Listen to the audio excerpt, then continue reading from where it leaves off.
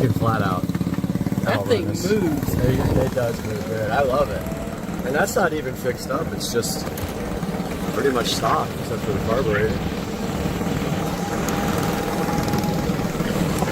All right, try to get a little bit.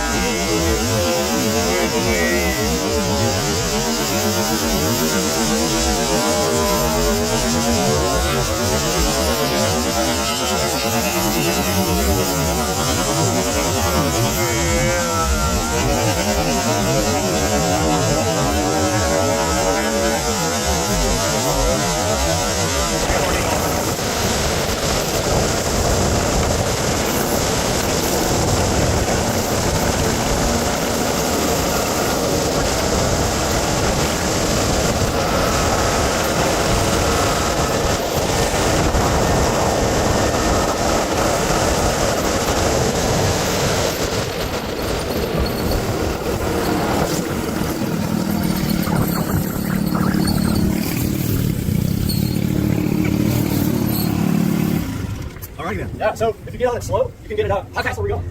We were doing 28 coming down Ashley. And that'll go faster? Yeah. A little bit. Yeah, you ease it up, it'll go pretty good. Okay. But if you get on it too hard, it likes to cut out.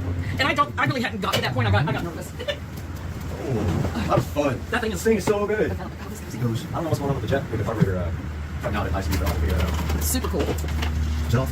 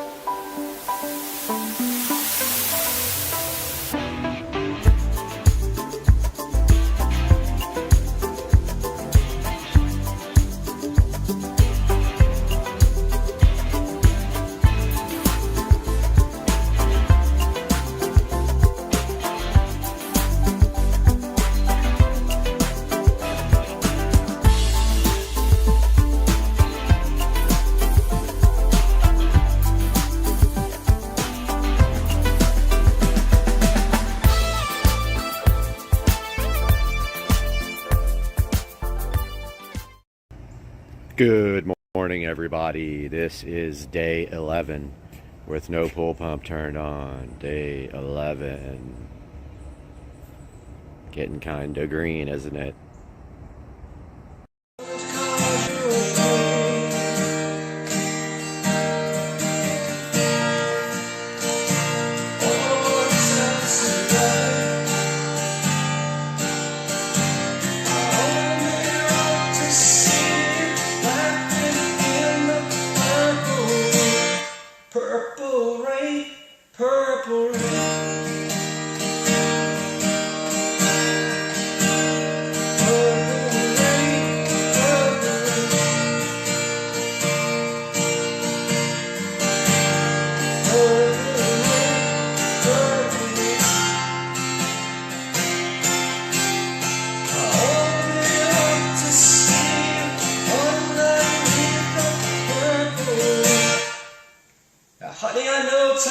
change.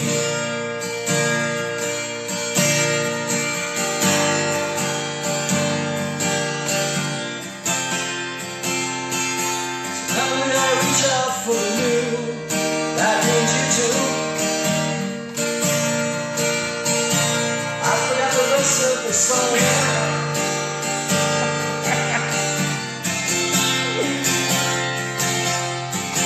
I know this part. In the purple rain, purple rain.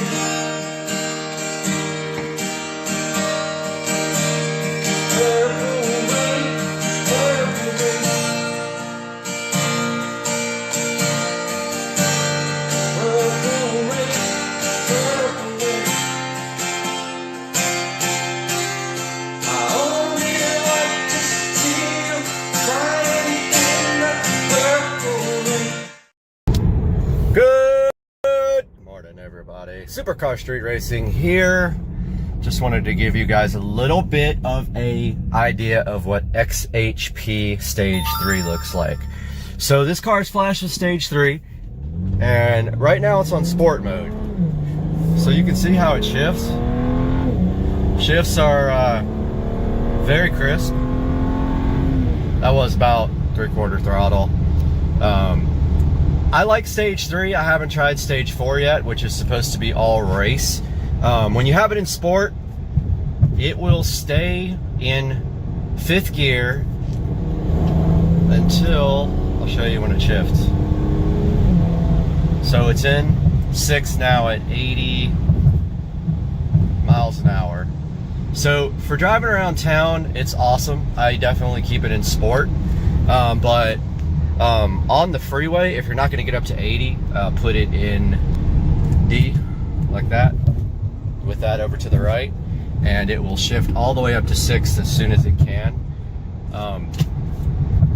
Now, also, so the biggest difference here is that the shifts are optimized for RPM. They're also optimized for, they've also increased the line pressure quite a bit, and you can even, they recommend Stage 3, I believe it is, for a single turbo car. So basically you can also still, now the cool thing is it also does rev matching and everything like that when you, you know, when you shift. It's very cool. That's manual. So I feel like, and I've driven a DCT before, I feel like this shifts it as fast, if not faster, than the DCT does on the 335IS or the M3 series, or the M series cars, M3, M4, whatever it is. But yeah, so that's manual. Okay, so perfect. We got a light here. So that's manual. And we're in one manual now. Traction control's on. I'll just run through the gears here real quick with you when we get a green light. So we'll start off in first manual. Now we're in Sport manual. If you put it in D manual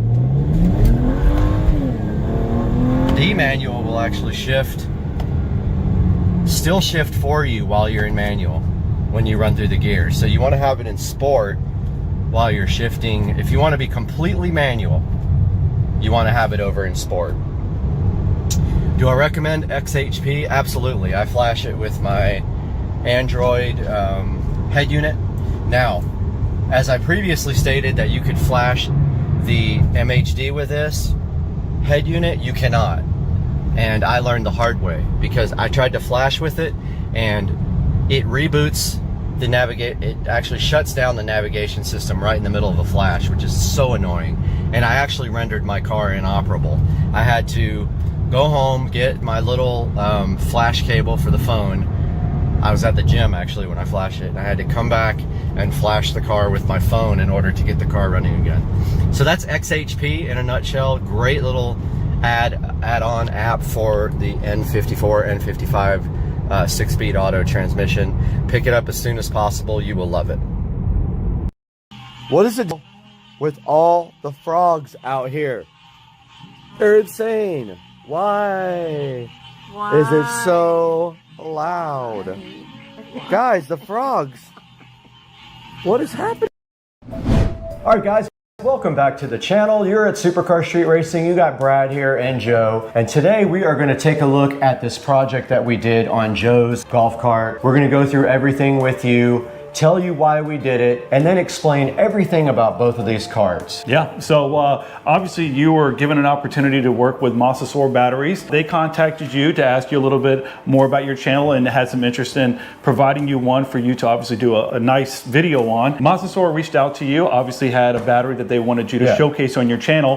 The opportunity was great because I was in the need for new batteries on my golf cart. Simultaneously, there was a lot of things that we wanted to do to make the golf cart better in regards to the radio and other things. So the timing was perfect. I was elated because it was such a great opportunity to get this battery, and it was a great project. So right after this, we're going to go ahead and start this look at the two golf carts and what we did with this project. So stay tuned.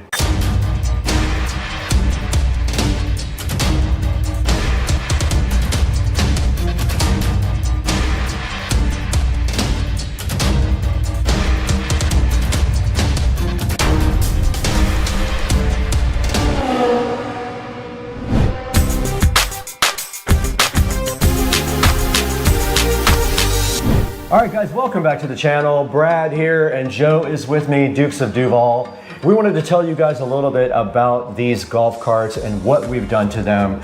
This all started with Masasor reaching out to me and asking if I'd be interested in looking at their 48 volt, 105 amp hour lithium battery. I said I would love to, but I already had one in my carts, but Joe actually needed one in his. So I reached out to Joe and said, what do you think about maybe putting the 48 volt, 105 amp hour battery in your cart? And what was your answer to that? Well, that was a simple heck yeah, because I had been running on some older Trojan batteries for some time, and I knew that their lifespan had started to lessen more and more, and to be able to put this newer technology in and be able to get all the bells and whistles that come along with it, I was super excited. So the answer was very quickly yes. Right when we decided to do this, we also wanted to maybe step up his cart a little bit. We had the opportunity to tear your cart apart and maybe do some improvements on it.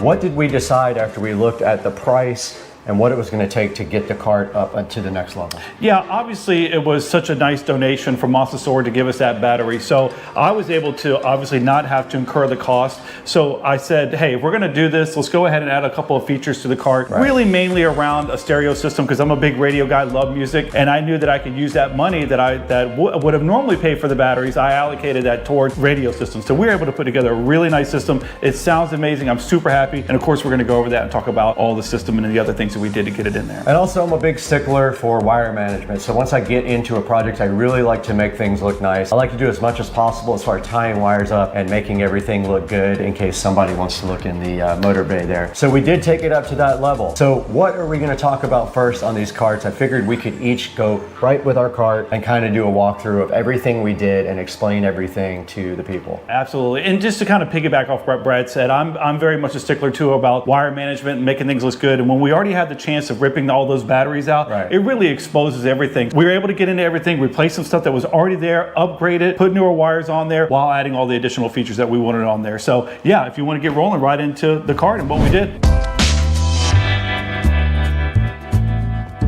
All right, so we wanted to take a couple of minutes to just talk about the golf cart itself. Particularly, I wanted to kind of break down what are the things that were already existing on the golf cart, some additions that I did prior to the battery install, and then we'll talk a little bit about the things that we did after the battery was installed. So with that, one of the first things that I put on this golf cart was I added this front light kit that comes from Madjax. This is a very simple kit, easy to install, and I added some additional lights to it, some aftermarket lights I should say, just to make it a little bit brighter. So it's a nice feature on your golf cart, especially if you're going to be riding around at night. Highly recommended. There are some golf carts that have some fitted lights that you can install on it, but these come with a front bumper that's easily removed, and then you can add this in, and then some very easy plug and play wiring that goes along with it. Additionally, as we go towards the back of the golf cart, I added a couple of things. Mind you, this golf cart came directly off of a golf course. So it was bare bones, did not have a lot of the features that you see on it now. So I had to add a front windshield, rear view mirror. I added a back seat to match obviously with the material that I have on the front seat seats, so these seats are original. And then of course I added the rims and tires and did a little bit of a lift on the golf cart, about 1 inch, because these are 14-inch rims with low profile tires. However, they're just on the brink of when you put them on, if you did not raise them up a little bit, they will rub. And then if you have additional folks on the back. So I added some leaf springs that are heavier duty to be able to support the weight of the back seat, I should say, as well as any additional people that I want to add onto the back with the weight. Along with the front Magix light came a turn signal kit that we installed as well. So that was all the things that I did prior to the new battery that was installed. Additionally, there was a radio that was up here with speakers built in, very simplified setup. We removed that right after the battery installed to make way for the new system.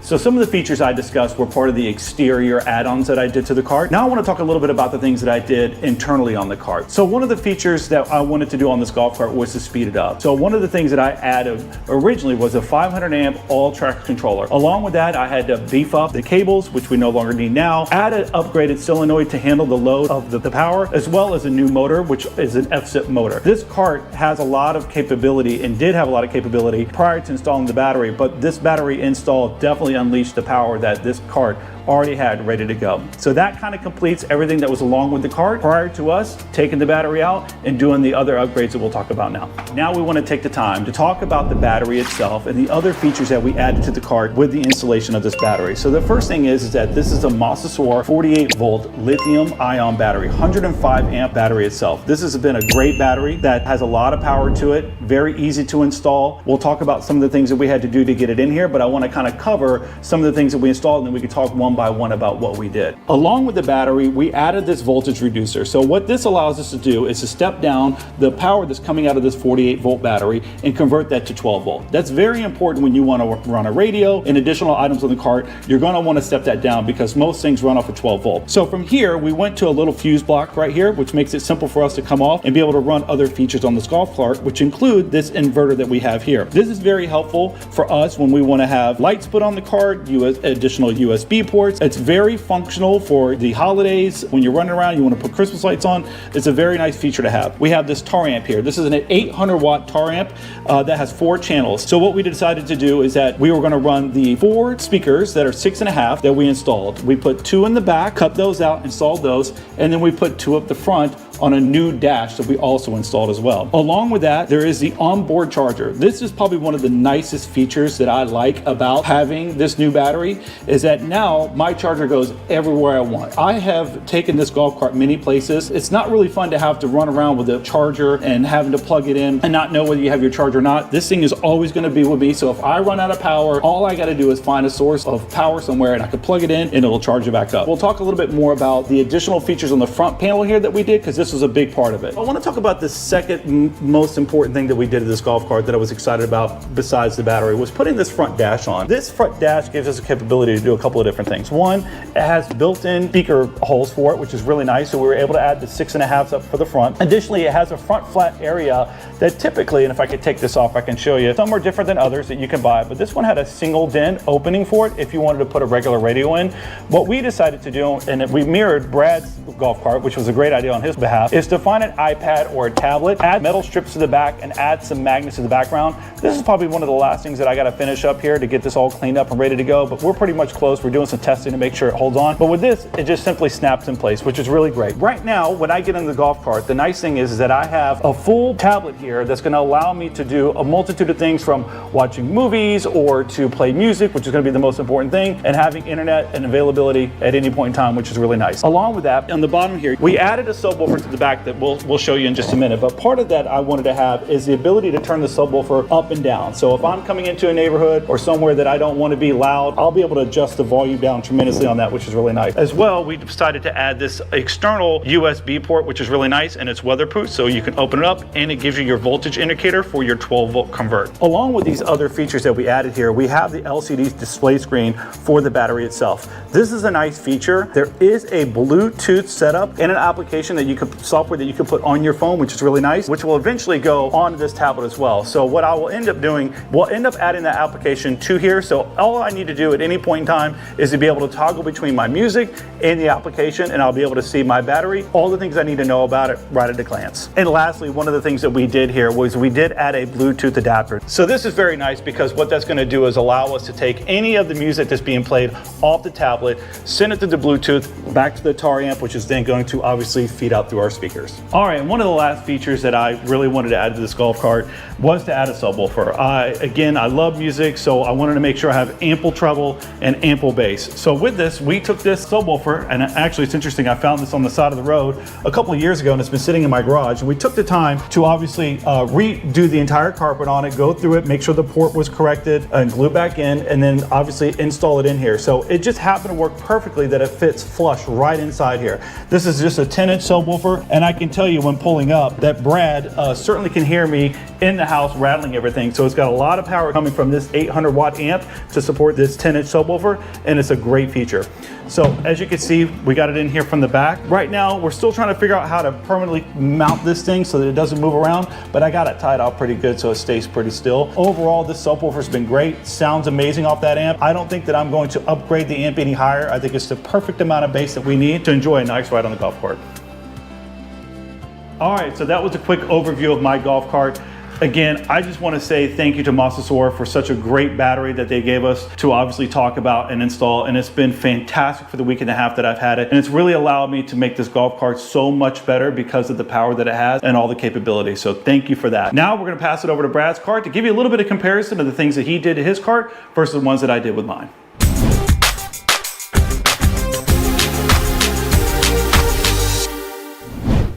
What's up everybody, I'm Brad and this is my 2014 Club Car Precedent. You just got a good look at Joe's cart, everything he did before he went ahead and got his 48 volt lithium ion battery. I'm gonna show you everything about my cart now and compare the two and kind of show you what I did before I got my 72 volt battery as well. So let's start a tour of my 2014 Club Car Precedent. All right guys, welcome to my 2014 Club Car Precedent here, and the first thing that I did to the golf cart was start modifying the exterior, and it already had this LED light kit on it that I have modified since then. But the first thing we did to this cart was go ahead and do the exterior and the seats. The exterior of the golf cart is Plastidip black and the seats have been painted black. We'll show you guys those in a minute. But as far as the front of the cart goes, the only modifications that we have in the front is the light kit that was already there and refurbished. We're right here with my wheels and tires on my 2014 Club Car Precedent, and what we did is we ordered these from Facebook. We found a guy who was selling wheels, and what I really liked about these wheels as opposed to other golf cart wheels is I don't like the bolts. I don't like when it shows exposed hardware. It's kind of a fake three-piece look. I don't like that. I wanted the clean look, but I also wanted some wheels that kind of looked like the ones on the Tesla, so I got these wheels off of Facebook, and I think I paid $300 for the set. I'm not quite sure, I don't remember exactly.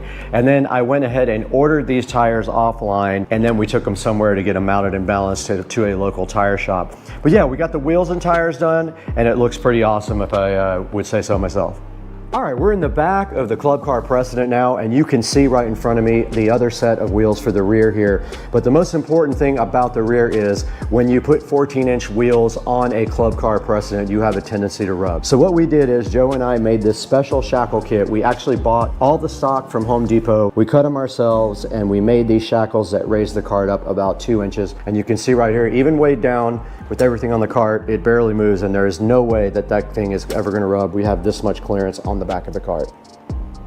Okay, I'm around the back of the Club Car Precedent now, and this seat was actually already on the cart, and it was actually brand new. So you can see here, it's one of those seats that you can flip over, and then it does have a little storage thing right there, but it goes to the subwoofer in my case. But yeah, this seat was brand new, and it comes with this nice place here to put your feet. So this was already there, I didn't have to add it, but it is a good feature to have on the cart.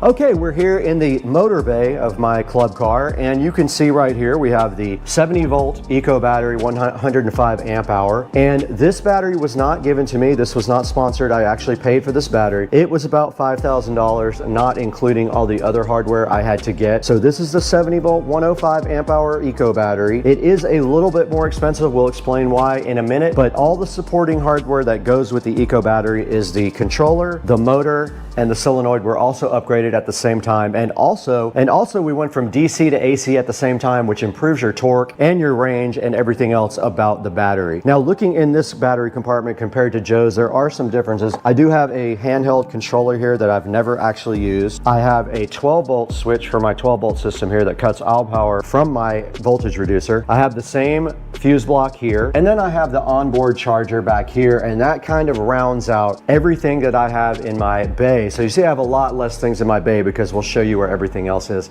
momentarily. All right, you can see here the back seat of the Precedent, and located on the back seat is everything to do with the audio system and a few things to do with power as well. And starting on this side, we have our voltage reducer. This does take 72 volts and drops it down to 12 volts. And there was a question as to whether it would handle 72 volts, and it handles it like a champ. Right above that, we have a actual relay that is for the amplifier. So instead of a fuse block, we actually have a relay that you can reset by pushing a button if it does trip. Moving over to the center here, we have my amplifier here. It is a 5-channel amplifier. And then right behind that, we have my epicenter, which is my bass enhancer. And then over on that side, we do have the inverter. And one thing I forgot to mention here, right here in the center, I have the same Bluetooth adapter. This Bluetooth adapter is connected to my tablet, and it feeds RCAs to my amplifier for all 5 channels of my stereo system. And that rounds out what we have on the back seat of the club car. All right, we just wanted to touch on one thing. Notice that the size of the battery is a big reason why Joe has more room. This battery is about 6 inches longer, or if you want to say wider, than the battery that's in Joe's cart. That prohibits me from really doing a lot. And not only that, it came with a ready to go mounting kit for the club car. So all we had to do in this case was literally put our brackets down and shave a few things off, and the battery fit right in the center. It was designed to go in the center. With the other battery, the Mosasaur, we were able to move it to one side and create a lot of space, which is an advantage if you need space under your seat. Okay, we're in front of the charging port. Now, a big advantage also of the Eco battery that you don't have with the Mosasaur, but they are going to work on it, I heard, is the fact that we have a male charging plug right here, a male extension cord plug. Your standard 110 volt plug, so you just take a extension cord and plug it directly in here to charge. That's a big advantage in my opinion. That one we had to drill a port for the extension to charge, but Mosasaur is taking that into consideration, and they might improve that in the future. Joe's cart has a Tesla connector on the charger. Mine has a regular 110 volt male plug. Okay, we're up here in the dash of the club car, and we want to talk about the differences between this cart and this cart. Now, the first difference is my cart is not watertight. All my speakers are regular audio speakers from a car, for a car. These speakers are JBLs and Joe's are Scar, and the Scars are made for a marine application. My whole cart is not watertight. It cannot be out in the rain or get wet. Now, up at the front dash here, you're gonna see moving from the top, we have this Android tablet, and that is what controls everything in the audio system. We can play YouTube, we can play music. We can also look at our speed with speedometer. We can Bluetooth interface with the controller. We can look at the battery. We can do everything we need to do right here on this Android tablet. And then moving down, we have this voltage meter, which is also a charger. But you can see here, it thinks it's 7.6. It's actually 76 volts is what it's reading here, not 7.6, because it's not designed for that high of a voltage. So it is actually reading 76 volts there. And then to the right of it, we also have another charger. So we have the ability to charge 4 or 5 different ways up here in the dash. Now down below that, we have our nice pocket here, and we have the display for the Eco battery. And you can see the battery is reading at 73 volts. It's 98% charged. And if we want to charge it, all we have to do is plug the extension cord directly in there. And then we also have a little storage bin where I keep my remote control here for the garage door, but we could also do that from the tablet if we really wanted to. We could open the garage door with that. And rounding off the dash completely, there is a uncommon key here. So this key is not like the other keys that come with the club car. That was just added when we did the dash. And that rounds out the complete club car Precedent and everything that we did to it.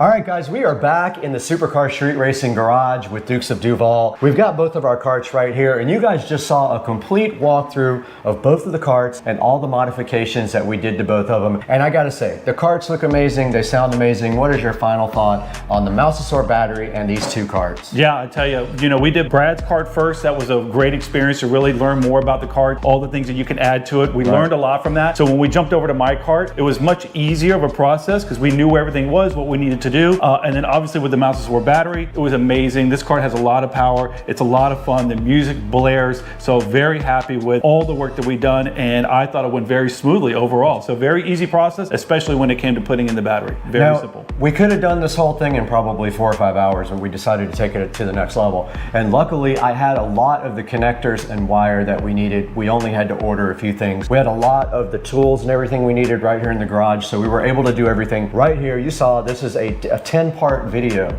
It took probably 40 hours worth of work to do everything, and I had that much video to sort through. A little bit of a pain to edit, but it was worth it in the long run because we had everything on video. Absolutely. Yeah, I think the process would have went a lot faster had we not wanted to capture every part of it and give you guys as much information and video footage so you can get your eyes on what we were doing. Correct. I know there's probably things that we didn't capture, but we really tried hard to get every detail of it to make sure you have a good understanding when it's time for you to upgrade yours. Correct. There's a fine line between having too much and not enough video, and we tried to just split that right down the middle.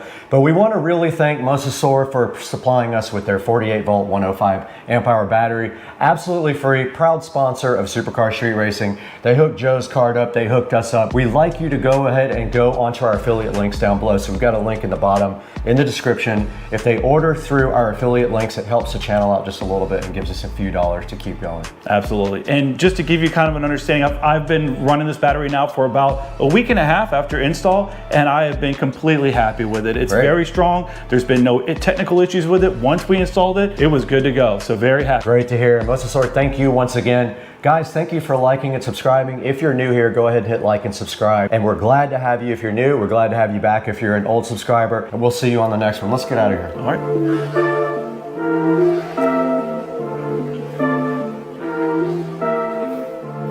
Perfect.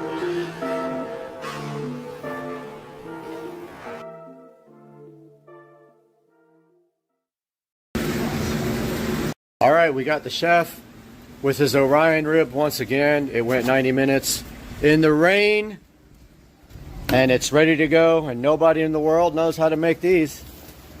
Oh yeah. Out here ripping Joe's golf cart. I got Joe's cart, and that's Joe. I'm gonna try to pass him.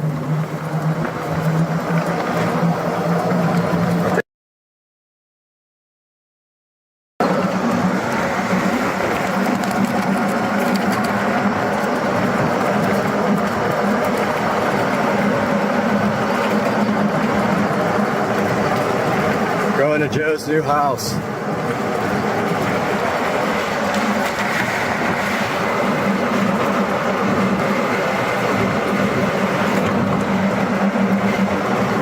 I think we got, yeah, this thing's dead.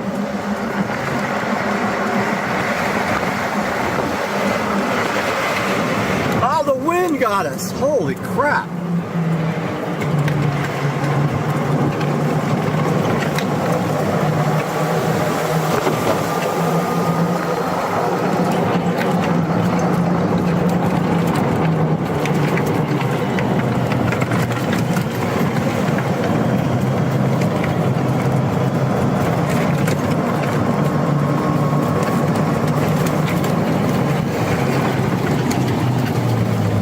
Alright, Joe's need to play this.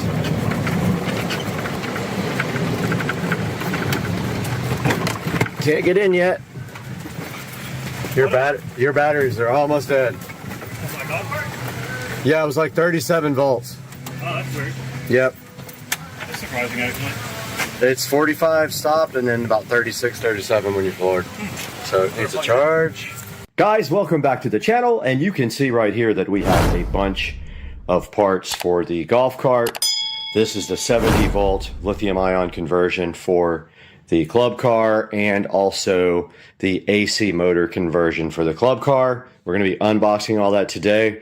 But first, before we do that, we need to get this motor and controller out because it is sold. So you're going to see that next when Dukes of Duval and I take the motor and controller out of this beast on Supercar Street Racing.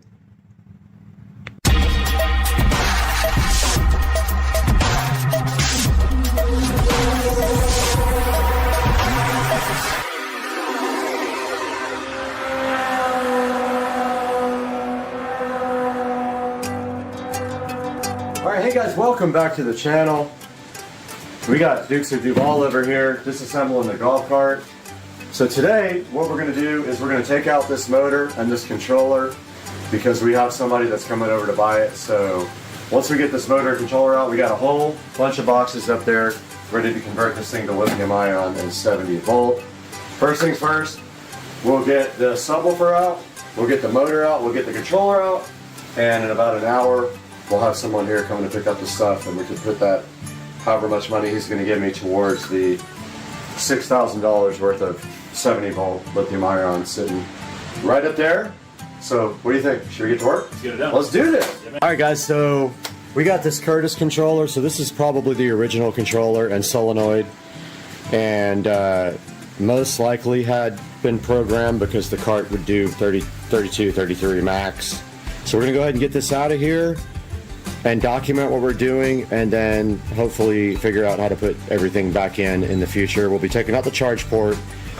The entire charge port and the charge port housing will come out, so we'll have to remove these hex bolts here. This whole panel will loosen up. We'll be able to pull that controller or that charge port out, and then there'll be a male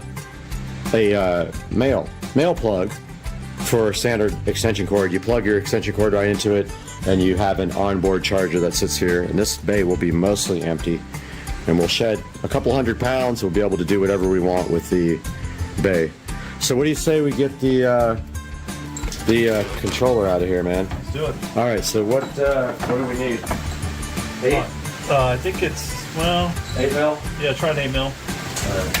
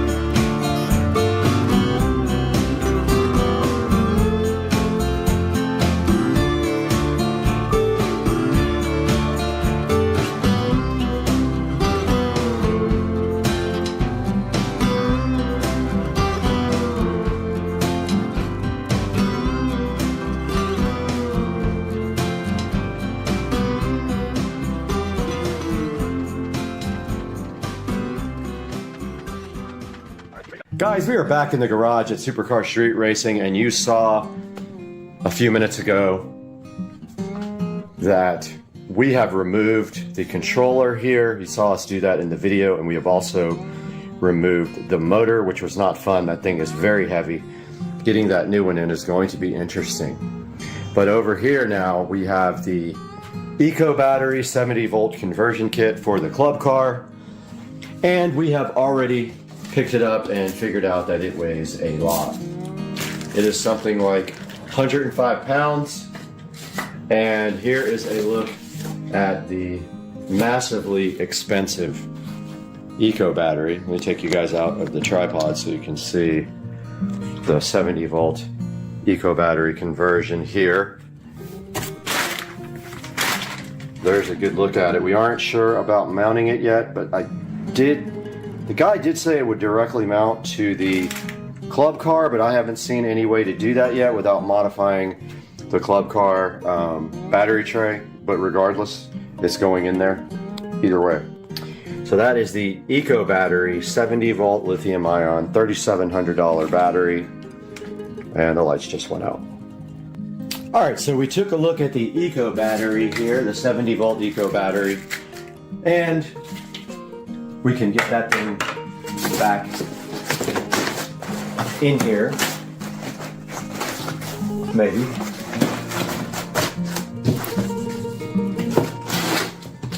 And take a look at the next box here. This says Novitas on it. I have not opened it yet. It is open because someone opened it in my crew. But this says Novitas, and let's see what's in it.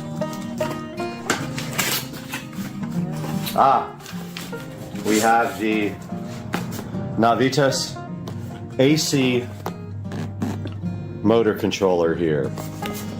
So this is for converting the cart to AC, and then I don't know what's in this box.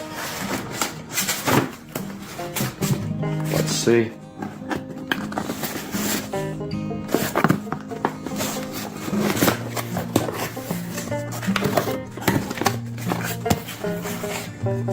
Oh, nice cable, some connectors, and the on-the-fly programmer are inside of this next box. The programmer is right here, but you can actually use Bluetooth to do that.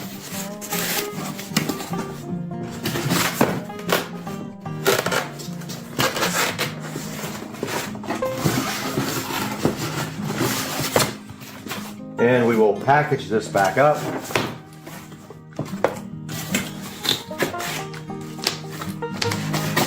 And move on to the next box. Not Xbox, next box.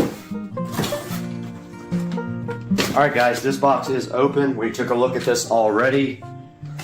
But this is the solenoid. And there you see on the side. This is a, I believe, 400 amp solenoid.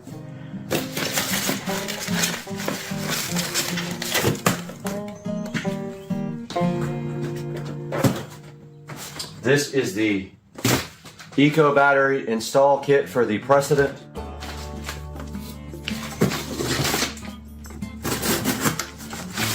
This is what it says. I have not opened it.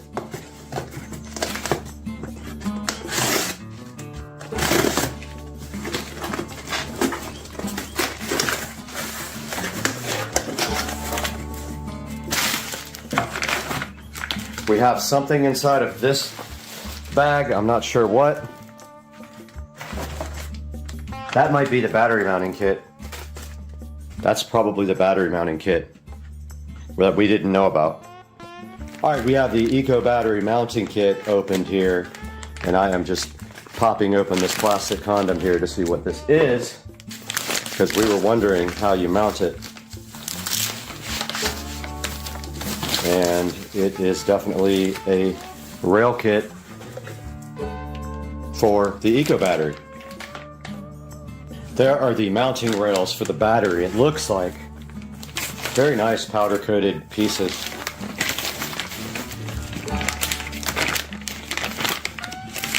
This is exactly what we were looking for here.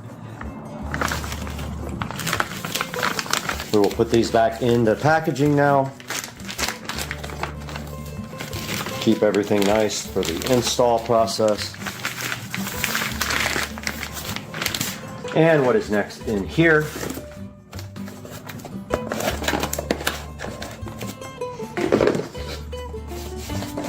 We have this box next.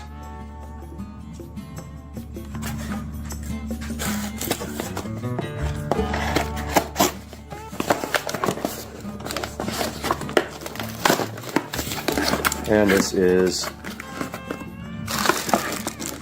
the charging port. So it converts to onboard charger.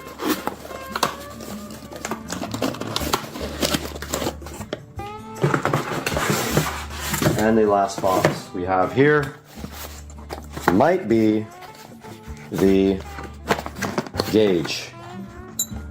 There's a charging gauge. It is. This is the charge and voltage indicator panel that goes and mounts on the front. So we have to figure out where we're going to put that actually. And that is all in that box. And there's 2 more big boxes to open. Here is the next box here. This is a very heavy box.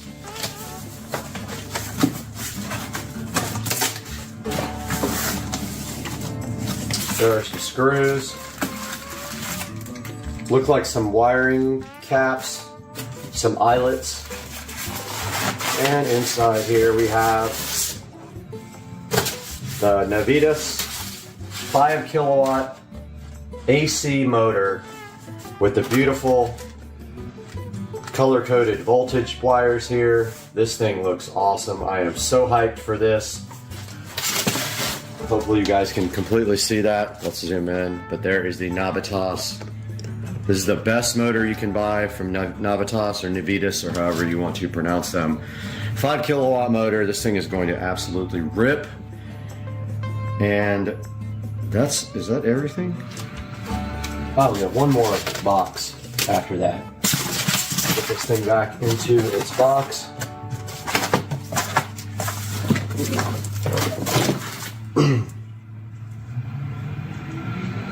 This is the Eco battery charger. It says it on the side, but what I have not seen is the 12 volt voltage reducer. Yeah, it was supposed to come with a voltage reducer. I do not see that. This is the built-in charger. Let me contact the company about where the voltage reducer might be. That's interesting. Yep, this is the onboard charger, so you no longer keep one in the garage, you keep this on the cart. So yeah, there's something missing. The voltage reducer is not here.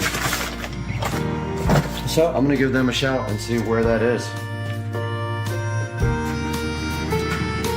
Just got off the phone with Ryan about the missing item, and apparently Eco Battery has been neglecting to send this part out for the last couple of orders he did, so he is going to get the voltage reducer to us. We already have one.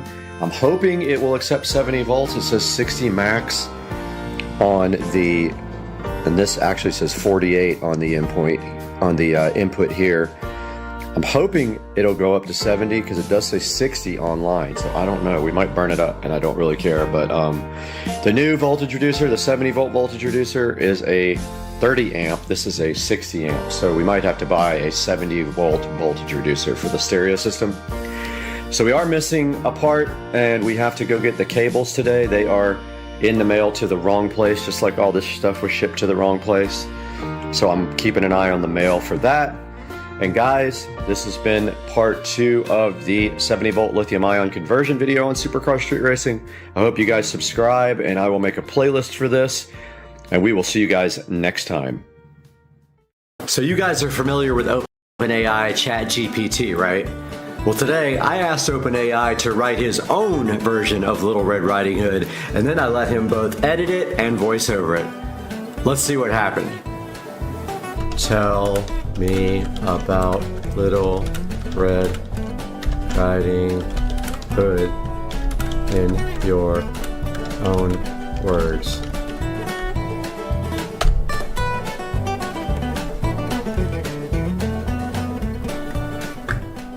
Once upon a time, there was a little girl named Little Red Riding Hood who lived in a small village at the edge of a dense forest.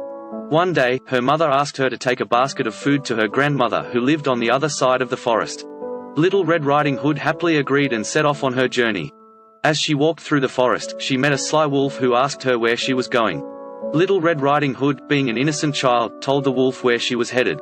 The wolf then suggested that Little Red Riding Hood take a longer path to her grandmother's house, so that he could reach the grandmother's house before her and eat her up.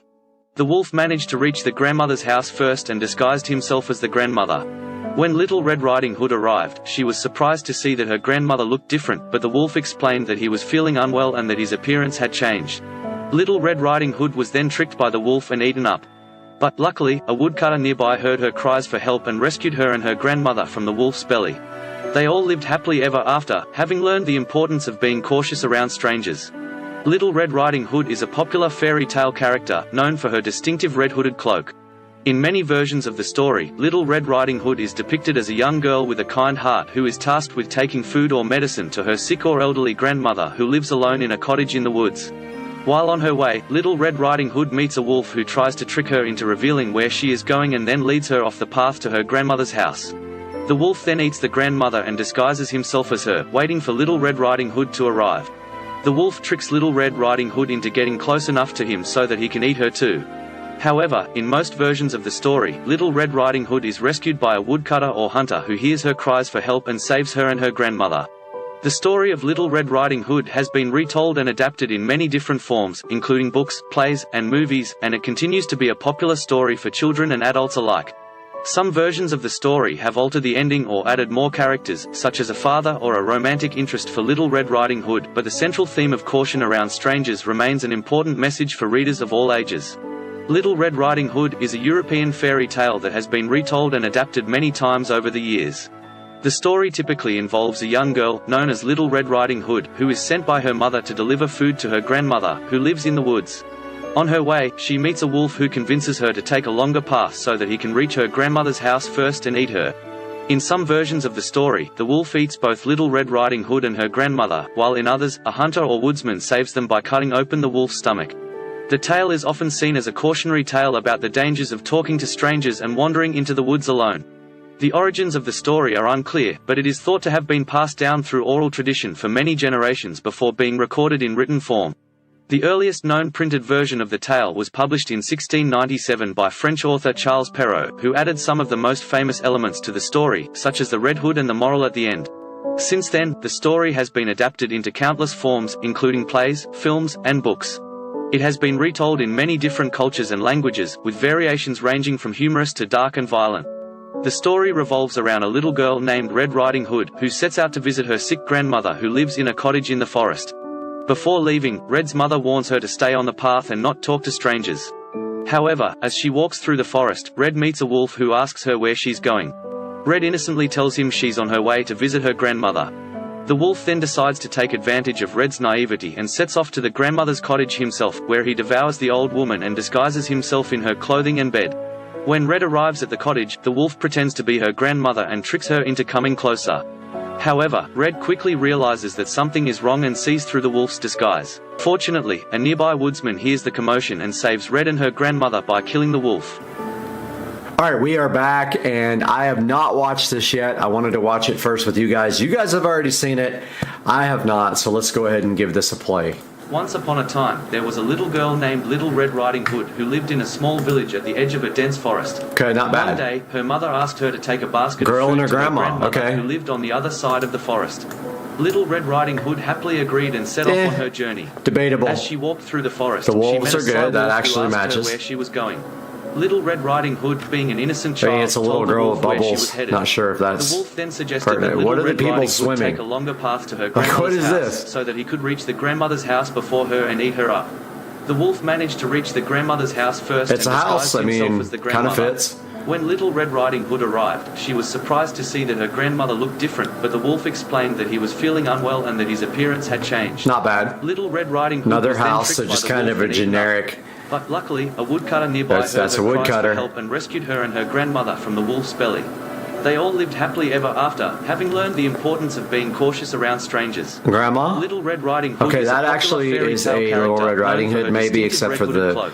superhero mask Little Red there. Riding Hood is depicted as a young girl with a kind And now heart it's just who kind is of going tasked off with on a taking food or tangent medicine about to her sick or the elderly story, grandmother who lives alone in a how cottage it, in the woods. what it's about, and While on what her it way, means. Little Red Riding Hood meets a wolf who tries to trick her That, into yeah, the revealing forest where shot she is is not going too and then bad. leads her off the path to her grandmother's house. The wolf then eats the grandmother and disguises himself as her, waiting True. for Little Red Riding Hood to arrive. The wolf tricks Little Red Riding Hood into getting close enough to him so that Bicycle he can eat her tricks, too. I guess. However, in Totally most versions doesn't of the fit. story, Little Red Riding Hood is rescued by a woodcutter. This kind of or fits hunter what who he's gives her actually cries for help saying, and but not saves the her and her story grandmother. itself. The story of Little Red Riding Hood has been retold and adapted in many Yeah, different I mean, forms, it's a including library. books, plays, and movies, and it continues to be a popular story for children and adults alike. Some versions of the story have altered the ending or added more characters. Again, such as I a had father nothing to or a do with romantic these scene interest for choices. Little Red Riding Hood, but the central theme of caution Hey, around it's working so strangers far, remains an mostly. important message for readers of all ages. Little Red Riding Hood is a European fairy tale that has been retold Unicorn? and adapted many times over the years. Blade Runner? The story typically involves Hey, a young there's a girl unicorn. known as Little Red Riding Hood, who is sent by her mother to That has deliver literally food to her nothing to do with grandmother, it. who lives in the woods. On her way, she meets a wolf Or who this convinces is her like to a guy take along running the through path the so that he streets can of a reach city. her grandmother's house first and eat her. In some versions of the story, the wolf eats both Little Red Riding Hood and her grandmother. You while could in make others, this a fit. hunter or You can't woodsman see her saves them back. by Maybe cutting she's got open a the red wolf's hood stomach. on. Who The knows? tale is often seen as a cautionary tale about the dangers This of kind talking of to fits strangers what and wandering the into the AI woods is alone. saying, but not the origins story, of and the that's story are unclear, but it some is sort thought of to have been instrument. passed I down don't through know oral what tradition that for many generations has to before do being with recorded in anything. written form. The earliest known printed version of the tale was published in 1697 Maybe you could call by this French author okay. Charles Perrault, who added some of the most famous elements to the story, such as the red hood and the moral at the end. Since then, the story has been adapted into countless forms, Okay, I think including it plays, took the word films, film and on books. this one, and It has like been retold in many I don't different know what cultures and welcome languages, with variations languages. ranging Okay, I from put humorous to welcome in dark and every violent. language. The story revolves around a little girl named And now Red it's sort Riding of going Hood, off who on a sets out to tangent visit about her the sick story again. grandmother, who Same lives thing. in a cottage in the forest. Before leaving, Red's mother warns her to stay on the path Red. and not talk to strangers. It keyed in on the word However, as she red. walks through the forest, Now this Red girl's got meets a red wolf who shirt asks her on. where She's she's walking, going. so I think it Red sort of innocently got tells him that she's on her wrong. way to visit her grandmother. The wolf then decides to take advantage of Red's naivety and I mean, sets this off to could the work, grandmother's like, I cottage mean, you himself, could throw where it he in there, devours the nobody old would woman really and ever disguises notice. himself in her clothing and bed. When Red arrives at the cottage, the wolf pretends to No be her driving at grandmother all in and the tricks her into story. I coming don't closer. know what that's about. However, Red quickly realizes that something Looks is like wrong the and sees Humpty through the dance. wolf's disguise. Humpty Hump. Fortunately, a nearby woodsman hears the commotion and saves Red and her grandmother by killing the wolf. Just like that has nothing to do with it. Okay, so that's it. That's the OpenAI and artificial intelligence version of Little Red Riding Hood. I thought it would be funny to just let it do everything and then see the reaction afterwards, and that was pretty funny. Guys, thanks for joining me today. We'll see you next time. Hey guys, welcome back to the channel, and today on Supercar Street Racing we have this 2015 Honda Pilot. It's actually my neighbor Dawn's. I'm going to help her out and do the brakes on it, front brakes, just pads, and we're going to document that for you guys while we do it today on Supercar Street Racing.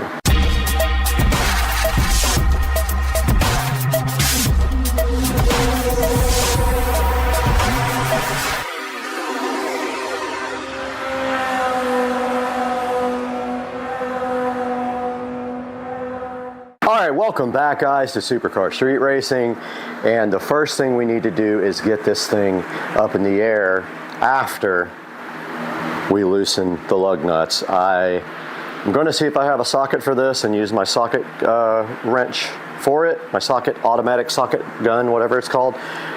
So let's do that now. Let's go find it.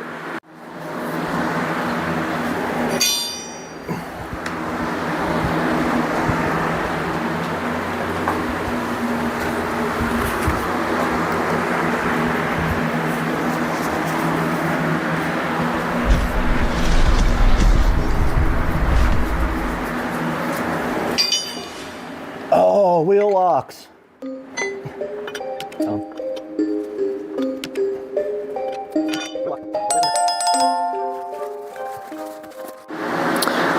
No joke, it took me about 45 minutes to get the glove box open. It was completely stuck.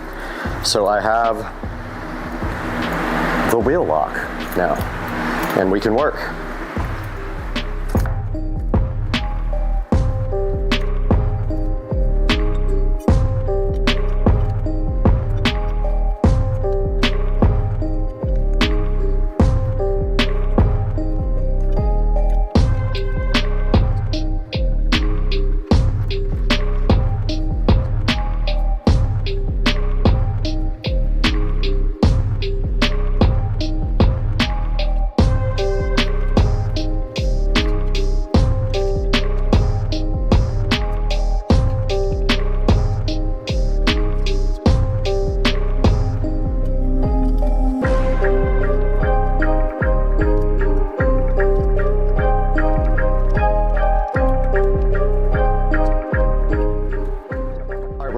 Take the bottom bolt out of the caliper here and try to spin the caliper up, get the pads out.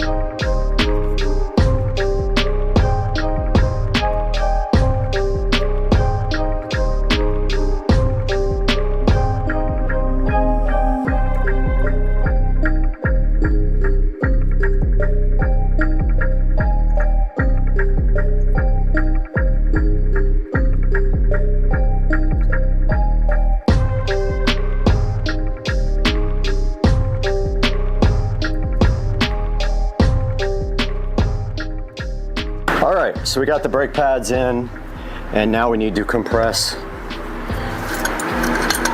the caliper. So we'll just use this C-clamp to do that.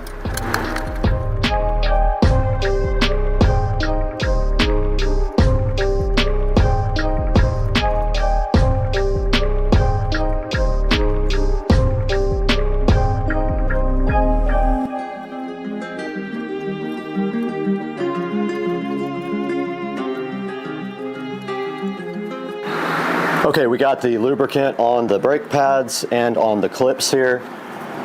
So I removed them to get that done. And then they go right back in. Hopefully this is compressed enough. This should slide right back over.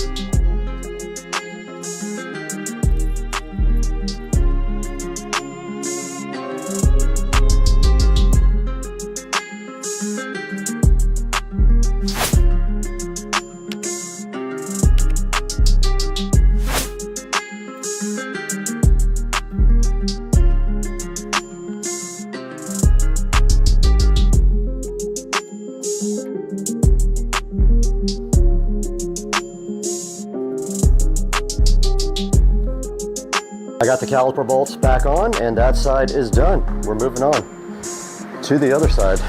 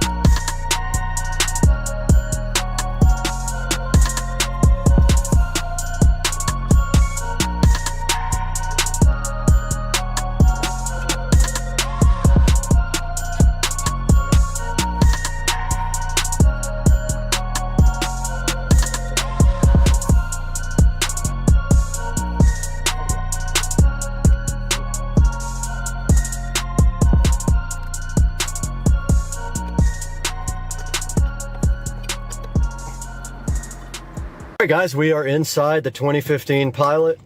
And of course, once you get in, the brake pad will be a little bit soft until you pump the brakes. And then we're about to go for a test drive. We'll give it a few stops here.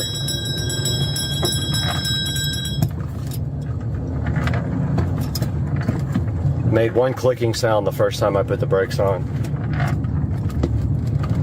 but it feels fine.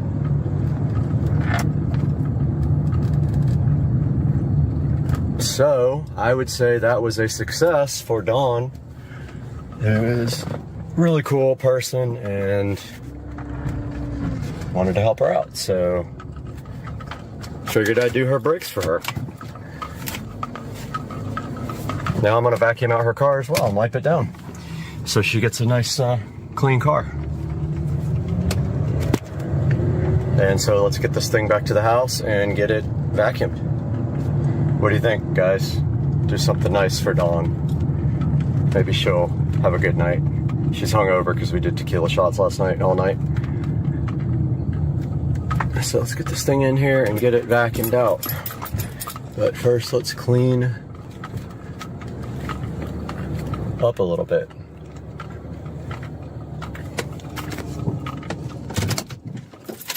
AC feels good.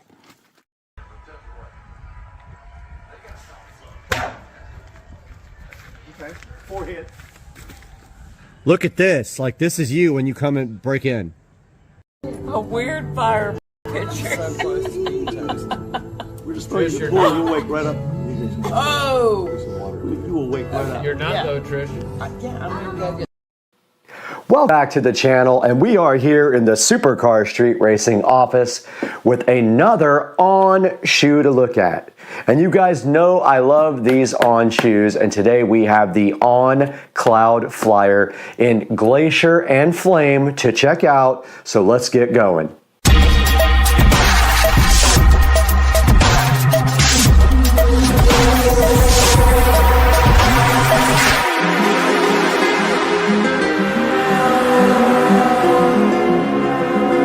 Welcome back, guys, and we are here in the SCSR office with these On Cloud Flyers in the color Glacier and Flame, and I'm so hyped to check these out. I have not opened them yet. My friend did. She said she didn't like them, but I like them, I'm sure, because I like that color. So the color for the Flame is kind of an orangish, reddish color, but I'm super hyped to get these things opened up, try them on, see if they're comfortable, walk around in them for you guys, and then give you a little look at that on Amazon. So let's do that now. Yet another On product here in front of us on Supercar Street Racing, and today we have ordered the Cloud Flyer in Glacier and Flame. And you can see here the box is made of recycled material with the On chicken logo, like I call it, because I think it looks like a beak. It's actually O-N, On, which is confusing for some people, but it just spells On up and down like that. The Cloud Flyer in Glacier, which is an orangish color, and the Flame. The Glacier is like a grayish, and the Flame is the orangish red color, and these are size 9 male, and I have not opened them up, so let's take a look at that now as we open up the Cloud Flyers. Let's go ahead and unbox the On Cloud Flyers now and see if they are as fly as I think they should be, because I am hyped about these. All right, so always you get the logo notice thingy here that says this box is recycled 100%, so they do recycle it. And they use water-based inks too, which makes a big difference on the actual impact on the environment.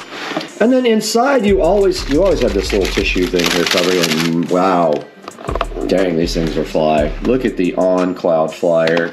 It's kind of a silverish color with kind of an orangish color there under the tissue paper, and there's the other.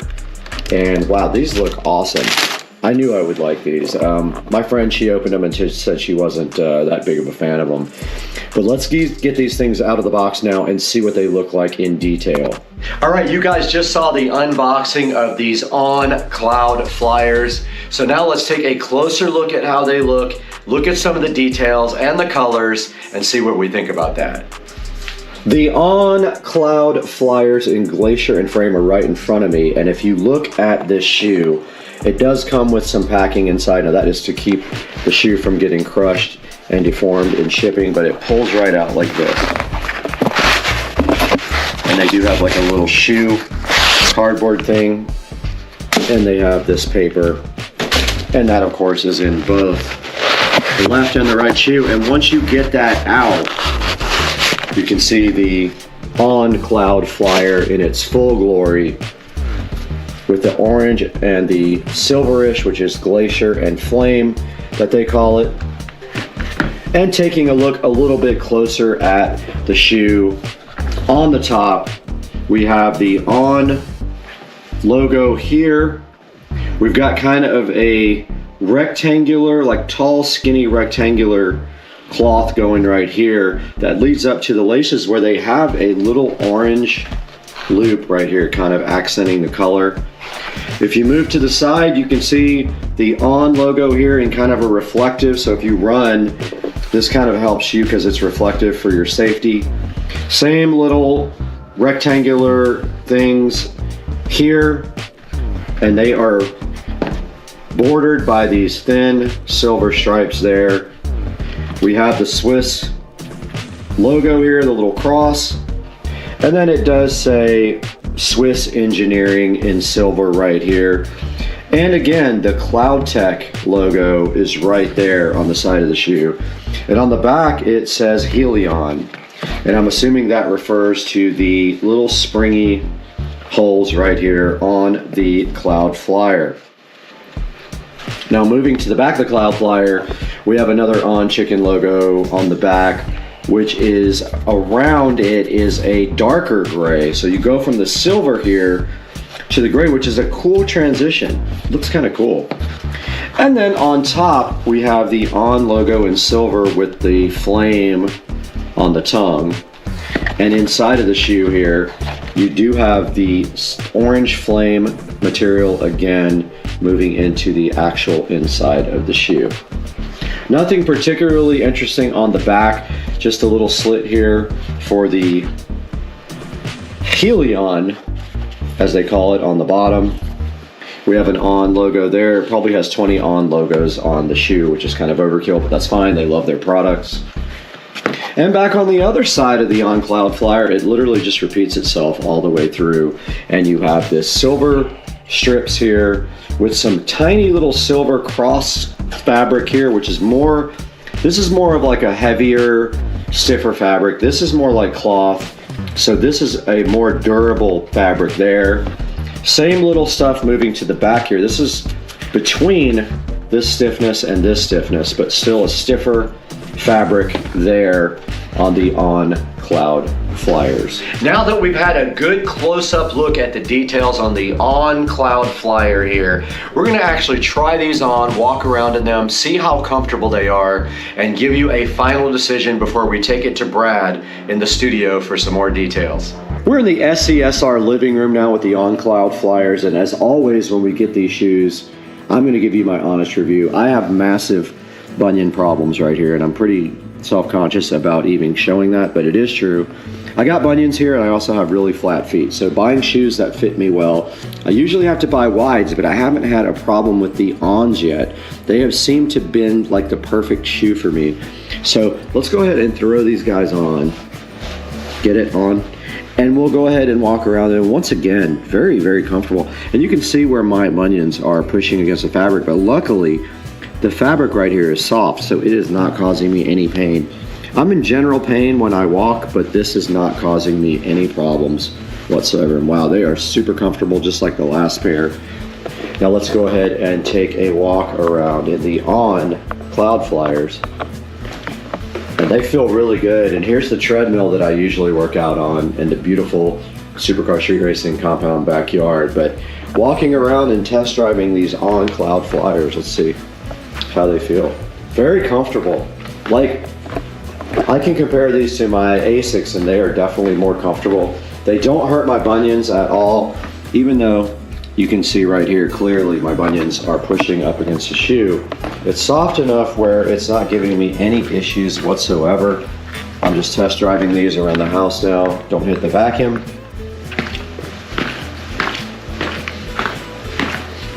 And let's go outside now for a little test drive on the street. We've arrived outside the Supercar Street Racing compound, and we have the On Cloud Flyers on, and they're actually feeling very comfortable. I could see putting, you know, 3 or 4 miles on these without any issues whatsoever. Now these are actually my shoes for fashion, not for exercise, but I wanted to take them outside and do maybe a couple of minutes in them and see how they feel. So I'm just gonna go here, turn around and come back and let you know if I feel any weird issues with the shoes.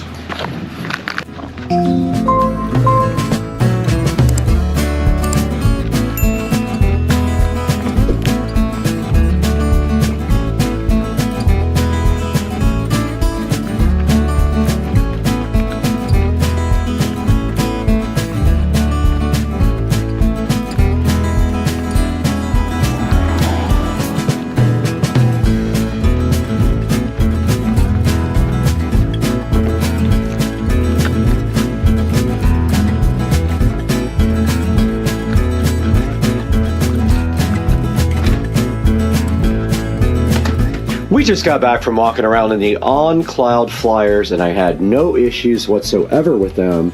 Actually, very comfortable shoes. I'm super happy with them.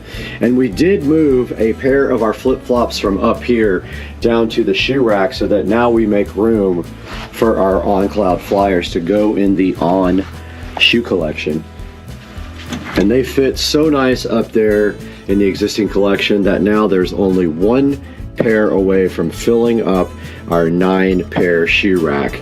You guys just saw me take these On Cloud Flyers for a nice little test drive. I gave you my opinion about them, so now you know if you order some, how I feel about them and how they feel on my feet.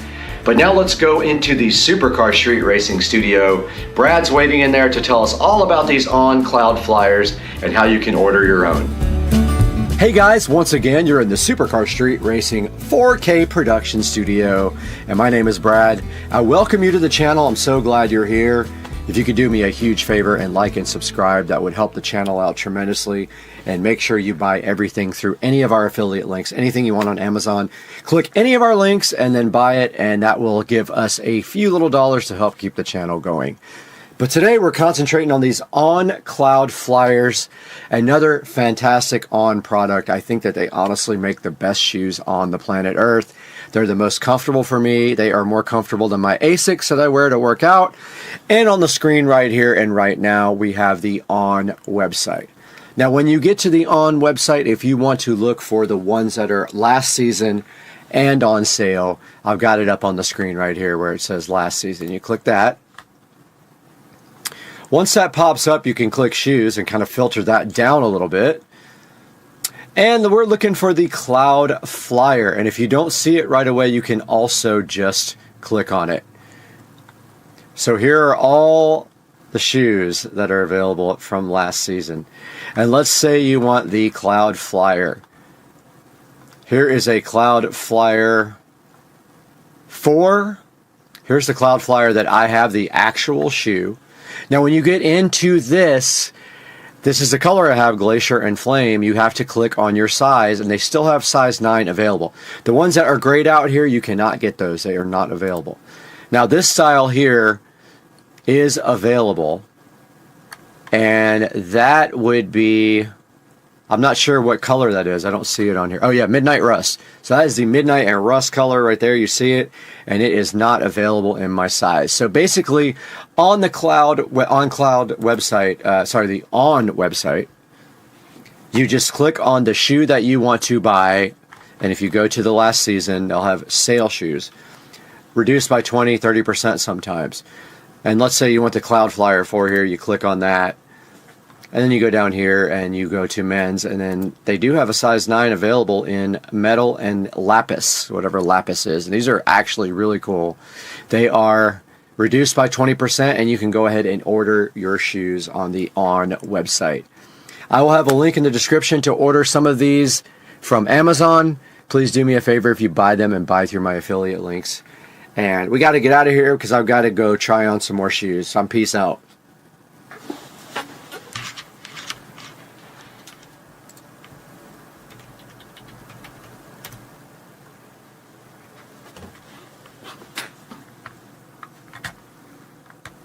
guys, welcome back to the channel. Supercar Street Racing here.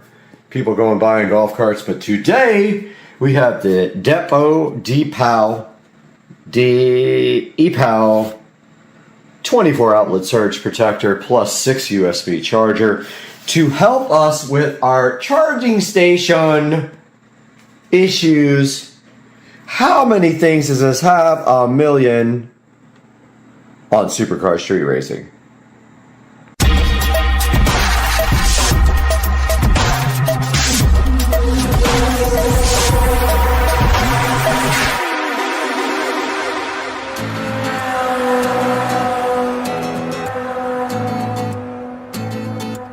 Guys, today we got the Depot 24 outlet. Look at this. 24 outlets goodness on this Depot surge protector and 6 USB as well. And so I'm thinking a lot of this for our charging station will solve issues. But let's take a look at what this looks like inside of the box as we open the cardboard condom on this device right here. And first thing we see inside of the box is a nice plastic goodness. All right, I think we can just literally dump this guy out. I didn't even get the table cleaned in time. And break the glass table. Inside we have the Depot 24 outlet surge protector with the super long cord, which we don't even need that long of a cord. We need a 6-inch cord, but we have a 24,000 inch cord. And inside of this nice protective wrapper, we see the Depot can actually power an aircraft carrier at this point with all of its goodness. There's all the plugs, 24 plugs, and a stout, thick cord, and 3 lights. Right here, right now, red, green, and yellow. I think it says fault, grounded, and protected. And then we have the 2 USB-C ports and the 4 regular USB, so that will actually allow us to eliminate a lot of those little charging thingies, and we will put this in the closet here in a moment. And it came with this amazing set of screws so that you can mount it, and this guy is a template for the screws, which nobody gives you a template. And what that does is right here, right now, allow you to put this guy right, if I could grab it right here. And then you can put your screws in.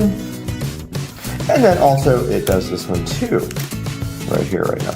So you can go this way, and it has a template for your screws, like that. All right, so we have the template right here, and that actually allows you to put screws in something and slide the Depot 24 outlet surge protector right into the screws to make it secure. And it goes this way if you want to use the up and down screws, like this. Just like that, guys. So probably what we'll do next is go install this thing and see what that looks like on the charging station. The current situation in the closet is not a good one. We have all this stuff crowded on this super old power strip, but there is a solution for this. What we do is get rid of this right now, take out these clamps, remove this power strip, and move everything to the Depot, which has so much more room. So let's get this thing out of here right now.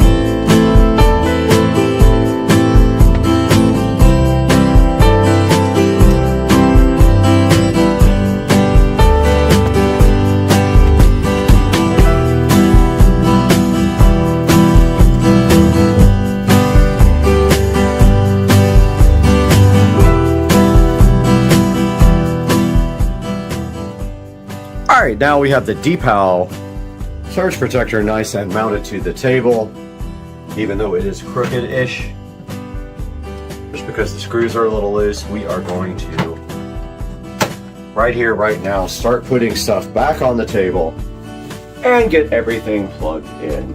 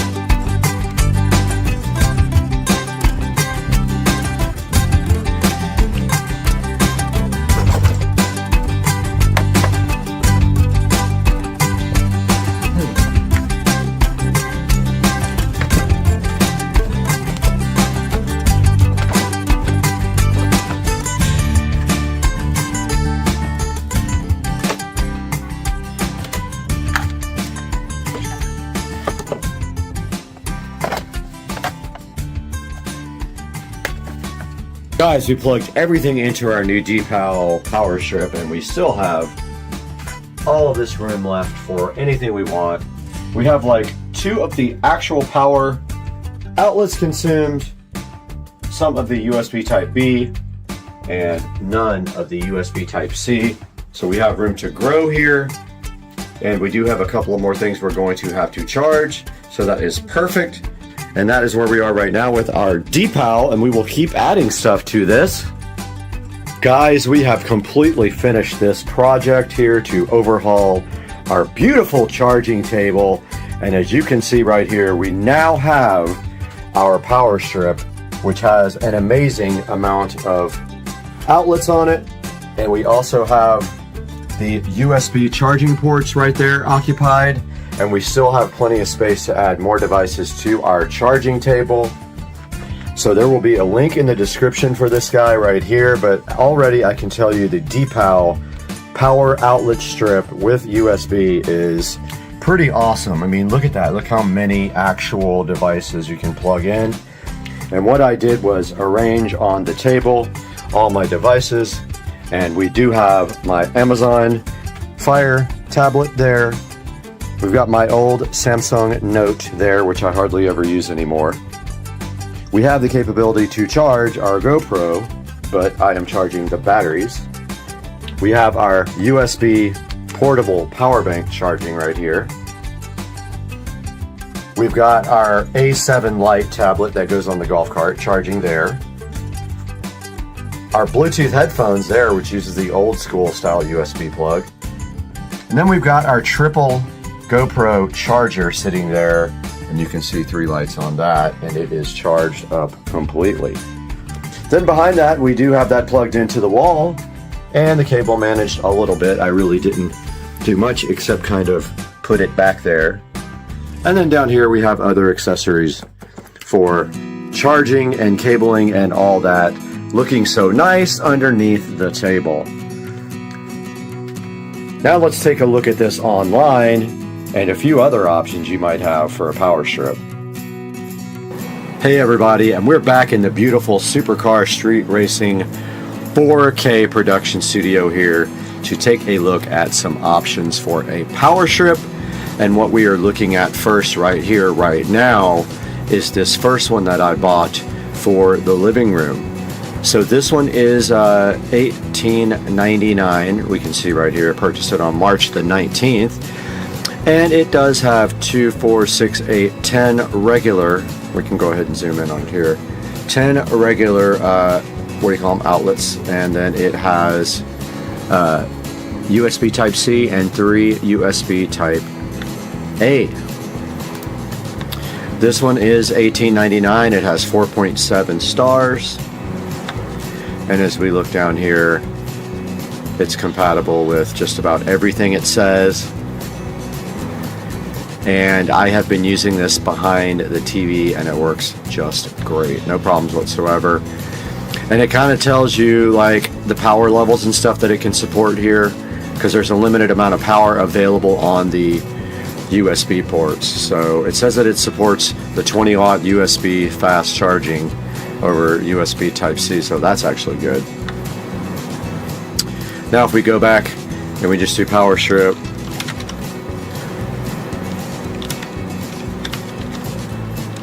with USB,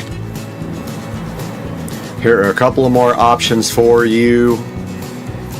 We've got this one here that has 3 USBs on the side, and then it's kind of a square thing, rectangular thing. We've got this one that I bought. We've got a few more here that look just like kind of like little small squares. And then we've got the big daddies down here that have the tons of different regular outlets and also some USB connectors. Now let's take a look at the one that I ordered for the project that we're doing right now that we just completed. So this is the one that I just got. And seeing right here, this is a DPAL 24 AC multiple outlet 15 amp with 6 USBs. So it has 4 USB Type A. I always call them Type B. I guess these are actually technically Type A ports here if we look. It has 4 USB Type A and 2 USB Type C. And if you look right here, it says Smart USB maximum, I think it says 5.2 amps shared. There's a limited amount of power available for all of the USB ports. There's another good look at that. 1,875 watts. And it shows you the spacing in between the plugs if you have issues with like wide adapters or whatever. And it's got 3 lights on it.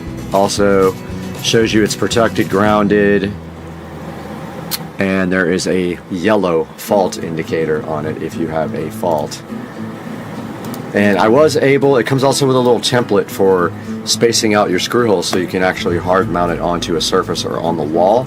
I was able to use that without any issues and mount it to the table. And that guy is currently $19.99 and there is free Prime 1 day on this guy. I can definitely recommend this one as it is the one that I have currently in use in my charging station in the closet. But as you can see here, Amazon has hundreds of them, and here's one right here. Shows you that one actually has widely spaced outlets so they can accommodate like those big, huge power brick things. And we got a 2-pack down here for 26 bucks and some other options here of long traditional type 1s. So anything you could possibly be looking for as far as the power strip goes, you can find on here. I will put a couple of options in the description for you guys, and that's going to wrap up another Supercar Street Racing project. We are so glad that you guys have joined us. Please support the channel by clicking through any of our links in any video to buy anything from Amazon, not just what you're looking for currently, but anything, because we make a commission off of that and it helps support the channel so we can do more things like this. We hardly make any money off the channel, not even enough to support the actual channel. But we love you guys. Have a great day, and we'll see you next time on Supercar Street Racing.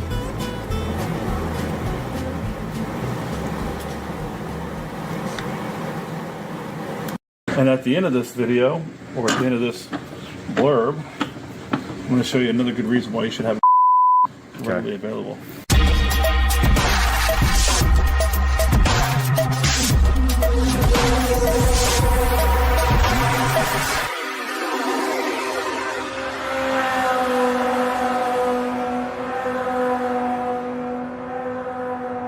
All right, he wanted me to record for some reason. Is this going to hurt your feelings if we destroy these speakers that we took out of your car? Not at all. All right, here we go. Are we gonna hook them up To me, everybody should have a strong magnet in some capacity right to do one very important thing. Crush and that's to speakers. check if you have stainless steel or non-stainless steel screws, nuts, and bolts. Okay. So, way to check if stainless steel is not. I'll show you now. If you want to make sure that if you're using stuff for the outside, stuff that's going to be weathered. Okay. For example. So like on the cart, you would want stainless. So Okay. that's steel. That's galvanized. Oh, This there's a is little bit in there. Oh, it looked like it was stainless. Hold tight. This is definitely stainless. Well, No. it's a strong magnet, but this is. Stand by.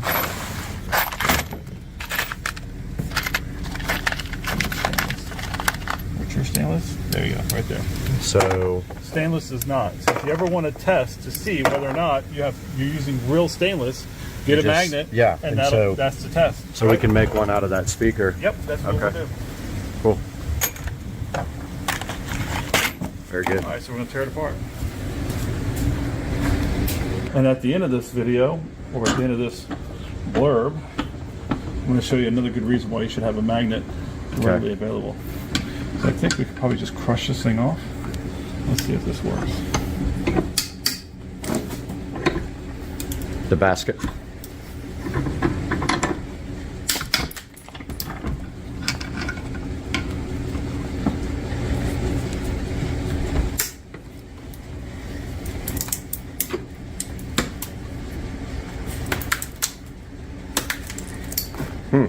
It's coming. There it goes. Maybe. It's right there. That's tough. Get your pry bar and frickin'. So we're gonna separate this real quick to have a magnet for me. These cheap Skosh speakers that came with the golf cart. And there it is. That's the basket separated from the magnet. And there's the voice coil inside. Copper wound around something.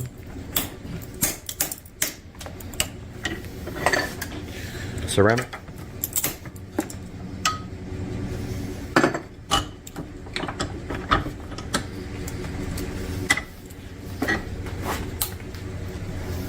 That's money.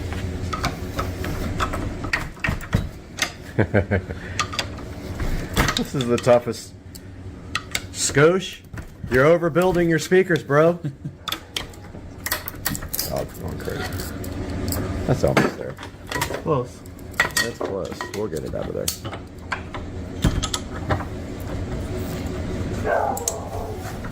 Never knew Skosh made speakers. They only make radio adapter kits for cars and wiring harnesses. Boy, this is actually a lot harder than I thought it was going to be.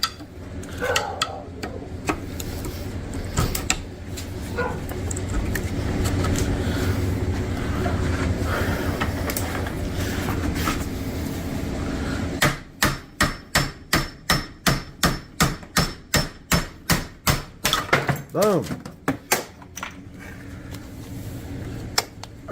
Whenever you're ready to test that sub, we'll bring it over. All right, now I'll show you the other reason why you want to have a magnet. Okay. So when you drop your tools down into your battery tray, Exactly. yeah, you can magnetize your screwdriver. All right, so right now this thing should not be magnetized. So, And then, oh, I magnetized that one before. All right, so here we go. Does not stick, but Right. if you rub this yep. across this a few times, it should, in There we theory, go. stick. Look at this hack. This So- is sick. Yeah. All right, there This you go. is getting bud. its own video. All right, that's our tip There of you the go, day. And now we have a No. magnet for our And I house. keep mine right on my device, is where I just keep mine at. Good so, idea. yeah. I'll do the same. All right. As we have something so special in front of us today, we have the best Ridge wallet you can possibly get, and there are a few reasons why. Because, as you can see right here, it is 24 karat gold RFID blocking wallet from Ridge. They are not a sponsor. I actually purchased this because I was interested in it. And today we're going to take a look at this, see exactly what the RFID blocking feature is. Open it up, see how nice it is for you guys. And then if you're interested in buying one, I will provide a link in the description, and maybe Ridge will work with us in the future. But for now, let's get this package opened up. Take a look inside and see how cool this 24 karat gold Ridge wallet is. On Supercar Street Racing.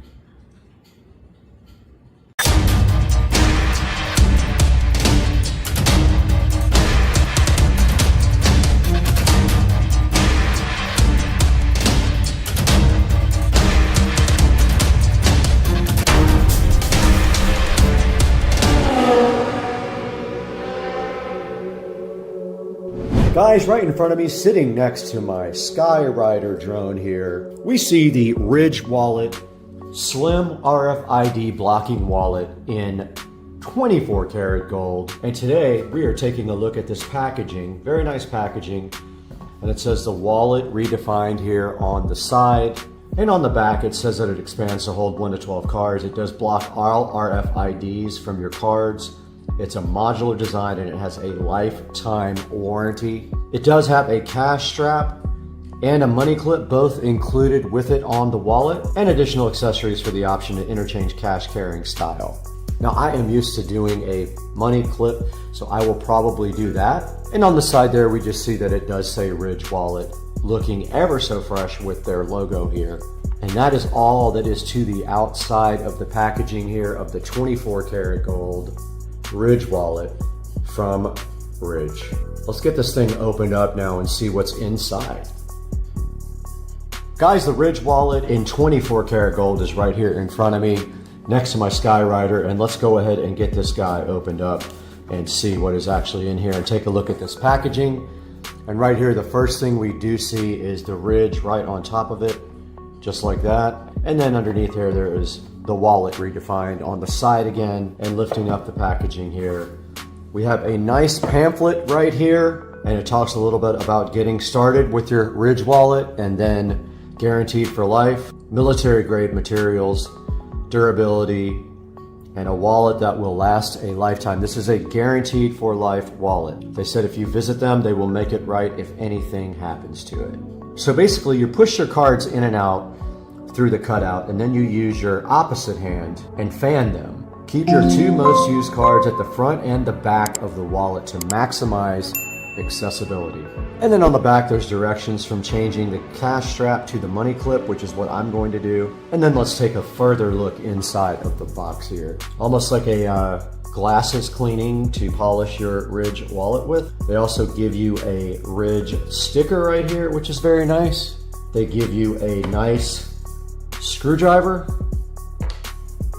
and here is the 24 karat gold Ridge wallet right in front of you with the cash strap on it. And I like the money clip better, so I'm going to try to figure out how to change that. Here is the money clip, and they give you also an extra strap right here and additional screws.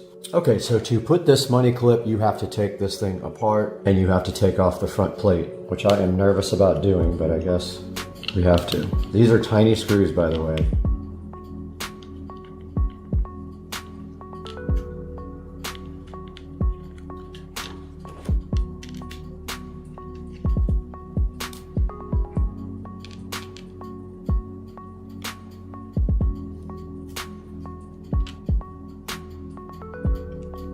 Okay, that is all of the screws now.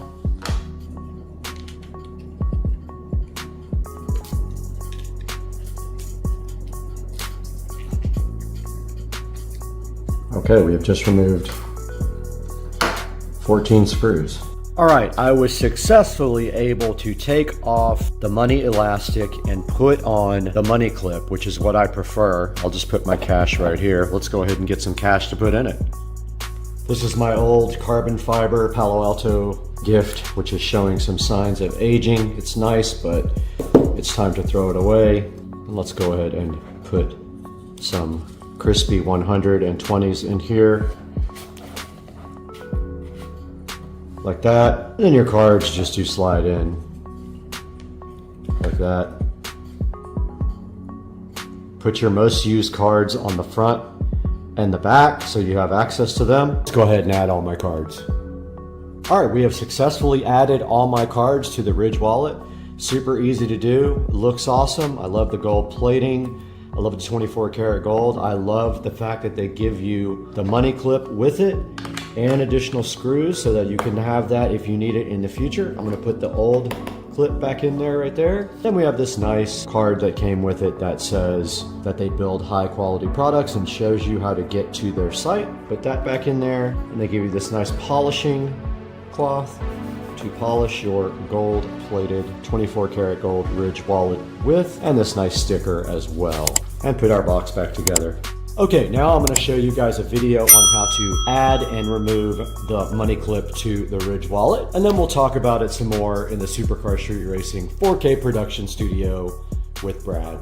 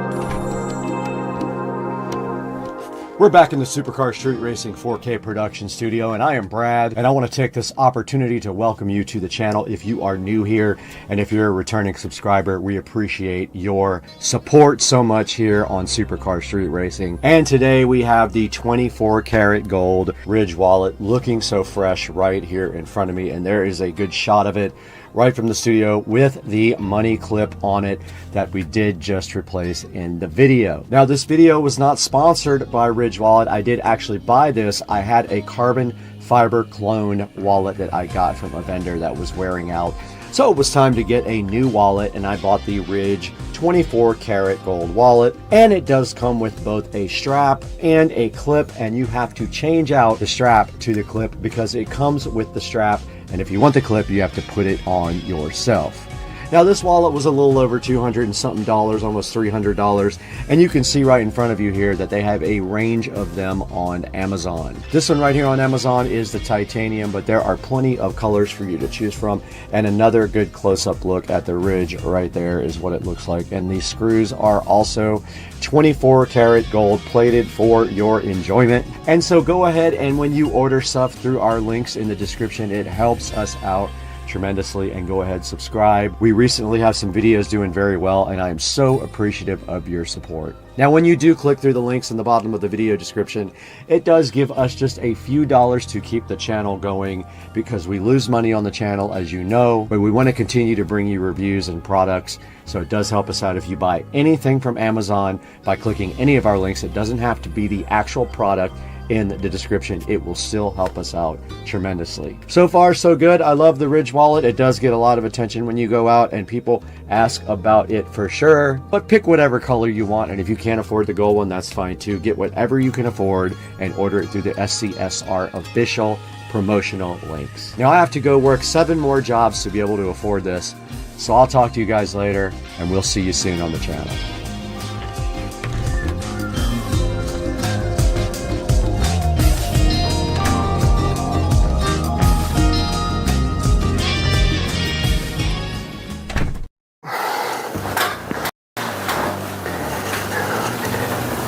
Guys, I am so hyped to tell you about our new channel called The Incredible Universe. You can see it right back there on the screen, and I wanted to tell you a little bit about this channel and why I'm so excited about it.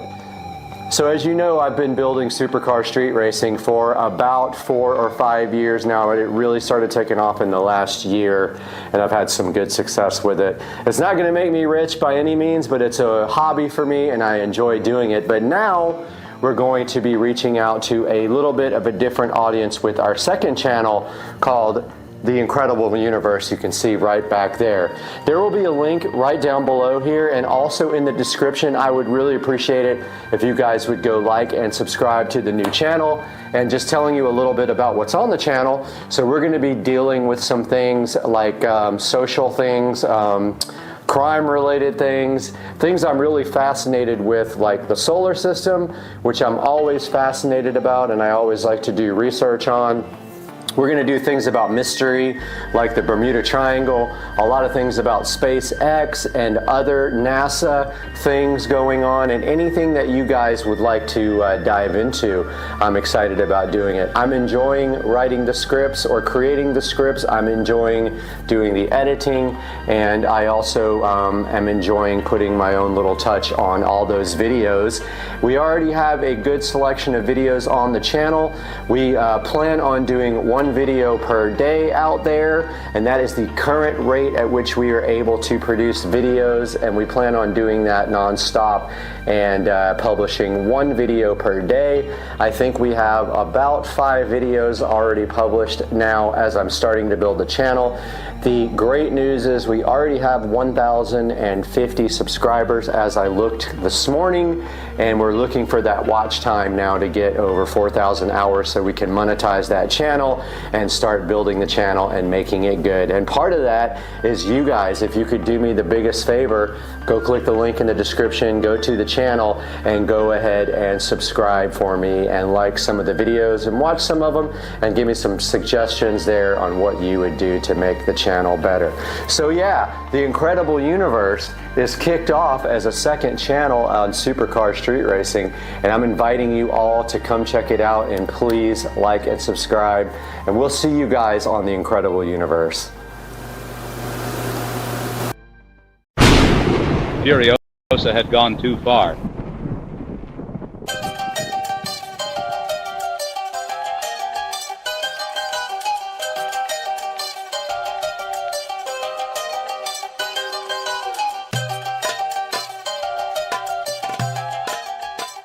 As a child, someone changed her world forever.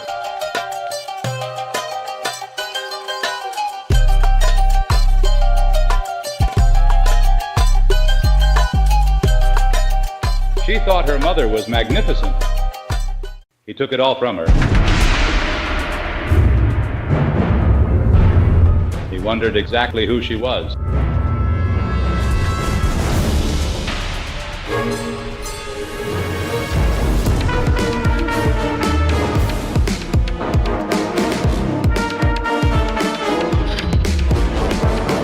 He took her childhood, her mother.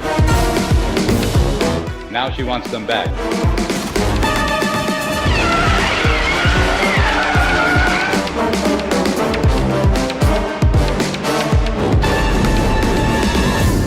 Even if it takes forever. She makes a promise to find her way home.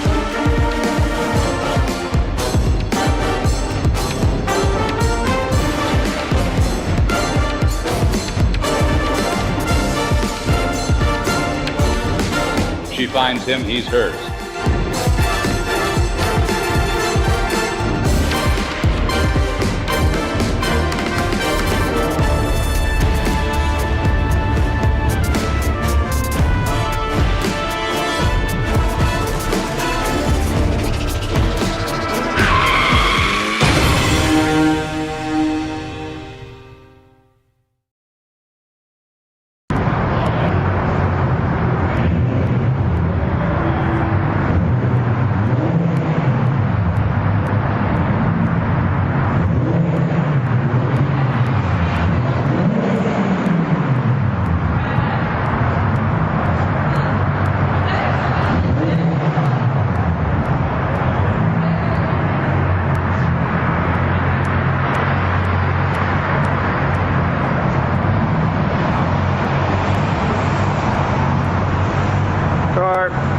Game on.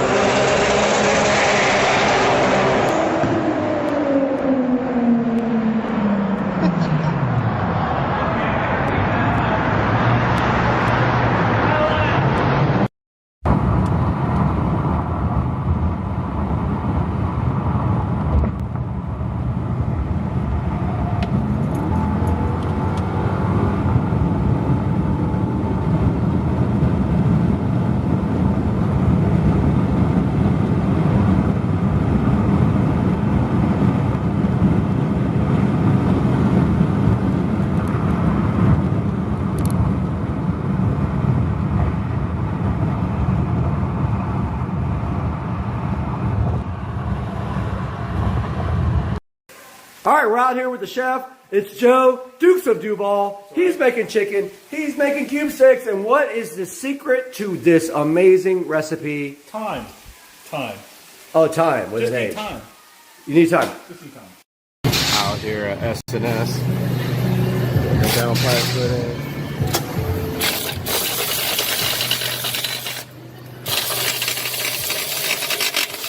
There it is.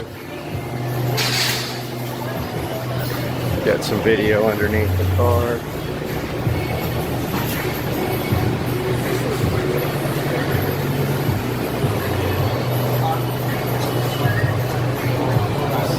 System. Yeah, so these guys are installing the circuit works down pipe. They had some issues with it, but looks like we finally got it tightened down. Got the 335i and 55 down pipe installed. Just some quick impressions. The sound is awesome.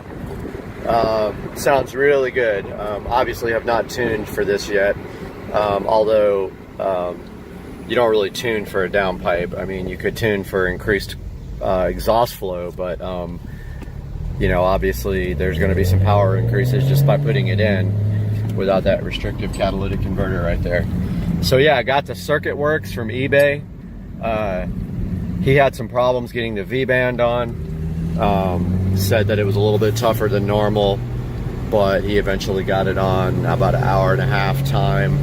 So I definitely recommend the Circuit Works 335i N55 downpipe to replace this restrictive catalytic converter. We'll see you guys on the next one. Hey guys, Supercar Street Racing here. Let me turn this music off before I get copyrighted. Alexa, stop the station on Echo Dot. All right, that's how you get a copyright strike, playing music on your videos.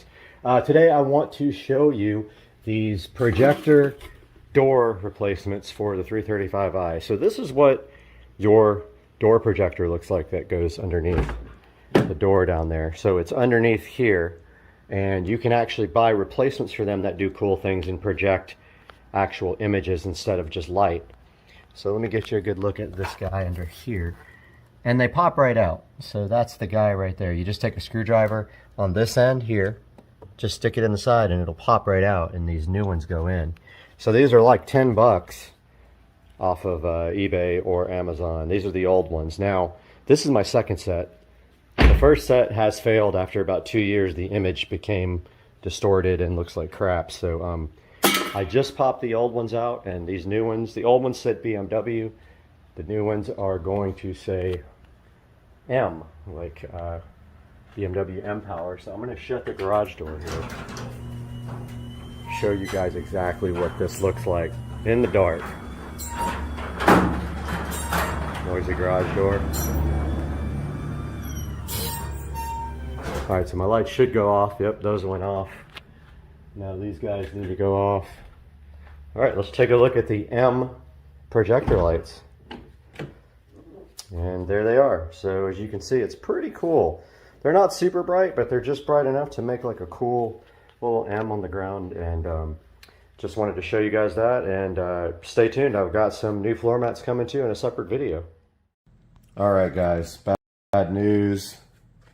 Last night coming home from a work event, there was a big, huge box in the middle of the road. Did all I could to avoid it, but unfortunately, I swerved to miss it, and this is what happened. I hit the corner of it, and it looks like it broke my bumper pretty hard. It didn't get my headlight. It did get this whole entire bumper though, and this fog light is in the car. Not good. I think at this point I'm also going to get my hood repainted since it's already going in for this.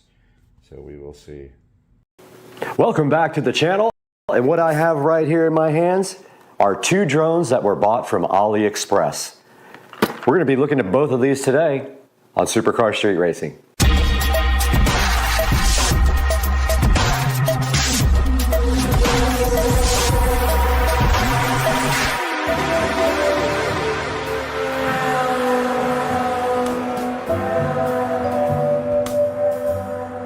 Guys, sitting right here on top of the Supercar Street Racing mini bike, we have the S116 drone and the E99 Pro drone, and these were both bought off of AliExpress for under $70. We're gonna see if one is better than the other, get them out, charge them, unbox them, do everything fun today, so hang on. Now, one of these drones was more expensive than the other one. I believe the bigger box was more expensive. I'll have to go back into AliExpress and update you guys at the end of the video. But the goal here is to see if we can get decent quality out of both of these drones and finally have a drone for Supercar Street Racing. Now let's go ahead and get these things unboxed. We have the E99 Pro right here, and we have the S116 here, and I don't know why they both say Dion on them in multiple places, but they do. Not sure what that means, but we're gonna go ahead and get these opened up. See, it says Dion on both, or Dion. Let's get these opened up and see what's inside. I'm hyped. They came kind of damaged, but the box was just damaged and hopefully not what is inside. And so inside of the S116, we already see a nice carrying case for the drone. And looking further into the carrying case for the S116, let's see what's inside. All right, now we are inside of the carrying case for the S116. We do see some instructions right here. There's an operating guide right here.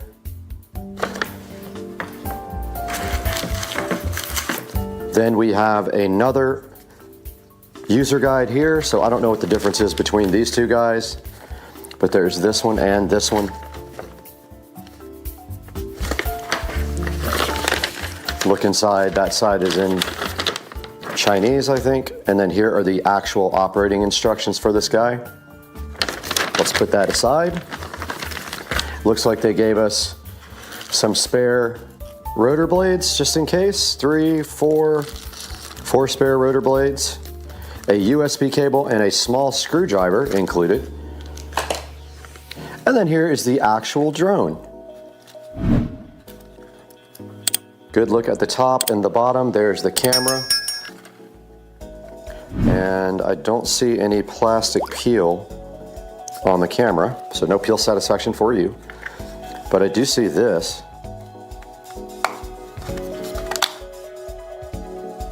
Interesting. Not sure what that is. I'll have to get into the manual here in a minute. And then I'm guessing this is the battery. Looks like that is the battery. It does have a yellow sticker over the ports that put it in the drone.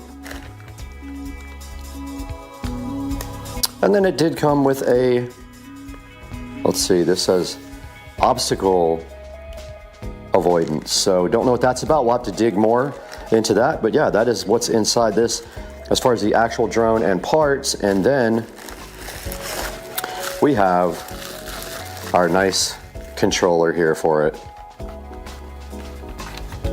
There's a good look at the front of the controller and a good look at the back. Let's see what kind of batteries this guy uses. Oh, it doesn't. It's rechargeable. So yeah, we'll dig into this a little deeper here momentarily, but that's what is inside of the S116 drone box. Now we have the E99 Pro right here. We'll take a look and see what's inside, and we do have another nice case here with an E99 sticker on the top. Go ahead and get rid of that. Get this guy opened up and see what's inside it.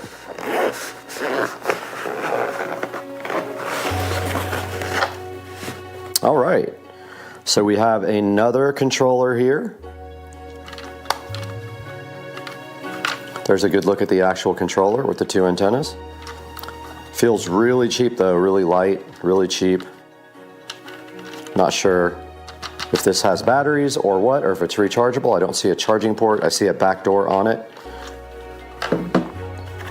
Here is the actual tiny little drone. And that is going to get some peel satisfaction. And my thought is it unfolds like that. It says Drone Pro on it right there. And there is the camera. Now this one looks significantly cheaper than the other drone already and feels cheaper. And at this point, I don't know where you put the batteries or charge the battery. Ah, there's the battery right there. So again, these are just flip-in rechargeable batteries. There's a little antenna. And then inside of this bag, we have what appears to be, actually I don't know what these are. I'm not sure what those are for. They did come with some, one spare blade, three spare blades, four, a little USB charger. And then here is the user manual. And it also has a supplemental thing to download and install the RC EFP app. And I'm not sure if that one uses the same app or not. But then here are the instructions, and they are in both Chinese and English for you. And then that is it. That is all that is in the box here. So let's figure out getting these guys charged. Now that we've gotten a good look at what's inside both of these boxes, we're gonna go ahead and get these guys charged up. Let's do it. All right, we've got both of our drones here. Let's go ahead and take the battery out, which I already did on this one. And here is the actual battery. And then on this one, the battery is right here. And then we just need two little USB power adapters. Any USB power adapter will work. or if any device you have has a USB type A, you can go ahead and use that. Now I do have some brand new USB power adapters here in my hands. There's 1 and 2 because I started running out of these. So I bought some for LED lights. So there's a second one. And then we have our little cable here that it came with somewhere.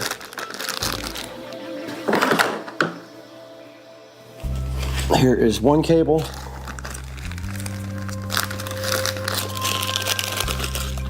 I'm gonna go ahead and put this back over there. Get this out. And we'll plug this in right here to this USB type A USB power supply thingy. And that would be the one, I guess it doesn't matter which one. It does have the old school style of adapter though, the old school USB, not the new one. It doesn't have USB type C. And it is plugged in and there's a red light on that one. Let's get this other guy plugged in and charging.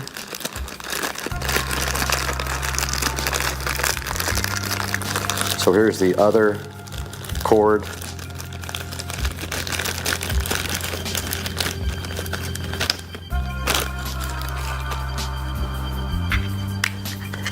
And our other USB-A adapter to whatever type of USB that is, I forgot. And we will plug that right into where? Oh, there it is, blind. And it goes right in here. And we do have a red light on the back indicating that these are charging. Now let's figure out if we have to charge our handsets. All right guys, so we have the controller here for the bigger drone. For the S116, I had to go get another cable to charge this one.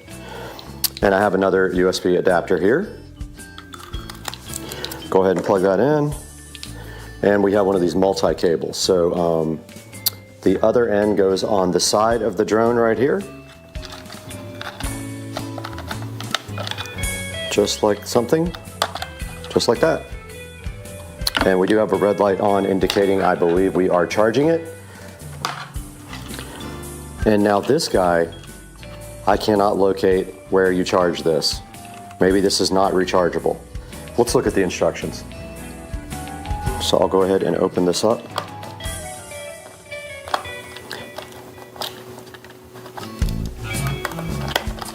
It's kind of annoying to have to take a screw out to put batteries in, but that's the way this one works. 3 AA batteries, which we will now insert into the drone. I called it a drone, it's actually the controller. It takes 3 AA batteries.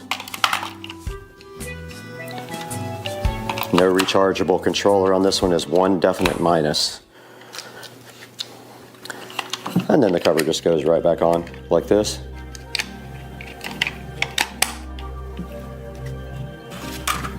And the tiny little screw that will get lost for sure goes right back here. I decided the screw isn't that important because it clips back in without it, so we're just going to go without a screw there. All right, a little update of frustration. And you can see that these drones are once again packed up in the box, and there is a good reason for that. They don't work.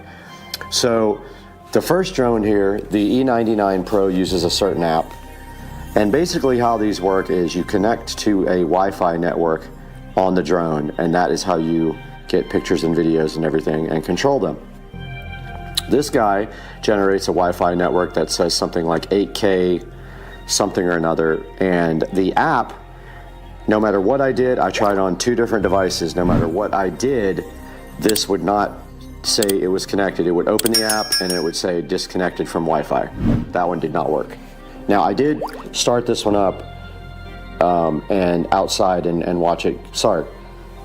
Yes, I started this one up outside and watched it just to spin up a little bit, but that's it. This one has a completely different app and better instructions. And as you can see right here, the instructions are pretty clear on what to do. The Wi-Fi name was wrong. I figured that out. It said to connect to a Wi-Fi called Wi-Fi something, and there was no Wi-Fi like that. There was a different name. So I got connected to this drone. I can always connect to the drones on my phone, but the apps don't recognize the fact that the drones are connected. So bottom line is, yeah, you need to pay attention to some quality. These are from Temu, not Ali, and those are going back to Temu. And I don't know why I said AliExpress in the earlier video, but I was wrong. So these are going back, and it's time to buy a good drone. And now for a final conclusion, we're going to throw it to Brad in the Supercar Street Racing 4K production studio.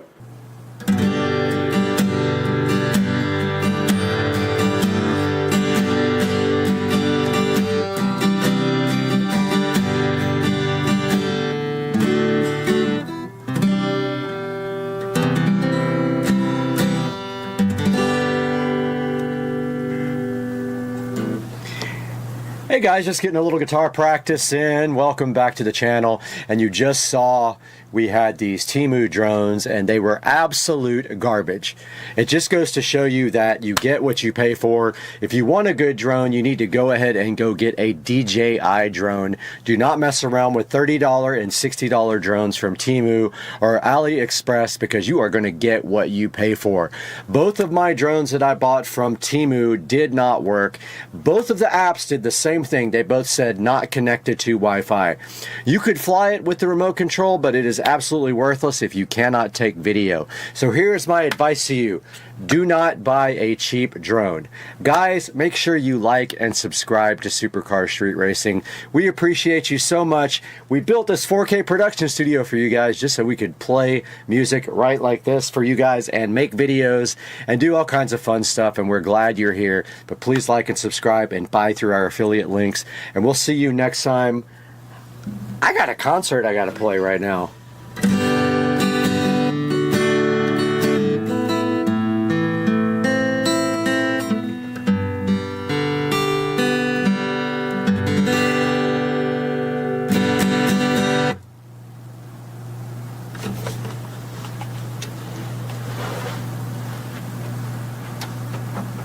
Hey everybody, this is Dave, and this is my new Tesla Model 3 2025 in ultra red. I think it looks more like candy apple red. I think it's a really good color.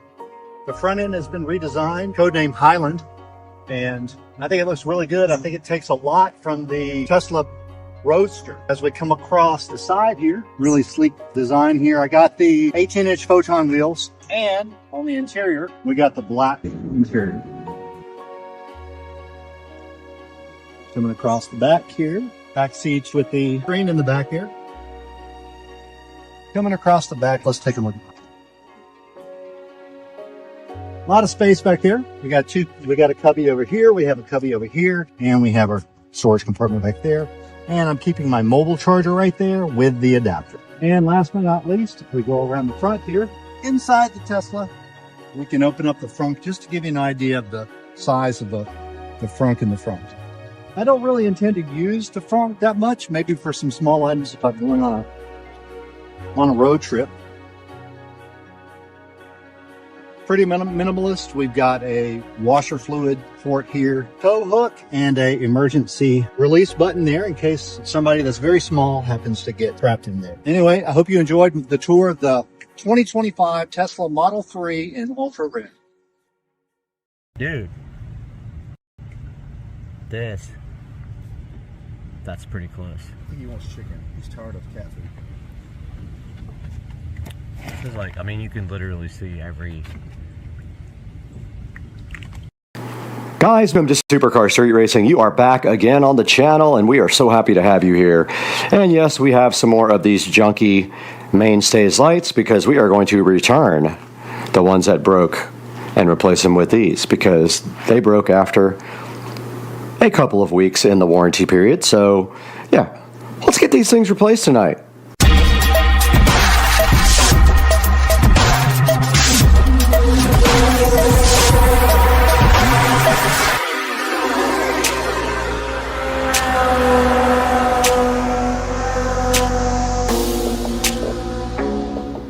Ladies and gentlemen, back on Supercar Street Racing once again, we have a project, and that is these lights are absolute garbage and they don't last more than a couple of weeks, some more, some less. And so I have ordered 7 sets of them to replace the ones that burned out, and I'm going to return the ones that didn't last because they were still in warranty. So yeah, so we're going to get all these replaced tonight. We're waiting for it to get a little bit darker so we can actually see which strings. Most of the strings need to be replaced, so hopefully we have enough. If we don't, we'll have to order some more. So now we're just waiting for it to get a little bit darker.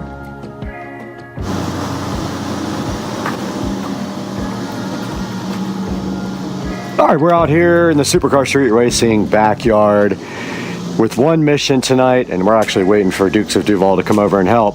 But we're going to be replacing all the light strings that are bad. I keep looking to see if he's sneaking up on me, but we have all the new strings right here, so we got to get all these unboxed, make sure that we save the extra lights from them, and then go replace all of the fixtures that have issues. So let's get one of these guys unboxed real quick. They're kind of a pain.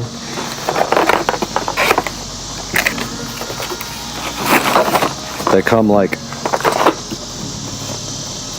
and we have to save the boxes because we are returning all the bad ones.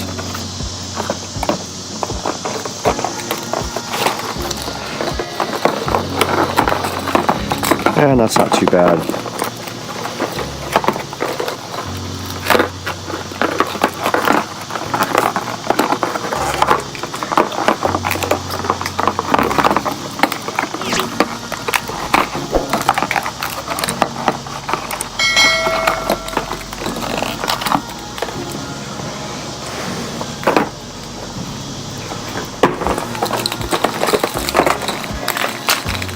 All right, we've got one unboxed. And right here next to the Supercar Street Racing studio, we have our first set that we might be able to fix. We'll try new bulbs first on this guy right here and this guy. See if that does it. If not, we will have to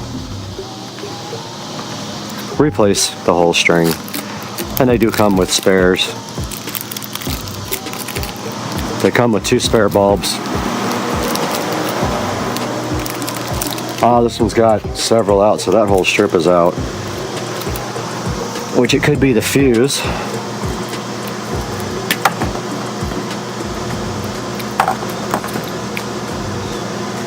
We're gonna need pliers for this.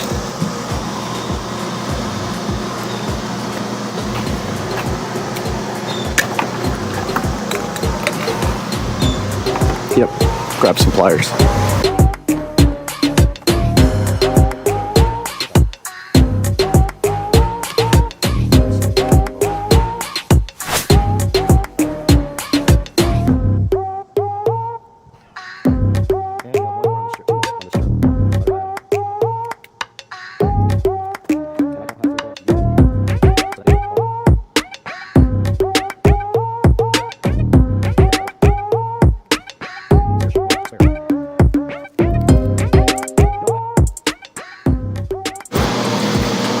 All right, we got company to help fix the lights, and so this whole string is bad. We're gonna replace this whole string and then start moving down the line. That one just needs a new bulb. Pull it straight off. And then we got pliers to take the bulb out, but we need a spare. I don't have any yet until we open another package.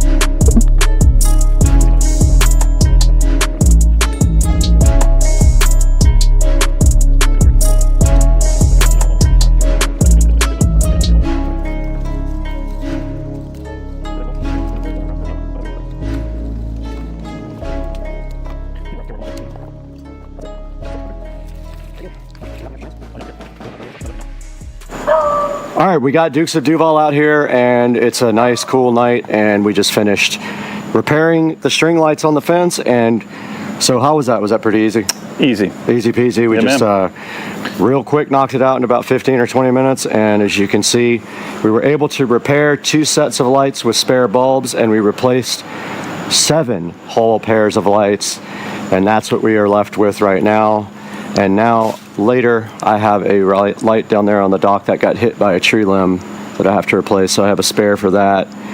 And that's going to be it for this one. That's all this was just getting the backyard lighting all back in shape, and we got that done. So all right, I just wanted to give you guys one last look at the night shot here. Now we are on the GoPro mic.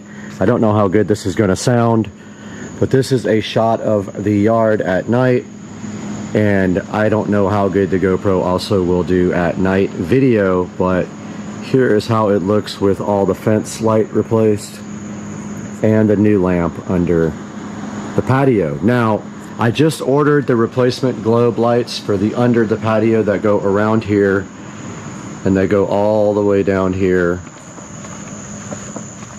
and around the house. So we will be putting those up here, and they go literally all the way to that side. So those are on order, and I hope you guys enjoyed the video, and I hope you enjoyed our beautiful night backyard shot here, and we'll see you guys next time on the channel very soon. Guys, welcome back to Supercar Street Racing, and right here beside me we may or may not have an entire bag of goodness from Alibaba.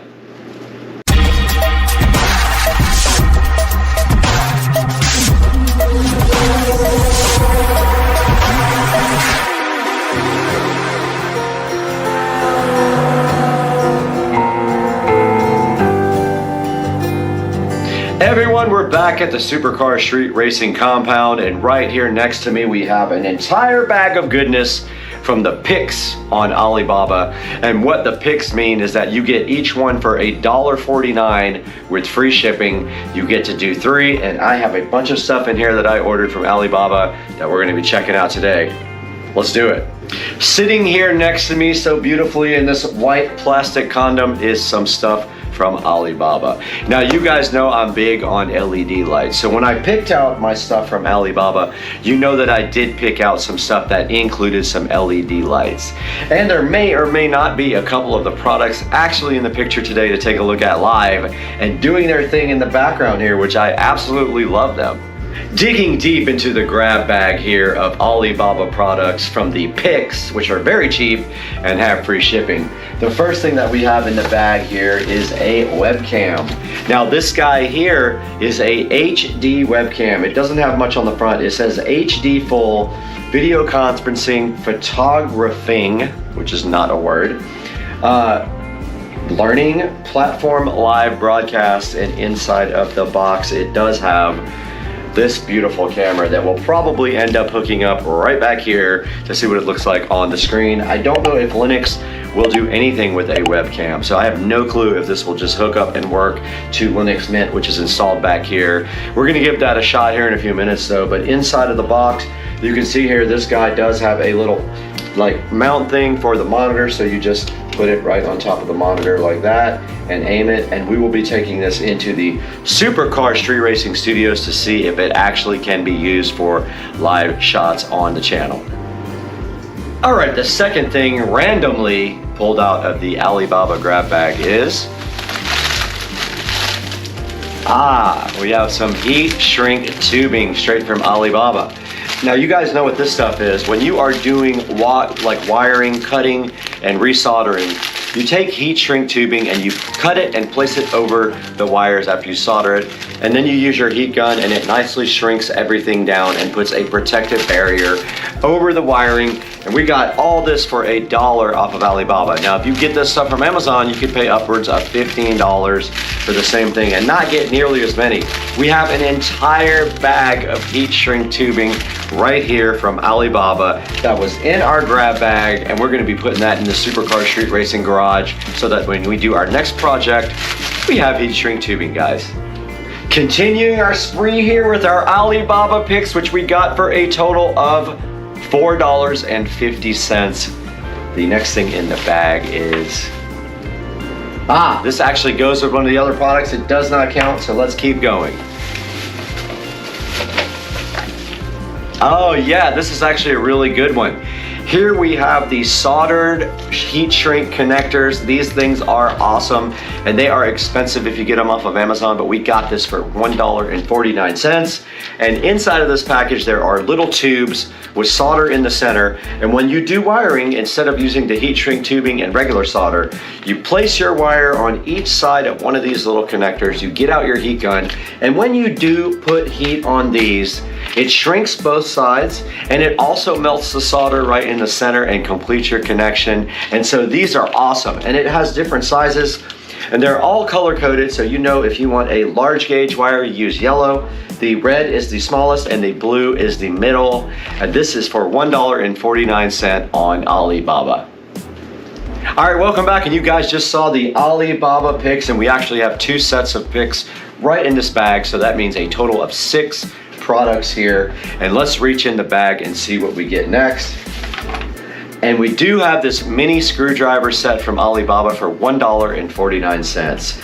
And you know, if you order stuff off of Amazon, it's going to be a lot more expensive than that. And when we open this up, it comes with this really cool little cute screwdriver that is like a lime green color. It has a little extension in it, and it has 32 pieces, every kind of tip that you could actually need for your everyday life. And you guys need to order this for $1.49 on picks on Alibaba. And what happens here is you just take this screwdriver out right here, and then you can place this extension directly into it like this, and then it tightens up with this right here. And then you just take your actual type of screwdriver tip you want, and you place it on the top of the screwdriver, and that's how you use this. So if you need your Phillips head or your flathead or whatever, everything is right here ready to go. All right, we're back again, and you can see the last 2 things that we have here from AliExpress are these cool LED indicators with microphones built in. Now, I ordered a ton of these. I probably have like 2 or 3 more coming, and they're very cool because you can actually change the mode behind them to make them act differently. And they do respond to audio because they have a built-in microphone. And this one big guy right here came with this little cool little tripod that you can mount it on. It is just sitting on the stand that it came with though, but like these are awesome because if you reach behind here, there's 3 or 4 buttons back here that control exactly what these guys do. And I think they're really good for the background when you're filming, and they help add to the production quality. So I ordered more of these, and we'll probably set those up in both the studio and over here in the Supercar Street Racing filming location in the house. Back from a long vacation, we're back in the Supercar Street Racing 4K production studio. Good to see you guys again. We took about a week off to go get some work done and some vacation done, and we are back today with the LED lights and cameras and all the other good tools that we got off of AliExpress on the grab bag, and we had the pick done on that, so we got it all very cheap and free shipping. Now, the first thing we're going to do right now is take a look at this camera that we got, and it is right here. I have it plugged into the USB port right here, so I'm going to go ahead and turn it on so you guys can see what this thing looks like. So this is the camera. So that's about the quality of it. You can see it's not as good as the one in the upper left hand corner, which is 4K. And this is how it looks in the Supercar Street Racing production studio. And there is one of the LED lights that we got chilling on top of one of the speakers, and that is the other one right there that we got, and these are pretty cool. I do love them. The only bummer is when you plug it into a computer and the computer shuts off, you have to power this back on. That one up there is plugged into power, and so I want to change this one as well so it comes on automatically. But yeah, that's the first LED light that we got. There's 2 inside, and then there's this one that I just put in today, and these were all like a couple of dollars, so not a big deal. But that's a good look at the resolution of the web camera that I got for like $1 on AliExpress. So how's it going, guys? Testing the webcam right now. And let's go ahead and get that undone, and we'll go ahead and take a look over here at the Ollie site. And I did put in LED audio, and you can see they have some really cool looking audio things for displaying, like, you know, like spectrum analyzer type things, which I love those things. And these are some of the ones that I got. So like this one is $2.48. These are $6.48. This one has an app here. These are just light sticks. This is like a real spectrum analyzer. They want $200 for it though, which is a little bit crazy. Yeah, it's a little out of control. You can get these cheaper than that somewhere, I'm sure. And there's some other different types of little audio sound bars and things like that here. But I did the pick. It was a special where you could do, I think it was $1.49 or $1.79, and you could do 2 items and you got free shipping on both. But here's another one, and you can see you have to kind of sort your way through the mess down here to figure out which one to get. The ones I got are not battery powered. They are powered by the USB, so USB type C on both of these guys that are up here in the corner and right here. But down here there's so many different colors of them, and it's so hard to figure out. Sometimes you're just taking a chance, but it is AliExpress though, so you know you're taking a chance every time you go shopping on AliExpress, period. Let's go back and look at a couple more things here. Looks like there's some LED strips. Here's another RGB light strip music sound for $8.35. Here's an RGB module. Not sure what that does. Here's another one that costs what, $5. There's different kinds here. There's 32 LED, 16 LED, app control. I don't even use the app. I just push the buttons on the back, and I think they're just so cool looking that I just love them. It's like my favorite thing. So hop on AliExpress and see if you can find something for yourself. They have all kinds of cool stuff. And just remember, they're always trying to offer you like deals and % off. So make sure you take advantage of that when you get on there and do all their special deals. Now I just went to page 2, and you can see there's more LED light strips. There's laser show things. There's a RGB nightlight. There's all kinds of cool stuff on AliExpress for you to go explore and buy cheap. And when you get it, it may or may not work. For example, I got some of those hexagonal cube things that go on the background when you're gaming. They're just like, they plug together, but interestingly enough, they have a USB type A plug on the end, which is virtually unusable unless you have a USB type A male to USB type A male. You can't plug it into a power supply, so I had to order a cable, so that costs extra. But yeah, check out AliExpress and go ahead and get yourself some cool LED stuff off of there, and we'll see you guys next time, because we got to get out of here. I'm peace.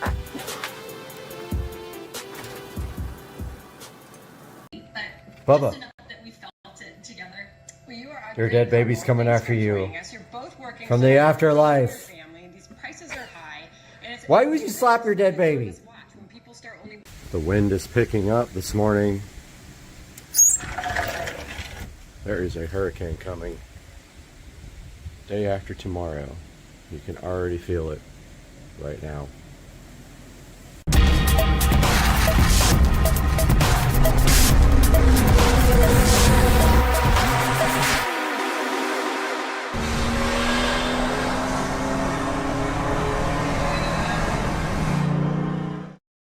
Hey guys, welcome back to the channel, Supercar Street Racing. What's up, people? Today we are going to start the process of painting my shed floor with elastomeric paint and then putting the Minwax coating on top of it, ultimate floor. First steps first, we got to clean this thing. Let's get it blown out. Leaf blower here. Gonna get all this stuff out of here.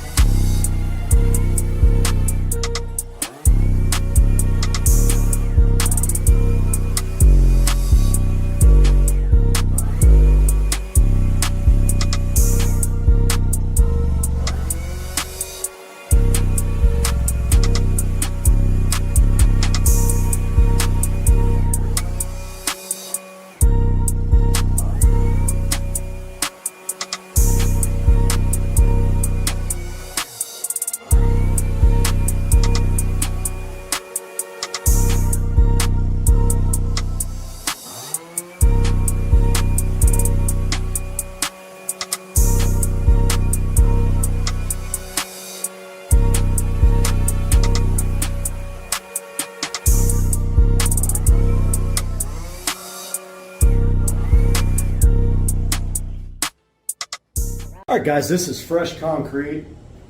Always wear the thick rubber gloves when you are working with muriatic acid. It will burn your skin. If it gets on your clothes, it will eat holes into your clothes. So I've got a half a bucket of water here, hot water.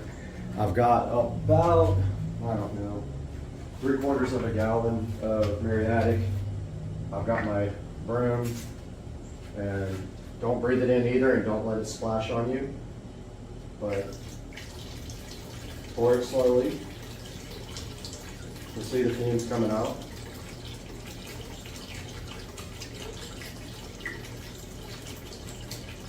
This isn't a very big area, so I'm not going to pour the whole thing in. Okay, go ahead and cap that off. Do not breathe in the fumes. I'm going to go ahead and start mopping.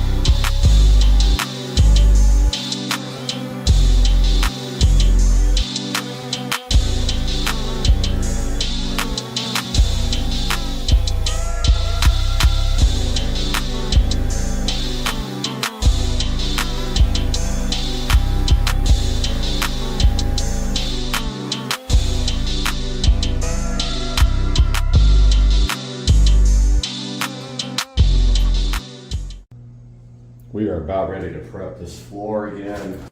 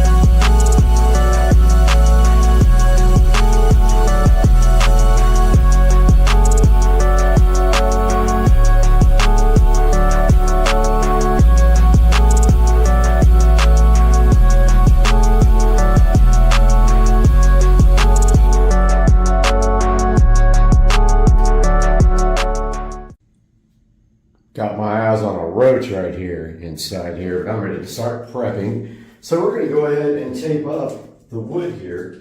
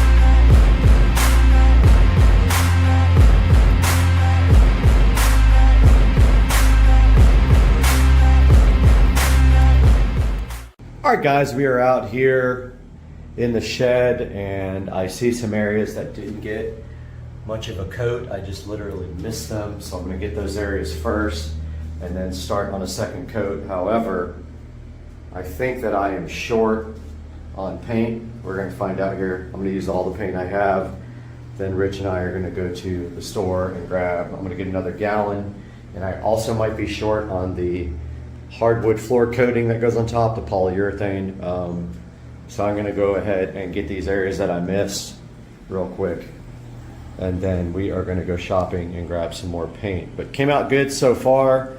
I don't see any paint peeling, but I do see some obvious areas that I missed here. That'll dry pretty quick, and I should be able to get a second coat on it right away.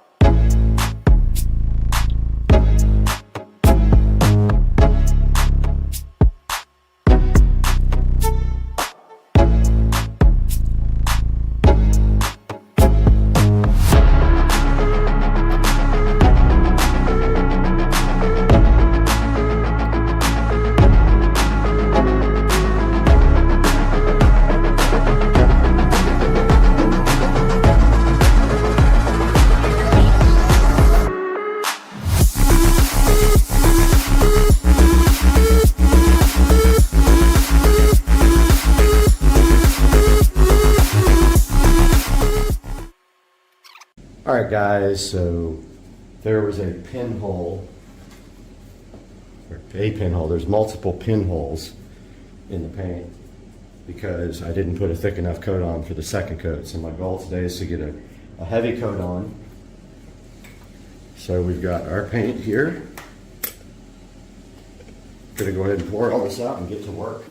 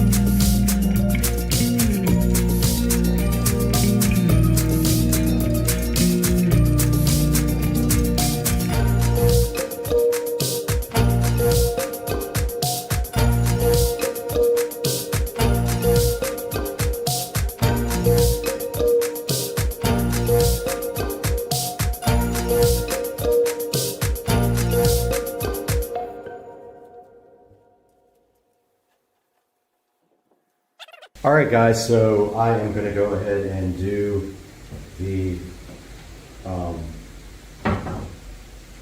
min wax because the hurricane's coming. I want to get one coat on the floor before it does.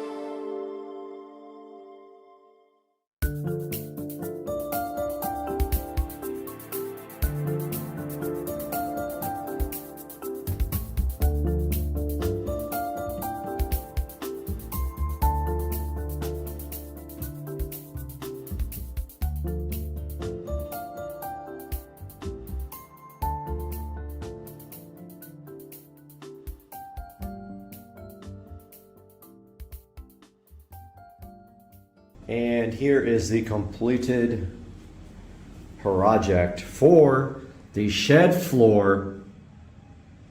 We have painted this shed floor with the amazing paint Then we coated it with the amazing Minwax Ultimate Hardwood Floor coating. 3 coats of paint and 2 coats of the Minwax Ultimate Floor. Looks like this. Came out good. And that last coat of Minwax has sealed in our decorations on the floor. And this stuff will be dry enough that I can walk on it with socks.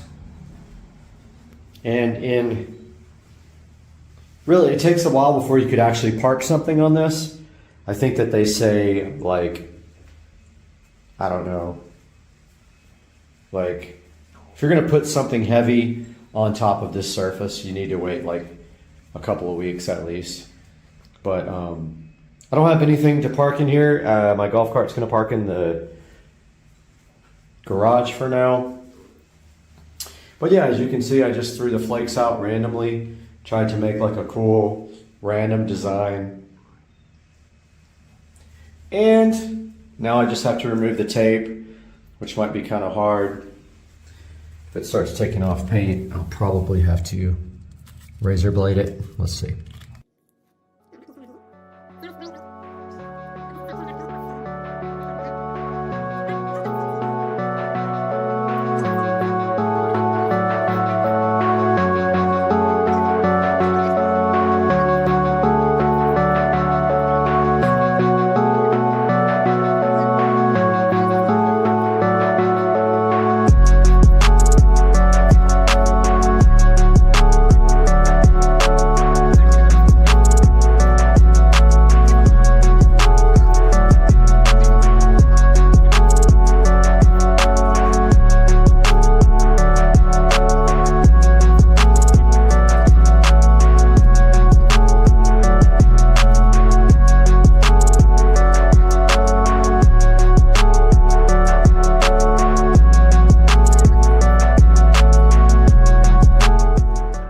We got all the tape off. I scored a lot of it, but we still had some issues with some of the edges taking the paint up. I should have just scored it all, but I got impatient. But basically, this paint and polyurethane does not like to stick to the Gorilla Glue that I use to seal the inside and the outside that was leaking water. The good news is we had a hurricane and nothing leaked, so I'm pretty sure we have a watertight environment now, but we will see. Yeah, so that's how it turned out. I hope you guys enjoyed this video, and I hope you can do your garage or your shed if you have concrete. Follow my plan. I'll put links in the description to all the products, and I hope you guys have a good rest of your week. Supercar Street Racing. See you later.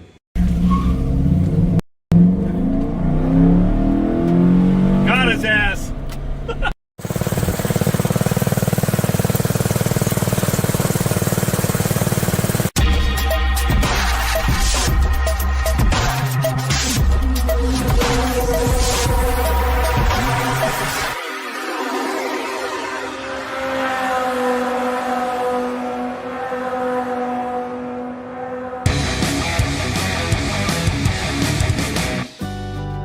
Hey guys, welcome back to the channel. Little football action going on up there.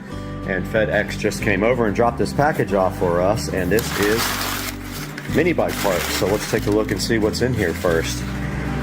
There's our packing list.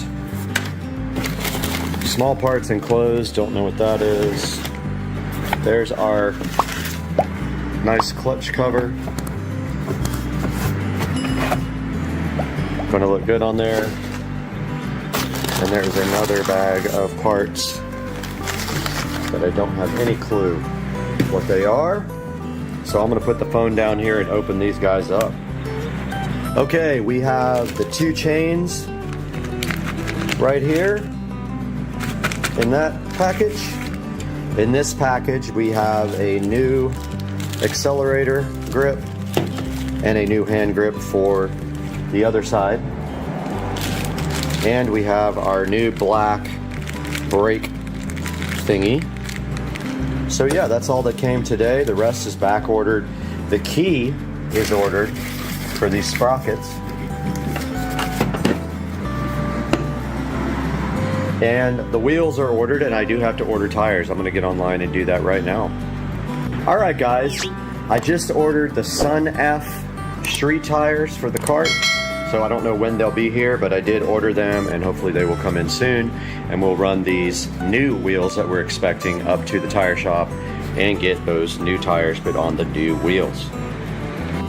And now we're gonna take a look at some of the parts that we received and get these guys installed. And we really only have 3 things that we can install today, and one of them is this black, beautiful brake handle from Monster Scooter Parts, I believe is the company.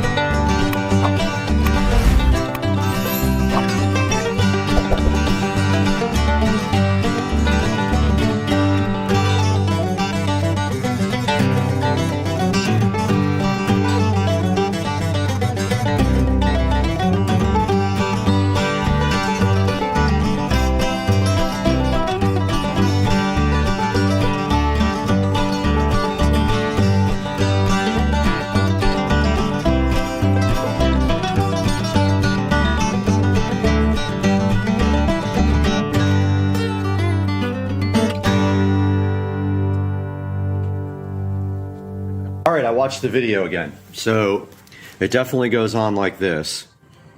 And this does go on with the indentation facing out according to the video. And then this guy, I believe, goes on like this.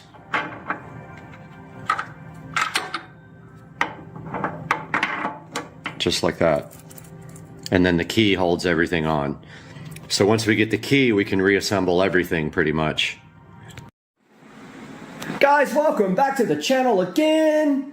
Brad here with Supercar Street Racing, and last night we got in some parts from Monster Scooter Parts. We have our tensioner, chain tensioner here, and we have our long-awaited key for the bike. So let's go outside and see if we can start reassembling this thing.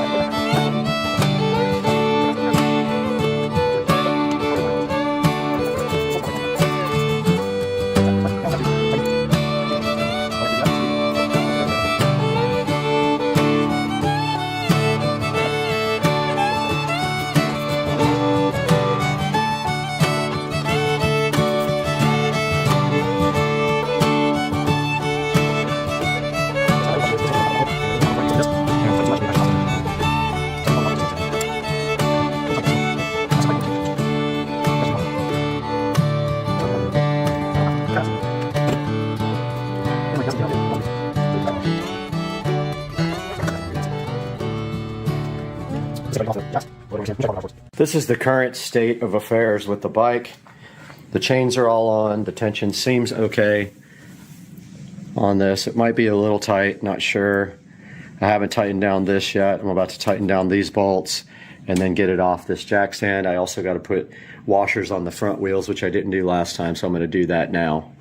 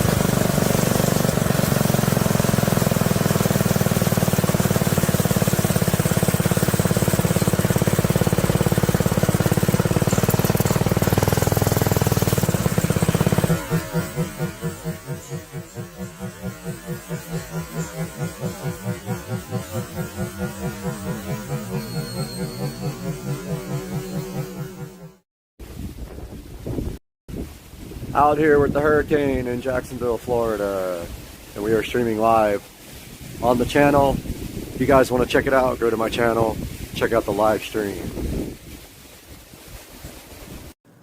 Guys, welcome back to the channel, and welcome to the 4K production studio at Supercar Street Racing.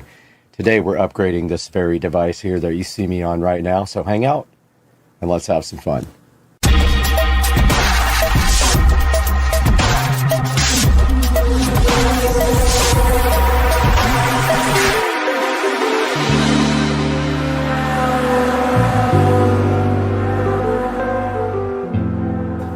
So this device right here in front of me is a cheap 4K webcam that I picked up on Amazon. Today we have the new Logitech Brio webcam to go ahead and install on the channel, and it complements these two lights, the Litra Glows from Logitech that we just installed on them the other day. And this is the Brio here, looking right out of the box as fresh as possible. And today we're going to unbox this and see what it's made of.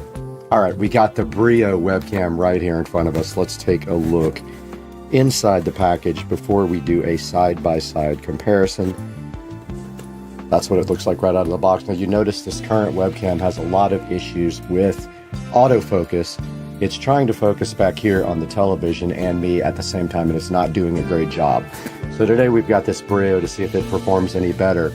So we're going to do a side-by-side comparison and get this thing plugged in after we take a look at what's in the box. Now straight out of the box it does come looking like this, and this cool packaging. See how it's in this plastic packaging here? It just does pull straight out like that. And then it's got some peel satisfaction. Nothing really a whole lot to peel on there. And I'm going to go ahead and just open this real quick. And it looks like there is a standard stand. Now there's a peel sat right here on the front, which we will do that on a short instead of on camera here for some peel sat. Hey everyone, thank you for the impromptu meeting. Let's go over our agenda. Jenny? Yeah? Is that you, Jenny? Yes, it's me. Where is this coming from? I'm just trying to get my light situation worked out here. It's kind of bright, but I think it's like at some sort of desert. Zach, yes, it's bright. I wanted to talk to you guys today. Jenny? Jenny, you're just a blob. You're just a big blob. If I could just proceed here. Oh God, it's so hot in here. I hear you. I know that it's bright out there. I do. Look at me. This is good, right? Ah! Jenny! Wow, that could have been so dramatic. It's so bright in here. Let's just reschedule. Look great in any light with Brio, featuring advanced light balance, facial recognition with Windows Hello, and 4K Ultra HD and 5x zoom. Bright. All right, we just did the peel sat short, so make sure you check that out. And let's continue into the box here with the Brio. And inside of the box, we do have another cardboard thingy here. And inside of that, it feels like we have a super long USB cable, and we do. Looks like this USB cable is a Type B to Type C, or Type A to Type C. Type A on one end, Type C on the other end here, and it is very long, which makes it very cool. I like it when they give you an actual long enough cable with the devices. Sometimes they're way too short. So inside of the box, we did find this little security flap. So this is actually to cover the camera. When you don't want to use it at all, you just put this right on top and you flip this little cover down, and it gives you some security. Logitech also did provide this nice little bag here, so if you want to take this camera around, if you're going portable and you're going gaming in different places, you can put it in this nice little felt bag. It's pretty cool. All right, this is the Logitech Brio now plugged in, and I am working on focus. I took it off of autofocus here, try to see if I can get it to properly focus, and that is pretty sharp. And so this is the difference in the Brio and the other camera. You can actually see behind me now the colors in this thing, which you couldn't before. And then the video quality is much sharper, much better than the other camera. So let's do a side-by-side comparison now. All right, you can see me right now in the Logitech Brio little viewport right here. So this is a side-by-side comparison with the old DepthTech webcam. How does it look?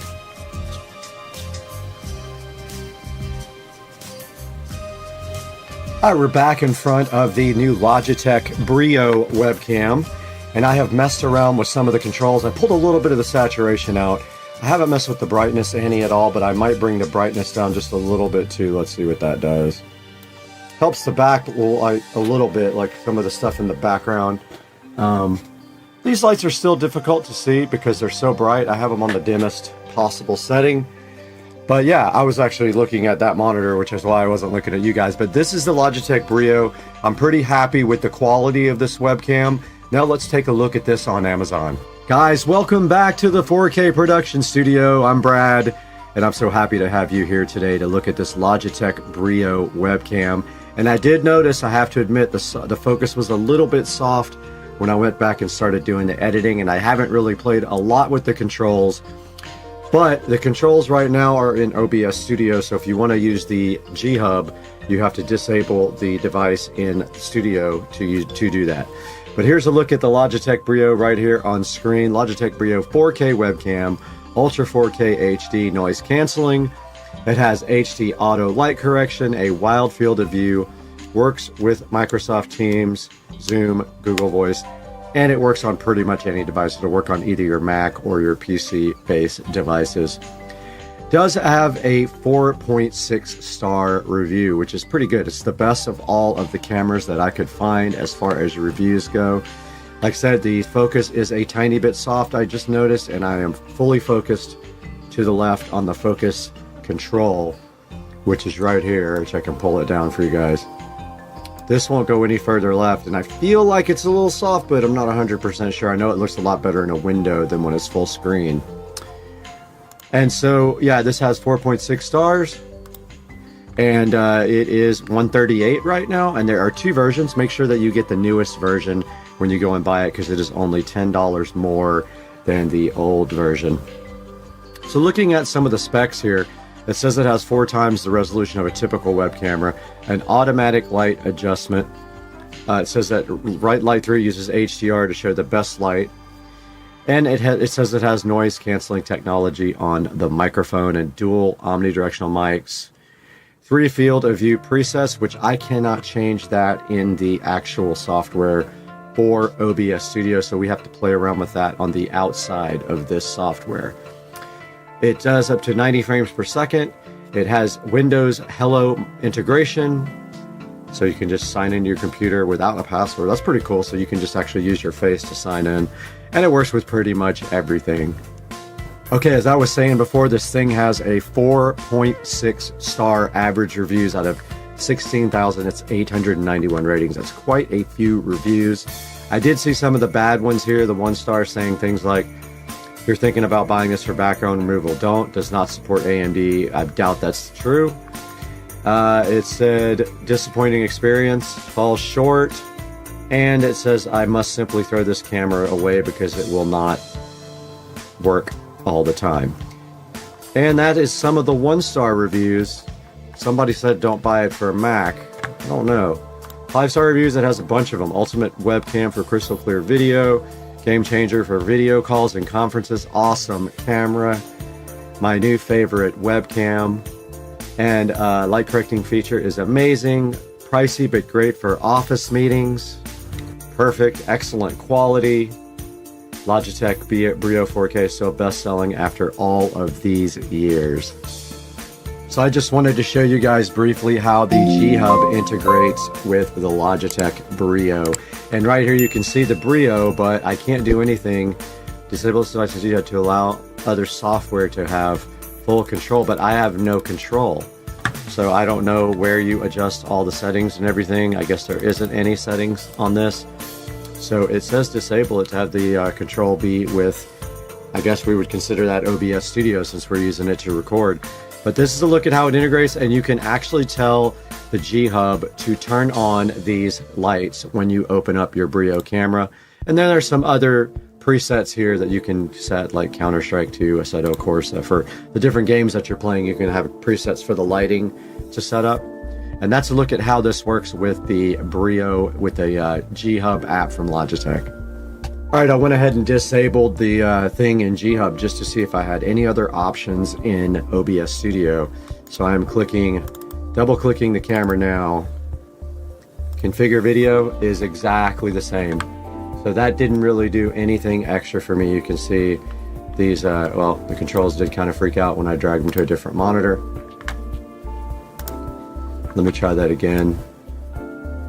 Yeah, so I have the same controls that I did before.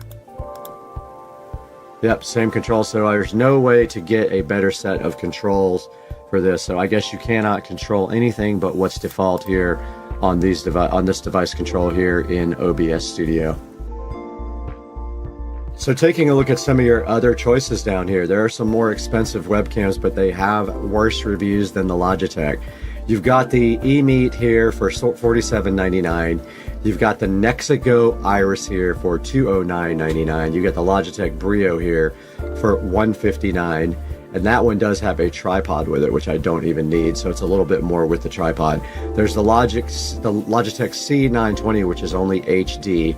And then there's one that has like a pan and tilt, which is kind of useful if you have a live situation like mine where you have cameras up in the corners like I do. That would be very useful for the studio, I have to admit. Alright guys, that's going to do it for this episode on Supercar Street Racing. I hope you guys enjoyed the video. Please like and subscribe, buy everything through our links. So click our links to buy anything you want on Amazon. We get a little bit of money out of it. Helps keep the channel going. It helps support us. And we love it when you guys help support Supercar Street Racing. We'll see you guys next time. I have 7,000 more webcams to buy.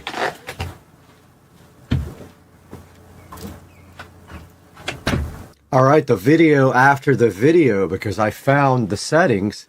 When you open G-Hub, if you double click the camera, not the gear icon, you then have the settings, but you can't do it while you are in the OBS Studio doing anything. So I can't show you all the settings, but basically you have all the settings for video and camera here available in G-Hub. And it does have some different exposure priority versus other things, versus frame rate and camera modes like this. I can't change that right now because I am in OBS Studio. But there are the controls in the Brio app, guys.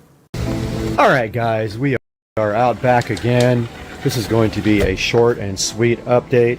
I started working on getting a ceiling fan beam put across, but then I quickly realized that I am going to have to get another board up here and sister it with that existing board because that thing is flimsy. And I was just going to go across this way, but then I realized that the weight on this patio roof is going to necessitate a beam from there over to the end of there and then sistered up with that guy. So taking a look at our automation equipment, the electrician left about 30 minutes ago and he finished our pool automation system. So we have the Jandy AquaLink with the AquaPure salt chlorinator. We've got the AquaLink interface there, and he redid the electrical here for my receptacle for the pool light and for the new automation system here. And if we look inside here, here's the new Jandy automation system already installed and ready to go.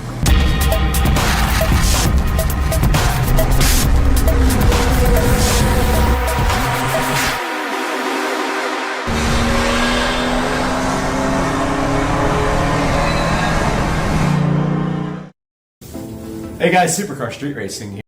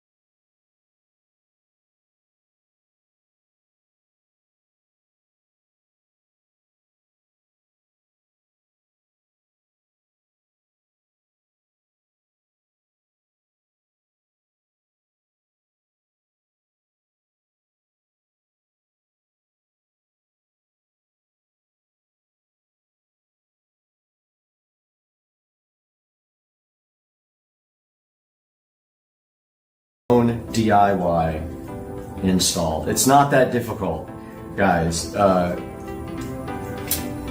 put silicone sealer on mine because I thought it needed it, but it really doesn't. This gasket just literally slips around here and gets pinched against the housing when you tighten everything back down. And then I actually even tested mine in a bucket of water before I threw it back in the pool. If you want to do that and make sure there's no leaks, like put it in there for maybe 15 or 20 minutes and then inspect the inside of the glass and see if you see any water. You could do that as well. It's not a guarantee that you're going to see any water yet, but hope you guys enjoyed this video, and I hope you are successful in your project to replace your light inside your pool. And if you guys have any questions, make sure you hit me up in the description, and have a good day.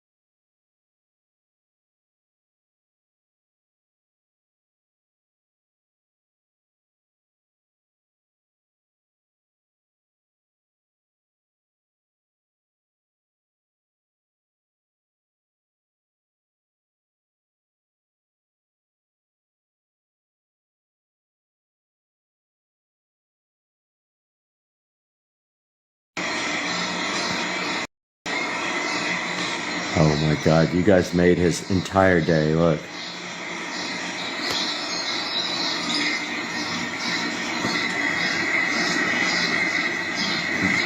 He is locked on target.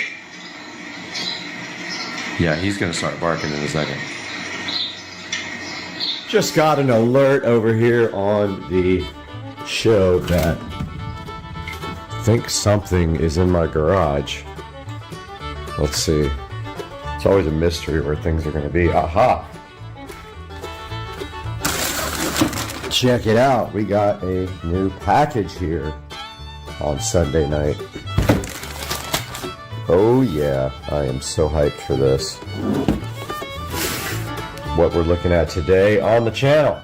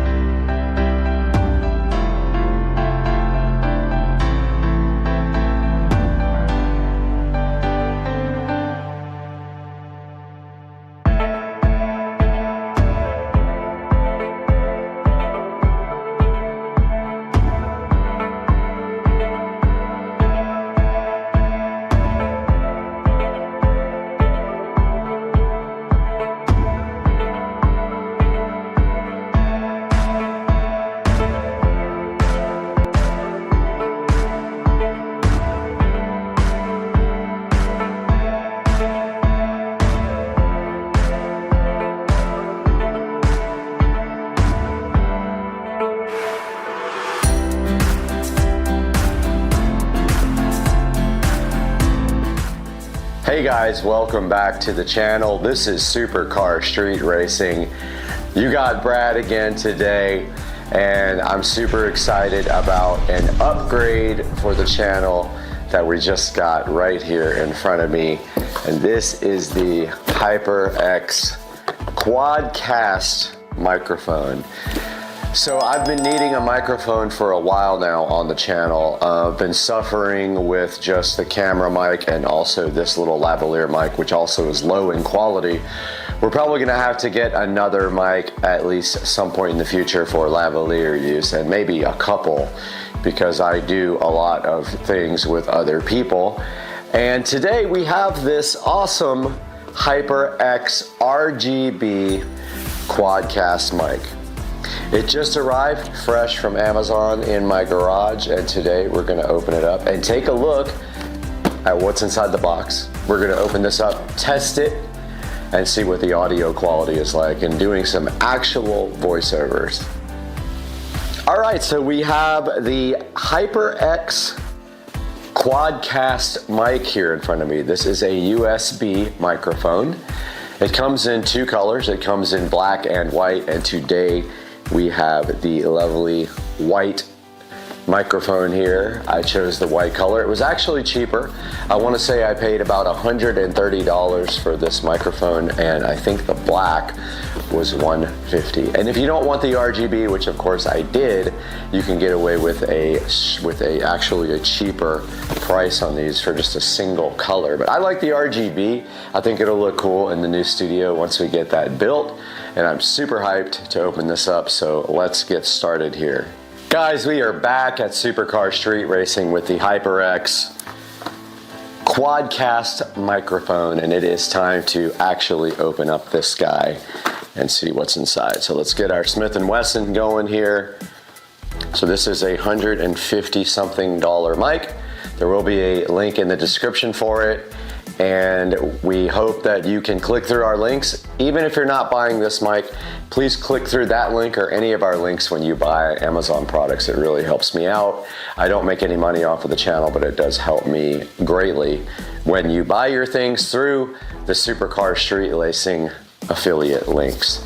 So here's the HyperX Quadcast microphone ready to be unsheathed from the cardboard condom. Let's give it an open. Love the packaging already. Very cool packaging. Doesn't look cheap at all. Microphone has really good reviews, especially the lower priced ones. This one is the higher priced one because it's a Quadcast.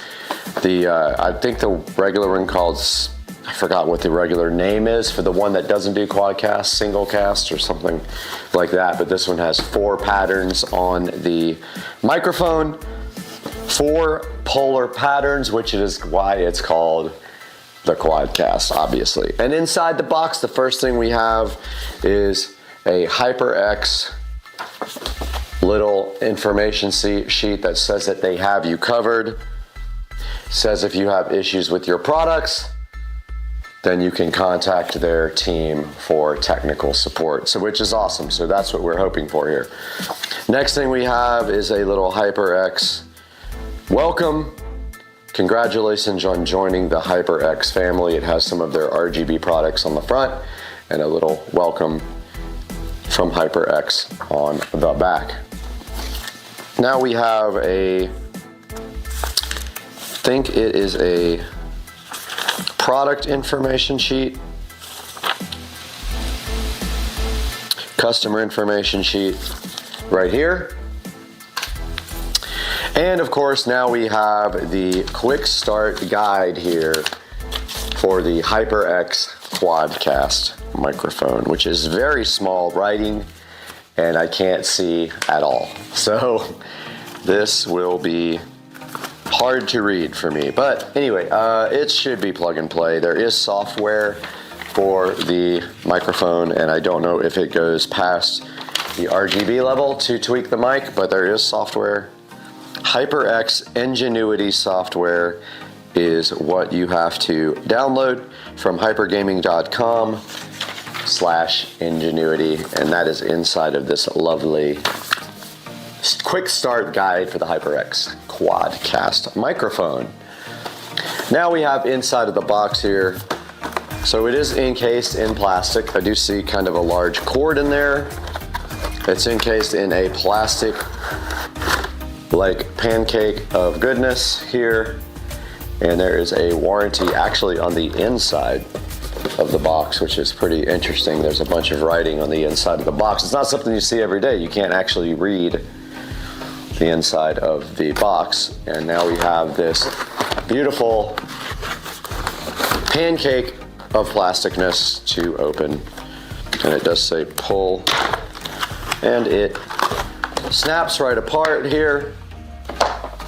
And inside here is the beautiful Quadcast microphone for your enjoyment. It is very awesome looking, and something fell out of the box and it looks like, yep, it is looks like a connector for a mic stand, but I'm not 100% sure. I do have a mic stand. I have all the audio equipment to do live music, so I might still have my mic stand, I think. I'll have to go look.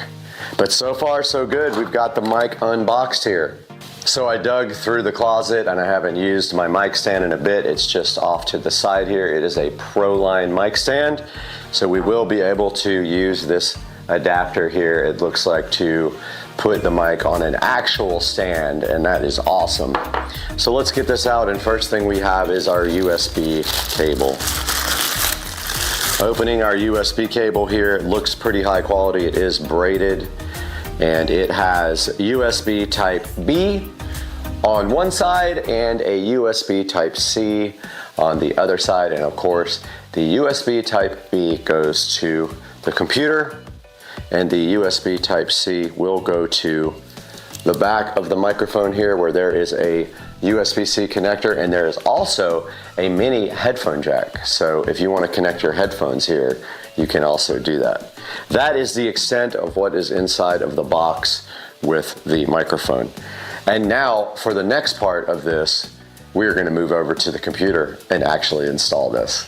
All right, we are back here underneath the Supercar Street Racing editing rig, and I see the back here. I'm trying to find a USB type B, and I see one at the very top there. I'm going to connect right there to that USB type B port. We are back over here at the Supercar Street Racing editing PC. We have our HyperX Quadcast mic set up here, plugged into a available USB type B port. Let's go ahead and power on this awesome editing rig here. See what happens.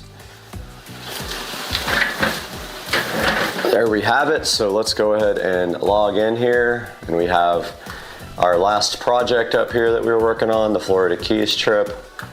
Go ahead and close that out, and we have our USB type C connection here.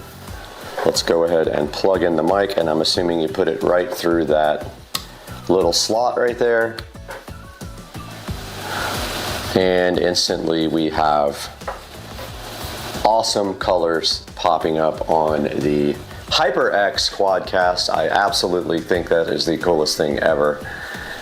Check out the colors are rotating through different types of RGB awesomeness, and let's go to HyperX Ingenuity software download. Ingenuity. Okay, accept. And let's see. Download for Windows.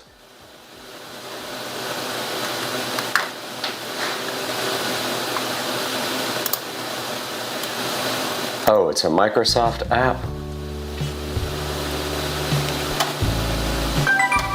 Not that I really need it if it doesn't work. But I don't want to be downloading stuff with the Microsoft Store. That is kind of depressing. It has bad reviews as well. Let's see if it's making us sign up or anything in the store. Okay, it is downloading the HyperX app. A lot of people are saying it's broken. We don't really need it, honestly, if that's the only thing that we have for our guy here. Let's go ahead and say yes. You guys are not able to see this, but we have the HyperX software downloading right here. And there is our microphone, volume monitoring, and headphone volume. And it looks like we have a lights option here. So there is our software. And it is set on wave effect right now. And you can slow down and speed up the light action right here and change the colors. And it looks like you can add effects. Lightning wave VU meter. Let's try VU meter. Add. Test 1, 2, 3. Check 1, 2, 3, 4. Yep, it does respond to your voice pretty well. Let's go back to wave, which I like. Huh, interesting. It did not stay on wave. It is not staying on. It took like 8 tries and now it is on wave again. So yes, the software does have some issues. Check 1, 2. It's back on. It keeps going back on VU. It is really buggy.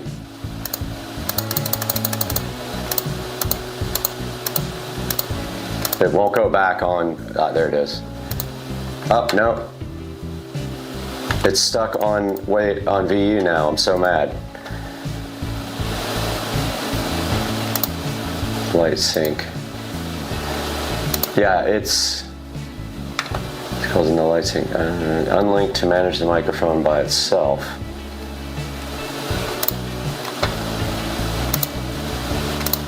It doesn't work. Look, it's going back to the other effect.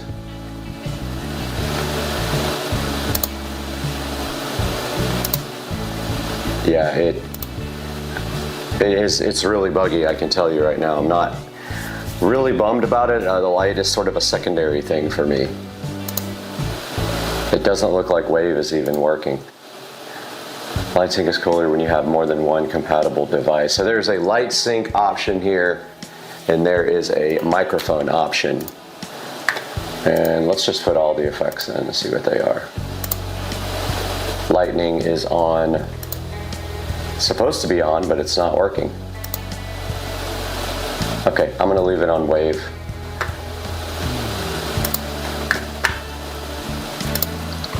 And that is all for the Ingenuity app. It is not that amazing, and it does basic lighting changes.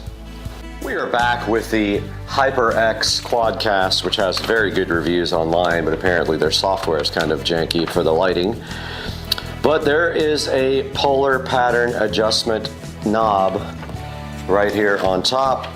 And in the manual here, it says that the very left-hand setting with two little circles together would be stereo.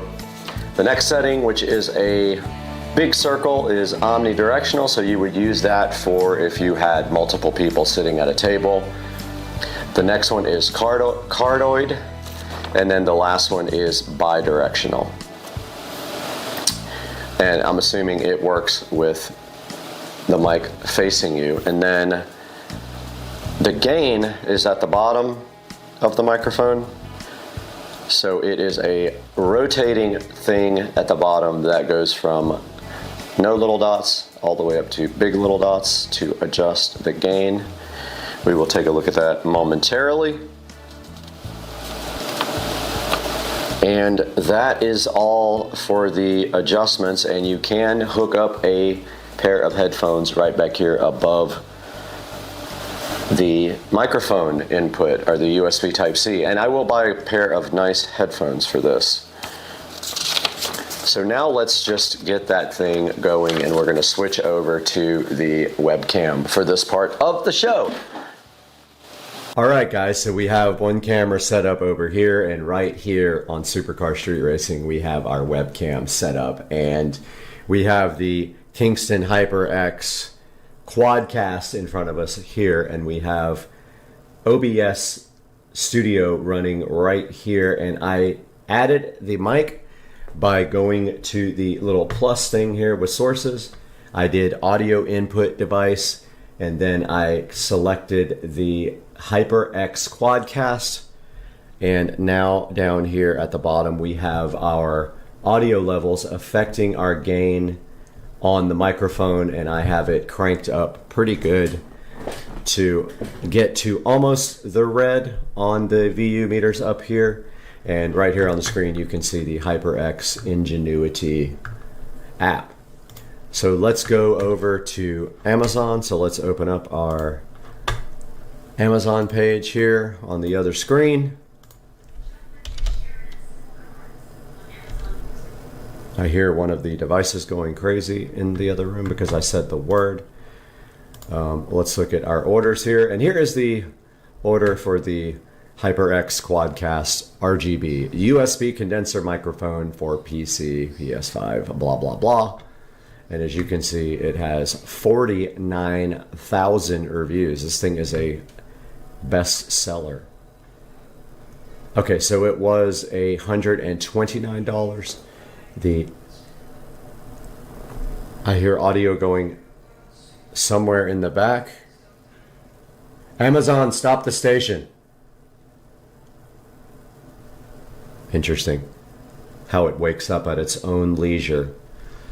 So here we have our audio directly from the HyperX Quadcast, and I hope that this is a good indicator of what this microphone can do compared to this very cheap lavalier microphone.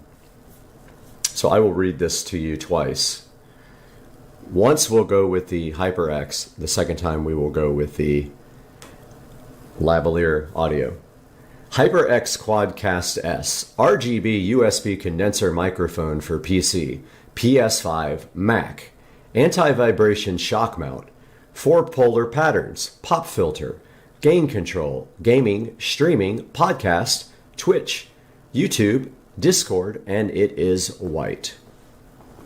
I'll play that back for you guys here on post-production, going through both. The first one will be through the HyperX, and the second one will be through the actual lavalier microphone, which is connected to the camera over on my right here.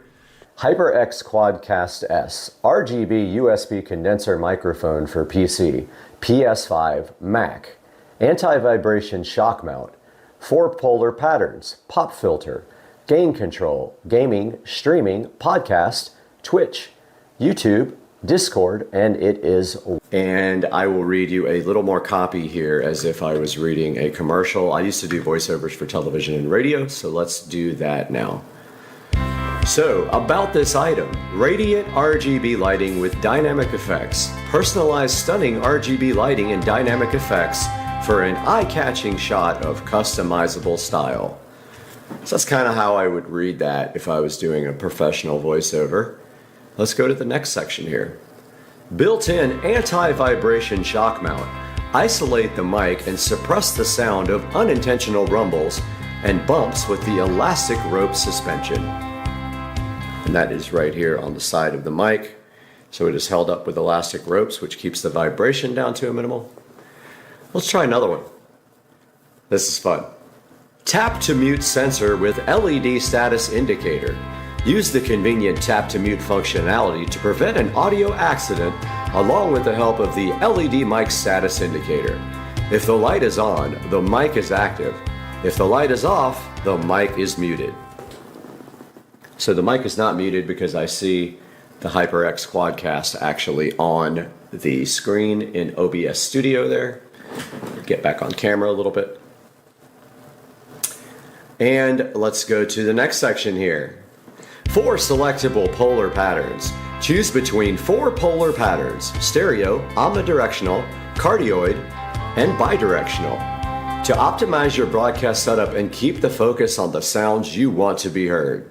Customizable via HyperX Ingenuity software. Personalize your RGB lighting and effects with HyperX Ingenuity software. And that software is here.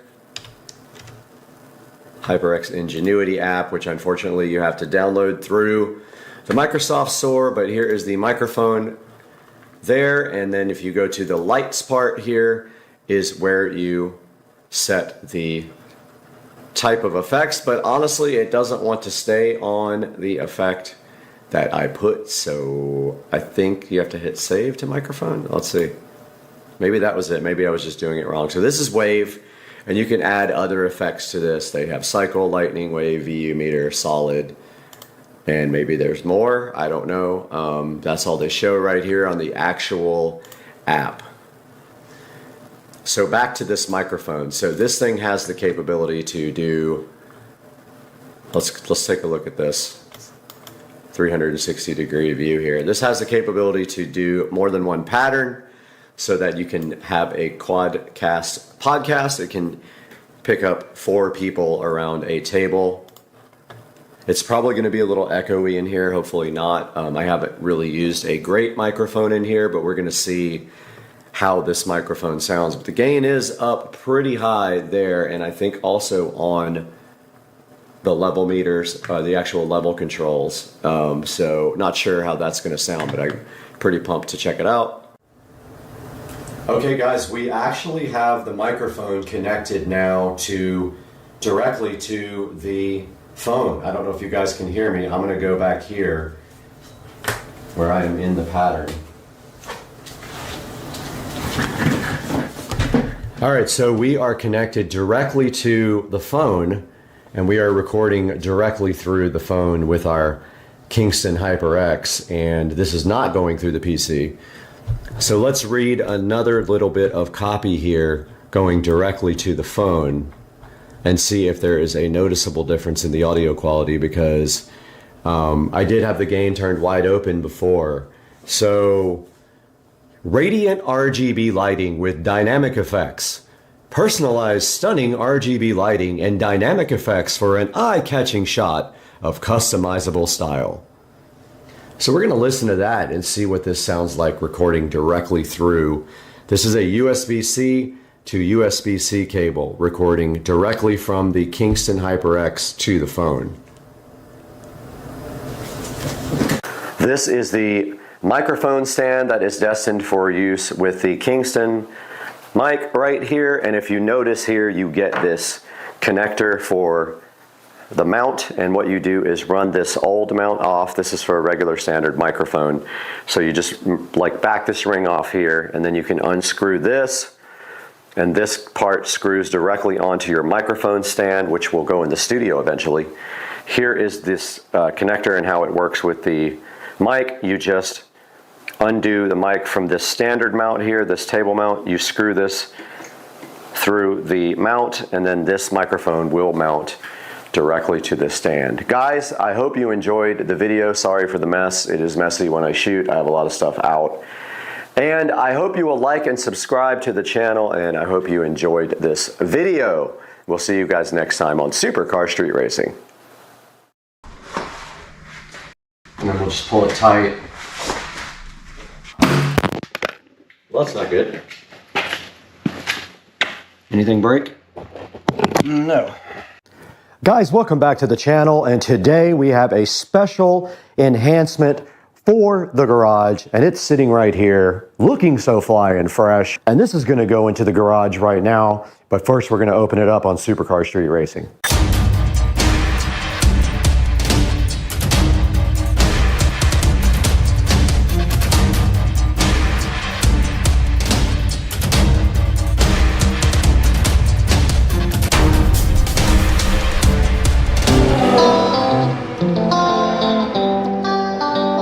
All right, guys, sitting right in front of me is an LED picture light for the garage to go over our Supercar Street Racing banner. And let's get this thing unboxed. And inside here, and right now, you can see the LED light looking so fresh. And basically this light just uses USB power. It is very light. It probably won't need anything except drywall screws to hold it in. We will see. Does come with drywall inserts though, if you need them, and this little telescoping arm. And here is the mount. So basically you put this on the wall. It's almost got like a hot shoe mount. This comes out over and you can redirect your light any way you want. And it does come with this remote control as well, but you now shall not receive batteries with this.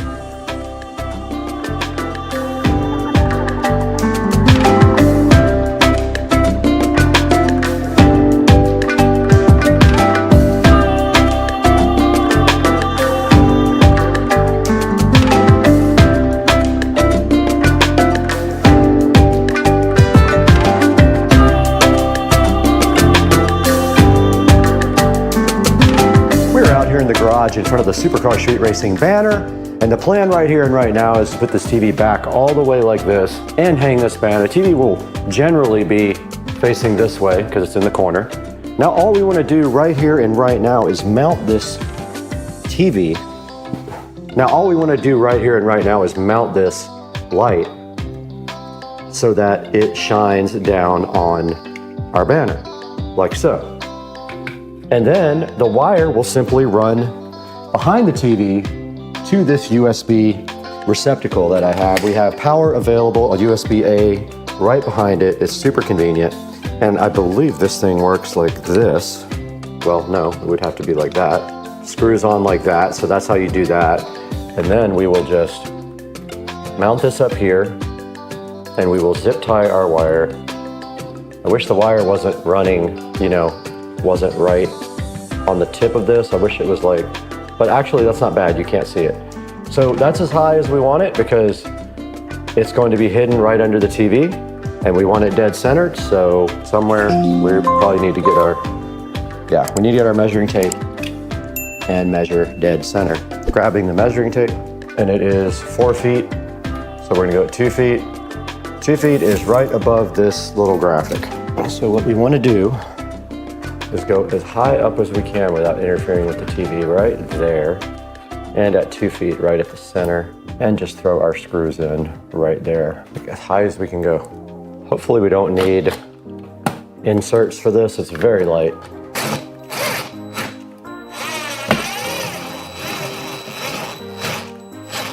Screws are very long and it's very light. And now we will just try to level it out so it doesn't look crooked, right there.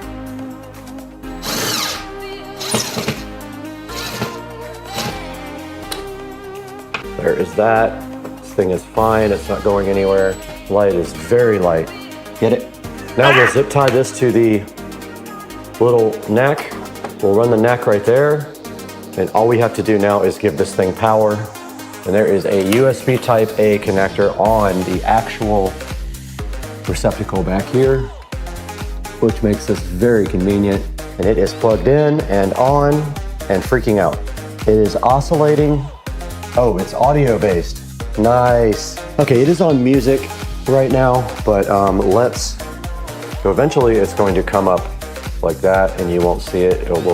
We will tie it straight up like this and it's completely hidden by the TV. But for now, it is on music mode. So I'm putting it on auto where it is doing a nice RGB effect. As you guys can see, we can put it on color, and that is white.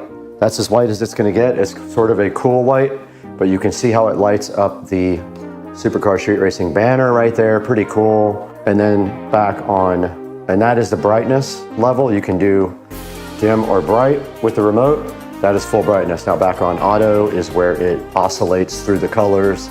Looks pretty cool, guys. And I'll get another shot at night, and we also have to deal with this banner at the bottom not working right. But we need to get some zip ties and finish up our work. And the light is on and the wire is completely hidden, guys. Check it out. Looks fly and fresh. That's not good. Got it! Got it! Anything break? No. Yeah. Well, I broke my microphone connector. That's wonderful.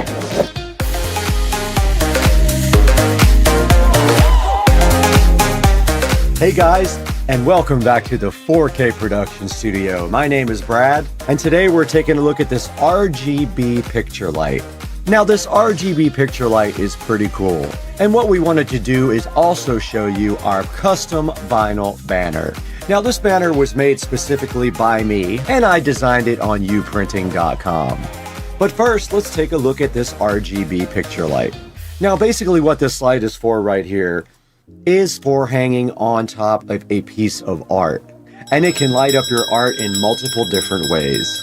Now we are using it for our Supercar Street Racing banner out in the garage, and you can see it right here on the screen where it says RGB picture light with remote, and this thing does work with USB, so it does have a USB Type A on the end of the plug. And checking right here online here on Amazon, it does have a 4.3 star review, and it does cost $34.98 right now for the RGB one. And that's the one we have out here in the garage right now. And let's take a look at some of the reviews here. It has 69% 5-star reviews, easy to install, and so nice, satisfied, and perfect fit. And the 1-star reviews say it's supposed to be wireless, but that is not true. It is not chargeable. And this guy says doesn't work with the timer. And the other guy says just cheap, which yes, it is very cheap, but it does work fine. And now taking a look at some of the pictures here, you can see there is an app for this as well. I didn't use it. And here we have the different colors that you can switch it to over your artwork. And right here, right now, you can see on the app where you can control the music as well. And right here is what's in the package. Basically, it comes in pieces. It has some drywall inserts and screws, the neck, and it has a small remote control on the actual wire so you don't have to use the app. And you can see a picture of it right here in someone's living room with the RGB effect. And that's what I had turned down, as you guys could see in the video, out in the Supercar Street Racing garage. And right here, it has the remote control feature, the button control feature, and also you can control it with an app on your phone. And now we're taking a look at the custom banner that I ordered on uprinting. Now I did design this myself. I'm pretty good at Photoshop, as you can see on some of the videos. So I did design this myself, and I used Photoshop to design it, and then I uploaded it to uprinting.com. I chose 48 by 36 because of the area I wanted to cover up. And you can see right here, right now, it was $29 for the subtotal here for my custom banner, which is not bad. Now, the other two banners I ordered were very large, and they were much more expensive. Now you can see the other order was almost $250 for the two large banners out in the garage, but the 48 by 36 banner was only $53 with everything included. So please check out uprinting.com. And back here on this Supercar Street Racing channel here, and we want to encourage you to please help out the channel by buying all your Amazon products through the links in the description. And you don't have to buy the actual product. You can buy anything you want through any of our links in our description. It does give us a small amount of money, and you help support the channel. And please like and subscribe. That's very important for the channel as well. A lot of people watch but aren't subscribed, and we could really use your support. And we want to thank you guys for the shark coating video support. That video has over 200,000 views and it did very well. And we're so excited to be growing with the community and have you here on Supercar Street Racing. So go ahead and hit that like and subscribe button. And we'd love to hear from you in the comments as well. What do you think about the channel? What needs to be improved? What are we doing right? And what are we doing wrong? And we're going to be back soon with the Marantz Cinema 70S review. We have that all set up and ready to go. I just need to put that video together and get it out to you guys. But for now, I gotta bounce. I gotta get over here and edit.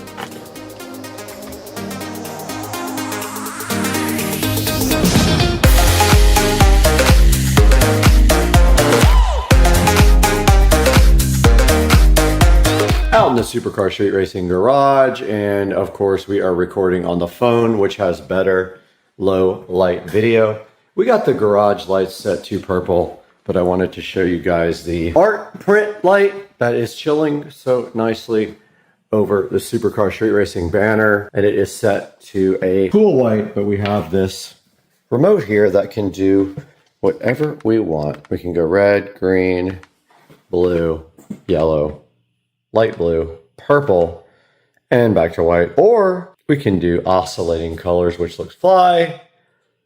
Guys, I hope you like this video. Please like and subscribe. Come on, eat your dinner. Don't worry about these guys. Don't be scared of a bunch of turtles. Death by 1,000 bee stings. Eat dinner. What's up, guys? Welcome back to Supercar Street Racing. We are here in the SCSR compound kitchen. And as you look around at this wonderful kitchen, there's some stuff behind me here that we need to talk about. But I want to jump on camera real quick and tell you guys hello and thank you for supporting the channel and subscribing and also buying all of your merchandise through any of our affiliate links. Please click on any link in any video and buy your stuff from Amazon. It helps us out greatly. It does give us a $1 or $2, but today in the kitchen we have a different mission. We have something sitting on the SCSR table that has nothing to do with this purple folder, but we do have Boom Sounds as a proud sponsor of Supercar Street Racing, and I am giving these away to a commenter that leaves the best comment in the description of why Boom Sounds is the best name ever created for earbuds. And right behind me on the table right here, you do see the Boom Sounds sitting so fresh and so fly and ready to be opened by Supercar Street Racing and reviewed for you guys. So why don't we get to business here? Let's get this opened up. Let's check it out. Let's listen to it, pair it to the phone, see what it sounds like on Supercar Street Racing. Let's go.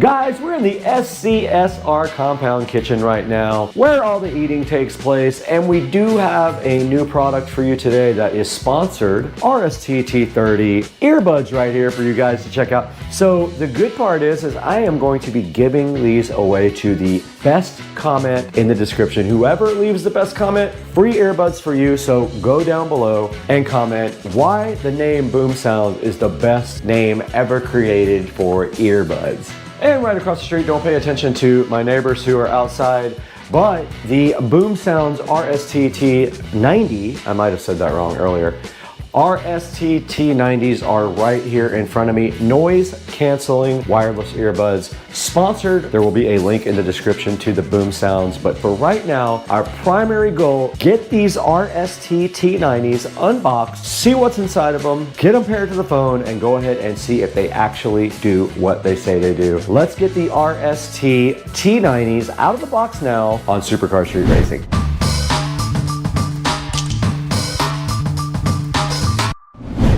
Directly in front of me are some little tiny pieces of a log which have nothing to do with these Boom Sounds RST-T90 noise canceling wireless earbuds that we were so graciously donated by the company as a sponsor for Supercar Street Racing. So today we take a look at the box here. There is a manual here. You can go ahead and scan that right now if you want to, so you can download it with your own phone. And right in front of me, it does show a picture of the charging case and the headphones right there. And it says that they are noise canceling and wireless earbuds for your ear holes. And right here it does say that they have different ear tips, large, medium, and small. I'm assuming all those are actually in the package. And then on the back of the box, it does have the specifications. It has their Bluetooth version, their supported protocols, their transmitter distance, and all of the delicious good stuff about the RST T90 Boom Sounds headphones is located right on the back. And right on the side of the box here, it does say that it has an environment noise canceling feature. It has a dual mode, I guess that pertains to music and or voice. It has a voice assistant. They are wireless, of course. It has 6 hours of battery life, it says right there. There is a multi-function button on the device, easy pairing, and then also sweat proof. So for those of you who sweat a lot, you'll be happy to know that these are sweat proof. And that rounds out the side of the box. And on the top of the RST T90s, Red Star Tech has graciously put their logo right there and put their Boom Sounds name right there along with the model numbers for you guys to see again. But that's a good look at the box. And the next step just really has to be to get these things unboxed and see what they're all about and possibly even charge them.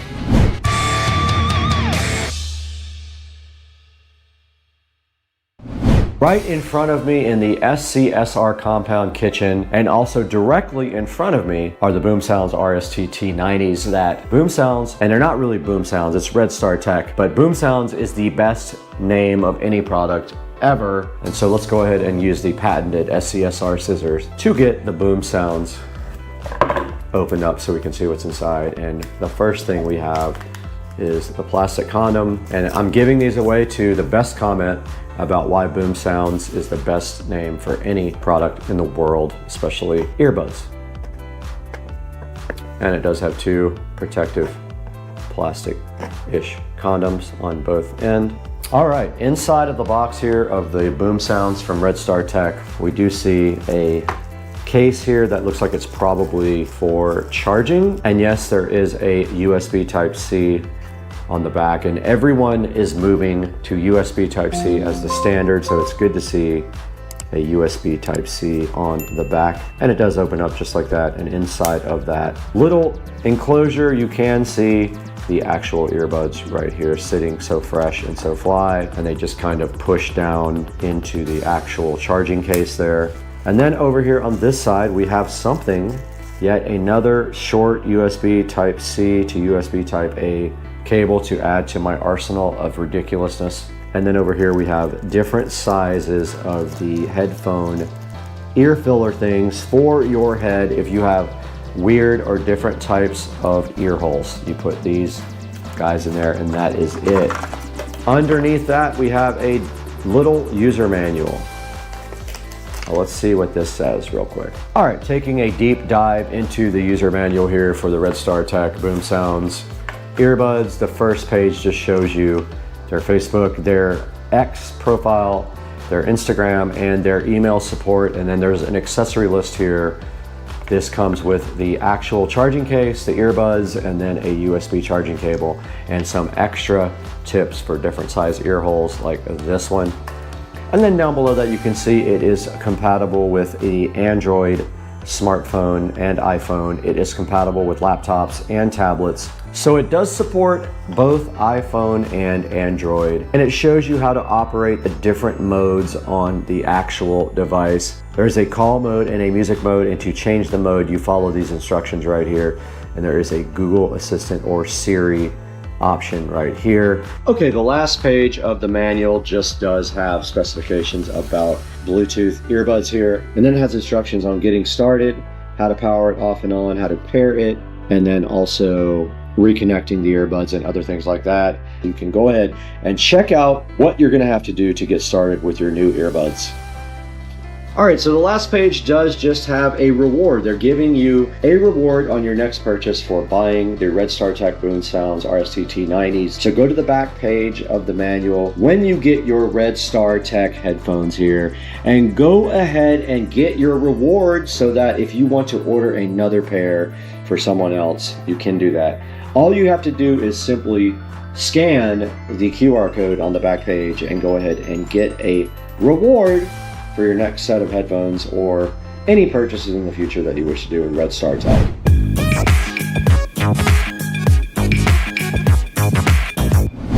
Okay, we are over here at the cam duck, right here, the cam duck. All we have to do right here and right now is plug in the Red StarTech. And looky here, we already have a USB Type A to USB Type C plugged into the cam duck. And right here on the bottom of our earbud container, there's a little USB Type C thing to plug into. Let's go ahead and get that plugged in now.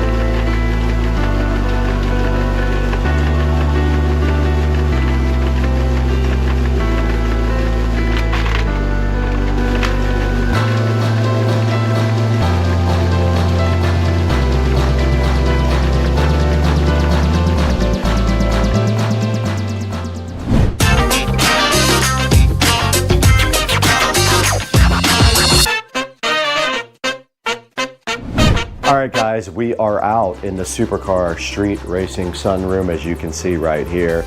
And I just got done with my workout using the Red StarTech earbuds. When I turned them on, they were beeping, and I read on the manual that that may be related to a command that was issued wrong to the earbuds.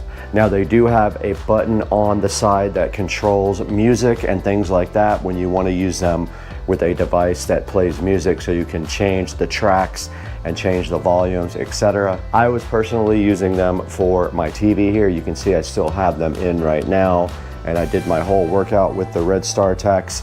And what I can say about them is they have decent sound quality for the price, and also they do have noise canceling. I couldn't notice it that much on the treadmill, but it did block out a lot of the sound around me just simply by being earphones and plugging my ear up.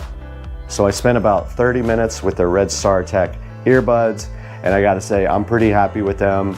As long as you pay attention to the manual and what it says with all the directions and how to operate the multifunction button, which is located on the side of the earbuds, you should be good to go. There isn't a ton of bass, but adding an equalizer to the music should help with that part as well. And the Red StarTechs do come in this nice case here that form fits to the device and also has a magnet in it. So when you put the Red StarTech earbuds down, it does kind of suck them down into the case, which is pretty cool. I'm gonna go ahead and put a link to the Red StarTech earbuds in the description of the video. And if you would like to check these out, go ahead and click through my links to order anything from Amazon, but especially these. If you want your own pair of Red StarTech headphones, go down into the link in the description. And while you're at it, if you wouldn't mind hitting the like and subscribe button for Supercar Street Racing, it helps us out greatly with a few dollars here and there to keep the channel going. And we're so happy to have you as a new viewer or an old viewer if you came back to check us out again. Guys, that's gonna do it for Supercar Street Racing today. Hope you enjoyed the video about the Red StarTech earbuds, and we'll see you guys on the next one. I gotta go lift weights.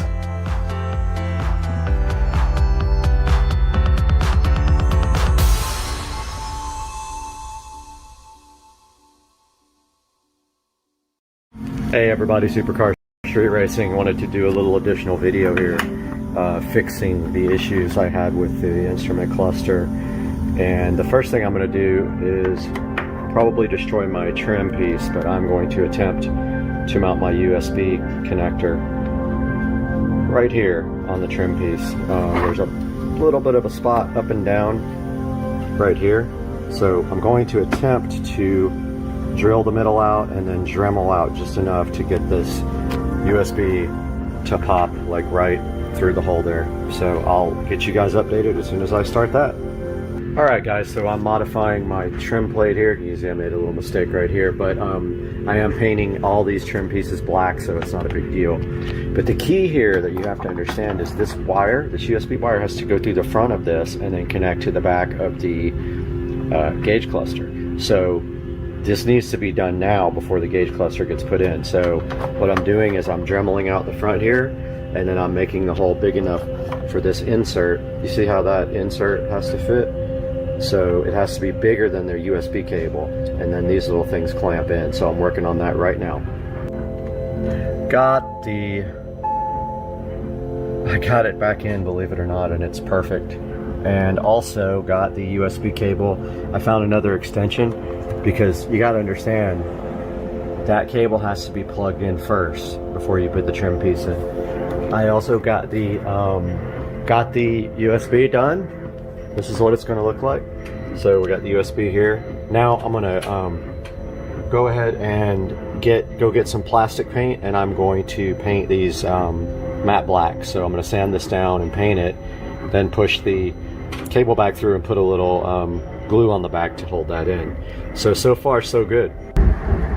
Headed to Home Depot, got the top down because perfect weather the last couple of days in Jacksonville. It's supposed to be 74 to 76 today. Gonna go see if they have plastic paint. I looked at the auto parts store. They didn't have it. If they don't have it, I'm gonna hit AutoZone, which is close by there. So somebody's gonna have it.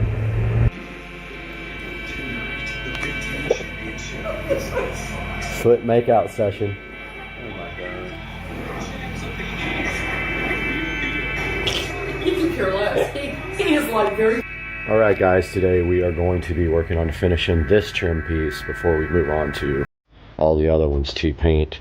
I went and picked up, I was going to do primer and all that, but I went and picked up this Nylon Fusion all-in-one paint. It has primer and paint, and I already had some Jasco deglosser, which I think I am going to just I'm going to sand them first lightly and then degloss that on top of that. So I'm going to work on first though, I'm going to pull out this USB that I put in, and then I'm going to work on getting this vent out real quick. I'm not sure how to do that. Someone said you can work around the clips to get it out, so I'm going to give that a shot real quick. Once I figure it out, I'll update you guys on how. Okay guys, so what I did was stuck my screwdriver in the back of these vents and just pop that off. Now I've got to work on the rest of them here, but that's how you do it. So I'm going to go ahead and get these off of here. Went ahead and got the vent out, which is going to make this piece way easier to sand. And so I'm going to work on that now. I've got the sanding block right here. You could use pretty much anything you want as long as it's fine grit. You don't want to scratch it too hard while you're doing this, but just rough off the top of it. Get that gloss off the top, and then I'll show you what it looks like after that. Alright guys, got this lightly sanded with a sanding block. Didn't do much. I went to a rougher piece of paper. That also didn't work out because it was putting too many scratches in it. So now that this is lightly sanded, I'm going to go ahead and use some sander deglosser on it. Alright guys, this piece is almost ready to be painted. The deglosser is drying right now. It really just takes one rub down with the deglosser. Then we're going to go ahead and, of course, don't do like what you see online. We're going to go ahead and move this car outside because the overspray would get all over the car. Wanted to show you guys what this looks like after it's deglossed, which is just about dry now. So I'm doing this piece first because, you know, obviously this has done now because I cut the trim. but also just to see how it turns out with this paint. If this paint is not good, I'm going to sand it down again and use the SIM paint. But this says any surface, 5 times stronger adhesion, paint plus primer. So I'm going to use this. This is just about dry. I'm going to go ahead and put the first coat on. I think that's dry. Yeah, that's dry enough to start, I believe. I think so. Well, it's still kind of wet. I'm gonna go ahead and wipe it down one more time. Just a dry cloth. Okay, this is ready for the first coat. Remember, your first coat is light. You don't want any drips, and this thing is kind of tilted a little bit. So, this is the bottom of the vent here. I'm just gonna start like this. Light coat. And really hope that this sticks.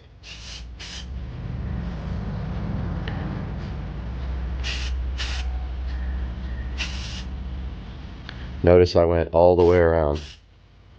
Okay.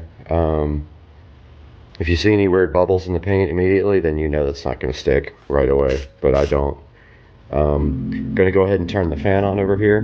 Got my little box fan to promote drying a little bit faster. I think I'm gonna try 3 coats, but I want to see how good that comes out. All right, guys. So I'm gonna go ahead and start pulling off more trim while that one is drying. I've never pulled off the door trim before, but I think it's fairly easy. This guy here, the one that I'm really worried about is the center console, because I have no idea how to do that, but that's going to be involved because it's the iDrive thing as well. So I've got my trim removal tools here, which if you don't have those, you should really invest in some. I'm going to go ahead and do this off camera because I need both hands. Okay, the trim popped right off. I put my angled trim tool behind it, started at the end and popped it right off, no problem. Easiest thing ever. Like I said, center console is what worries me. I'm gonna go ahead and sand this and degloss it and get back to you. Oh, by the way, this is the driver's side door trim. Got the second trim piece deglossed here. It says it takes about 10 minutes to dry, so while that's drying, I sanded it lightly and deglossed it. While that's drying, I am going to go ahead and get the other door piece off real quick. All right, we are waiting for this piece to dry. I'm thinking about 10 minutes between coats. It's still a little wet on this side. I hope that's what that is, and not something in the actual paint. Also, these are both sanded and deglossed. You can see this one's still wet here, waiting for that to dry. As soon as these two are dry from deglossing, you can see there, that's clearly wet. As soon as those are dry from deglossing, I'm going to hit coat number 2 on this guy too. I'm going to give this about maybe 5 more minutes to dry, and I have my fan over here going. So I just saw on the instructions for the paint, it says to only wait 1 minute between coats. So I'm going to go ahead and get the second coat on this guy now. Shake the can up again. Also, if the can's really cold, you might want to heat it up with water first. But this can's in good shape. So really I'm concerned about this little spot here that's kind of showing up, but I'm going to go with coat number 2.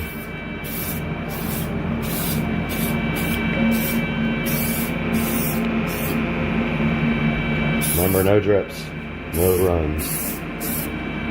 Alright, so coat number 2 is done there. This guy looks like it might not still be dry. That guy's dry. It said not to wipe anything down after deglossing. It said to go directly to paint. So I don't know if that guy's still wet. Let me give it like maybe 2 more minutes to dry.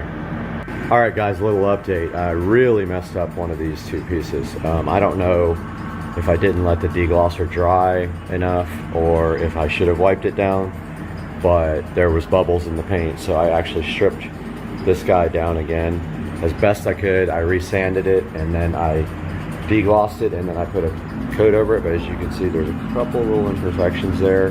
Hopefully they'll get covered. This guy had a few bubbles, but it looks like they're working themselves out with extra coats, but this guy in front here was really bad, like bubbled up throughout the whole thing. So yeah, that's where I am now. This guy already has like 3 coats. I'm gonna go 1 more and be done. All right, in the car, removing the center console trim, which I was dreading, but it's not that hard.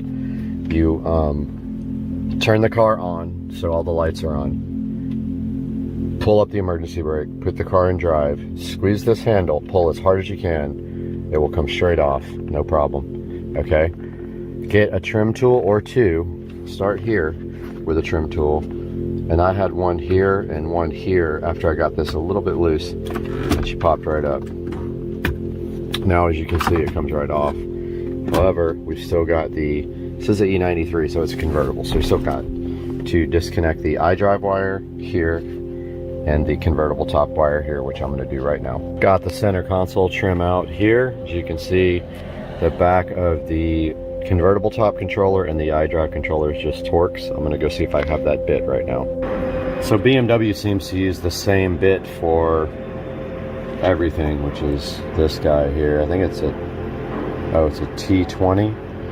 So that's what fits here. I'm gonna go ahead and remove these two and the center console trim here. Or sorry, the little sunglass pocket. Unfortunately, I don't have a drill because my drill died, but actually I have a tiny drill that I can then adapt with this guy here to drive this. I'm gonna do that now. All right, I got the cruise control. I got the convertible top module controller out. I got the iDrive controller out. I got the sunglass holder out. Got lucky, I did have the Torx bits here. I was surprised because it was smaller than the other one. So I'm gonna go ahead and start working on the center console, getting it all prepped now. All right, got the center console trim scuffed up. Next step is to degloss that. I got several coats on this. There are some weird, like, little divots here and there. Gotta do one more coat on this guy here, just to try to fill that in. Well, I'm gonna do one coat on all these again. So this guy has about 4 coats. These guys have about, actually this one probably has like 6. That one has like 4 each. So I'm gonna do one more now and then degloss the center console trim piece here. Okay, God, that car looks good, damn. I'm about to remove the trim for the center part of the dash here. I've done this before. There's a couple of little tricky things to it, but you basically just pop it off and there's a few little plugs, and then we'll have to figure out how to get the vents out, and I'll be back to you once I get this piece out. All right, I got the center dash trim piece out here. Now I've got to work on, if I can, taking these vents out, because now keep in mind this has the starter button too, and whoops, and the this set of switches here. So this might take a little bit longer to get out, but it can be done. I've taken the starter button out and refurbished it before. I'm gonna work on that now. Oh, one other thing, guys. I'm gonna refurbish the center shifter trim. However, I don't have the Torx, that tiny little dude there, to get those out unless I can find maybe a flathead that can get those out. Got the center dash vent out here. You just have to pry the clips at the top and the bottom. It's kind of difficult to get out and take off these 2 nuts on the side, but I did get that out. So now I'm going to work on prepping the center dash vent holder. Got the center dash piece prepped, sanded. You can see it has a slight glaze over the top. It's also deglossed. It is ready to go. I'm about to put the first coat on this guy. Okay, I got the center shift boot prepped. It's not great. It's really hard to make it stick. I deglossed it, but I'm gonna go straight up on it instead of from the side. Hopefully I don't ruin my shift boot. If I do, I'll buy the whole new piece and reuse the electronics. I got the electronics taped up because I don't have the Torx, but I'm gonna grab my spray can and I'm gonna do a coat from the very top so I don't get my shift boot. Okay, I'm already having issues with this because I think of the rubberized coating that's on top of it.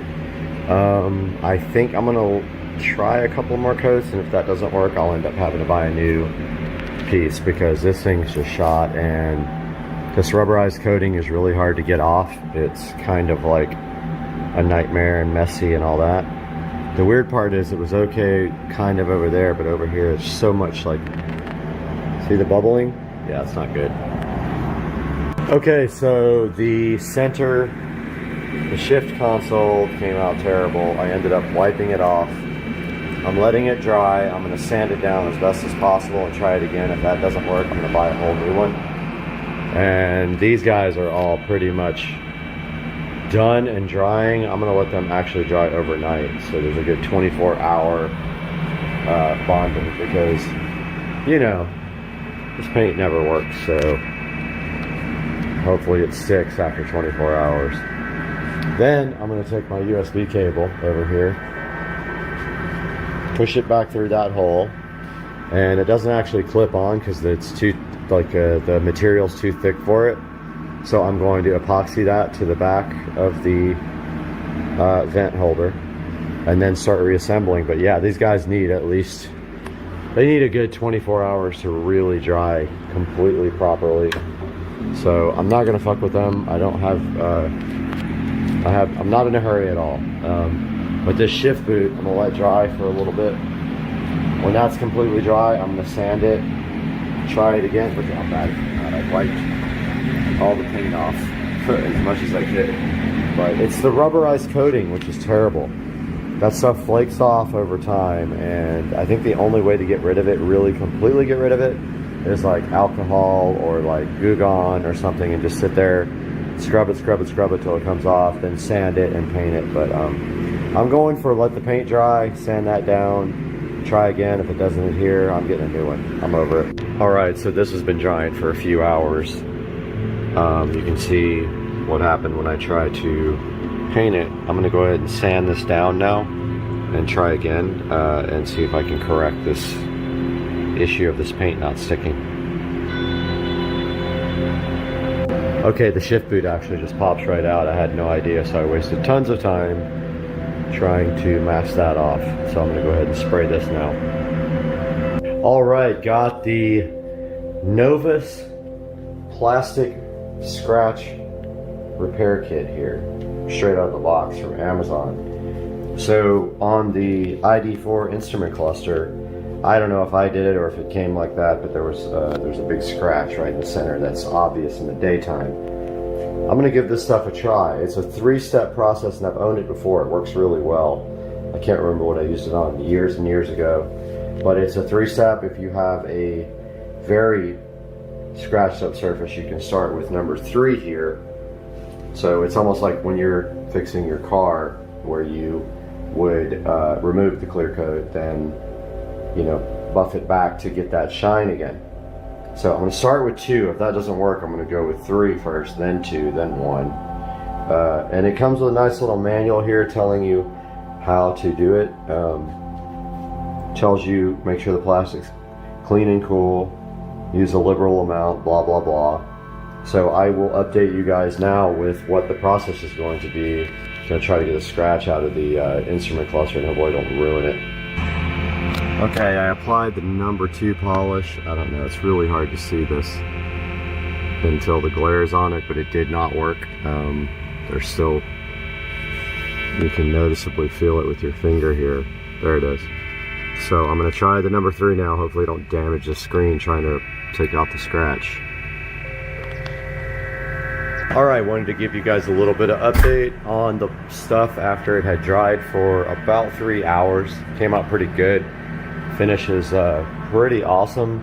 I'm not gonna put any more coats on these guys, but there you can see up close what the finish looks like, which is really good. Now, I'm still having issues with the rubber, the one with the rubberized coating on it. That's the shift surround one. That one may end up having to get replaced, but not sure. I'm gonna go look up how much a new one is. But so yeah, this is after about 5 or 6 coats of Fusion.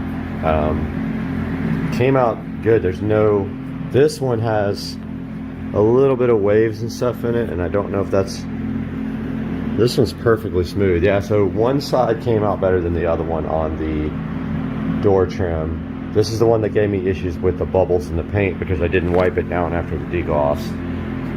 So yeah, that one's still got some little bit of problems that you probably won't be able to see in the car, but kind of a bummer because this one over here is pretty much perfect. No kinds of issues. This one has little divots in it, right there. There's a kit. See how this one has some issues? Can probably just sand this and then put another coat, but I'm not sure at this point if I want to do that or need to do that. Once it's in the car, I think it'll be unnoticeable. If this really bothers me, I might pop it back off and do it again. Strip it down completely and redo it. It really needs to be sandblasted, I would think, to get all the stuff off. If I had a sandblaster, I would have done that in the very beginning to all these pieces to get the surface ready. But yeah, it came out pretty good. I hope you guys liked this video, and give this a shot yourself, because the wood trim looks ridiculous, and getting other trim off of like eBay or another place is pretty expensive. I know they make carbon fiber for around $800. It's true carbon. But I hope you guys have a great day. It's been Supercar Street Racing. I'm gonna put another clip up after I get everything reinstalled, so there's more coming. All right, was working on the shift boot here also. There's the shift boot that popped out. Got the mother's VLR, which is absolutely the best for cleaning any kind of surface in your car. This stuff is great. That and a magic eraser, dude, you can't go wrong. But here, I treated the shift boot with VLR. So now I've got the old magical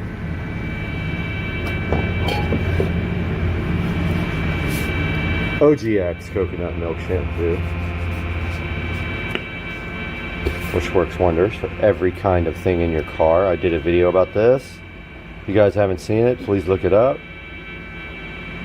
Pour a little bit of that nastiness on there, buff that out, and I'll get back to you.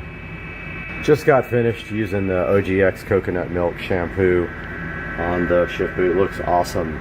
I know you guys should really go back and check out my video. I found this online, and that stuff has been a godsend for me for the leather. I'm gonna go back here, grab my Chemical Guys quick leather detailer. On top of that, go ahead and buff that out and get back to you guys. All right, I'm done restoring the shift boot. That's 11 years worth of grime and dirt gone. Looks really good. Super impressed with the way that came out. And you're not gonna get a better opportunity to clean the shift boot than when it's out of the car, because it's way easier to get to. You can put your hand in there and kind of push on it and get all the dirt and stuff off. So make sure when you do this project, you clean and restore everything you have possibility to do, including inside of the center console. Do a bunch of cleaning inside there, vacuum it out, and polish it up. Just because it's gonna be there, and you might as well take the time to do that now. Now the next step is we need to epoxy our USB cable in here. So I'm gonna prep the surface over here of my workbench to do that now. All right, got my USB cable ready, pushed to the back here. Wish it was thinner, but I don't think you can even make it thinner. There isn't a way to do that because it's kind of thick on the front. Doesn't look exactly what I planned, but I'll live with it. I'm gonna go ahead and mix up my JB weld. It's not gonna take much. Equal parts of this and this here. Stir it up, put it on the back here. Dries in 6 minutes. I'll get back to you guys once that is done. All right, guys. So I got the epoxy done on the back of the USB interface for the vent, and there it is. Now this stuff dries very fast, so 6 minutes. This is the quick weld. If you guys are interested in the product right here, in no time that'll be dry. I did notice that the surface, I just see like imperfections in this just now that I never saw before. Oh well. Few imperfections in the top of this thing that I don't like. I might put another coat on that, but surface is angled so the plug doesn't fit 100%, but I might put another coat of paint because this looks a little weird, and I don't know if I did that. Oh, oops, just got my hand in the epoxy here. Don't know if I did that when I did the epoxy or not. Okay, so a little update. Really this one with the USB, I messed up big time. paint was not even close to being dry after 3 or 4 hours, and everywhere I touched it made fingerprints. I'm hoping that by tomorrow this stuff fully cures and I don't have to worry about that. But this one, when I tried to respray it, it had runs and stuff and it didn't stick. So I'm gonna end up having to sand this piece down and start over. So I am in the process of letting that dry a little bit. I wiped off all the runs, hoping I can get this sanded down good enough to start the process over again. Got up this morning, this stuff dried all night long. Going to start rebuilding the car here pretty quickly, but I wanted to give you guys an update on this vent that had the USB connector that I messed up last night. I went ahead and sanded it down again because the texture on it was really bad right here.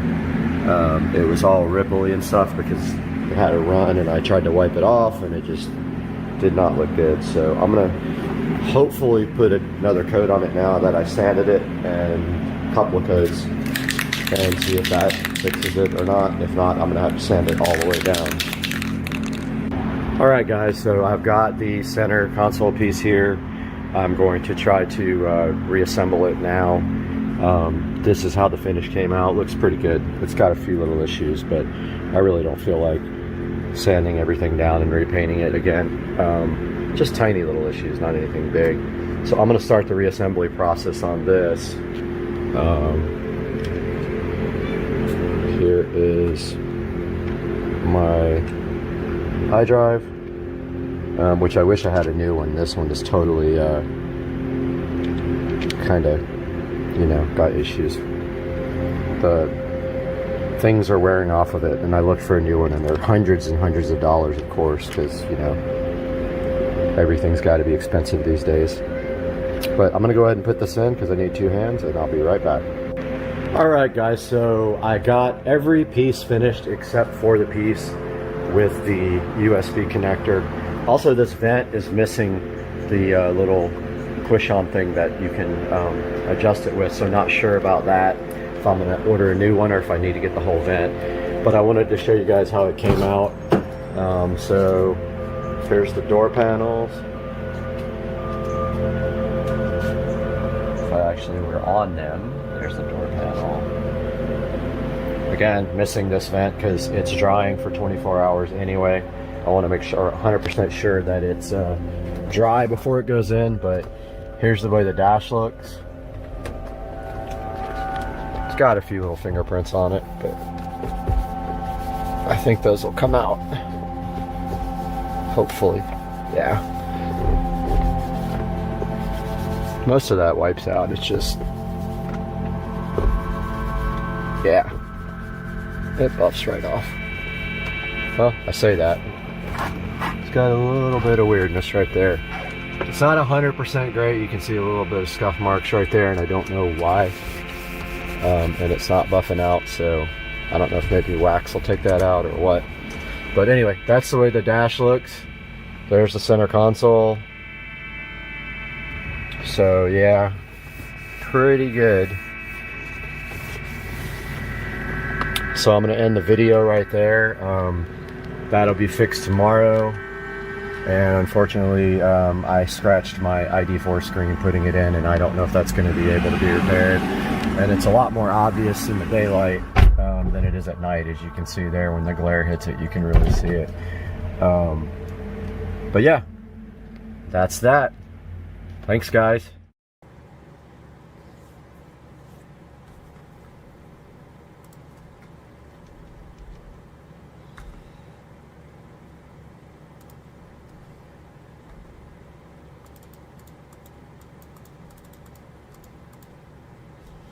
Hey guys, welcome to the first of what will be a few podcasts here. We want to talk about a little bit about what happened yesterday, yesterday and the day before, and I'm sure you know about what happened. So basically, CrowdStrike caused a massive outage in the IT world, and it was worldwide, and it affected a lot of businesses.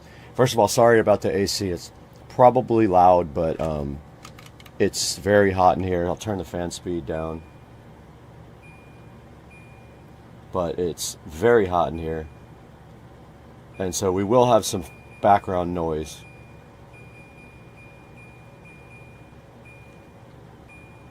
Yeah, so basically there was an outage yesterday related to CrowdStrike. And what that meant is that, and I knew some people that were personally involved in not only it happening to them, but also in the fixing of this crazy thing that happened. Basically, computers, servers, devices are always patched to mitigate security risks. I'm an IT security professional, so that's part of my job, is understanding mitigating risks. And part of that is when a vulnerability is found in software or hardware, even in Internet of Things, things like your thermostat or, you know, anything that is controlled remotely through the internet, maybe your pool pump or things like that. When there's vulnerabilities located, companies will do their best to patch that immediately and mitigate that vulnerability. So what happened was, anybody who was a CrowdStrike customer, CrowdStrike released an update to their software, and basically that broke the planet. Why? Let's talk about why that happened and how it could have been avoided. When a patch is released to the public, it is supposed to be tested first by a certain amount of people and released through change control so that these things don't happen. Now, you can't always guarantee that that's going to make everything right, but this was so huge that you would think that this was tested by at least enough people that you would know pretty quickly that there was a major problem with this update. Now, a lot of people, this happened overnight, I believe Thursday night. A lot of people went to bed and got up with this. Your PC ran into a problem and needs to restart. So it would ask you to restart the computer. Then it would go into your PC did not start properly. What do you want to do? You have choices of fixing it, basically trying to automatically fix it. You can go to a command prompt. You can do startup tools. There's a lot of things you can do from that menu. Now, before we talk about that part, let's talk about another thing. These computers, a lot of them nowadays, have trusted platform modules installed, and basically what that means is that there is a lock on the computer that prevents you from booting if something is changed in the computer that wasn't authorized. At the top of trying to do anything like that, you have the problem of you just can't go into safe mode. You can't go into a command prompt because the computer won't allow you to without the key. And this program is called BitLocker, and a lot of places use this, or in other programs that keep the computer from being booted up without a code if something changes or if there's a problem. So a lot of the people that were affected yesterday could not fix what we're going to talk about next, which is how could this possibly have been fixed? This is one of those chicken and egg scenarios that almost was way worse than it was. Someone figured out at some point that this was CrowdStrike causing this outage. Then they had to figure out what was causing it. Meanwhile, people wake up to this and they can't work. Now, if you were lucky enough to have a company that had a Citrix environment and it wasn't infected or affected by this, you could still work because you could use your Citrix desktop and get into the network. That's a second way in for a lot of people. The first way in is through your laptop desktop with VPN. The second way is through VDI like Citrix. So luckily a lot of people had VDI and could get in at least enough to try to start helping people and figure out and tell people what actually was happening, besides texting on the phone and saying, hey, why do I have this, this blue screen on my computer? So basically, the fix was this. There was a driver update made by CrowdStrike, and it was I think it was a .dat file that it updated, and I'm looking for it. I have it somewhere. So they installed new drivers, and that's what did it. It broke a lot of people.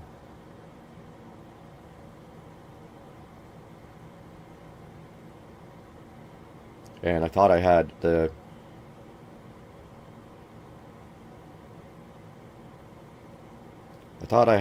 oh, okay, yeah. So basically, there was a file. It was actually a .sys file, a driver file. And it was located in the Windows System 32 drivers directory. So on your C drive, it would be Windows / System 32 / drivers / CrowdStrike. And then inside that folder, there was a file that ended with a 290 that had the number 291 in it. One single file did this, and it had to be deleted. Now, manually, by every single person that this affected, everywhere. That's how it was deleted. Think about the fact that when you're not in Windows yet, you're not able to be remoted into. The only way you could ever get help with this would be like FaceTime or like Messenger video or whatever, because you're not in Windows yet, so nobody can remote in and delete it. And then also think about the fact that a lot of these people aren't IT professionals, so they don't understand how to navigate in a directory. You have to manually navigate. Now this is Windows 11. It affected Windows 10 differently. You have to open the command prompt, but to do that, you had to have a BitLocker key first, which had to be done by your IT pros. They had to give you the key when you feed them a code. And then you go to secure command prompt and from the blue fix stuff, and then you navigate to Windows System 32 drivers, CrowdStrike, and delete one file, and your laptop boots up fine. For thousands of people. How many employees do big companies have? 15, 20,000 employees had to do this yesterday. The fix didn't get out to a lot of people until well after 9 a.m. yesterday. It wasn't available. Nobody had it yet. So it was just on the news, but nobody understood yet quite what was doing it. So this cost the world a lot of money yesterday. So I expect there to be some kind of fallout from this with CrowdStrike and or Microsoft. Now, don't get it twisted. This wasn't a Microsoft outage. It was a CrowdStrike related outage. And that's why you'll see Microsoft on a lot of the news articles and on the videos. But just remember, this was a CrowdStrike driver that pulled down, half the planet Earth. And it not only did it affect PCs, laptops for businesses, it also affected applications and servers. So if it was patched and it had CrowdStrike, it was definitely a problem. Now this patching happens every day. It's not anything new, and this can happen anytime a patch is applied. But the patches are necessary. Sometimes you can test them, sometimes you can't. Sometimes you don't have time to, but most of the time the patches are rolled out to the enterprise when they're released because of security concerns. So yeah, I just wanted to kind of take, a little bit of time to talk about what happened here with CrowdStrike on Friday morning. And of course, at worst possible time you could have it happen on a Friday morning to half the country.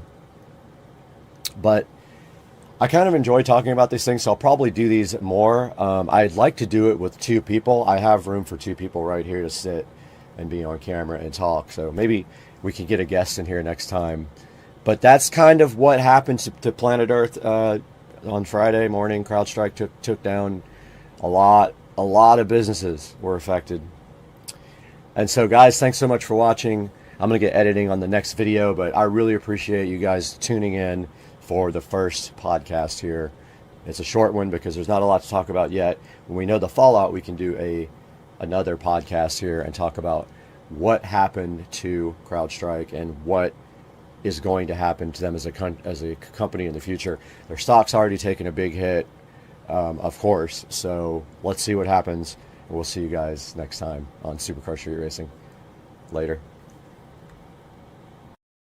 Just looked outside and my new Greenworks Pro electric lawnmower got here. Yes, I am going to be cutting my own grass now because my yard people have messed it up so many times that I finally said I fired him. So he must have cut his grass today. I was going to do it with my new Greenworks Pro, but I guess I'll wait till next week to cut the grass when it gets longer. There is the Greenworks Pro sitting so fresh outside the door.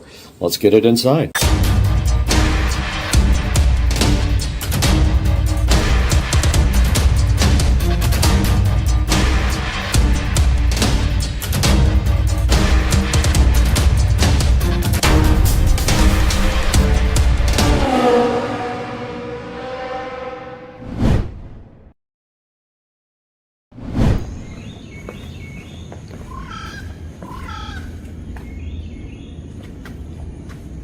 That is insane.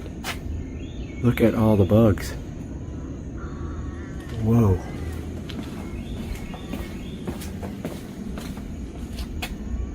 Unreal.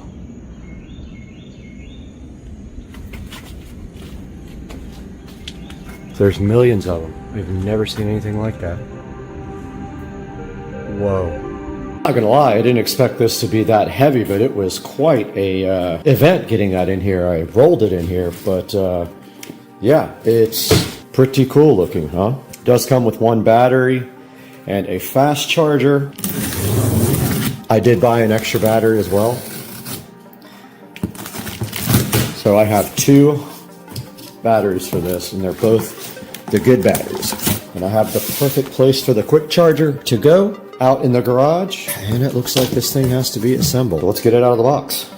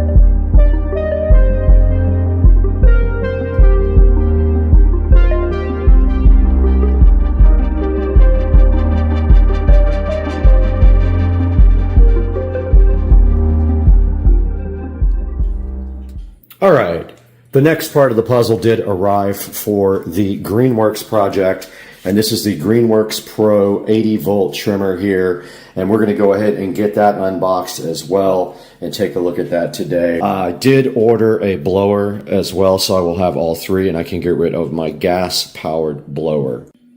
This is the cover for the Greenworks lawnmower. We're going to go ahead and get that out of the vacuum seal here.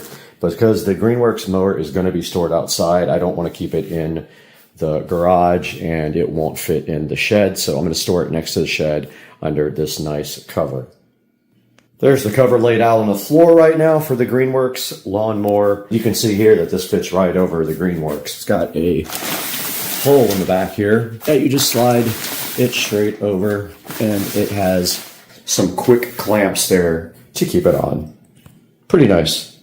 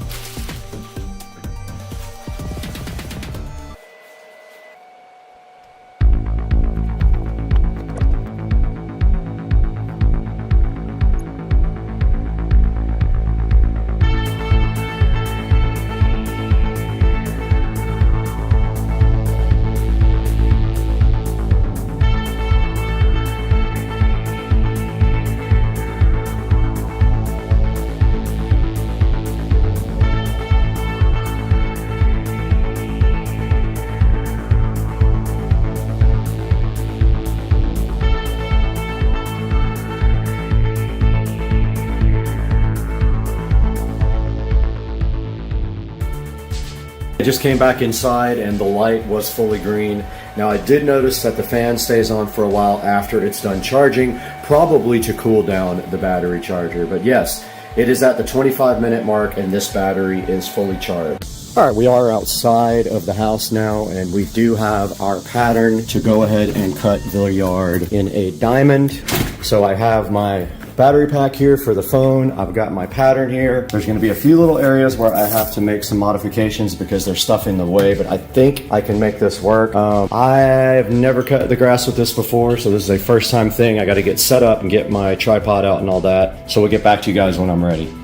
And it is almost time to cut the grass, and you know what that means. We need a battery, and so we have to come out here to our charger and get our biggest battery out of here. Is that big boy right there is what we're going to use. I'm just giving it time to dry. It's wet from overnight, and also the sprinklers were on briefly because the sprinkler repairman was here replacing my valve, but I have never put one of these in, so let's see how that works. We got the 80-volt lawnmower here, brand new, never been used, don't know how to use it. I've got the deck height set to the second from the top here. Gonna see how low that is. If that's too low this time, next time I will crank it up a bit. But we should be able to just put this battery. Okay, so it goes down. So this insert's basically, this should be facing up in the back.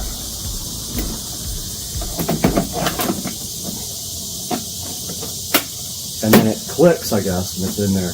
And the battery is full. Now we should just be able to push that button.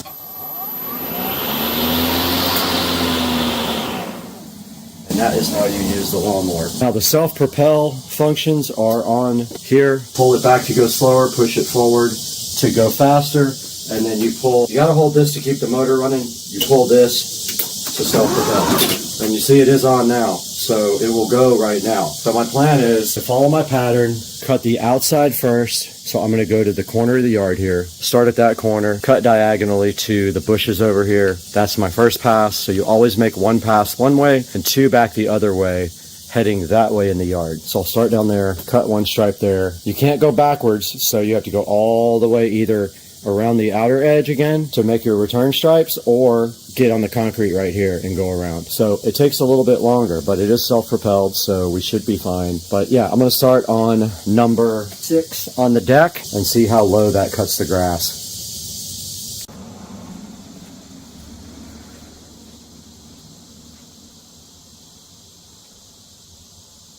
All right, I let the yard dry for about 45 minutes. I know it's not completely dry, but I don't have time to wait. So I'm going to go ahead and start cutting.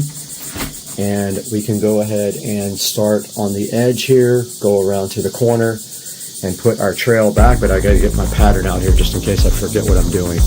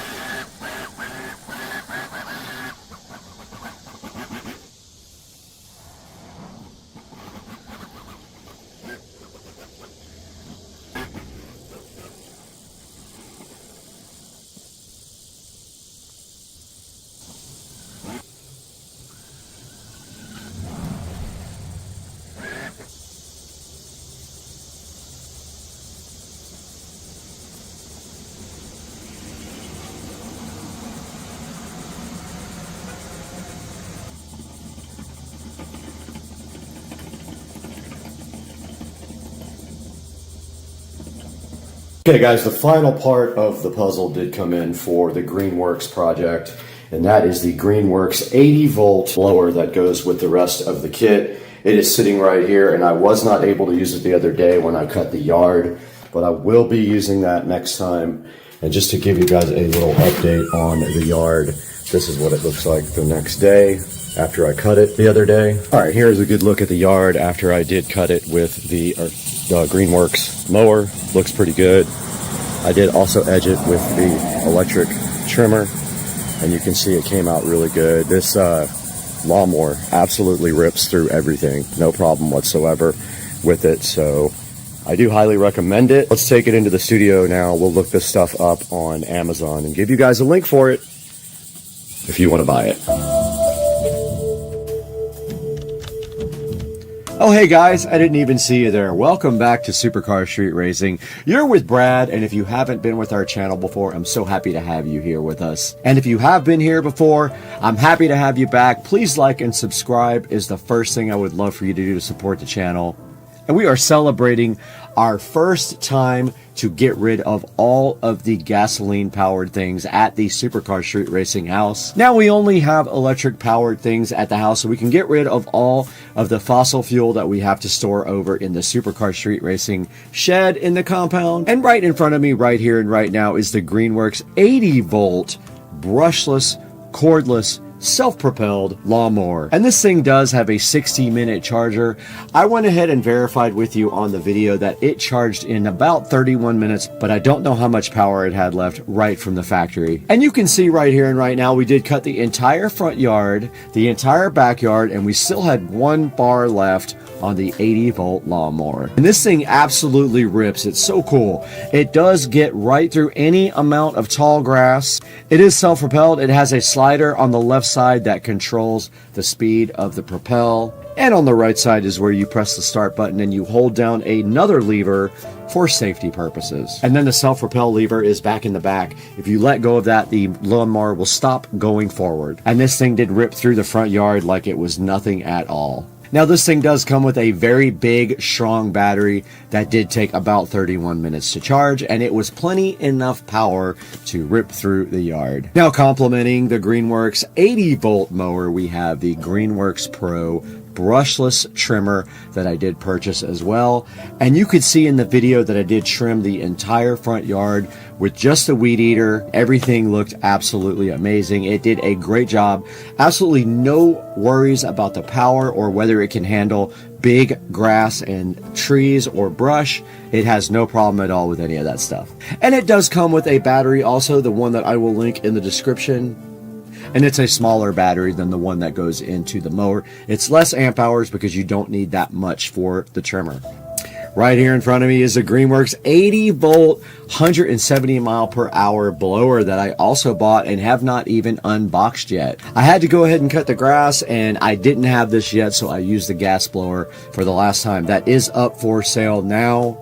If you're in the Jacksonville area and you want this blower, let me know. I'll go ahead and hook you up with it. And this thing I haven't tested yet, so we'll get another video going about that. This is an extra 80 volt 4 amp hour lithium ion battery that I also bought from Amazon, and you can get that as well so that you have a spare if you have a larger yard. But like I said, this thing had plenty of power left after I was done to go ahead and cut the entire yard and still have one whole bar left. This is the toe kept cover that I bought for the mower because it will be stored outside. But don't get any ideas about stealing it because I've got cameras and other things to protect my property. And this thing is pretty cool. It already went through a storm. The lawnmower didn't get wet at all, so it's doing its job perfectly. And guys, this thing sits at a solid 4.4 star reviews, and I can tell you firsthand that I love this mower. It does exactly what it is supposed to do. And I want to thank you guys for supporting Supercar Street Racing. 10,000 subscribers this week. We hit 10,000 subscribers, which is amazing. It's such a cool thing for the channel,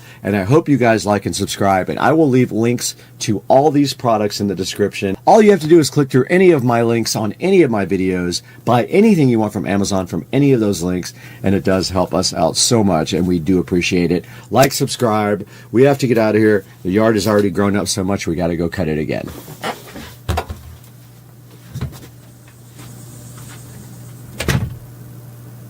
Yo, the moon's insane this morning. Look at that. So cool. I think it's like 6:30. I don't even know what time it is. That is just the coolest thing ever. What do we got? Hill satisfaction. Let's go. You do it. It's your radio. Peel sat. Let's go. Oh, look how so crispified it is. Oh, hold on. I got a little more. Got the garage ready for the new floor going in tomorrow, guys. I'm so hyped that we're getting a new garage floor tomorrow. Shark coating the garage. Tesla's got a new home tomorrow. Let's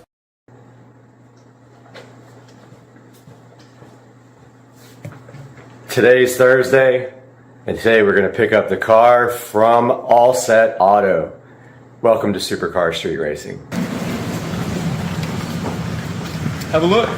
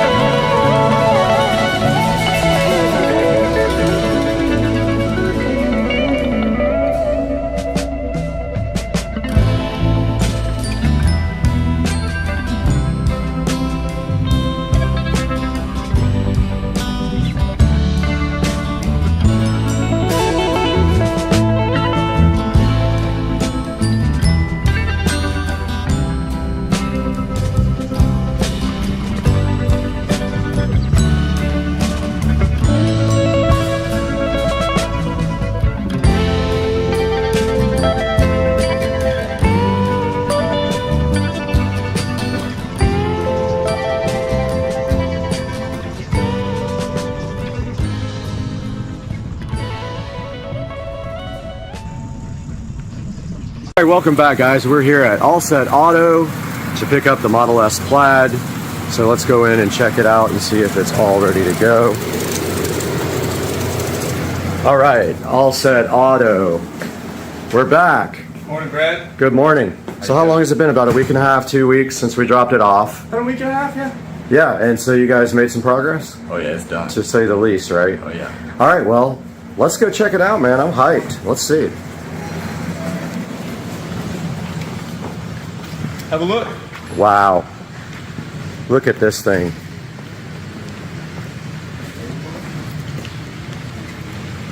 It's almost like you breathless. You don't know what to say. It's just so good.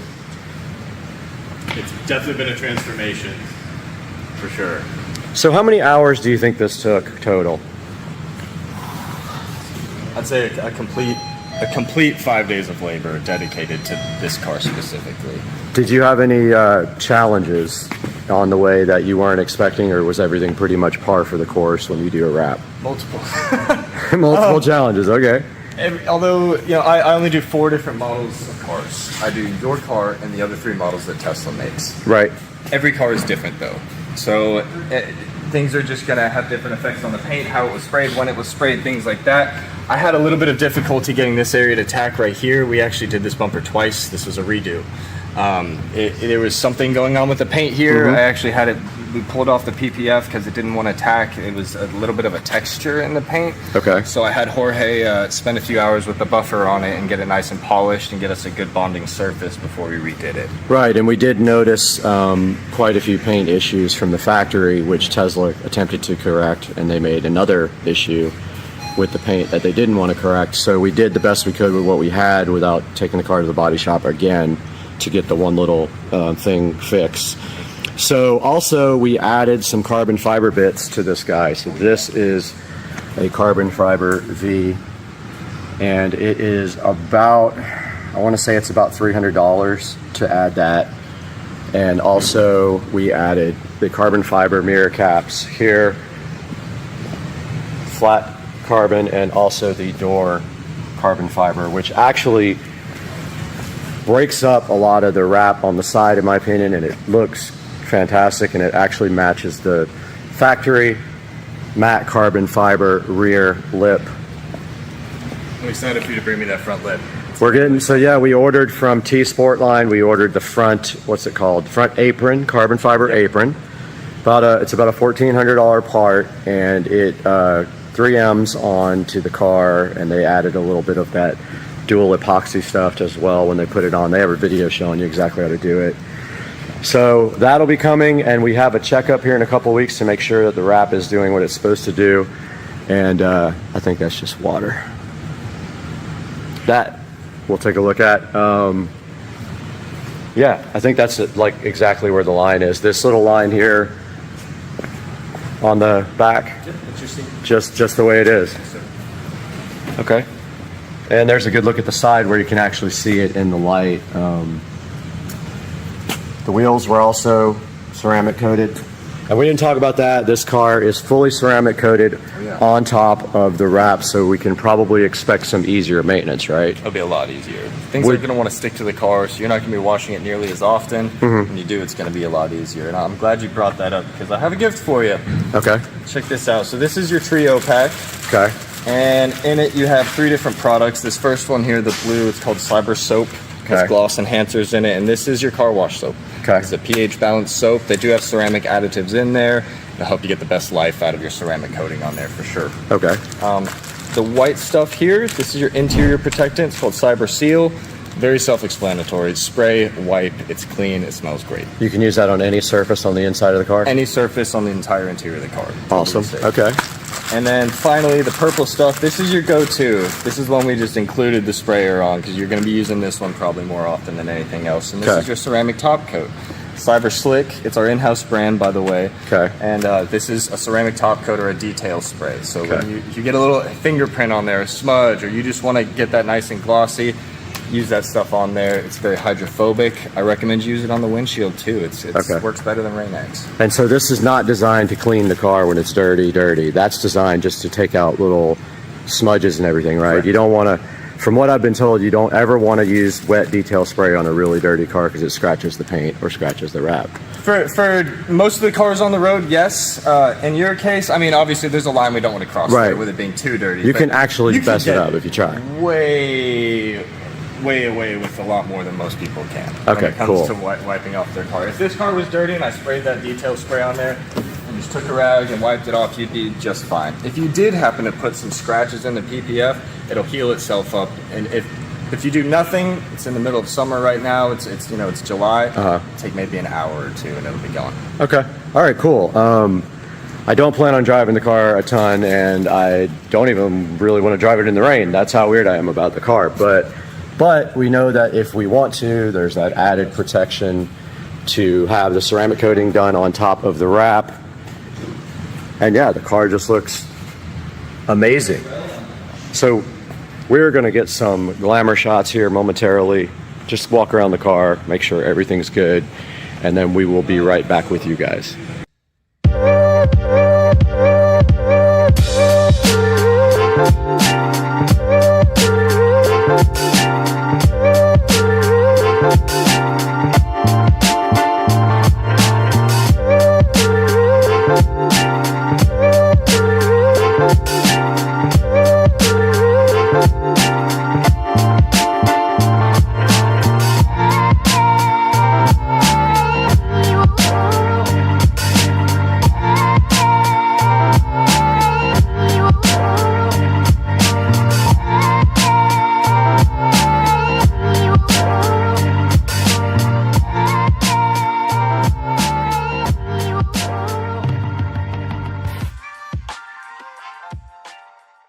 Accessory Boulevard. What's up, guys? And the navigation just went off, and you guys just saw we picked up the Model S Plaid from All Set Auto about 10 minutes ago. Just make sure you stick around to the end and like and comment. Turn right onto Arlington Expressway. We will.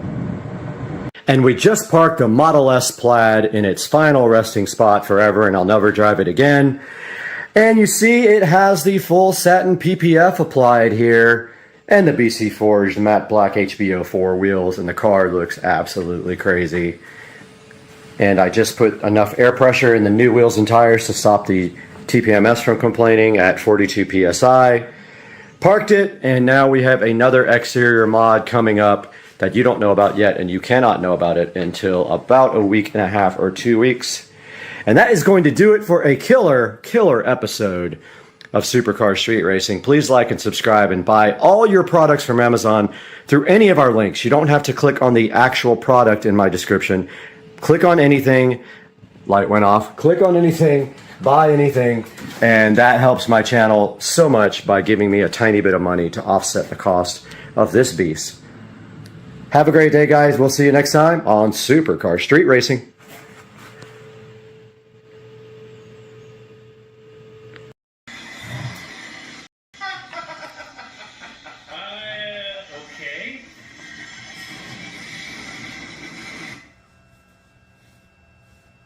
The fight is on. Oh yeah.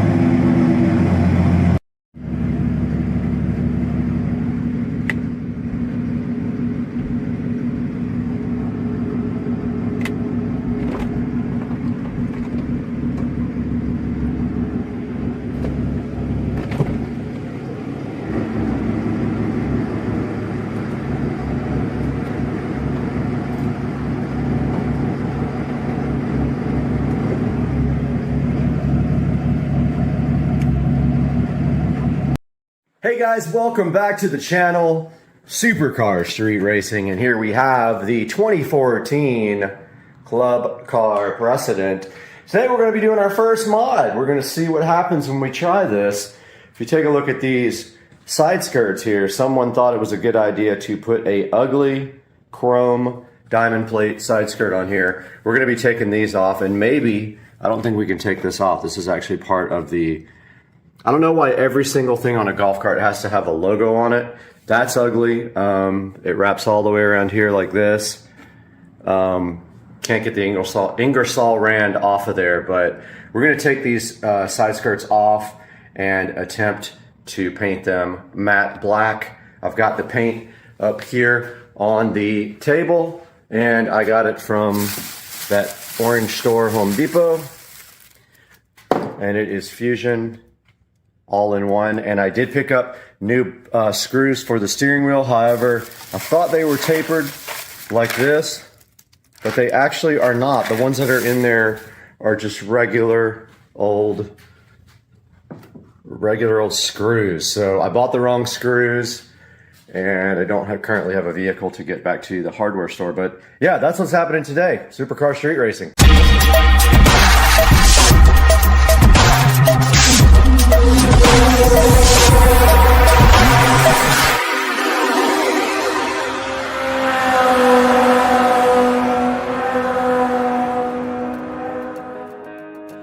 Alright guys, welcome back, and it looks like today there's a screw missing here, but I think our objective is to remove these 4 screws and take this off. The actual chrome plating is chipping off of this, but let's get the screwdriver out and get this guy off of there ASAP. The screwdriver is in the shed, but I have old reliable Black & Decker here, so this guy has never let me down. I've had the screwdriver for years and years.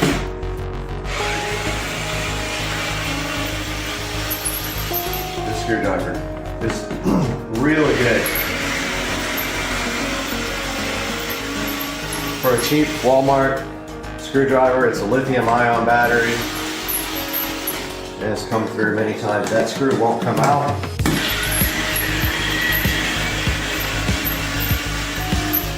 I think this just slips off now. I don't feel any screws on the side at all. Feels like it's loose. And there is an ugly skirt under it, and they have screwed holes in this as well, which makes this unusable now. So what we're gonna do now, right here, right now, is take the other side off. Moving to the other side.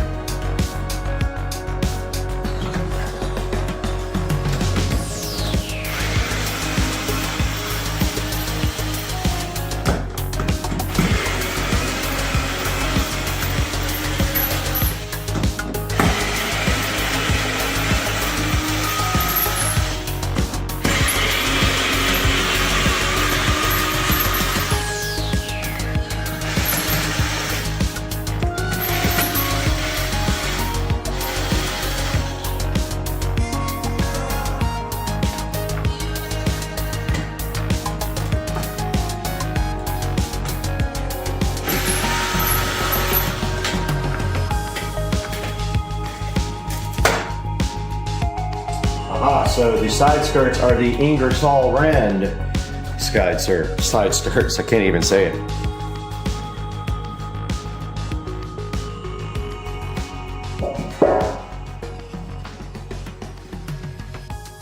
And moving on to the next step, we will prep, but first we will clean what we have here.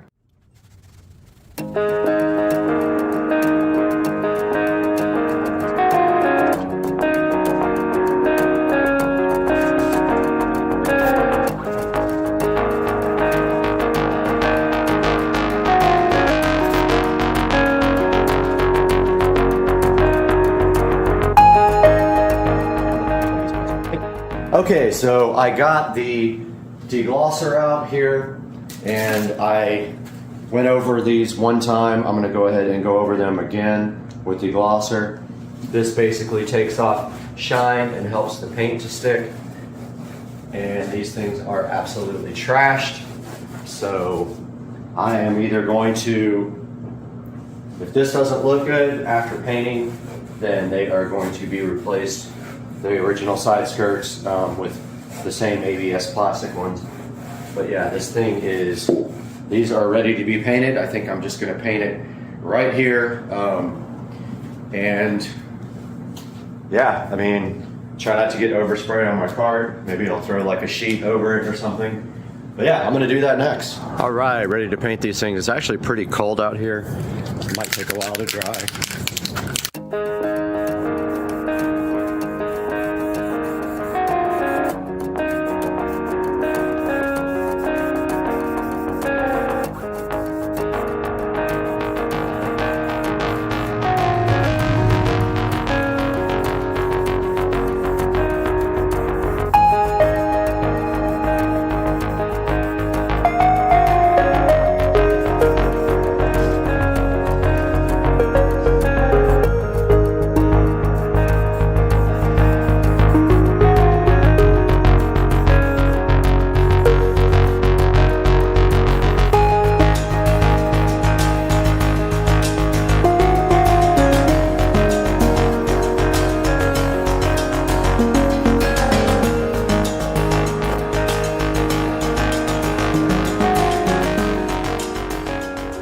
My yard guys got here. That would cause an absolute mess.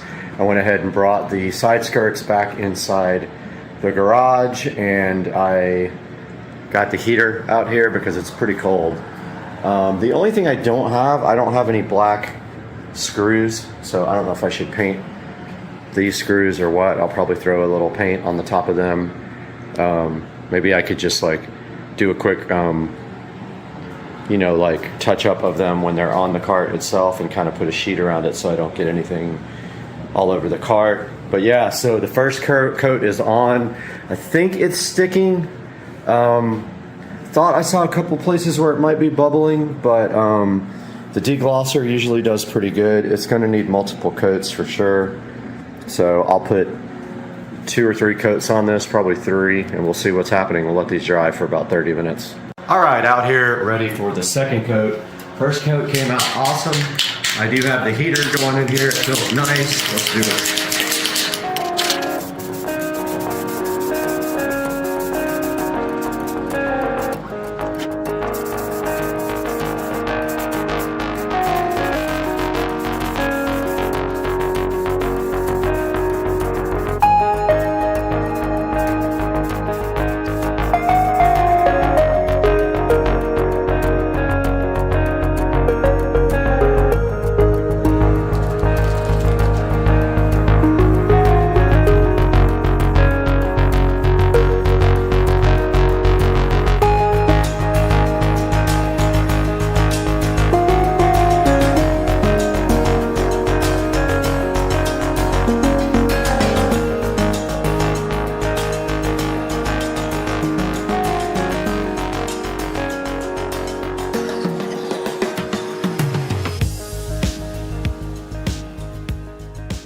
I'm going to go ahead and try to put them back on and see how they look.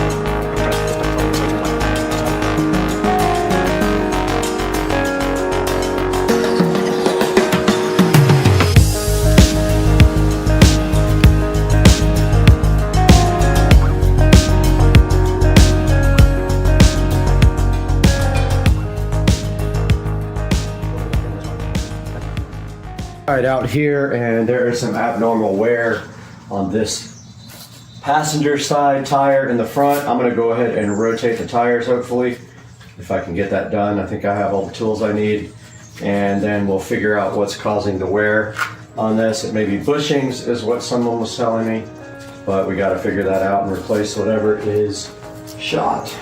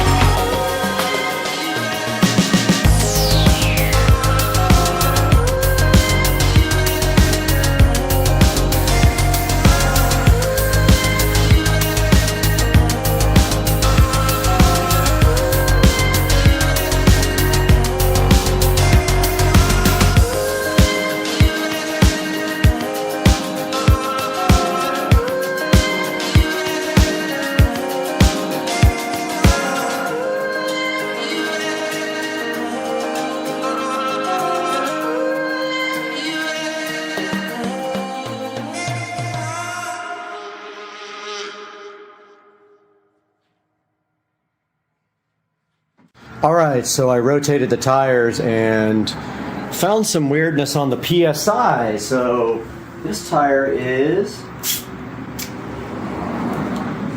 they're all over the place basically. This tire is at 32, the other one is at 17. I read online a good PSI is 20 PSI. So I'm gonna go ahead and take some air out of this one and air the other ones up.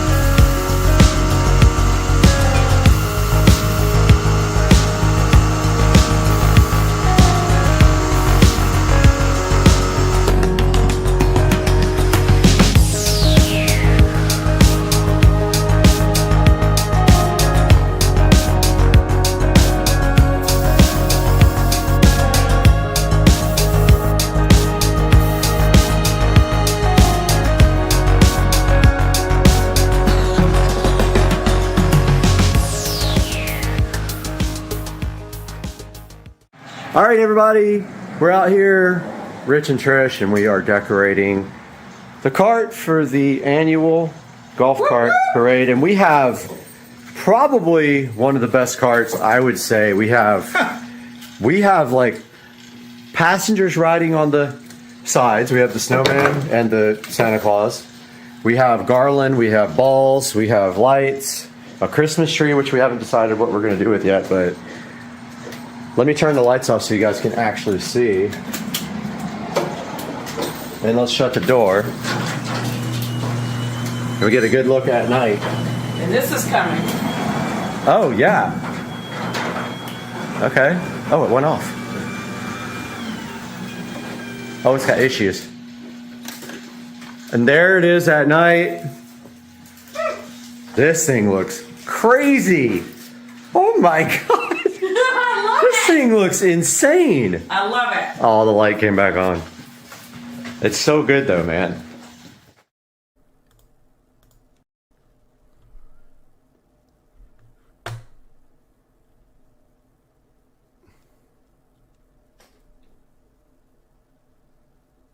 All right, just waiting for us to actually pop up. All right, I think we are.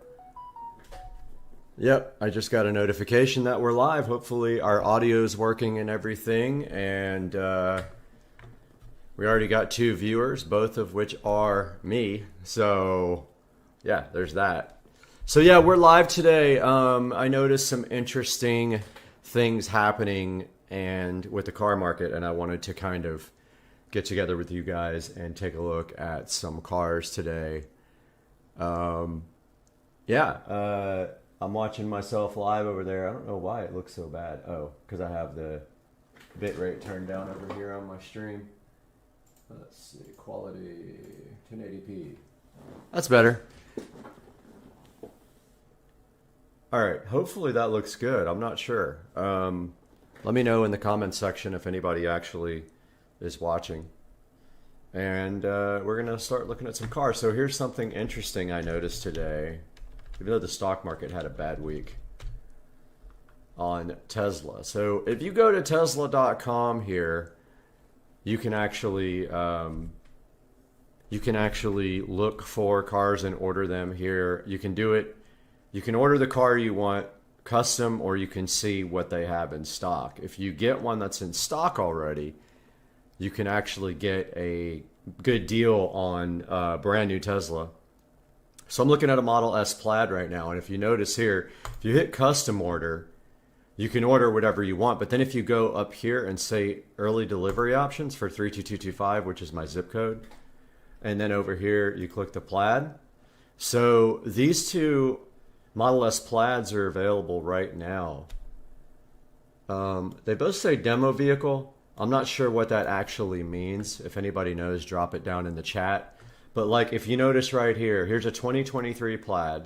So I'm in Jacksonville. This is in Orlando. This is in Tampa. Now notice here, look at this price. So this price has come down from over $125,000 to under $100,000. The car is brand new, 50 miles. It's red multi-coat, which I really don't want red. Like, I would rather not have red, but I guess at $100K for a Tesla Plaid, that is a pretty dang good deal. Now, this one's more, but it has 21-inch wheels. I don't want the 21s because I'm going to do aftermarket wheels anyway. I already talked to the wheel place where I always buy my wheels, Mod Bargains, and they have some good packages for the Plaid. So this one has the 19-inch Tempest wheels. None of them have full self-driving from Tesla directly, but this one has 19-inch wheels. It has black carbon fiber interior. I really want black on black, but let's look at this car because this is kind of a good deal directly from Tesla, brand new. I really don't want red, to be honest with you, but there's the Tempest, the 19-inch Tempest wheels. This is not the exact car. This is just a stock photo. So it is red multi-coat. I think that costs a lot more when you order it, like from Tesla. So this is kind of misleading, this $94,000 saving. It's telling you what you're going to save on gas after like owning the car for a certain number of years. And if we look right here to loan, which is I'm going to finance it through Tesla, except I'm going to do 36 months. It's going to be more than this because that's a down payment. I'm putting 0 down. But I am financing the taxes, so it's going to be quite a bit more than this. It's going to end up being about $108,000, I think, with everything. $3K a month, not bad. And destination fee, I don't know what that's about.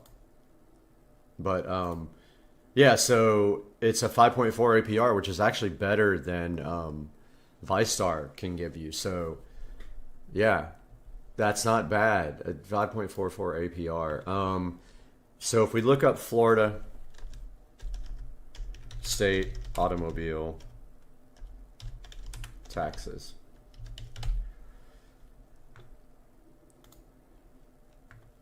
So what is the taxes? I think it's 6% or 7%. It's 6%. So you would have to do, let's get out the calculator.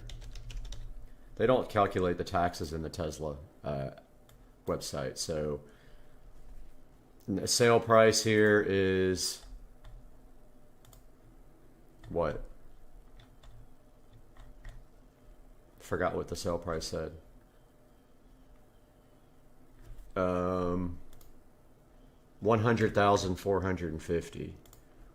100,450 times 6%. Whoops. 100,450. Dude. 100,450 times 6% equals 6,000. So we're financing $6,000 in taxes. And of course, this is a write-off for the channel because all this content will be on the channel. So this is a tax write-off. So it looks like we're going to finance around $107,000. You can't change this finance amount. It does that for you. Of course, if I can come up with 10 grand, which wouldn't be that difficult, drop the payment a little bit. But I'm paying this car off within a year. So somebody's texting me. Who's texting me? Oh, Joe Dukes of Duval texting me. I just told him I was live on YouTube. We're talking about the keto diet, so we both are on keto. Joe has lost a good amount of weight. He's not exercising, but he's on keto. He has been for like a month, and he's lost, I want to say, 10 pounds. You'll fluctuate like up and down overnight, but like I've lost 23 pounds now. I started at 169. I'm at 146 today even. So 1 pound lighter than last year at this time, and ready for some pool parties this year. Joe, you know what I'm talking about if you're watching live. Pool parties are happening this year, brother. Yeah, so this 2023 Tesla is sitting in at brand new $100,450. I've never seen a Tesla Model S Plaid brand new for that price, and the reason is there's two reasons why it's cheap. I don't know if demo car is one of them. I don't know what demo vehicle actually means. It has less than 50 miles on it, so it's not like it's been driven a lot. This one is more because why? It has the 21-inch Arachnid. And I don't want black and white interior. I don't like the way it looks, and I'll show you why I don't want it. Joe, I know you're watching this now because I told you we were live. Hopefully you're watching. This is the deep blue metallic, which I don't like. These are the 21-inch Arachnid wheels.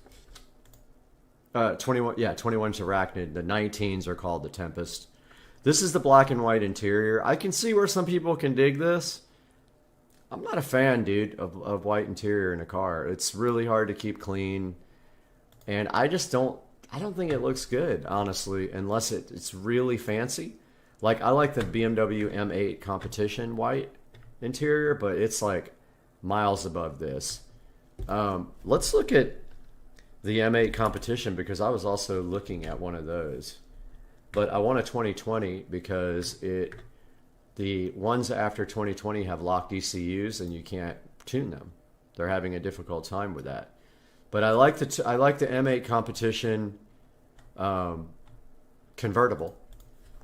M8 Competition convertible. This is a $160,000 car that you can get now for about $90,000. So M8 Competition convertible within, I don't know, any.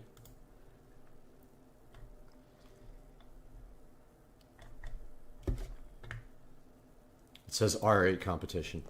M8 Competition. BMW M8 Competition.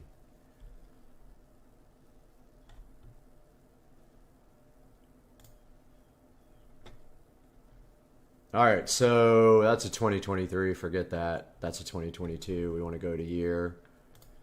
Let's do 2020. Remember, anything over 2020, mid 2020, the ECU is locked. You don't want one of these. These are coupes, which they look absolutely fantastic.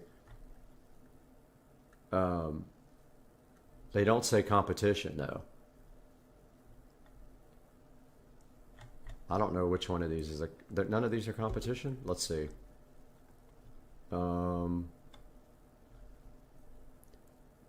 Body style, convertible.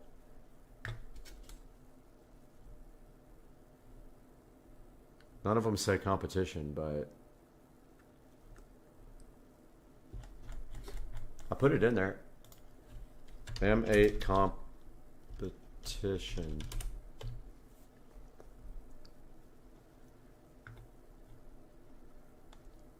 So these are brand new. Let's go back to 2020. 2020. And let's just look at this one. This is, look at this. I don't want that many miles. I could deal with 9,000 miles. I don't think this is a comp. Oh, it is. Competition. So the comp, I forgot what the horsepower is. I think 617. Let's go look at this M8 competition while we're car shopping. This is a eCar 1. So there's a big, in my mind, I'm conflicted about a nice twin turbo V8 supercar or a electric Tesla Plaid that is way faster than all these cars. This is the M8 comp. Wow, their pictures are terrible. Let's see if I can get bigger. Nope. Don't like the chrome grille. See if it has interior pictures. Yeah, so the M8 competition has a great interior. Love the seats with the quilt. This one's got red stitching on the doors, I think. No, it's just lighting. Yeah, it's just the lights. Kind of a boring interior with just black, though. Let's go back and see what else is available on this. I'm not really... I like the black on black, though. Too many miles, too many miles. Here is a 2020. I don't know if it's a comp. It is a comp. It's at Burt Smith in St. Pete. Oh, it's like green color.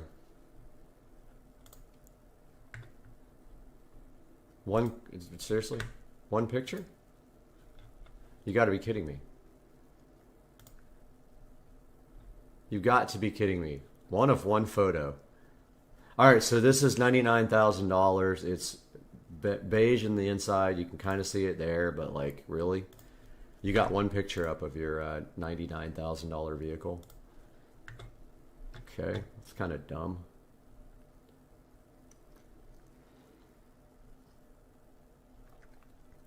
Let's go by miles. Actually, maybe there's one close to us. Let's go by distance, closest. 32225.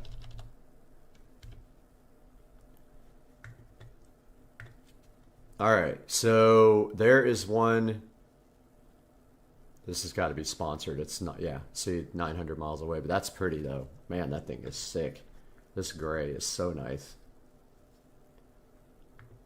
This one is too many miles, too many miles. This is the one in St. Pete, I think. And that's the one we just looked at. Burt Smith. Yeah. That looks black to me, brother. Okay, this one is at Carmart. Too many miles. Too many miles. Look at the miles.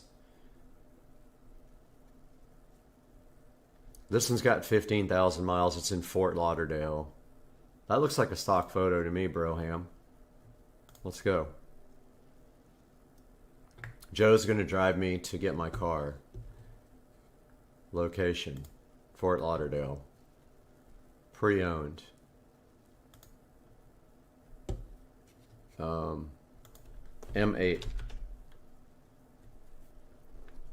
There it is right there. They don't have any pictures. M8 competition? Oh, they got a bunch of these. I got to go to freaking Fort Lauderdale and buy a car, I guess, if I'm going to get an M8. This one's sick, but I don't want a 2022. M8 competition. This one's white. I don't want white. Here's a comp with black with this weird interior color. Let's check out this interior color.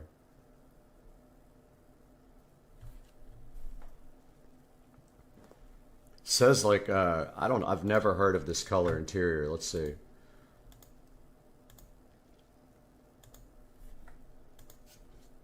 Please have interior pictures. Don't be dumb. Yeah, I see it now. Nah, nope, nope. No red interior. It's literally red. I'm a no on this one. I used to like red interior. I think this looks tacky now, man. I mean, I could maybe see it in a Lambo or something like that, but yeah, pretty cool car, but I don't want red interior. And then they have silver with red interior too. They have black with Silverstone leather. That's not a comp. They have black on black, and we looked at this one, I think, already. Let's see. Yeah, we looked at this one already. The website's slow.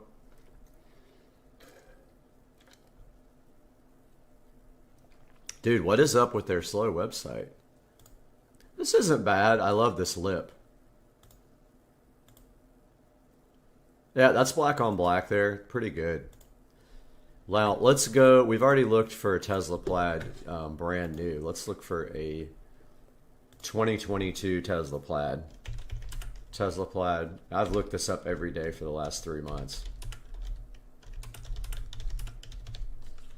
There's never any in my area. And I don't like some of these because you don't actually get the name of the dealer. At least with Auto Trader, you get the name of the dealer. 32225. Let's go 500 miles.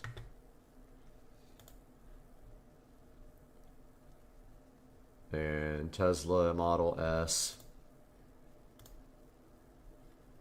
Plaid, there's 57 of them around. Wow, there really is 57 of these, but I want 2022. That's the oldest I'll accept. They changed some things in 2022. They improved the headlights quite a bit, so they have better headlights than they used to. Now let's do distance. Whoops, not price high. Some of these people still have their Plaids in the $120,000 range, which is asinine, completely ridiculous. Some of these are also wrecked when you go into their Carfax, so you got to be careful. So these people think they're going to get $118,000 for a car that's selling brand new for $108,000. $100,000, sorry, not $108,000. Brand new. They're as much as this guy. What are they thinking? Seriously. This is not even good for one with 21,000 miles. This needs to be in the $90,000 range now. So see these miles? That's a no for me. 115K and it's reduced price. Carvana too is still way too high on their used ones. So let's go by, so I really want black on black, and I think there's only one black on black here. I think this is black on white. I've looked at it. Too many miles. That one's black on white. Otherwise it would be perfect. There's this one that's sold already. I was all over this, and I went to the website and it was gone. Prestige Imports. They actually have some really cool cars. They have a lot of really, really nice cars. So there's a lot of white ones around. This is in Atlanta. There's a lot of white ones. The prices are still not there, and there is no... Here's a red one, like the one I was looking at Tesla. It's more than the one that's brand new at Tesla. It might have full self-driving. Who knows? It's 493 miles away, and it's got white interior, so there's really not a lot out there. And when you go to Tesla, you have this $100,000 red one that could be the one for me with the price is right. There's a lot of Tesla wheel and tire packages out there, so I'll take a look at that. But yeah, so that's the current state. I like the 2020 M8 competition, and I like the Tesla Plaid. I looked at McLaren 765 LT. They're in the $250,000 range just to start. They're just starting at that range. I looked at Lamborghini Huracans. They're in the $200,000 range. That's it. I'm going to end the stream here. I'm so glad you guys joined me, and we'll keep looking for cars, though. I'll see you guys later.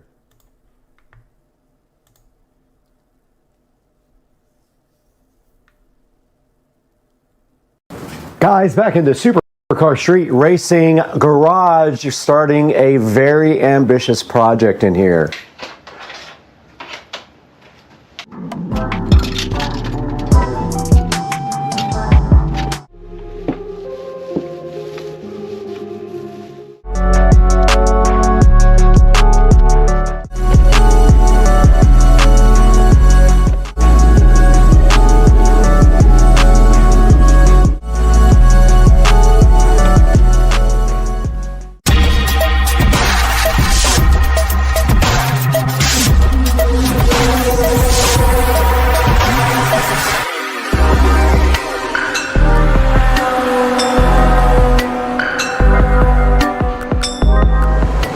Guys, part 1 of the garage remodel project is done, and it came out amazing. Yes, there are some little dots on the ceiling. You can see through the paint, but I painted on this for hours and hours, so it will have to be touched up at some other point. But I have put the paint away for the day. I've been painting since about 4 a.m. and it is now 3 in the afternoon. We painted everything black. The walls are black, the ceiling is black, and then what we will do next is we're going to paint a red stripe right across the top there, which ends right at the black right there. It's going to go as wide as that bulkhead right there. Now what we need to do is get this place cleaned up and get the car back in. And I have already decided to keep this garage as clean of a look as possible, so I'm going to move as much as I can out to the shed and clean up this place massively. Now let's get to work and get this place clean.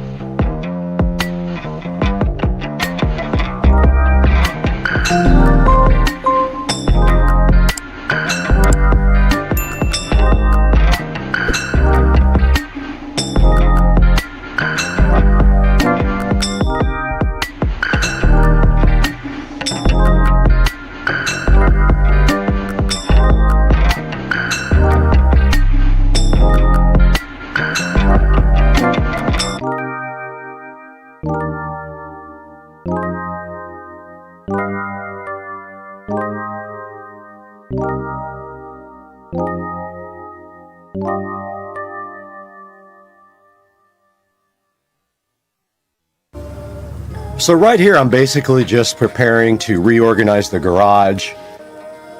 I had a plan to just get my toolbox all in shape and get my cabinets all in shape and try to move as much stuff from the toolbox and the walls up into the cabinets and just get some reorganization going.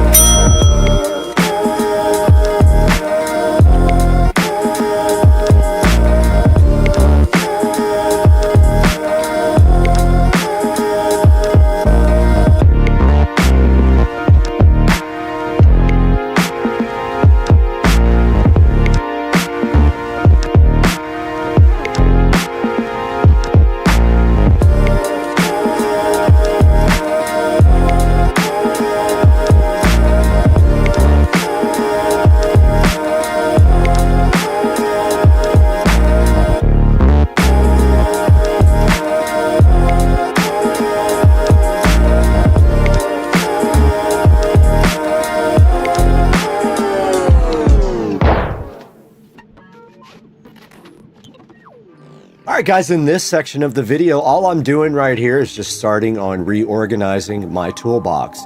Basically, everything in there gets messed up over time as you just do a lot of projects. You know how that goes. So this part of the video is me reorganizing my toolbox and moving things up to the cabinet above there. Now you can also see here in the upper right hand corner of the screen, and I'll zoom in here, that I have already started labeling and organizing the cabinets above the washer and dryer.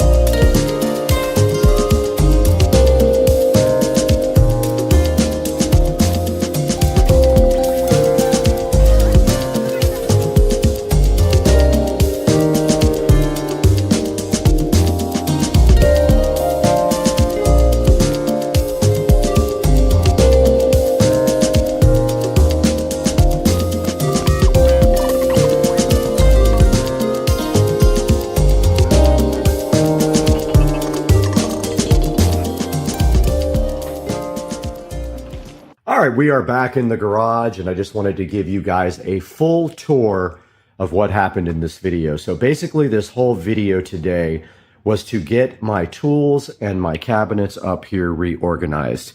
So what we did from the very start was we took every bit of the tools out of this toolbox, put them all out, laid them out all nicely, figured out how we were going to reorganize the toolbox.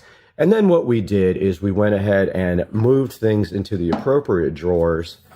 And for example, like on the front of this, you can see that this is screwdrivers, vice grips, and files and things like that. It's just kind of an overview of what is actually in the top. And you can see I have all my files there, my chisels, my small screwdrivers, my big screwdrivers, my vice grips, and a whole bag here of Allen wrenches.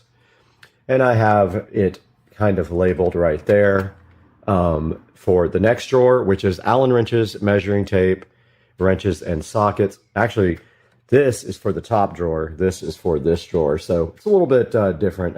There's not room to put anything right there. So this is for the top. This is for the top. And then this is for the second drawer.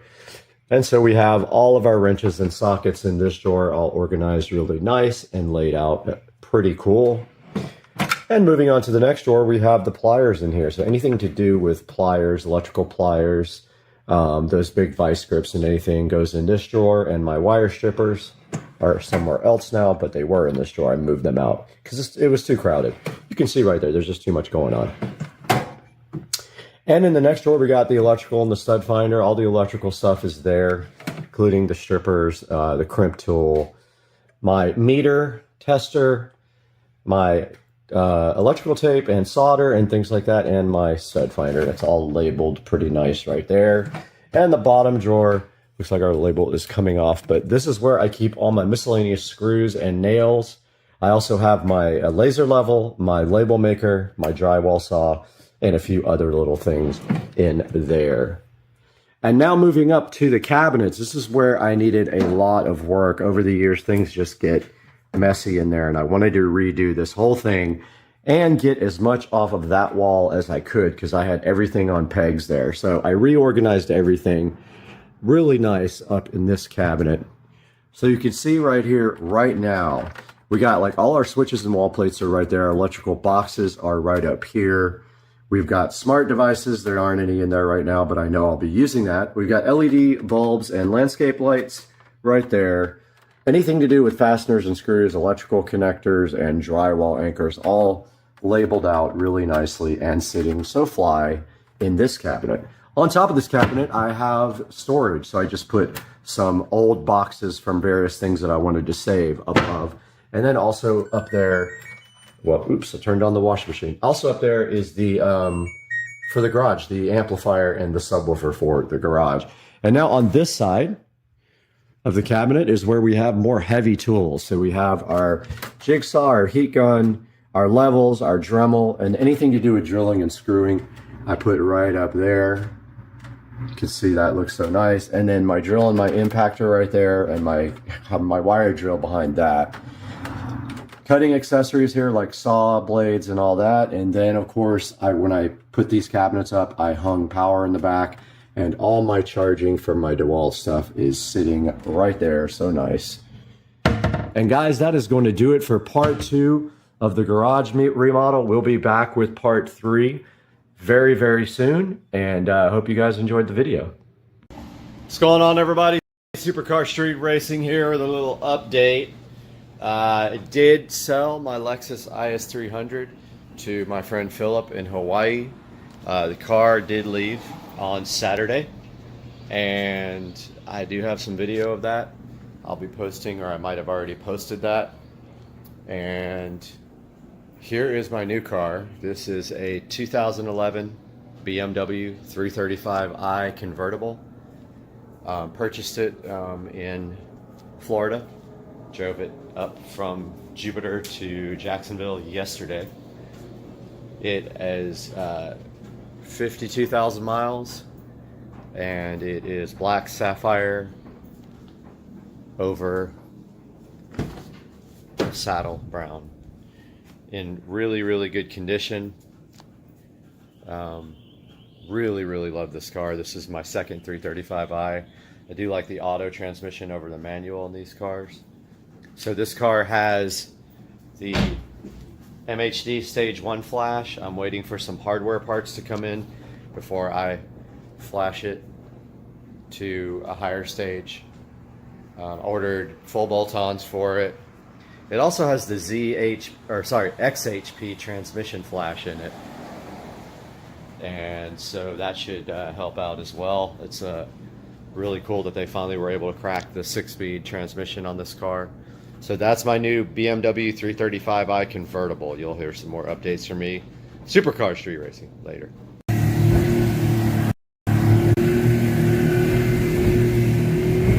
Biggest boat ever driven up this river. One Blue Jay, big ol'. I'm trying to watch UFC. Why are you blocking the screen? Can't you just get out of the way? Why are you so anti-UFC and boxing? Why?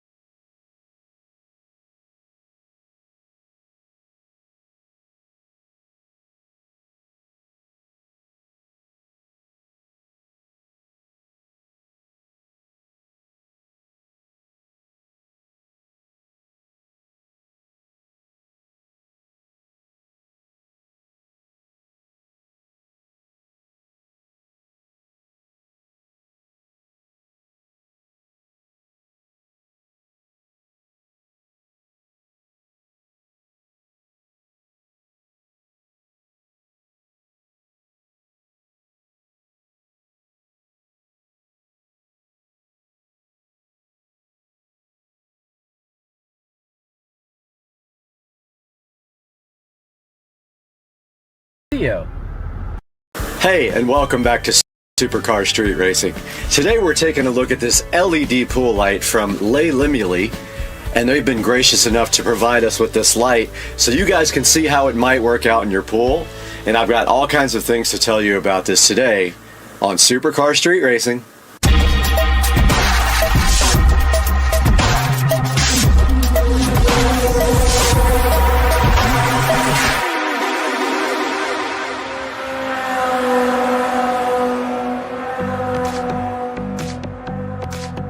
So the first thing we want to talk about for this Limuli beautiful pool light here is that it comes with super strong magnets, and that allows it to stick very well to any type of metal pool.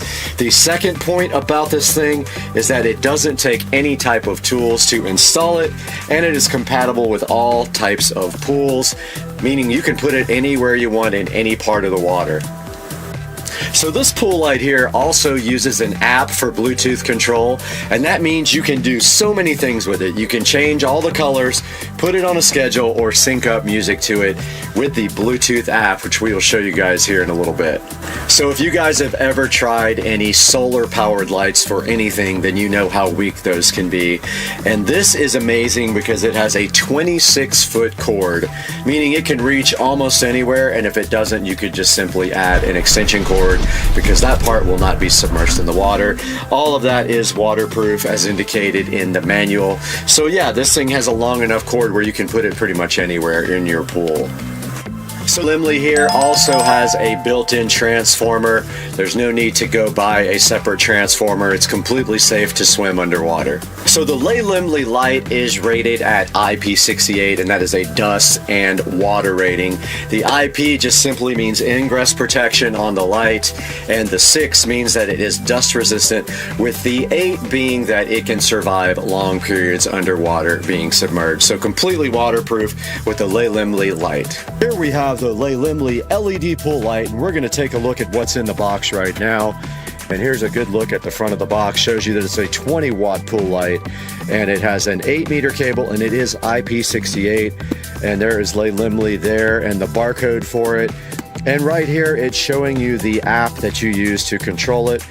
And on the back, I guess they also must sell some other besides RGB, but this is an RGB color LED pool light. And taking a look inside of the box, we have what looks to be some sort of mounting bracket, and on the back it says to glue it. We have a instruction manual, and we see who this is made by right here, and that is in China. And then there is some instructions here on how to install it, which we will be taking a look at here momentarily.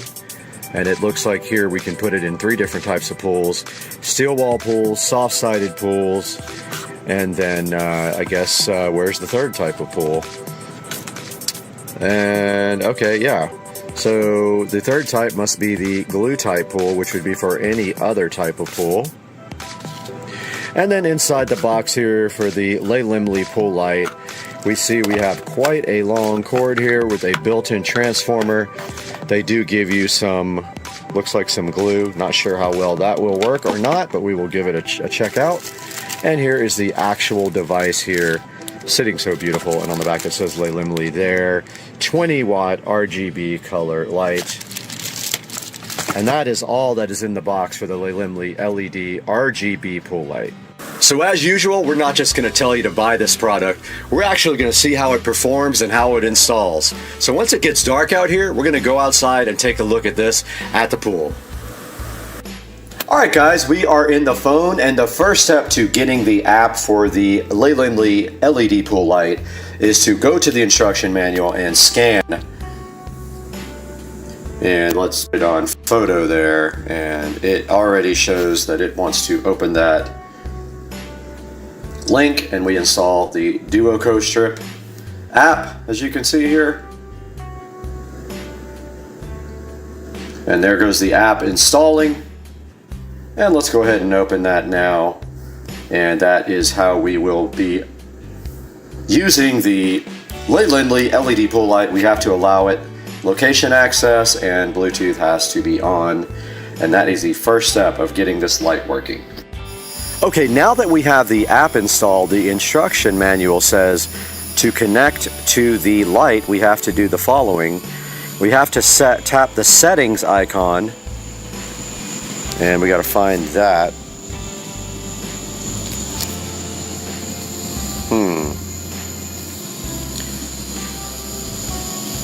It's already on the screen. It says BLE DOM. So we're going to click that. Nope, it's not there. Interesting.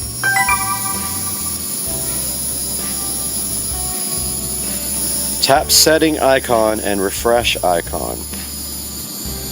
Okay, hit the refresh icon.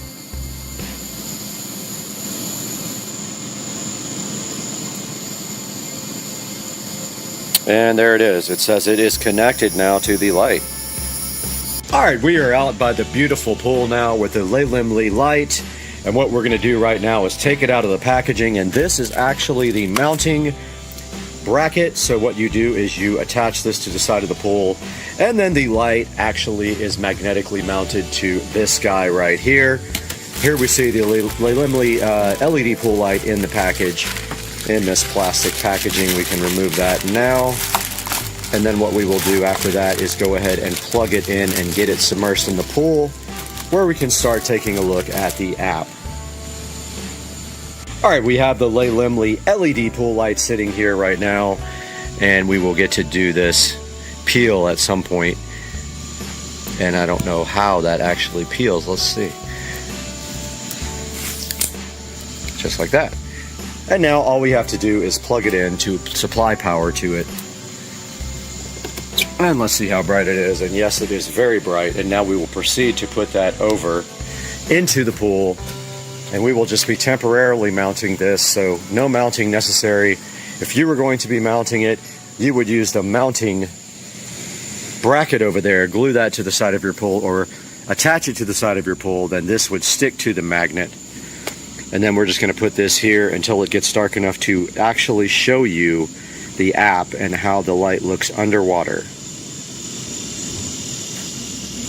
Okay, we are back outside where it has gotten dark, and we are with the Hdmi LED pool light. We have the app open now, and we're also recording on the other camera, and where we can go back and forth. And you can see here on the app, we can just hit one of the presets like green and purple.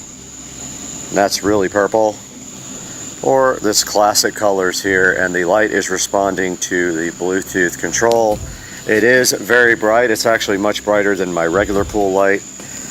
And we can also go over here to style and go to any of these preset styles here. That's blue strobe, green strobe, red strobe, 7-color strobe, and there are all kinds of presets for here for you to actually go through here. Those are gradual changes. Then of course you can do music. Alright, you can see also here we can adjust the brightness and the speed of any of these presets here. I just changed the speed there. And the brightness can go down as well. As you see there, it did get a lot lighter.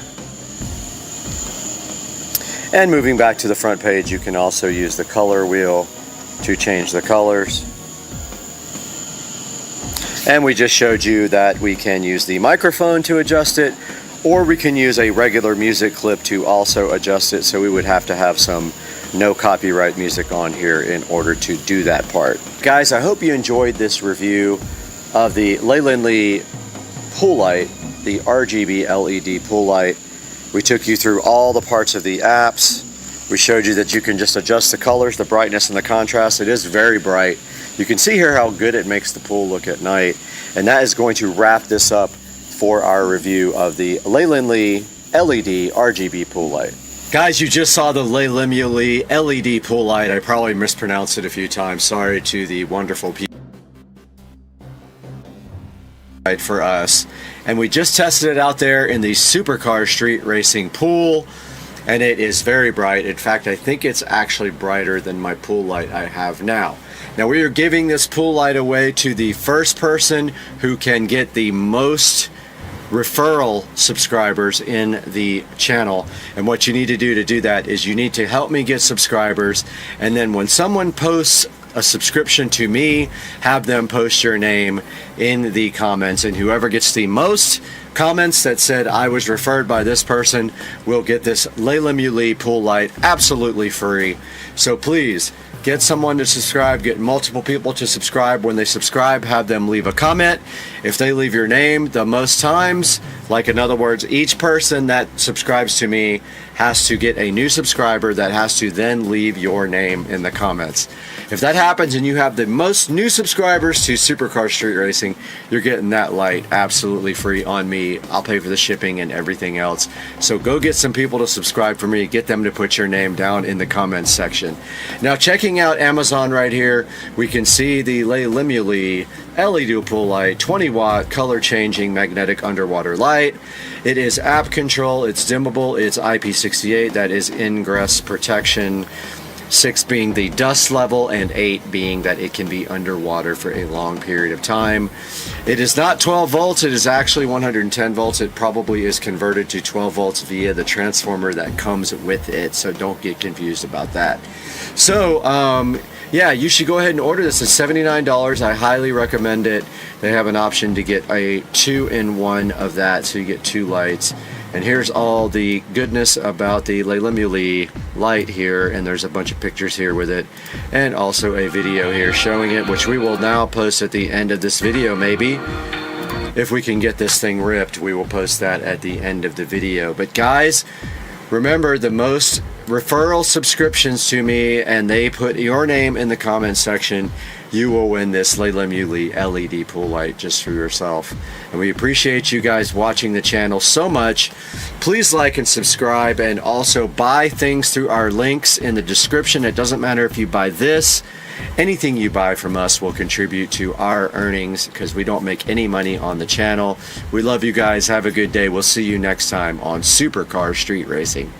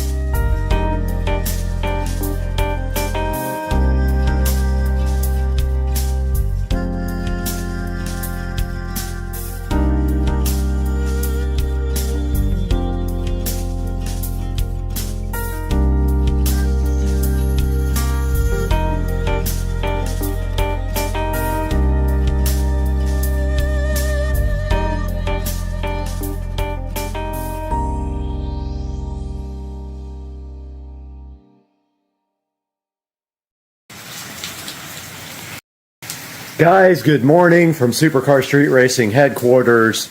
We have an empty garage because the Tesla Model S Plaid is getting some work done to it.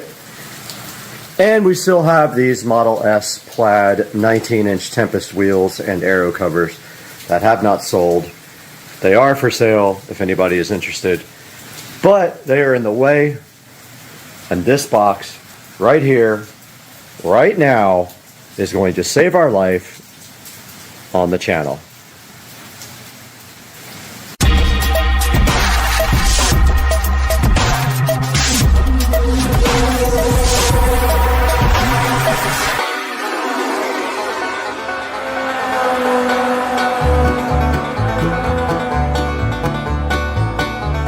Ladies and gentlemen, it is a rainy Friday morning. It has been raining hard all night long in Florida, but back closer to home and inside of the Supercar Street Racing garage, we have these heavy duty hooks that we ordered from Amazon and we're going to take a look at right now.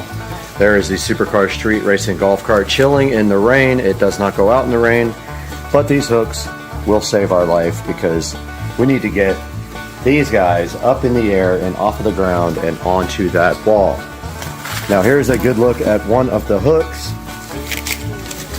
and you can see it is pretty sturdy looking, and I have read some reviews that it will easily hold a truck wheel and tire.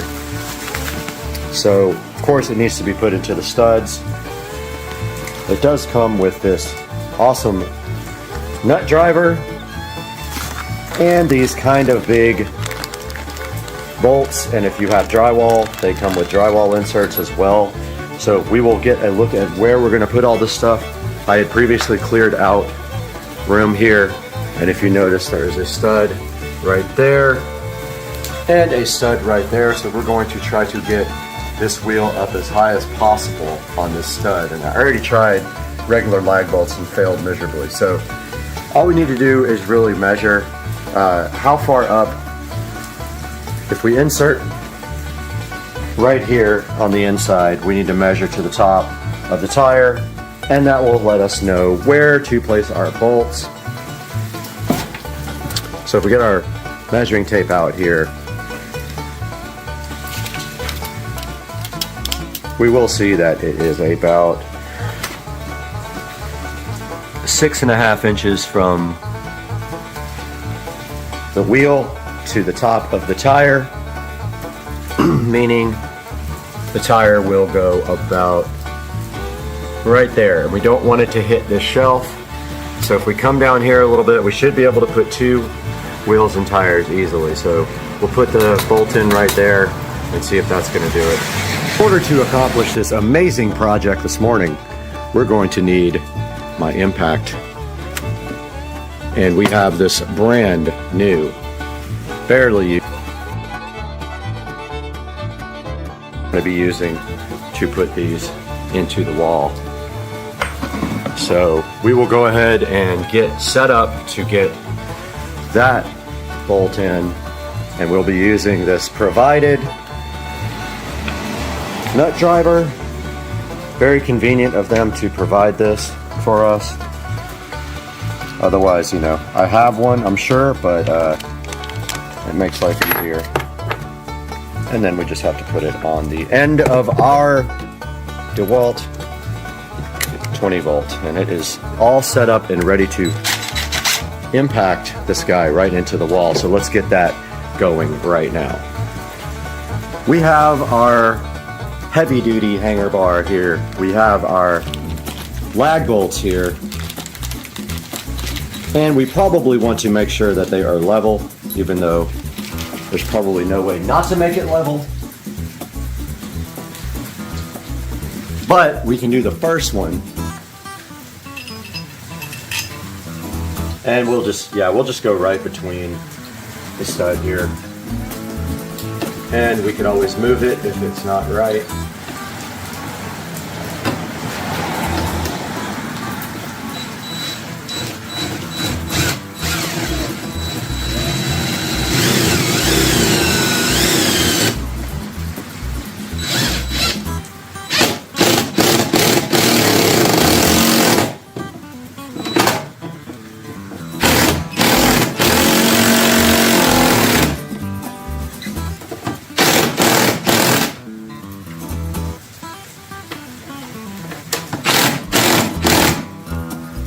Oh yeah, that thing is in there good.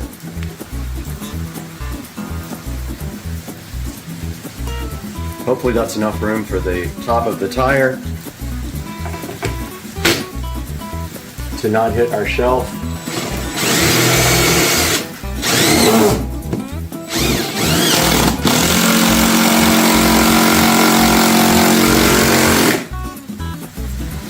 Yeah, that's pretty good. Pretty good. All right, let's grab our wheel and tire and see if we can actually hang it up.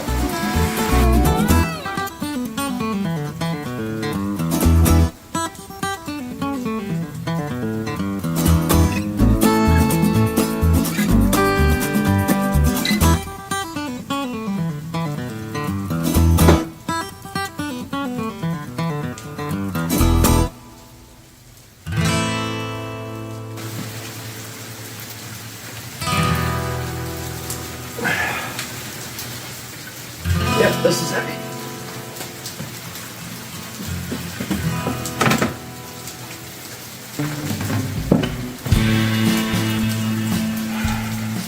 There it is. Now the question is, do we trust this for our Model S Plaid to be sitting right underneath this?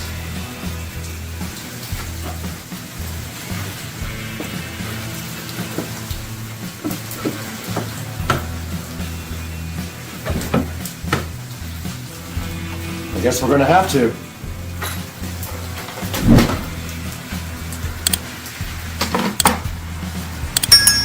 And in order for these aero covers to go back on, you have to take out the center caps.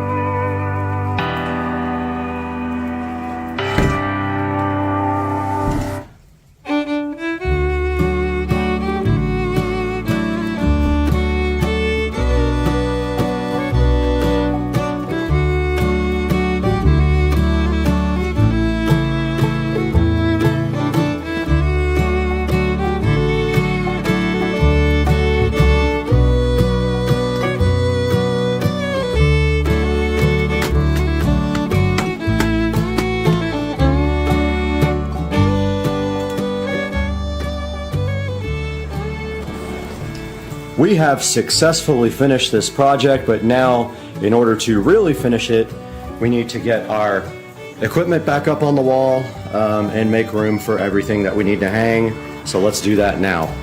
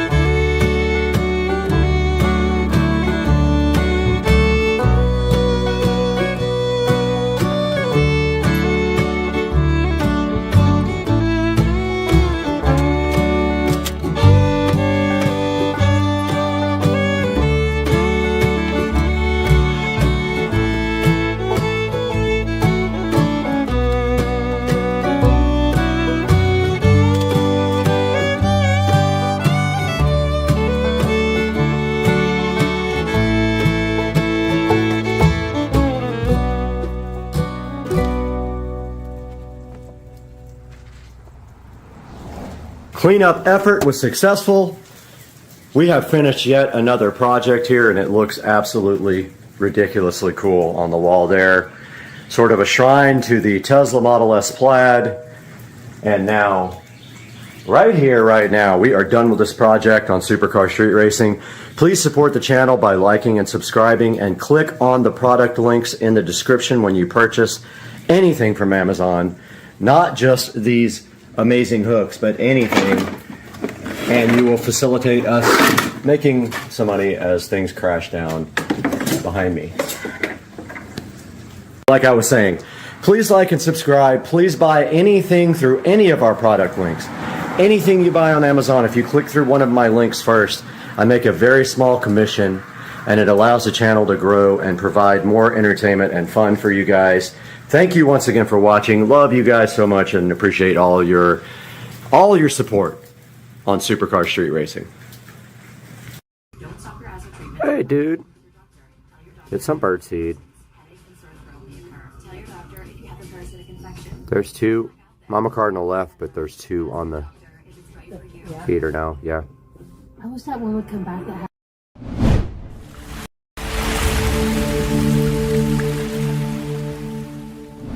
Hey guys, welcome back to Supercar Street Racing. I'm Brad, and if you're new to the channel, thanks for joining us. If you've already been here, welcome back. And what a good place to be today. We are in the Supercar Street Racing amazing bathroom to show you guys something that we got to help us out with a problem that we need to solve. So today we're going to take one thing sitting right here, and we're going to replace it with something else sitting right here, and I'm going to tell you guys why on Supercar Street Racing.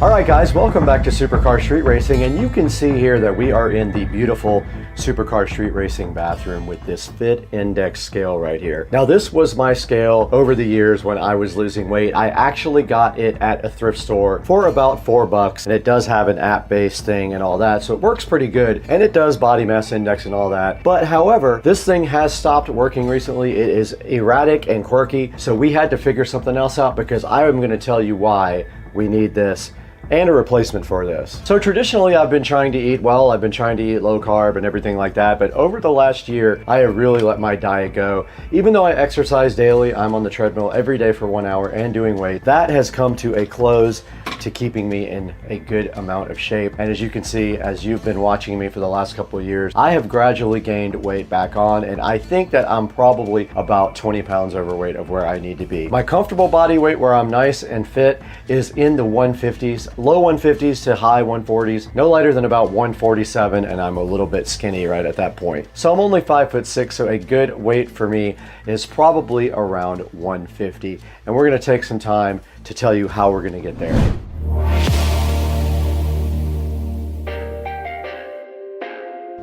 Now, as I told you earlier, I've kind of let my diet go over the past year, and I need to start getting back on keto. Keto is very effective for me, and the first step to getting back on keto is dedicating yourself to actually doing it, and I have started that, and I started it 3 days ago. This is my 3rd day on keto, and I'll explain what that is going to be about here as well. But the first thing we need to do is get rid of this Fit Index old scale, which no longer works properly. This is going to go directly in the trash in favor of this Runstar Smart Body Fat Scale that I picked up from Amazon. Now let's get rid of this, we don't need it. And it just did break.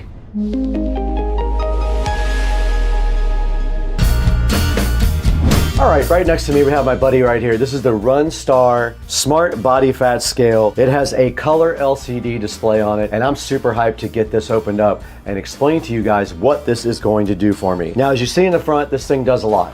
It does weight, body type assessments. It shows your body fat rate and your BMI and your heart rate all on the front of this scale and with an app. Now this app does work on Android or iPhone, so if you guys have either one, you'll be good to go. Now this scale is in black, as you see right here. It says that it does 15 essential body composition metrics. Now I put some pictures up while I talk about this, but on the side of the box right here, you can see that it says it does weight and body fat trends, 15 essential body composition metrics, syncs with popular fitness apps. Now you can share this actually with 24 people, so 24 people can be using the same scale here. It has a good, nice, slim design. It does come with batteries, that's a plus. You know, if you don't have to buy batteries, that's always a good thing. And it is made of tempered glass, so it won't get broken like I just broke that one. And then right here on the other side, I'll throw a picture up. This is the model FG2019LB scale. Its capacity is 400 pounds, keep that in mind. If you are over 400 pounds, you will not be able to use this scale. And there's a web address here, vip.runstar.store, that you can go to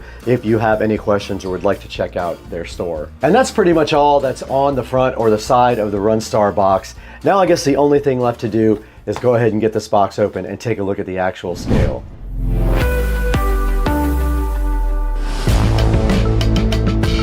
Now the inside of the Runstar scale, it just has a piece of foam over the Runstar to keep it protected. Go ahead and get rid of that. And then right inside of that, there is a user manual right here. Shows you some of the error codes, like low for charging battery, overload, and calibrating. There's also a QR code right here to scan to go ahead and download the app to use with this guy. This does use Bluetooth to connect to your phone, so remember that. Make sure your Bluetooth is on when you go ahead and download the app to connect the scale. All right, a little bit further in the box, and there is a pamphlet here, and it just shows you again how to get started quickly with the scale. Downloading the app, opening the StarFit app, you've got to go ahead and register on that app, and for Android, you need to have your location on as well. Now there's a measure page on the app to go ahead and weigh yourself. You just hit that measure and step on the scale. And then there's some simple troubleshooting steps down at the bottom. Now deeper in the box, you can see we have actually gotten to the scale here. We go ahead and take it out. It is very nice. I love the fit and finish of this. And it wants you to go ahead and peel satisfaction this, but in order to do that, we have to do a short. We got this huge bottle of lotion right here. We got this scale, and we got the peel sat. And this is for your satisfaction. And if you need this lotion that's next to it, go ahead and get that too and use that. But this peel sat is so good in your life, and you love it. And we just peeled the sat, and there's some lotion sitting next to it if you need. All right, now when you get your scale, don't forget to go ahead and pull off the protective battery thing from the bottom. There's simply a plastic thing here that keeps you from discharging the batteries if you don't open the scale immediately. just pulls right out like that, and the scale should be on now. And it did light up and it did say hello. All right, we are back with the Run Star body fat scale, and today I'm gonna do something I'm uncomfortable with, but I am gonna go ahead and step on this scale with my clothes on and tell you how much I weigh today. And to do that, we do have a second recording device right here. What we're gonna do is put this directly down on the floor, right here on hard ground. We're gonna go ahead and tap the scale. It says hi, it's at 0, let's stand on it. Now this thing says I weigh 172.1 pounds. That is the current state of my physical fitness. It is about 20 pounds overweight of where I need to be. So let's go from there and talk about how we are going to fix this.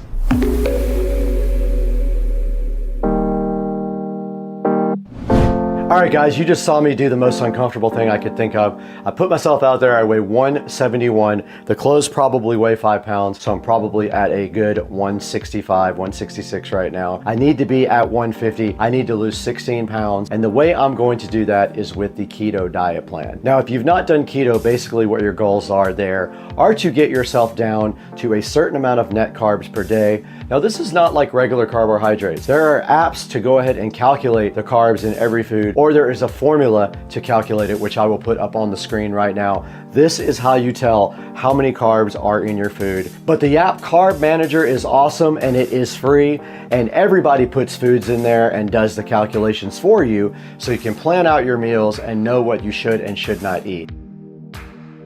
When I do keto, I keep my carbohydrates down to almost none, but you are allowed sometimes about net 24 carbs per day. And you can get that very easily, so you have to be very careful about what you're eating. You cannot take in any types of sugar, so no sugary drinks, no sugary coffee, nothing like that. And you need to do things like no sugar added ketchup and things like that. That's the only way to guarantee that you're not going to be getting sugars and carbs into your diet when you're on the keto diet plan. Now, last time I did the keto diet plan, I lost about 25 pounds and I did it in about 60 days.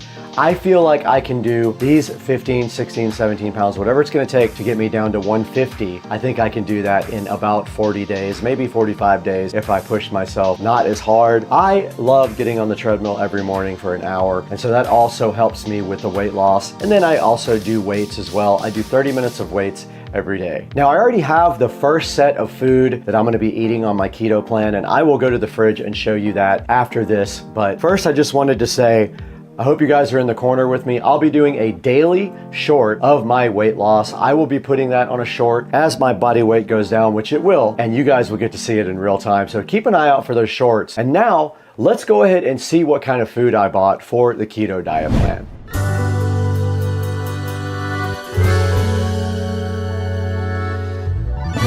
So before we go into the kitchen, we're just gonna take a look at how this app works with the scale. All right, guys, we have the operating instructions right in front of us, and you can see right here, all that we need to do is go ahead and download the app. So let's go ahead and go to the phone real quick. Did scan, now it's going ahead and going to the Play Store, I assume. There's StarFit, we're gonna go ahead and install that. While that installs, I have the scale down here. Let's go ahead and open the StarFit app, and we're gonna go ahead and register. I'm gonna go ahead and put my name in, put my birthday in. Just had my birthday last week. Go to inches. I am 5'6". My target weight is going to be 150. Let's confirm that. Okay, I clicked allow. Place the scale on flat ground, lightly step on the surface to activate, and the app shows it is connected. Okay, it says that the Runstar R6 is connected. Let's go ahead and stand on it. We are supposed to be in bare feet. All right, it says 173 again, measuring my heart rate. BMI is 1.2. 23% body fat. And here is all of the different things associated with this measurement. So now you guys can see what the scale can do. I have to lose 23 pounds on this diet. You can chart all the aspects of your body, so your weight, BMI, body fat, and then of course you can use multiple people on the same scale as well. But there's a good 91.3 pounds of water weight, 39 pounds of fat, 7 pounds of bone mass, 31 pounds of protein mass. Pretty accurate, I think. That's about what I weigh. And it's pretty cool that you can get all this on the app. So now you guys know how the Runstar works and how you use it with the app. Now let's go on into the kitchen and see what kind of food that we got for the keto diet.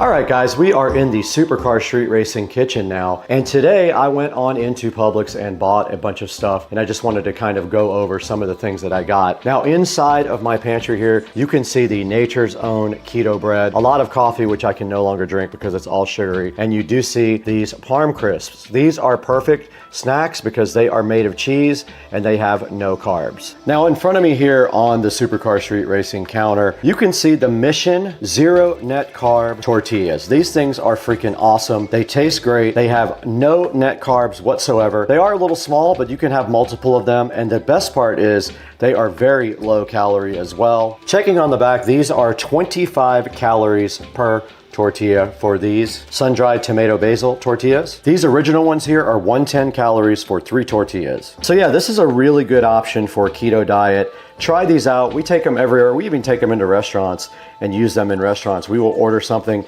and put our own tortillas on there and take the food off of whatever they have and place it on our tortillas so that we can do some cool things like go get Mexican food and still be low carb. Now inside the fridge here, there's some essentials that you have for low carb eating. One of them is no sugar added Heinz ketchup. That has no extra sugar added. Obviously, real mayonnaise you can have because it's all about fats and low carb in keto.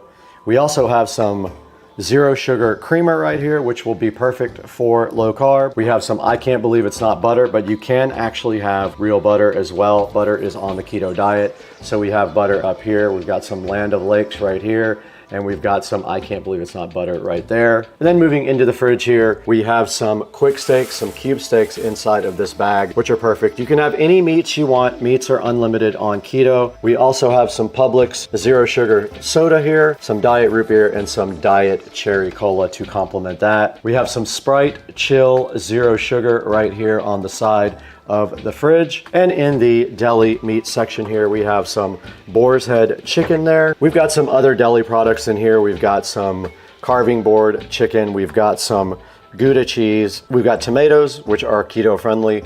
And we have another pack of cheese there. We have enough food there to go ahead and make sandwiches every day, or we also have some quick steaks there. Now moving into the freezer area, I only bought one thing today to get me started, and that is a pack of Bubba Burgers here. I bought Bubba Burger turkey burgers there, and I will be putting those on the Nature's Own bread to eat later on if I want something for dinner. And that pretty much rounds out everything that I have for my keto diet. To start my keto diet, I have started and been on it for the 3rd day now. I'm actually feeling better already. Today's a big day. It's a big start. Now, let's go back into the Supercar Street Racing Studio B and see if we can take a look at this scale online and show you guys how to get one for yourself.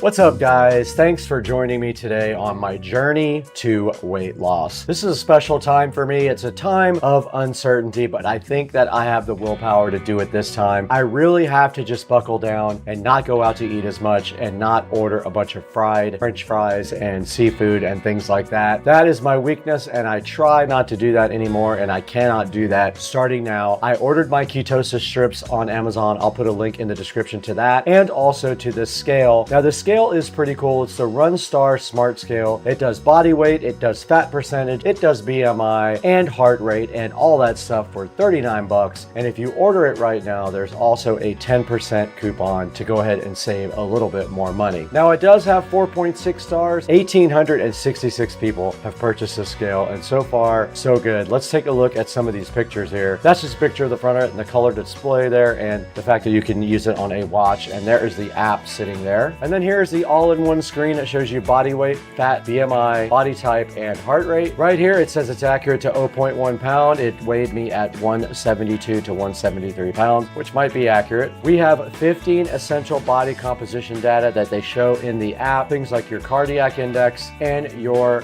muscle rate, and things like that you might be interested in for your health. You can go ahead and download the StarFit app on the App Store and start tracking your progress. I went ahead and tracked it already. I'm gonna do a check-in tomorrow morning morning with a short right before I get on the treadmill. Now this guy says it only needs batteries every 90 days, which is awesome. I can understand that. You only use it for a few seconds every time you get on it. I encourage you to go ahead and buy all your products through our product links at the bottom in the description. It helps out the channel a little bit, gives us a few dollars here and there. We get more sponsors, we get more revenue coming in, and we can do more cool videos like this for you. I hope that you stick with me on my weight loss journey and you follow me and see how I do. I expect to lose probably 20 pounds in the next 60 days. It might take me 75 days or so, but I expect by mid-August, I should be where I want to be, back at about 150 pounds. And I'm going to do that through keto and exercise every day. I'm just going to watch what I eat. I'm not going to do any more breads, any more potatoes, any more rice, nothing like that. I'm going to limit myself to about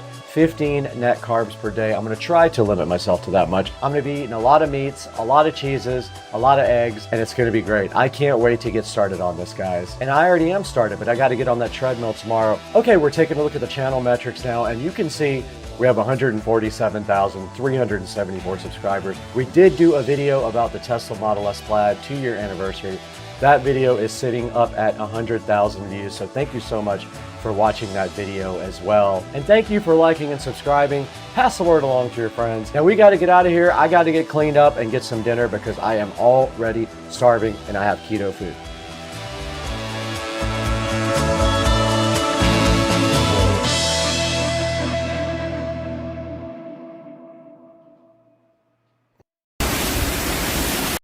Hurricane Ian is really picking up this morning.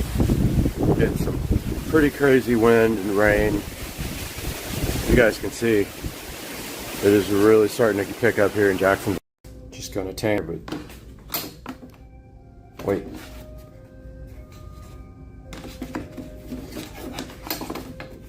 What the? How do you?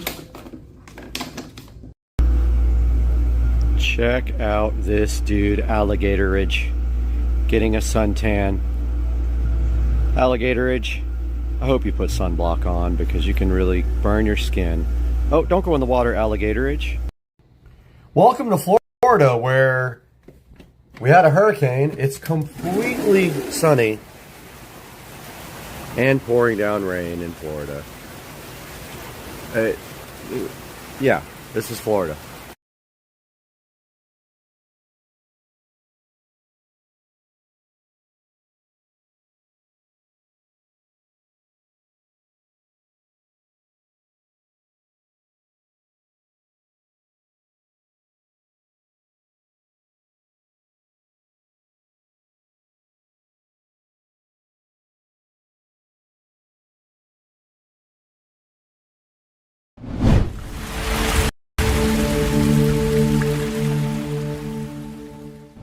See the UPS guy out there, and I think there's something on that truck for me. Pretty sure there's something on that truck I've been waiting for 10 years or more. Let's see if he's coming up. He is. And he did throw it directly onto the ground with no care at all. He literally just threw my package on the ground. I heard it from inside the house.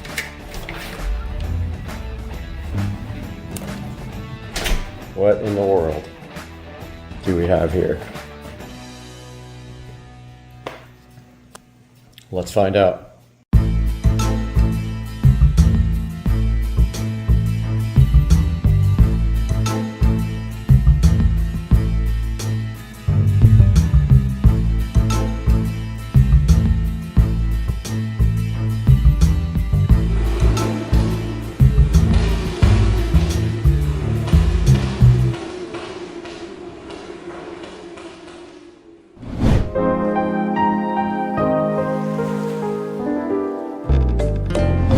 Okay, directly in front of me, I didn't even have time to pull out the big camera.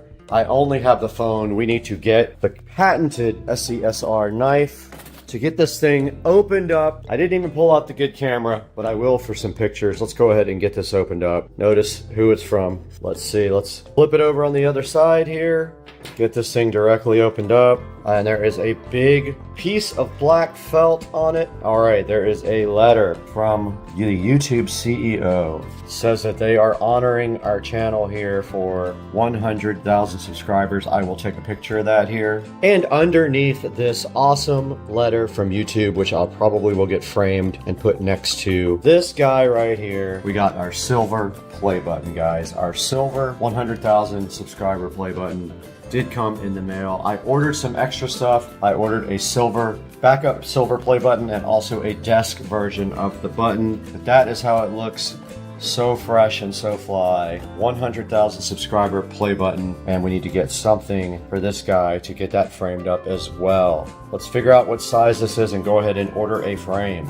This guy right here is 9x7, so that means that is 9x7 as well. Let's go ahead and get a frame ordered for this. All right, guys, we went ahead and ordered a 7x9 frame for our nice letter there from the YouTube CEO that I'm sure was just cut and stamped out, but fine, I don't care. It's a big moment for the channel. So here is the 100,000 subscriber silver play button, looking so fresh and so fly, ready to be hung up, and it is going, I'm not going to tell you yet. Let's go ahead and take a look back at one of our original videos first. Let's see what started the channel.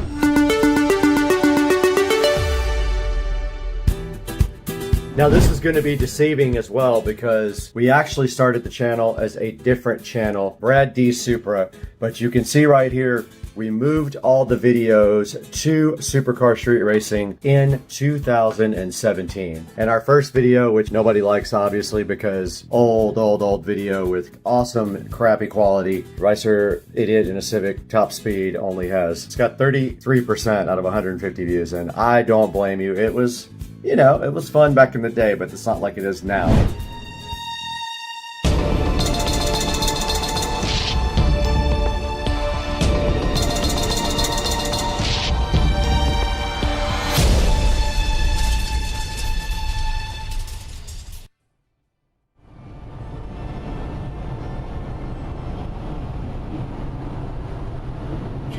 Top speed in the Civic.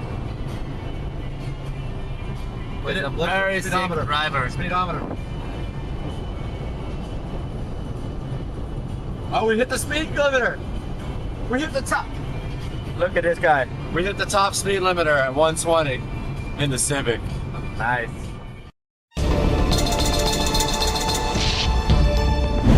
Now let's move forward a little bit further in the channel, maybe a couple of more years. Let's go see when I bought my Mercedes SL65 AMG. Let's take a look at that video. It's right here. Let's see what we did. And there it is, folks. So I bought a 2005 SL65 AMG. This car is in amazing condition. It doesn't have barely a scratch on it. It has someone put SL55 wheels on them, had it chromed.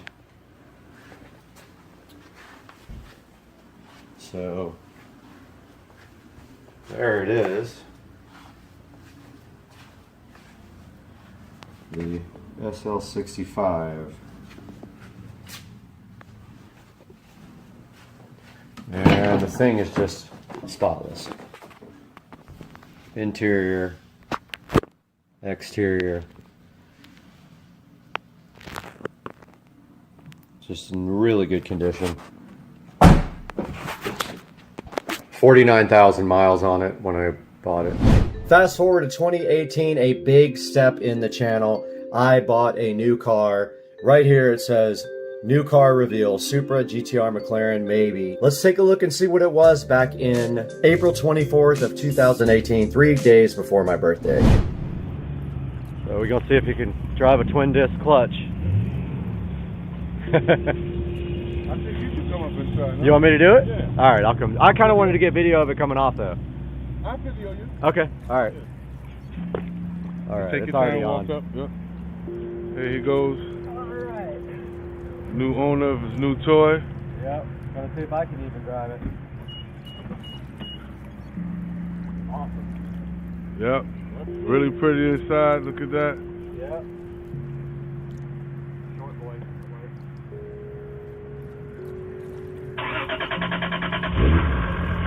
Oh, she cranked up really nice.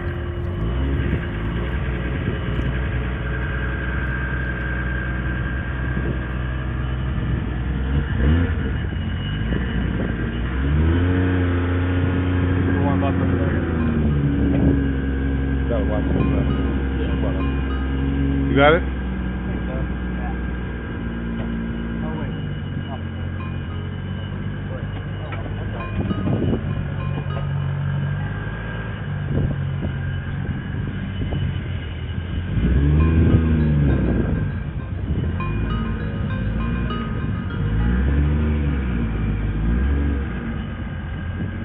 Slow.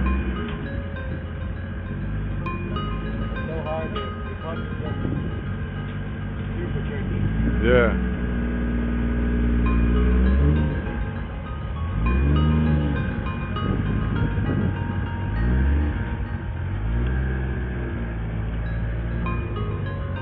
Take your time. Have a little dip. Come on. Come on. Yes, sir.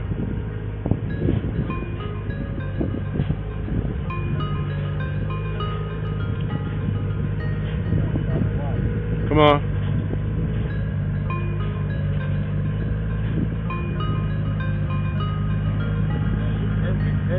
Come on, keep it coming. Keep it rolling.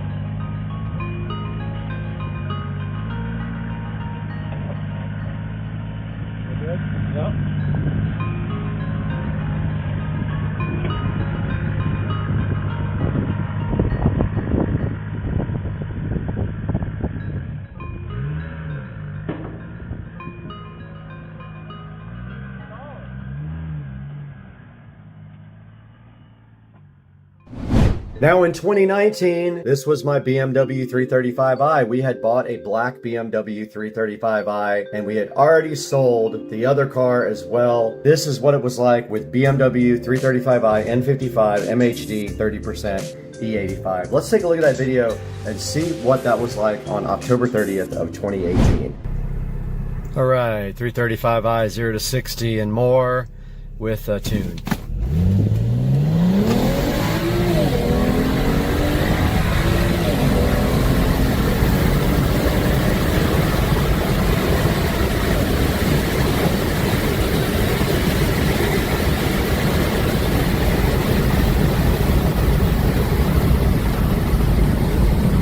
So that's transmission XHP flashed, stage 2, E85 30% mix with just downpipes and a tune. We took a big break from YouTube. It looks like between 2019 and 2021, we did not do hardly anything. Our first video of 2021 is the moment you realize you're on camera stealing. Let's take a look and see what that was.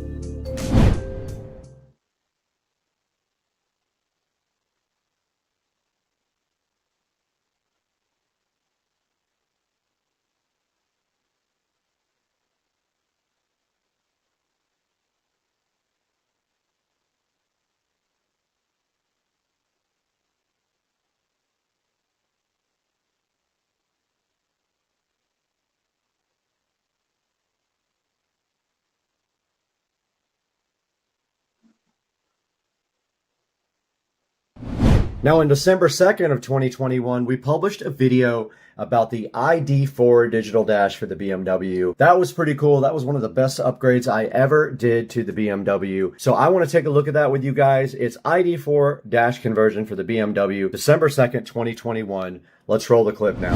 We're going to do a power run right now and see if it was worth it. Okay. Well, that's pretty freaking awesome. And if we go over here, we can get the Android. All right, so now the challenge is getting this thing mounted and getting this trim ring on. And when, oh, also, by the way, during this whole process, I lost this little clip. Yep. So now I don't know what I'm going to do about that. I don't have it. It fell into the dash. It's freaking gone. I'm going to work on this. Goodbye. All right, so it is the next day. Wow. What a night. what can I say? I spent 5 hours trying to get this thing installed yesterday. So I don't know why the, okay, so high battery drain is on, which I don't understand why. The car's been off. That's something I need to look at. And actually the car's on a charger right now, so that's interesting. So default means when you're not in sport mode, there's that classic analog, modern analog, classic orange, modern orange. Let's fast forward to 2022, okay? 2022, January 3rd, we published a video about remodeling my home theater. At that point, my home theater was just high definition. My projector died, so I wanted to get something a little bit better. We published this video, plans for remodeling my HD home theater, on January 3rd of 2022. Let's roll back in time and see what that video was like. Hey everybody, Brad here. Just wanted to give a quick update on my home theater room. As you can see here, I have my home theater room in pieces. Wanted to let you guys know exactly what's going on here with this guy.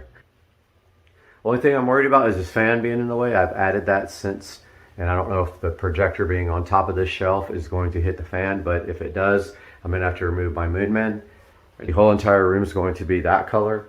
But yeah, so I am waiting for my projector to get here Wednesday. Meanwhile, I've got work to do in this room. I already have everything taped off. But yeah, just a little update. I still gotta take the Echo Show out of the wall here. I gotta remove these speakers, this vent, pull the bell off the fan and slide it down a little bit so I can paint underneath that if I can even get that down. So I'm gonna start working on that now and I'll update you guys in another video. On March 9th of 2022, I hit a huge box in the road and destroyed the front end of my precious 335i. And right here you can see it. I hit a huge box in the road and this happened. March 9th of 2022 was an awful day. I went to a party and then when I was coming back from the party, I dropped my friend off. I hit something in the road. It messed my car up so bad. Let's take a look at what happened on March 9th, 2022. All right, guys, bad news. Last night coming home from a work event, there was a big, huge box in the middle of the road. Did all I could to avoid it, but unfortunately, I swerved to miss it, and this is what happened. I hit the corner of it, and it looks like it broke my bumper pretty hard. It didn't get my headlight. It did get this whole entire bumper though, and this fog light is in the car. Not good.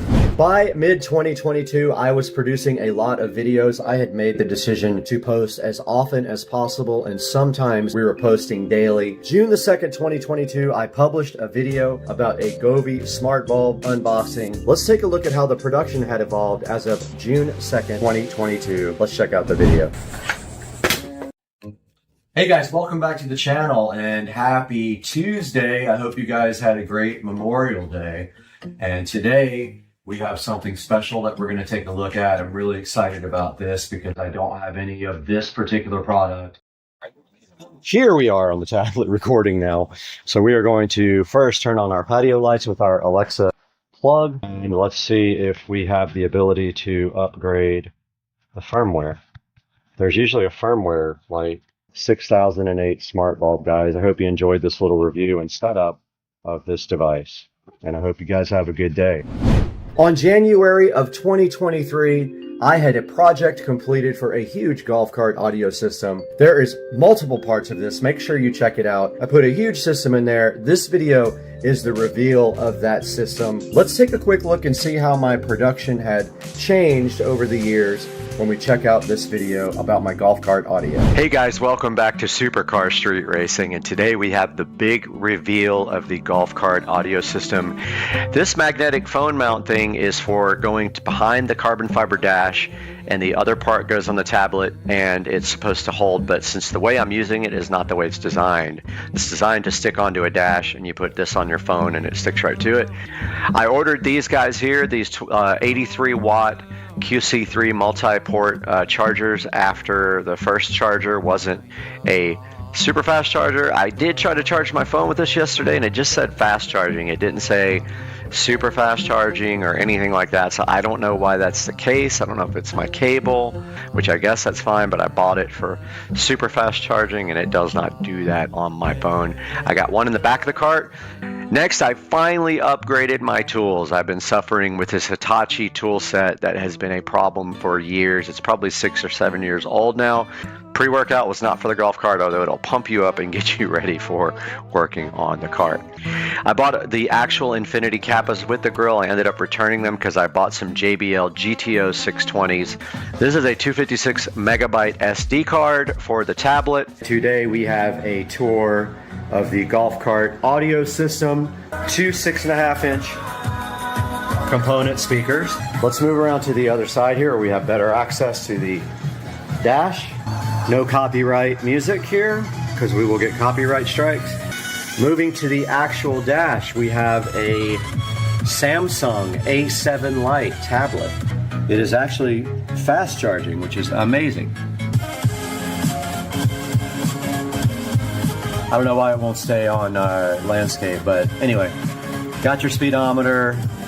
It's about 98% what I wanted it to be. The rest is pretty clean, as you can see here. And of course we have our beautiful epicenter control.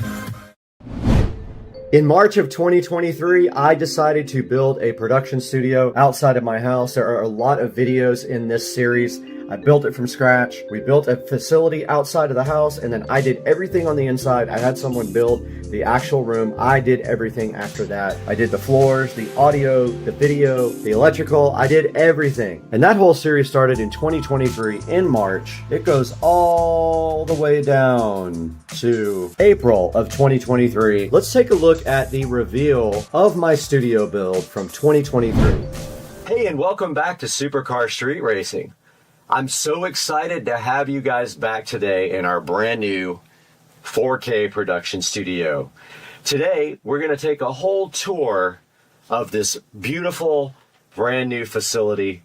Now you can also see here on the outside, we have LED lighting installed all the way around the perimeter. It puts a nice downlight onto the studio.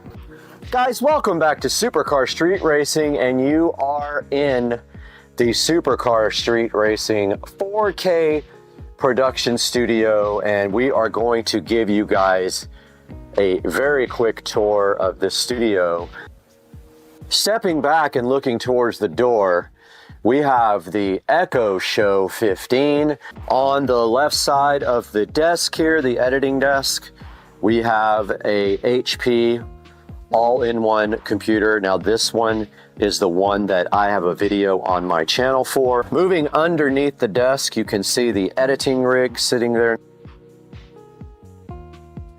Nicely under there, you can see my wiring skills. I did all the cable management under the desk.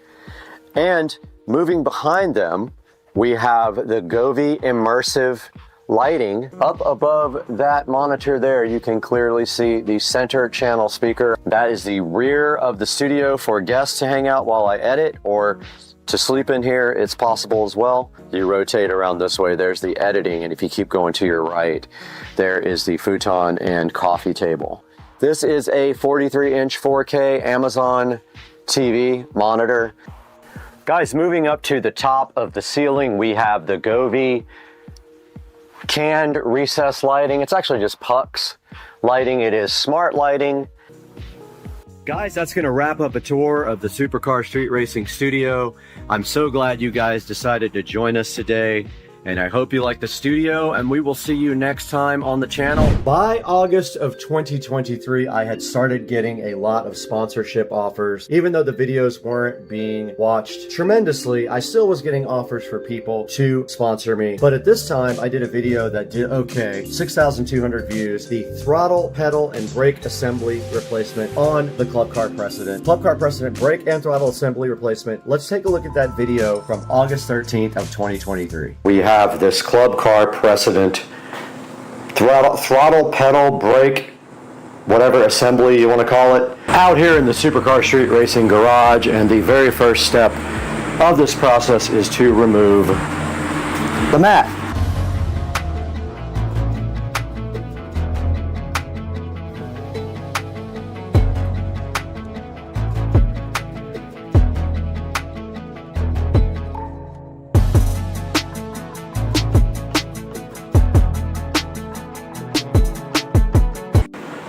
We are back in the nice air conditioning in the Supercar Street Racing kitchen, and as you can see, this guy does not come with another one of these rods.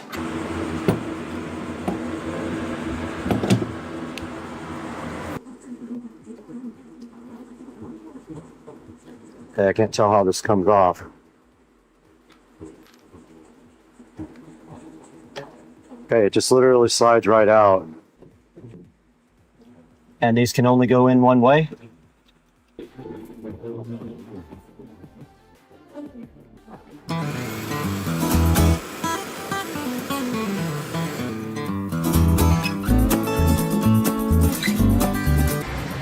Just ran down to Ace Hardware and picked up some self-tapping screws to finish off the pedal assembly. So I'm gonna just take this off real quick and notch it out. All right, my plan right here and right now is to just cut off the ends of this.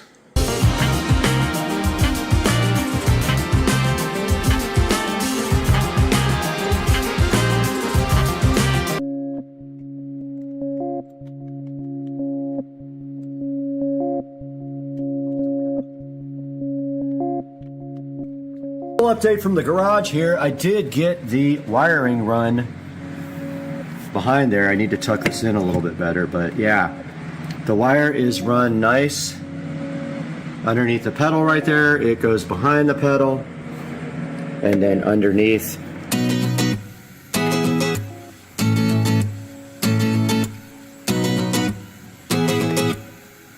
This project is completely done. We have replaced the brake and accelerator pedal assembly on the 2014 Club Car Precedent. In December of 2024, a big video surfaced. This was the Govee outdoor LED light installation. It was quite an install. It took me almost all day to do it. The video has 61,437 views. And here is a look at Govee outdoor permanent LED lighting Pro, completely transforming the house. Let's go ahead and see how my video qualities look from December of 2023.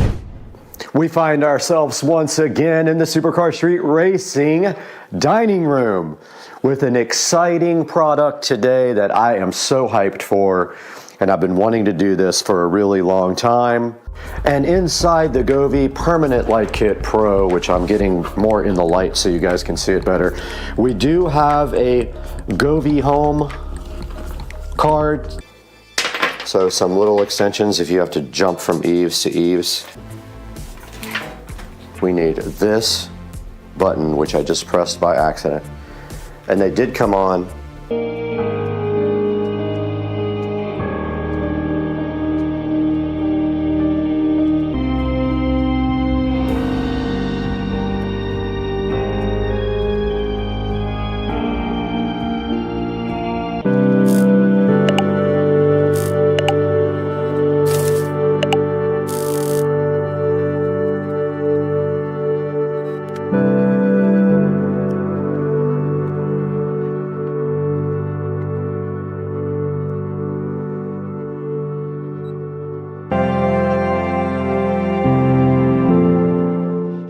All right, we're out here with Rich, and he's got his Tennessee shirt on, but we just took a look at the final product here of the Govee permanent outdoor LED lights. And you can see with that mode, the spotlights actually look good. I think they look good. Yeah, I think it looks good with the spotlights when it's on warm white like that. Look how far I made it. I was surprised how much extra I had. Hope you guys enjoyed this project. I absolutely loved it. It was a lot of work. It took me about 7 hours to do. All right, the next stop on the evolution of the channel is going to be January of 2024. On January 10th of 2024, I published a video about the Lumery Outdoor Pro RGB path lights. That video has 52,000 views. Let's go ahead and see what my production looked like in January of 2024 for this Lumery light video. Guys, right here in front of me in the Supercar Street Racing living room, we have the Lumery RGB AI Smart Pathway Light Pro Kit. So the actual light will rotate, and I would say these weigh a good 2 or 3 pounds. And if you expected them to be plastic, they are not. They are solid metal, so very well built. We can go ahead and set them to whatever we want. I love how bright these are.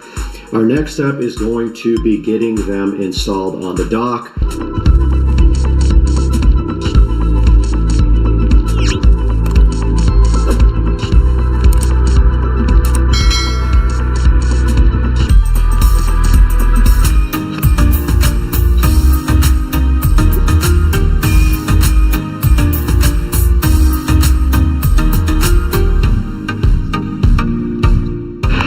We have finished attaching the lights to the dock and siliconing around the base.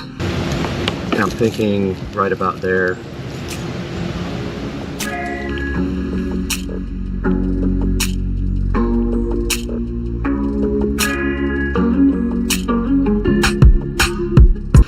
So tonight we'll come back out when it gets dark, check this out, and see how the project finished.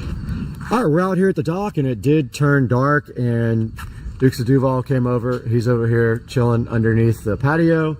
And this is what it looks like at night with the Lumery RGB AI outdoor path lights. You can see that we have one of the 2 spotlights aimed onto the dock and the other spotlight aimed onto the water, so it lights up the water quite nicely. Probably one of the biggest things I did to the house was the front yard remodel and the garage door. This video from February 28th of 2024 highlights that. It has 50,226 views, and it is an awesome video and a huge transformation of the house. Let's go ahead and see what it looked like back in February 28th of 2024 when we replaced my garage door with a glass and metal garage door. Today we are starting on the garage door project, and the first step of this is we have to have power run over to the new garage door opener area.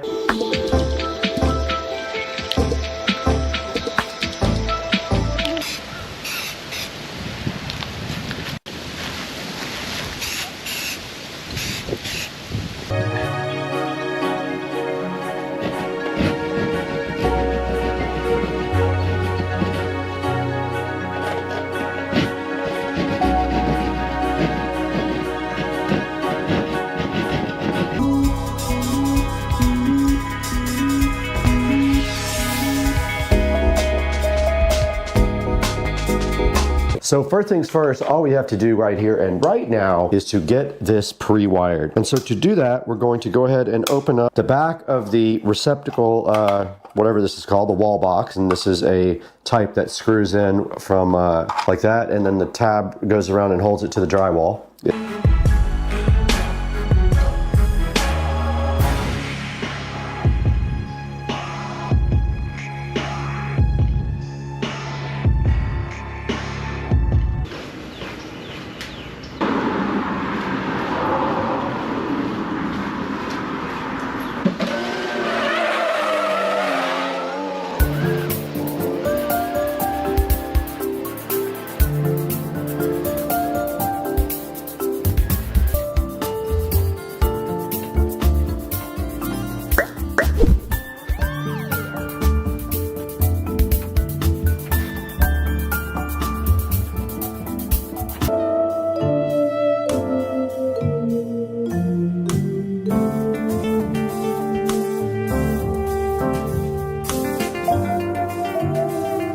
All right, guys, we're back in the Supercar Street Racing garage, and you can see right here and right now, the garage door company just left and installed the AMAR VESA garage door into the garage and the jack shaft opener. And you can see that up here, it eliminated all of this track, and all we have to do now is just shorten this cord from my extension right here and paint that ceiling black. All right, we are outside Supercar Street Racing compound, and you can see the AMAR VESA garage door installed from the outside with the frosted glass.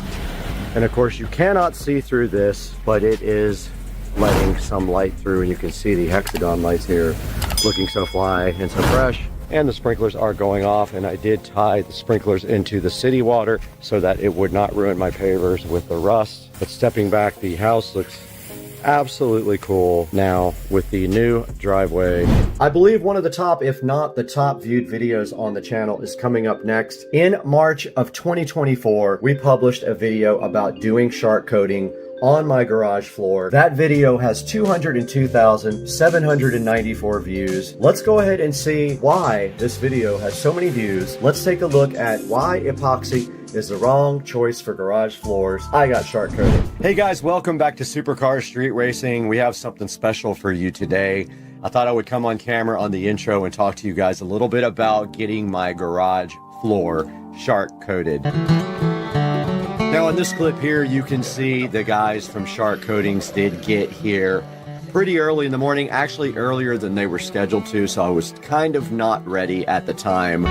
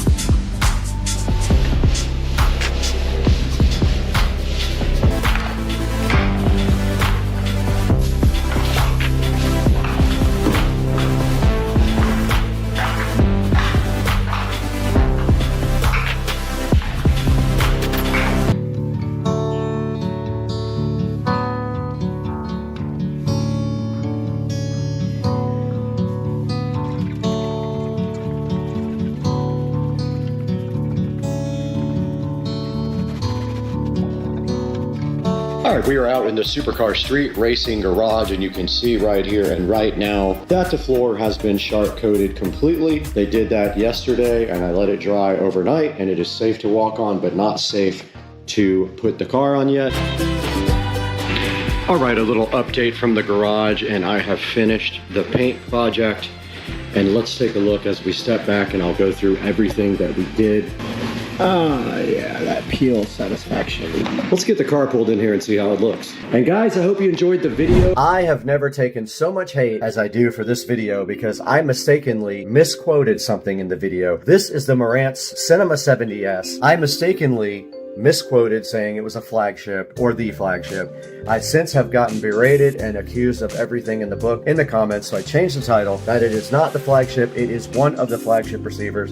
The Cinema 30 is the flagship. This video has 195,722 views from March 27, 2024. Let's look at the Marantz Cinema 70S. Used to be the best receiver I ever owned. Hey guys, welcome back to Supercar Street Racing, and today we have the Marantz Cinema 70S, and inside the nice packaging. Very, very nice presentation. This is unlike any receiver I've ever unboxed before. Now here's the Marantz Cinema 70S compared to the VSX 1021 from Pioneer. This Pioneer receiver did come from a thrift store a while back, and it is giving me quite a few problems, but notice how well built this Marantz looks compared to the Pioneer. Then we see our phono inputs. We've got our standard audio inputs here. Now I did not label these wires when I put them on the back of the Pioneer. I have enough slack where it shouldn't be a problem. All right, we got the Marantz out, we got it plugged in. We have the audio return HDMI going to the television. And so this is what it looks like here in front of me. Looks so good, so much better than the old one.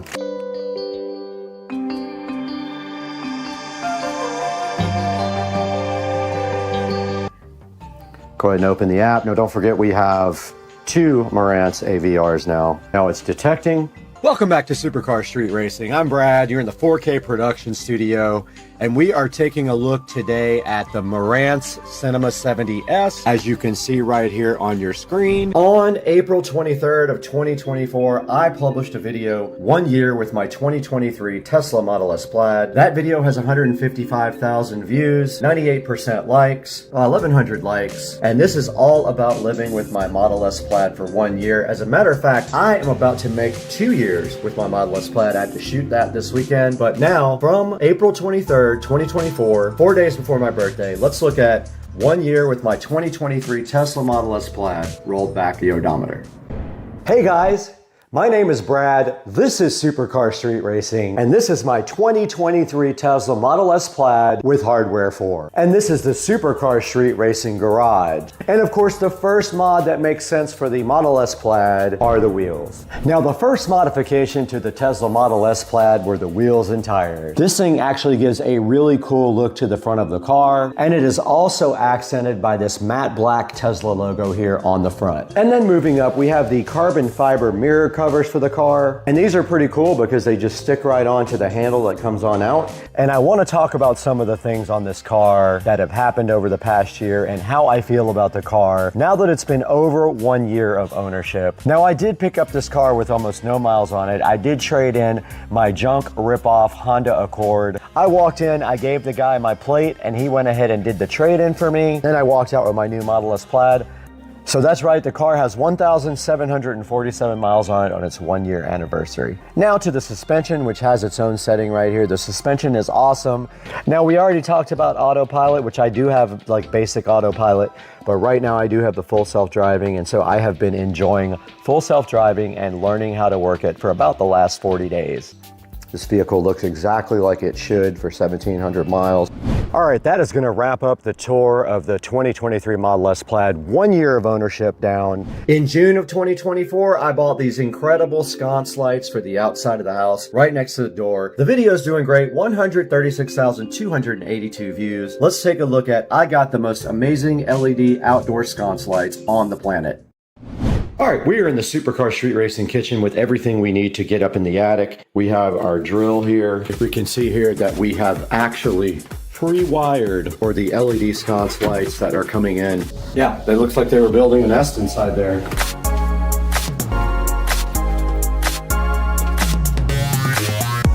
All right, I did get the light removed and the cover plate put on. It's not perfect because I couldn't get the other screw in, but that's fine too.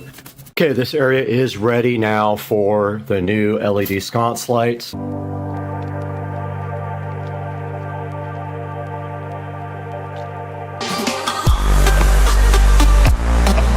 Just looked outside and I noticed the box here. So what I'll do is I will hook it up outside of, I'll trim the wire up enough, and you have room to stuff some wire in here if you have to. Then you put the wire through here.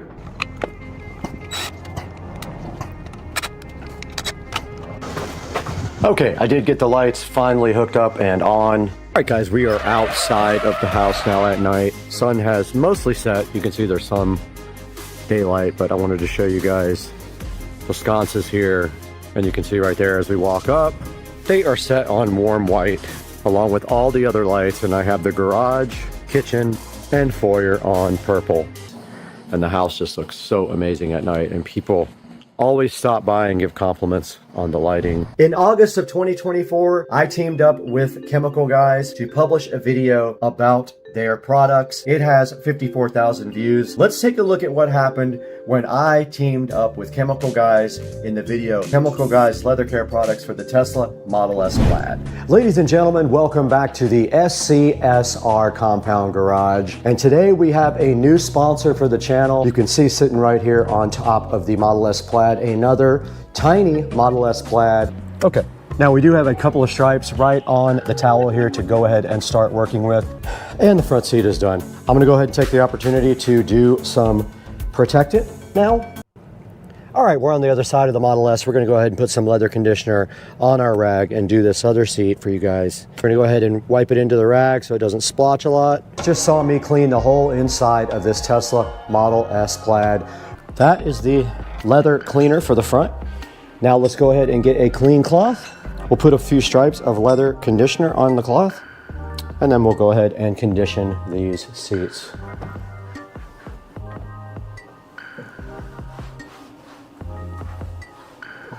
And that is that.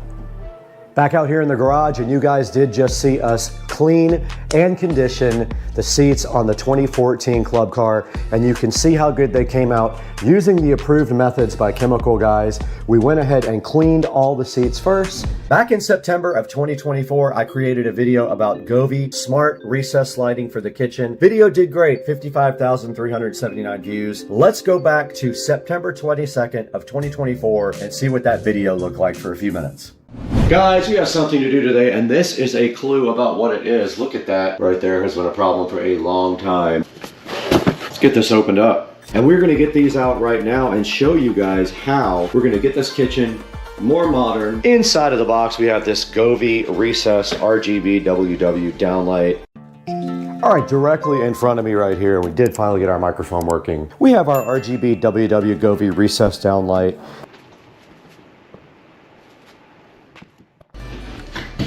So that's all there is to these. Now, all right, there we go. You have about 1/4 of an inch of an error to make before you would be showing hole. Don't ever show hole. So we got our gasket around the light that helps seal up the attic from your house.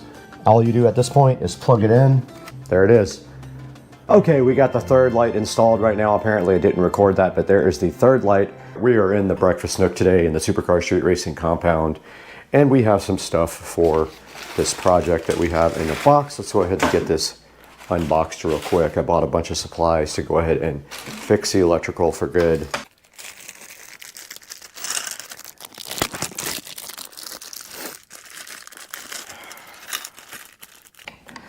That's that. Okay, here's a good look at the new Govee recess lighting. It is way brighter than what I had before. These are on 100%. I have to get them joined into the app. We'll add all these lights, hopefully. Okay, we're back on the GoPro now with the Govee recess ceiling lighting, and you can see right here that we have put them all in a single group called Kitchen Recess Light. And if we want to do a scene, we can go inside of the app to do that. So we go in here, we can do a scene like night. In November of 2024, a big leap for the channel. We were donated a 48-volt lithium-ion battery from Mousesaur. We decided to go ahead and install that in Joe's golf cart. There's a whole series about that here. Let's take a look at the big reveal when Joe put a 48-volt Mousesaur lithium-ion battery in his golf cart.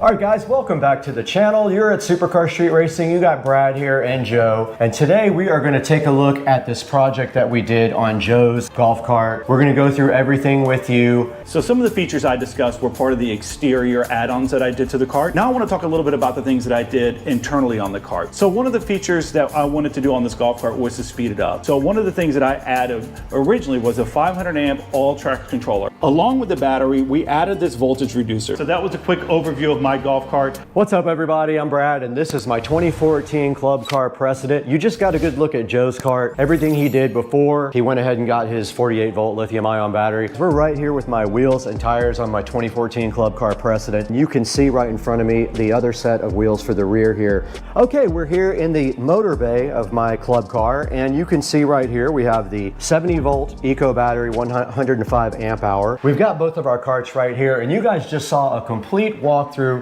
of both of the carts and all the modifications that we did to both of them. And I gotta say, the carts look amazing, they sound amazing. What is your final thought on the Mousesaur battery and these two carts? Yeah, I tell you, we did Brad's cart first. That was a great experience to really learn more about the cart, all the things that you can add to it. We learned a lot from that. So when we jumped over to my cart, it was much easier of a process because we knew where everything was, what we needed to do. And then obviously with the Mousesaur battery, it was amazing. This cart has a lot of power. I took revenge on the haters in 2024 on December 7th. I actually bought a flagship, one of them. It's not the big one, it's a Cinema 50. I bought one of them just to get back at the haters on December 7th, 2024. Let's take a look at the video where I bought a Marantz Cinema 50.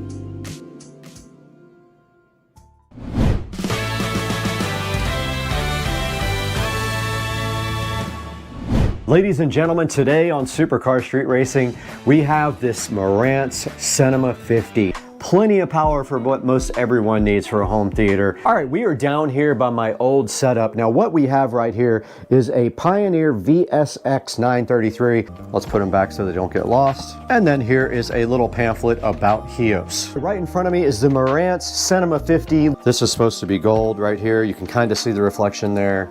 And that is it for the front. There is not a whole lot to say. It is a very clean looking receiver. There is a headphone jack there. This is going away. I ordered a audio rack that sits directly on the floor. It'll drop everything down about 6 inches. And right, this one is coming out of the actual connector. It's so bad. That was the subwoofer setup. It will allow you to do directional if you have double subwoofers or more than one. We're out here in the 4K production studio. I'm Brad, and I'm happy to have you here on the channel. It does 8K UHD. It does 3D audio, it does Dolby Atmos, pretty much anything you could want. On February 8th of 2025, the channel took a big gain when I did a top speed run in my 2023 Tesla Model S Plaid. That video has 53,000 views. February 8th, 2025, let's go see how I took the car to Mexico and went on a top speed run. All right, we're out here in Mexico again, scouting out a location for a high speed pull here that I've never done. Probably quarter long, maybe a little bit longer than a quarter strip over here where it goes uphill a little bit. So let's roll into this now. That's full throttle. That's 100, 10, 20, 30, 40, 50, 160, 165, and that was the top speed. All right, about 1 month ago, I got some sports seats for my Tesla Model S Plaid. I had them retrofitted. My model didn't come with them, but I really wanted them. I had to pay about $6,000 to get that done. This video was published on March the 18th, 2025. It has 101,343 views. Let's go see what happened when I got the first retrofit Tesla Model S Plaid sports seats in the country. All right, guys, so it is 2 Fridays later. They ordered the wrong seats for me last time. I know we ordered black. Well, I'm in the Cybertruck. They gave me a Cybertruck, and it is the weirdest feeling. It has 4-wheel steering. It turns on a dime. This is crazy. We're back at home now with the Cybertruck, and I thought that I would be able to back this thing in the garage. And the first thing I learned is that this thing is way bigger than you think it is. So check this out. All right, we're back in the Supercar Street Racing garage this morning after being up super early to go get the Plaid from the Tesla dealership. And we have successfully installed the first, I believe, according to the dealership, they have never done this before, retrofit sports seats in a 2023 Model S Plaid. Check it out, guys. All right, here's a look at the back seats in the Model S Plaid after the sports seat retrofit. You can see that you do get new bolsters on each side and on the bottom. Look at the front, you can see the Plaid logo right there, and the more sporty headrest and the firmer bolsters and bottom part. And there's the other side. This is how it came out. It looks awesome, man. I'm hyped for the Model S Plaid sports seats. Definitely added a new sporty feel to the car. Last but not least, published on April the 9th of this year, I teamed up with Besmo to show you guys their robotic mower. This video has 28,000 views, published on April 9th of this year. Let's take a look at the production on the Besmo. AI robotic lawnmowers are here now, and they work. Just take care of that. Now they make some bold claims about this Besmo T100. Supposedly it's perimeter wire free, can mow up to 1.5 acres per day, has 1 to 4 inch adjustable cutting height, First of all, I wanted to thank you guys for 100,000 subscribers. All right, directly in front of me, guys, we do have the Besmo T100, the Titan, and it is ready to be unboxed right in front of me. I did notice that the box had a few dents in it, so let's hope that this guy is not damaged. But let's go ahead and crack into the Titan, the T100. You can see here there is quite a long cable on the charging plate. If that is something that concerned you, you have plenty of cable here. So the back of the Besmo charging station just has this round plug here. Right here we have the RTK antenna. All right, so we're out here working on this bracket to hold the GPS module up in the air. Brad tried to just do a temporary rig just to get things going, but we decided to take the time to put this all together. So it's very simple, very easy. You have a bracket that goes against the wall. Everything pretty much screws into one another.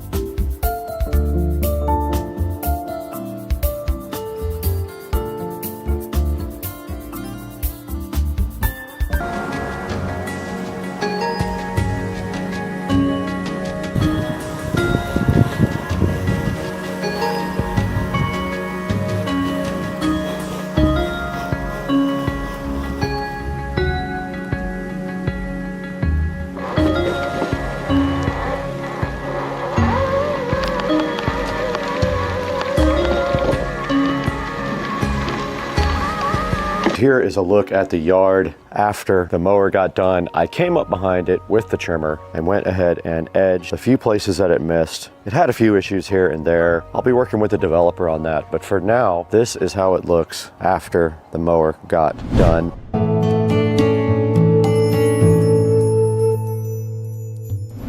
And finally, let's take a look at this channel right now. We have 125,000 subscribers. This is amazing. I really thank you guys so much. A few of the videos are doing great right now, a few thousand views per day on each one. That's amazing. I can't do this without you guys. Thank you so much for supporting Supercar Street Racing for the last few years. First, it was Brad D. Supra. Supercar Street Racing started in 2017, so it has been less than 10 years, but we do have 125,023 subscribers as of right now. All right, we're back in front of the awesome YouTube play button here, the silver play button that symbolizes 100,000 subscribers for Supercar Street Racing. Let's go ahead and show you guys where this is gonna go. I had a place already planned for it just in case it happened. Let's go take a look right now. Looks like there's two places to hang it right there on the back. So this is going right up there. If you guys remember when we got this uplight here, I told you guys there was a reason for it. It's going right there.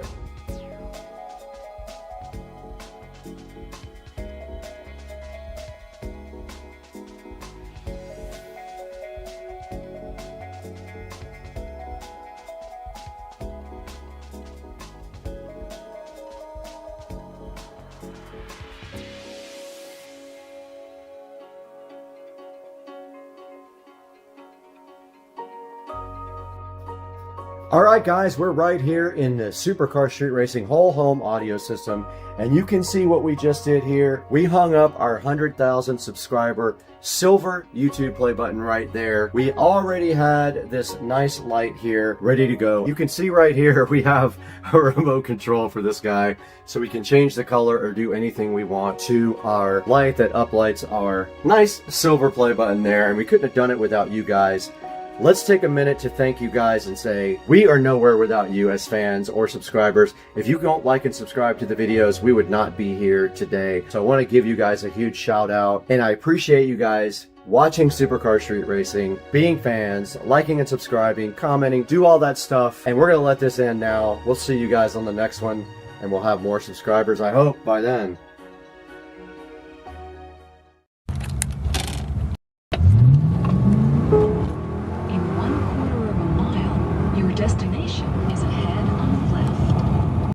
What's going on, everybody? Brad at Supercar Street Racing here, and today we got to do the first mod on the iSupra right here. First thing that's going to happen to this car, well, actually, the second. I took off the stupid sticker, and I do plan on taking off these stickers as well. Flip the camera around here and I'll show you. So the first thing we're gonna do to my brand new car is destroy it, literally. What we're gonna do here is remove this ugly roll bar. So if you have an IS300 and you want this roll bar for yourself, you can even have this pink shift light. Now, unfortunately, someone drilled a hole in my dash to run the shift light right down there. So to get this roll bar out, we're going to be taking these bolts out there, and it should come right out. I haven't quite looked at how it comes out of the back yet, but I'm hoping that it comes out easily right here as well. I'm not sure how that comes out. I'm going to have to maybe remove the seat where the bar goes down in there, and I'll update you shortly. Got my trusty Allen wrench here, which just happens to be the right size. Unbelievable. I'm going to need I can't tell what size that is, maybe a 14 or bigger wrench for the top part. Got all my wrenches right here.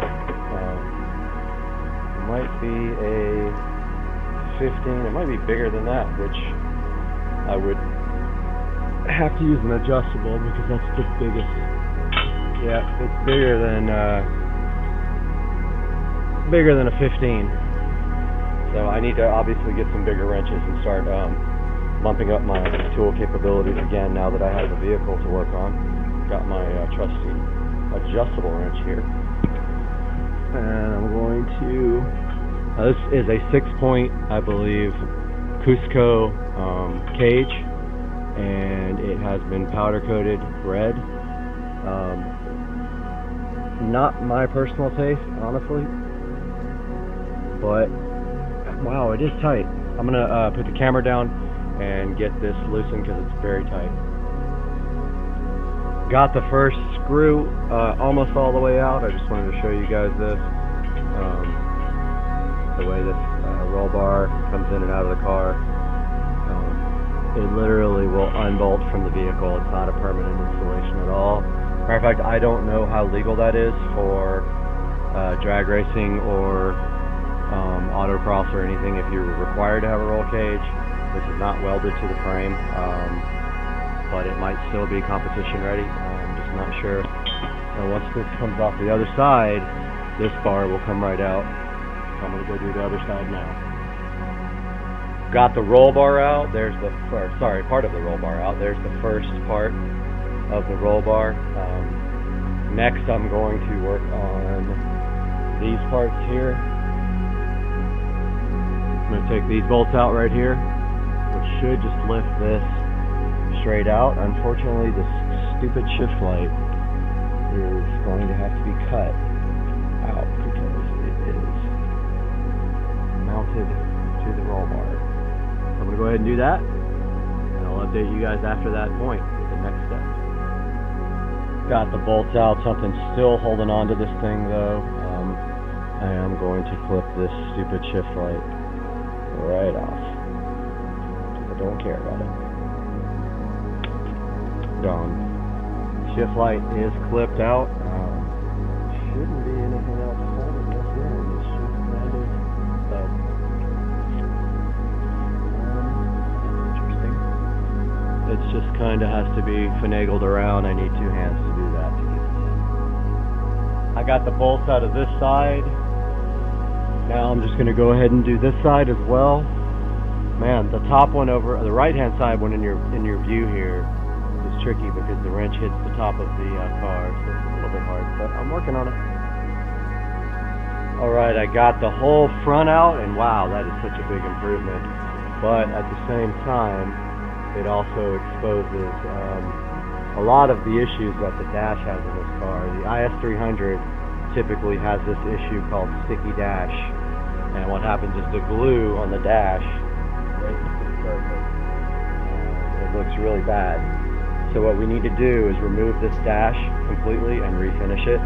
So we'll take it all the way down to the plastic, and then we will respray the whole entire dash and the center console. For now, we've got this roll bar disconnected. Now the next step, I am thinking center piece will fall out here, or no, these pieces are falling out next. That came right out, no problem. By the way, if you know anyone that has an IS300 that races it and they want a roll bar, let this one go. Very cheap. We'd like to just make enough off of it to refinish the dash. So that's the first side out. Let me come over here. That was actually easier than I thought it was going to be. I thought it was going to be pretty difficult to get out. So yeah, it just literally bolts together. If you need an idea of how to put it back in the car, that's it. Also needs some hand straps. I don't know what they're actually called, but I'm going to need those. Now this has been powder coated, and powder coat's in excellent condition. So the next step here is the centerpiece, and I have absolutely no idea how it comes out. Looks like the light is in the way, but let's see if I can get two hands on this and get it out of here. Alright, I got the roll bar out of the car completely. Wow, what a difference.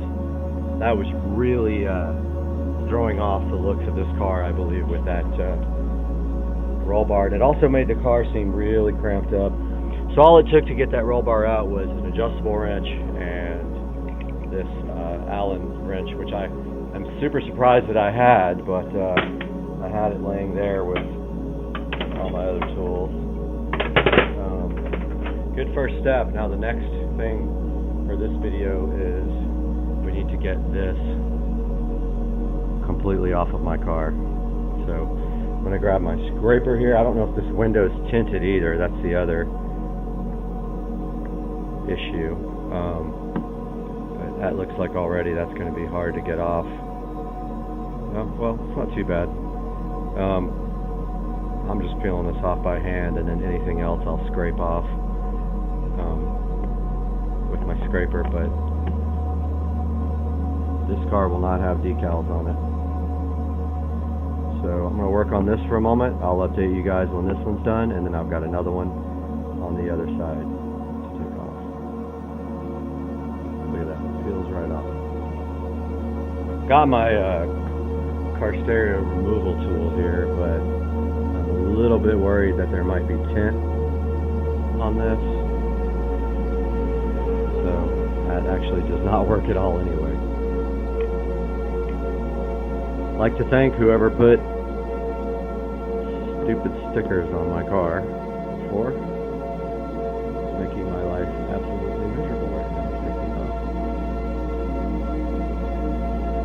But I gotta say, this is nothing compared to taking off clear bra.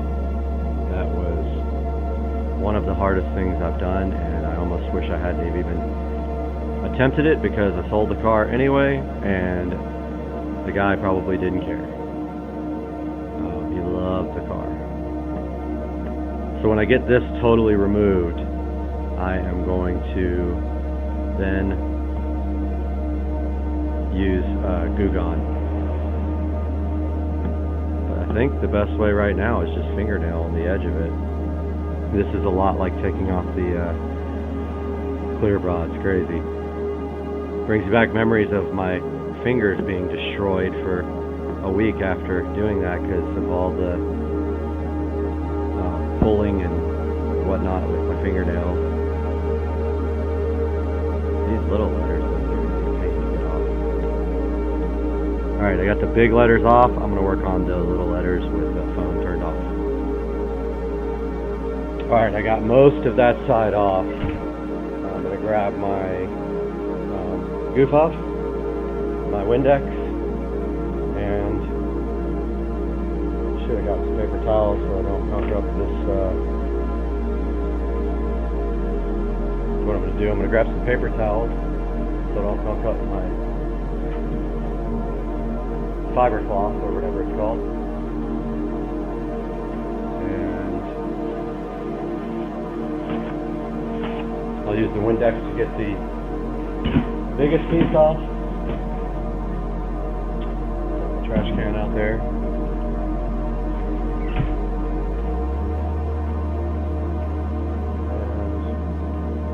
And here's what we have left. After I did use the scraper most of the way, it was a lot faster. I'll spray that down with Windex, and then just try to get most of it on this paper towel, which worked good. Alright, I got most of the plastic stuff off there. So now I'm going to goog on it.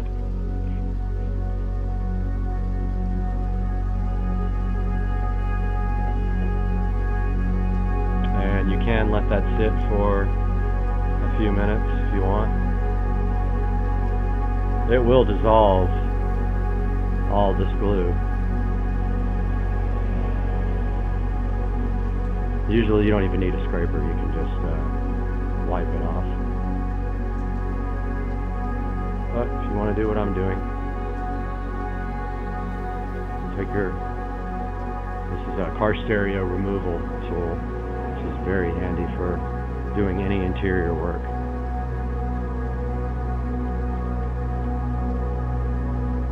But yeah, you can feel the glue is still holding on there, so it might take 2 applications of this stuff.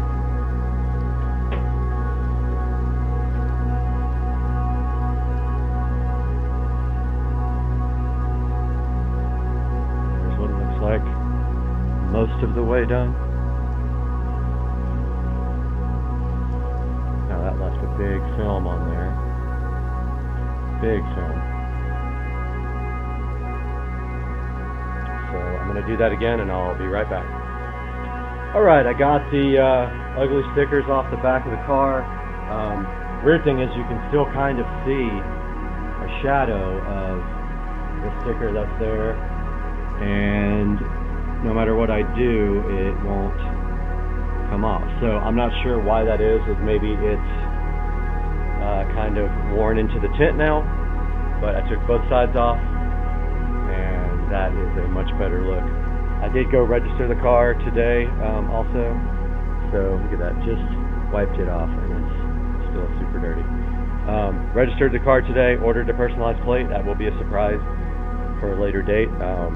Do want to get this Ryzen Altezza thing blacked out or removed as soon as possible, and want to get this front Altezza badge removed. I just have to figure out what is holding it on back there, or either black it out completely. I don't like it. This is not an Altezza by any stretch of the imagination. So yeah, that's going to do it for today. Hope you guys enjoyed it. I do have this roll bar for sale. There's part of it. There's the other part of it. Anybody wants it, hit me up in the comments. Let me know. Supercar Street Racing. Hope you guys enjoyed it and like the new vehicle.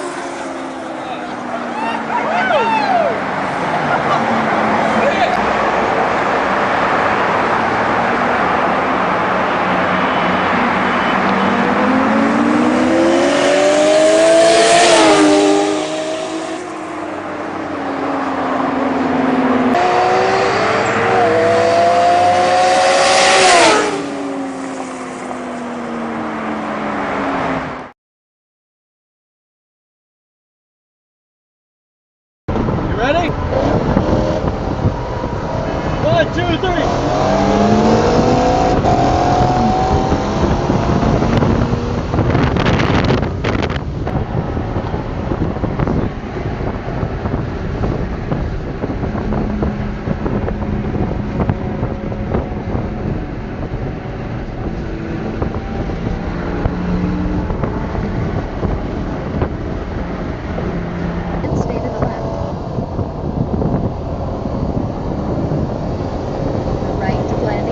One, two, three.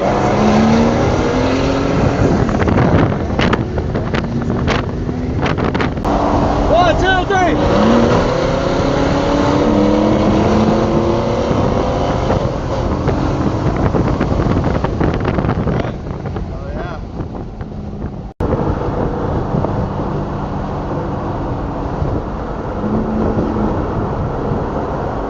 One, two, three.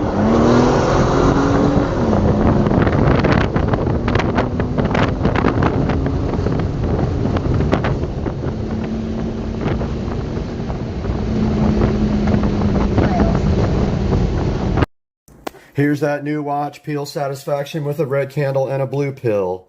The peel sat on the new watch with the pill. And the candle. That peel sat.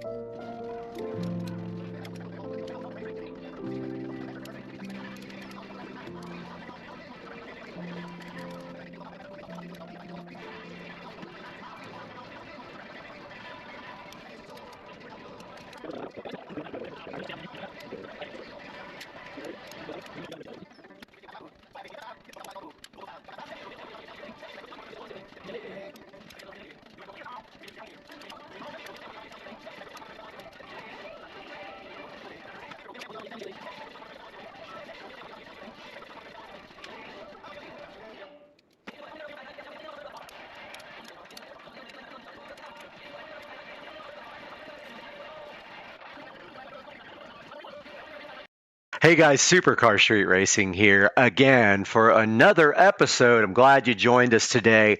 And today, I know we look like absolute crap, but that is from actually working out in the garage. And today we have more of the mini bike restoration. I've been working hard on this, probably put about 30 hours into it just this week alone. And we're going to be taking a look at that right now. It's a lot of work. There's a lot of footage, so bear with me and stick around and let's watch this footage.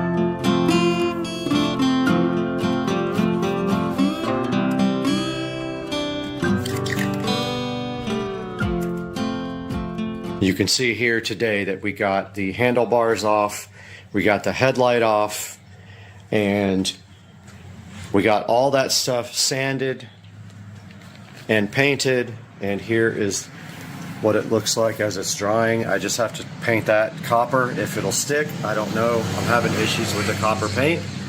But there is the handlebars all ready to go. There is the fake gas tank, the back fender, and the real gas tank.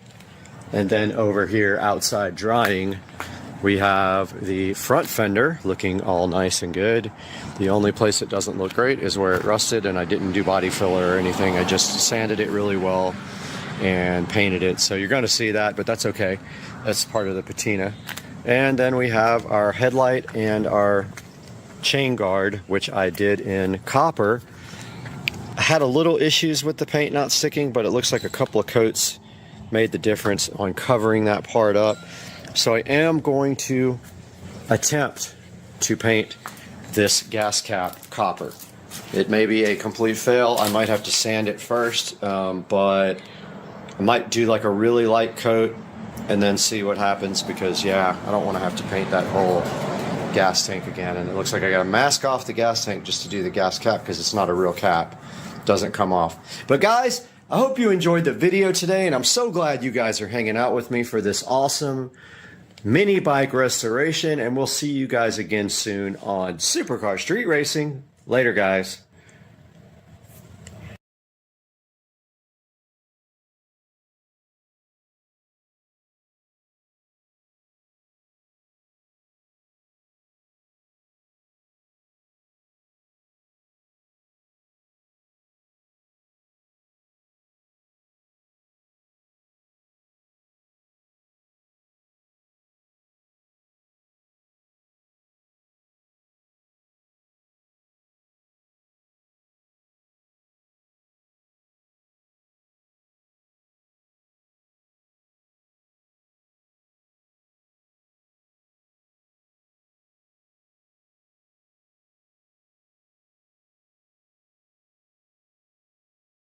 Guys, welcome to the channel. Today is an exciting day, unexpected day, because I picked up something major today for the channel, and it's sitting right over here, and I don't even know how to operate it yet.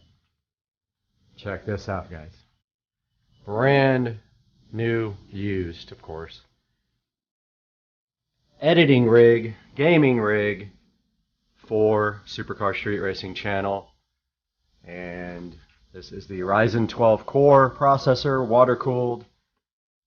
Got the RTX 3080, 64 gigs of RAM. Just a sweet setup. I'm actually trying to figure out how to open the case.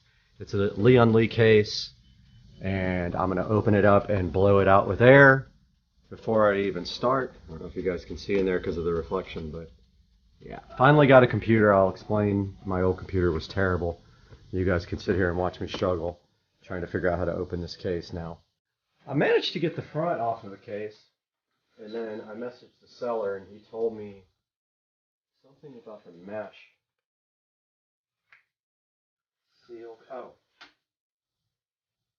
That's good enough for us to blow this out, but I need hearing protection, guys, because my hearing is already shot from loud music my whole life.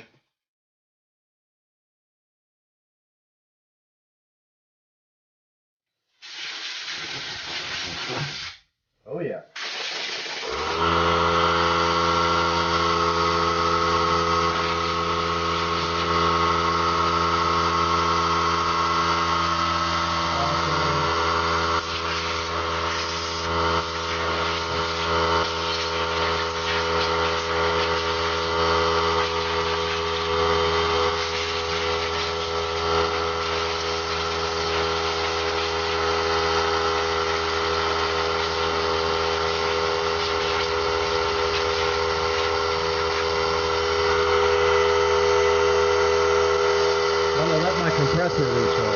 Takes the compressor about 5 minutes to recharge, so it's recharged again. Let's go ahead and do this.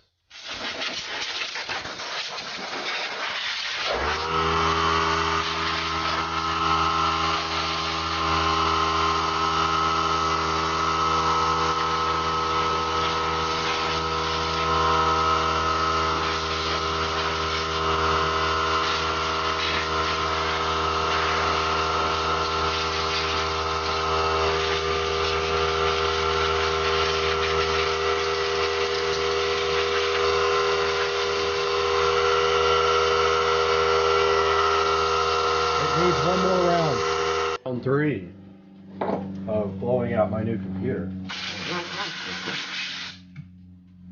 Every time I do it, I get more dust.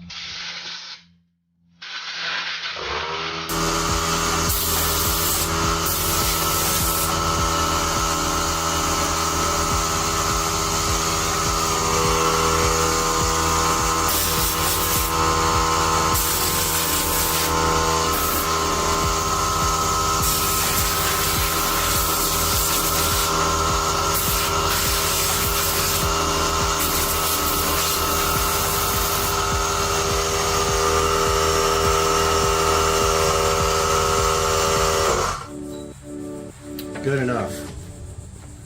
Here's a good look at the MSI motherboard and the RTX 3080 Tough graphics card and the SSD here, 1 terabyte SSD. Looks like I can put another one at the bottom down there. So I'm going to order that today. Get that installed. I need it for editing. I need a second SSD for editing. But yeah, guys, so far, so freaking good, huh? So we'll see you guys inside when we hook this up. I lied because I didn't clean the glass yet. Go ahead and give this glass once over. And then once I get it in its spot, I can clean it again. So this just closes like that, just kind of magnetically. Like that. Got all my fingerprints all over it, which it will again because I'm about to carry it inside. This is cool, man. I'm so hyped. I think this is my first, believe it or not, even though I'm an IT security engineer, this is my first real PC. Looks like the front case just kind of, actually it needs to be blown off too. Good grief. Now that's good as well. The Leon Lee case.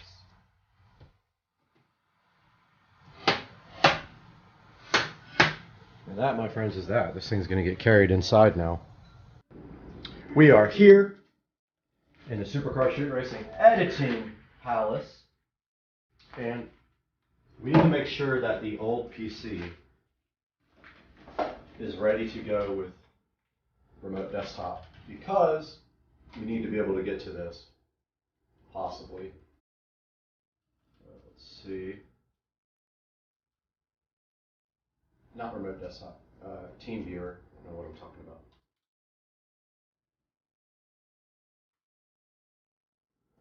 Okay.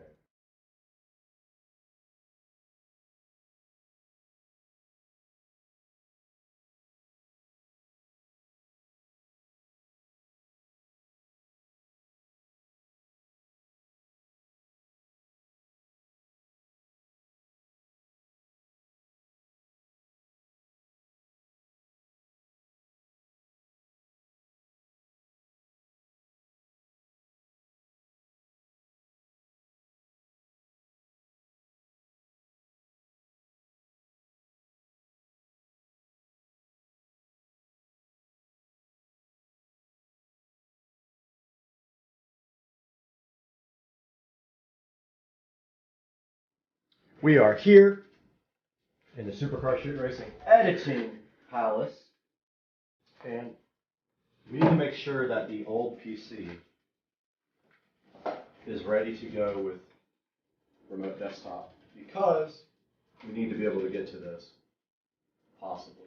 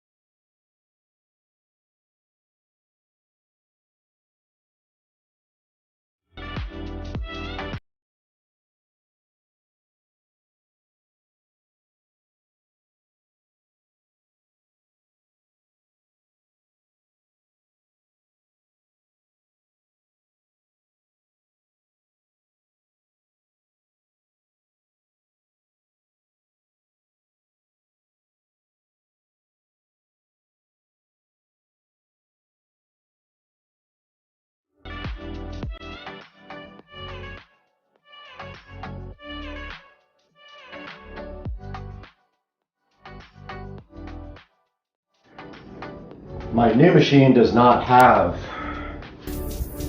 SATA ports. So there's not going to be any hooking up my existing drive unless it's just a USB adapter, which I do have a USB 3 adapter, so I'm going to do it that way for now. Order another SSD to edit on. I just thought about one thing that might be an issue also, because I didn't turn on Wi-Fi on this computer before I shut it off. I think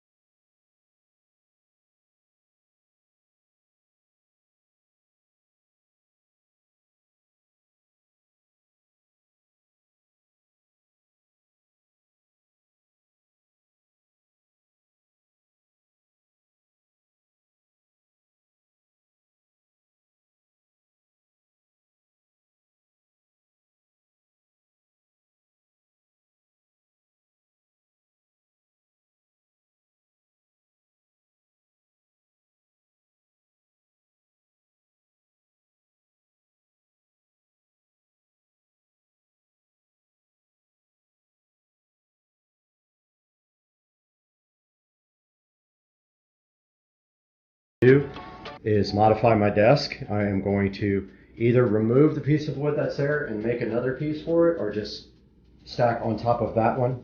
Since I have plenty of height, I just don't have the length here.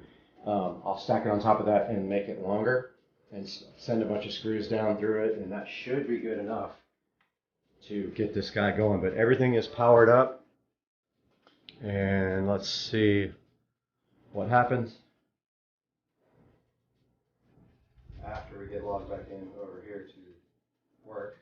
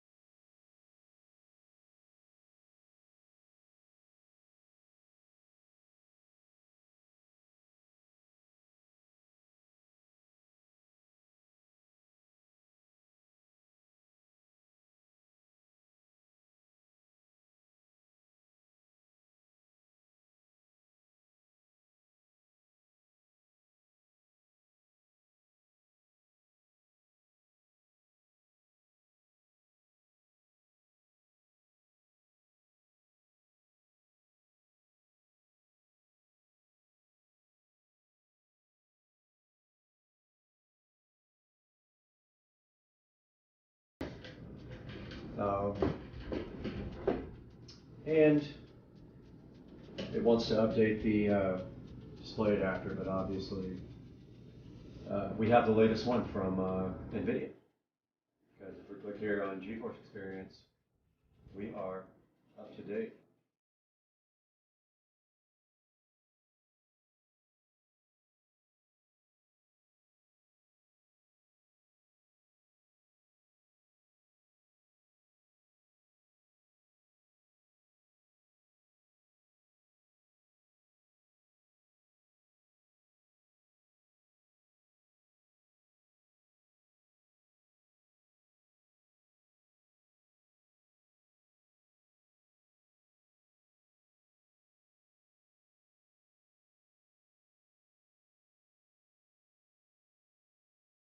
Guys, we have gone through a little bit of a pain point with our rendering drive until we get our new SSD in tomorrow. But this is the ceiling fan project that would not render before. And this is the first render compared to the old machine, which had a almost 8-year-old Quadro 1200.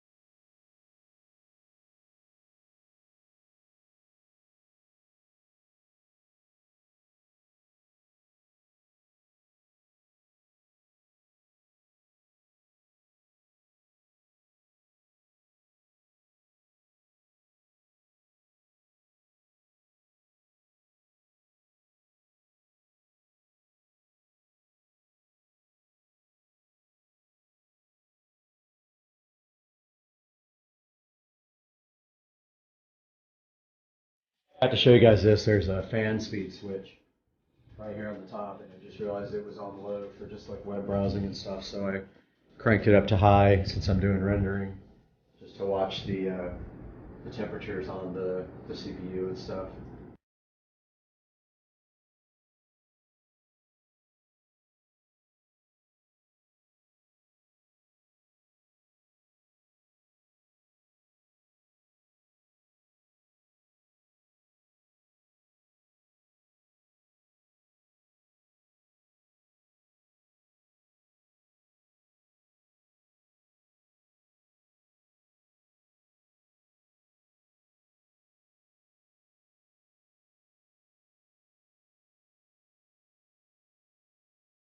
I meant to tell you guys also, Premiere Pro seems to be way faster than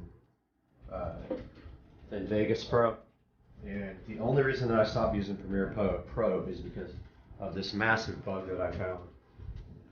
And literally, I could not edit on it anymore because it would start eating up system RAM. And then it would eventually use up all 16 gigs of my system RAM, and then it would crash the computer. The whole computer would crash. I was going to show you guys how struggling the GPU is and the computer when there is time lapse going on. That seems to be super GPU intensive. Alright guys, I've been playing with the computer all day long. Did eventually get my one video edited about the ceiling fan. Took forever because there's some kind of issue with the actual project that wouldn't get past a certain point. So I ended up rendering it in like 3-minute chunks or 5-minute chunks until I got it all done. Then I put those in a final project and I rendered all that at one time and it worked fine. I'm switching back here to Premiere to try to start editing in Premiere, because you notice here in Premiere It's so much faster. It uses all GPU, almost no CPU, whereas Vegas Pro is primarily CPU heavy, and even people on the forums are like, man, something's wrong with this thing. And it takes forever on Vegas. So I'm going to switch back to Premiere, and if I need to do like some time lapses, I'll probably use Vegas for those because it's so much easier. But I hope you guys like the upgrade to the channel with the brand new PC to edit with. I love you guys. Peace out. Hey everybody, Supercar Street Racing here. Took a little bit of a break. I know you guys noticed if you watch the channel that I've been gone for quite a while. Had some personal things going on in my life that I needed to take care of, and so I took a small break. I actually toyed around with the idea of doing SpaceX related content, but there's so many other channels out there that do this already that I decided probably wasn't going to do that, and I was going to actually live stream SpaceX launches with commentary behind them and all that. That is not going to happen now, but I did want to get back to the channel, maybe start posting some updates. Car needs a couple things and had just a couple things done, so I will talk about that here shortly. But also I think the channel is going to be renamed back to what it was again, because I'm going to hopefully get some car content going, so I hope you guys stick around for that. So just wanted to give you guys a little bit of update over what's going on with the car right now. So also shooting an 8K video for the first time and hopefully editing in 8K, but not sure what Premiere can handle.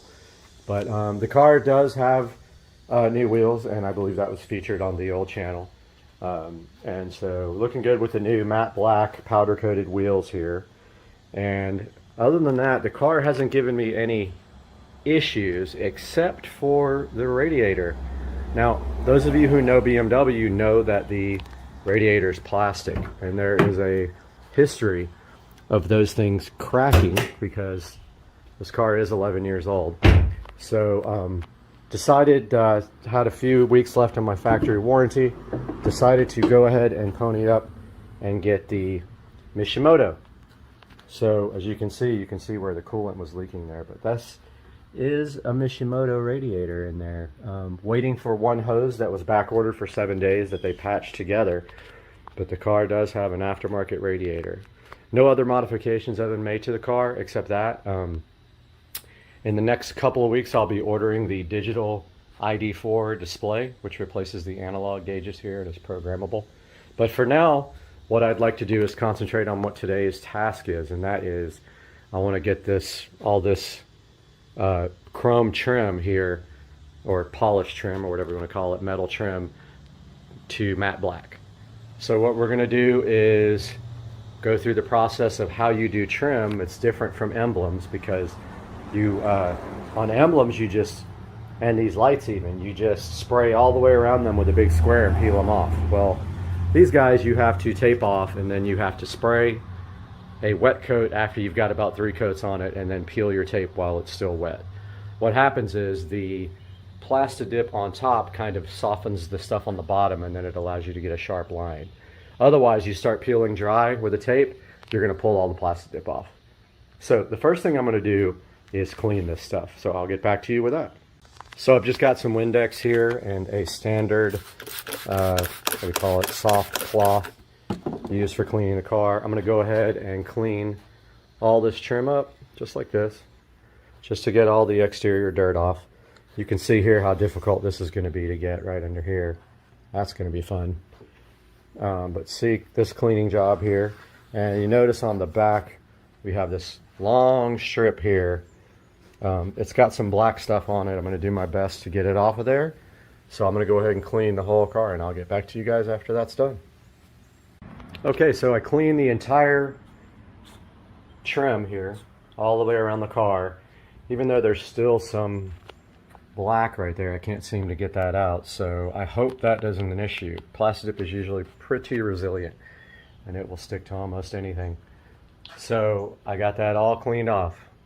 So the next thing you have to do now is tape off the trim and mask off the car. Otherwise you're going to have Plastidip overspray everywhere. Now it will come off, but I don't recommend that that's something you do, is try to do that and take it off. go ahead and cover the car up, mask it off with plastic, and I've got some 3M blue tape to facilitate that, and I also have a painter's tarp, and I'm going to use sheets for the inside of the car. Now this is a two-step process. There's trim here, and then when I put the top up, there's going to be more trim that's going to be all the way around this back part here that we're going to have to do, and up on the window. This is going to be a two-part step. Each step needs about 3 to 4 coats, and they take 20 minutes each, so this is going to take a while. So I'm going to go ahead and start the masking process, and I'll get back to you guys. Car had to go by, of course, but we're back with a little update. So I just want you to be prepared that this prep process is very time consuming. And I know why I started doing this one time and then quit. Now the other problem I'm having is, of course, this tape sticks to literally nothing. It doesn't even stick to itself, as you can see here. So you're going to have to do your best to get everything taped and hope that your tape actually sticks. Mine does not, and that's becoming a huge problem. So what I've done here is I've got some sheets on top of the car like this. I'm going to tape around, and then down at the bottom I'm going to be doing this plastic drop cloth. I'm going to work on that, and I'll see you guys shortly. Alright, so a little update for you guys. So I've got most of the top taped off, except where you can see here the tape does not stick to anything. It literally will not stick. It sucks. But I wanted to give you an update on how I see this happening. And you notice here, again, the tape is not sticking to anything. So before I hit that coat, I'm going to have to go around and push everything back. But here's what I did. On this side, I tried doing it without rolling the windows up. And I wanted to do a little experiment on this side and see if I should roll the windows up. And then I figured out it's hard to get in these seams where the trim rubber is. But then I had this idea to take my little trim removal tool here and just kind of push it into the cracks. It works so much better than trying to, like, originally I was trying to get the tape into that seam. This just absolutely destroys that. So I use this little trim removal tool and I just push it down in the edges there. And anywhere it's like extra, if you can just like push it in there. Now don't forget, this is all going to be in view. If you have tape lines, you're going to see them right here, and then actually you probably can go up this way too to tuck it under. It works awesome. Can't believe I didn't think of this beforehand.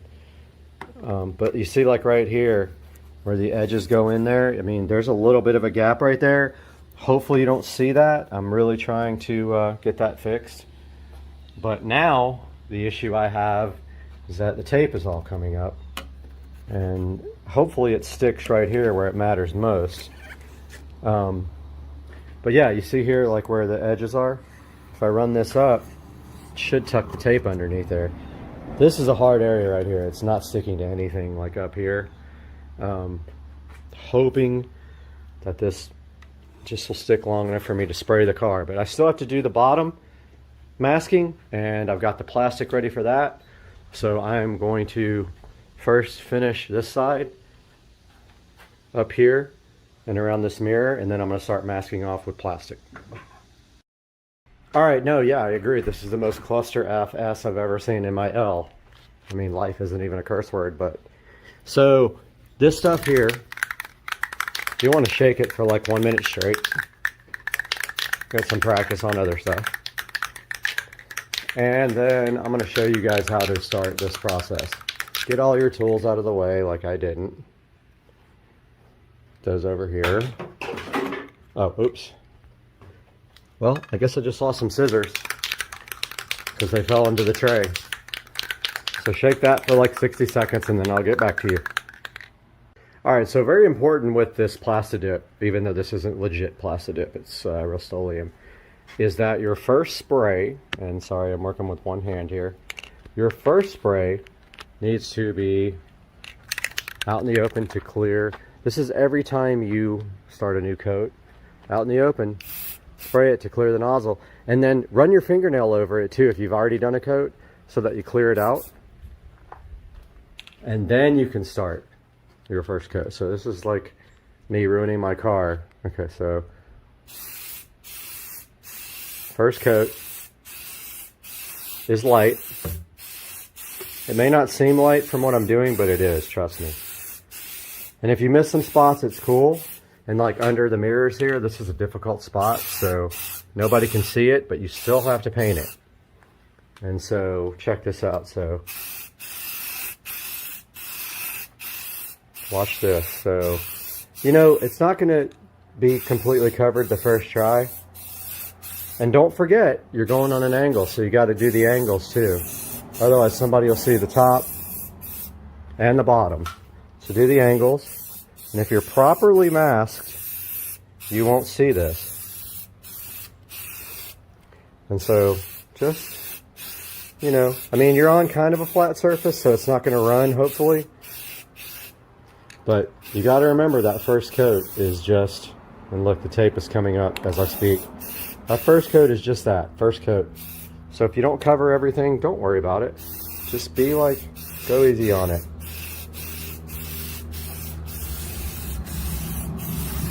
And I brought 2 cans. I don't know if that's going to do it.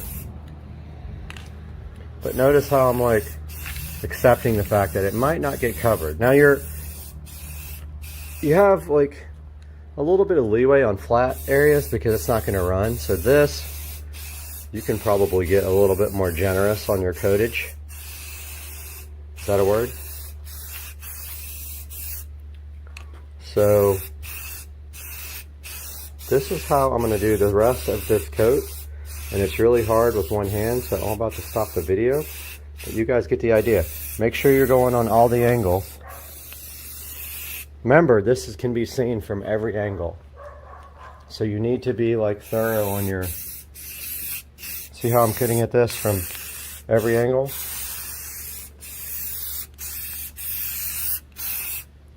Sorry. Alright, so at some point my video cut off, so I'm just trying to tell you guys that you want to get all angles. So see the bottom here, where you can see the edge? People can see that, so you want to get from up here, and I know my camera keeps tracking off in the distance, and you also want to get from down here. So get the top edge, and then the bottom edge. Beware of drips, but at the same time, you've got to get these edges. See how that covered that whole edge there? Don't go too crazy on your first coat. Your second and third coats will stick more. Okay, so, I mean, yeah, you see how that isn't covered on the underside edge? Get that like this. If you got any issues later, you can always touch it up. But look, see that? You got to get that edge. And then underneath here, where people can or can't see, you still got to get that.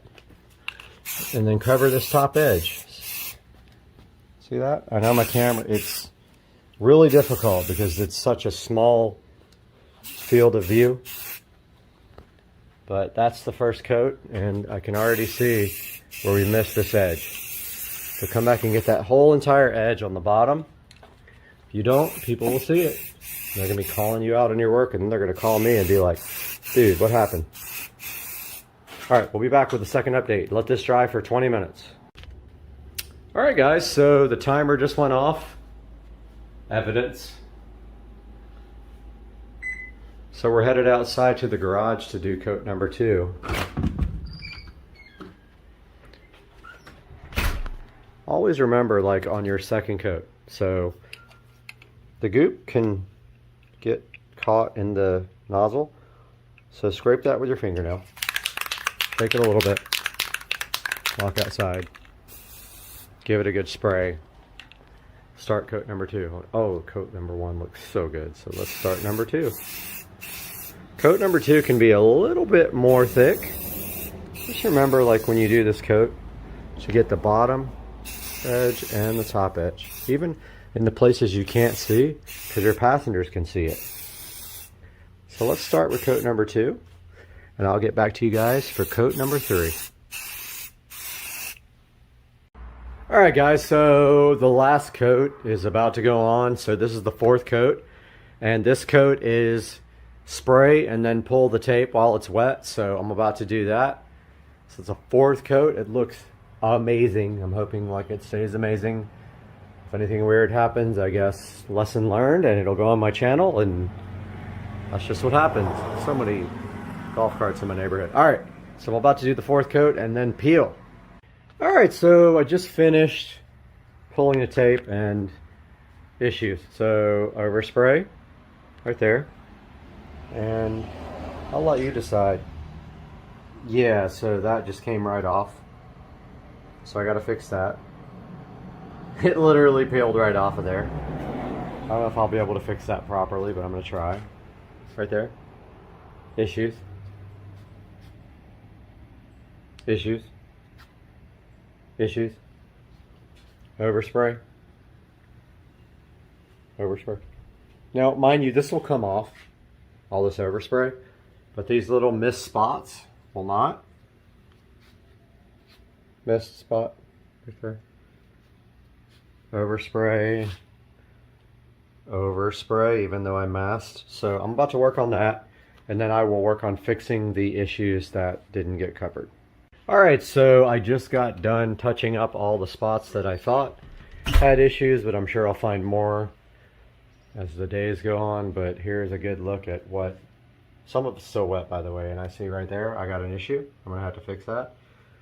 And right there, so those are still bad. The problem is once you have an issue, it's hard to cover that up with a fix. And clearly on camera you can see that there's some kind of white spots there, and I guess I can work on that later. But as you can see, like, okay, there's also an overspray right here, but that'll come off. It comes off easily.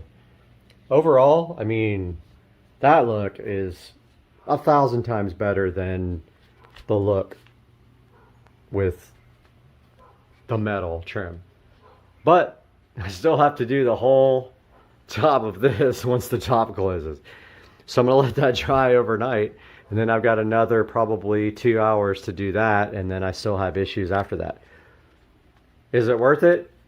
I'm not sure. Gonna have to see what happens after I'm totally done to see if it's obvious. And I'm a stickler for perfection, so I hate these little metal edges showing and all that. So I'm gonna continue this tomorrow with the second part, which is when the roof is up, and I'll see you guys then. All right, it's the next morning. Went ahead and put the top up. I drove around last night. There's some imperfections I need to fix that we'll do later. But now you can see with the top up, now I have to finish the rest of this enjoyment. So I'm gonna start taping this off right now, and I will update you guys as I get closer to being ready to do this. All right, I got some music playing. Hopefully you don't get immediately copyright struck and demonetized because it's playing pretty low, but I got one side taped up here. As you can see, it's super fun. It takes forever, and yes, I did it, and there you go. I'm gonna work on the other side now. Just a little update. I kind of wanted to show you guys this tape that I'm using. It is number 2098 multi-surface. I've never used it before this, and I bought it by accident. And it's almost like plastic. I really like it. The only problem I have with all these absolutely ridiculous tapes is that none of them stick. They don't even stick to walls. Like, I've done this 100 times. I've painted 100 times in my house, and this stuff, literally you put it up and it peels off the wall 5 seconds later. But yeah, this is like a plastic type tape. So give that a try if you ever need to tape something off like this. It really works pretty good, except for the fact that it doesn't stick. All right, so we are done prepping for the second round of trim, and see a little gap already right there I need to fix. But you can see I just use plastic and sheets, old bed sheets. But we're ready to start painting, and you already know how that goes. So remember a few things about Plastidip. If it's cold where you live, make sure you pre-warm water for a little bit. Also, on your first spray, make sure you spray away from where you're actually going to be spraying, so you clear the tip of the can. And 15 minutes between recoats, 4 coats total, Your first coat is light, your 3 coats after that are heavy. And make sure you shake the can very well. So this is a brand new can here. Shake it good for about 1 minute, and if it's cold, which this one is not, it's been sitting in the garage, then make sure you warm it up. But yeah, I'm gonna go ahead and start. All right guys, well, we are on the 4th and final coat, and this is the coat where it goes on wet, and then you peel while it's still wet. So if you don't do that when you start peeling, if it dries, you will take the Plastidip right off the trim. The only time you peel when Plastidip is completely dry is if you're doing logos or lights or anything like that. You make a square around them with tape, and then you peel dry, and it will peel off around the edges of the emblems or the lights. With trim and with tape, you have to do it while it's wet.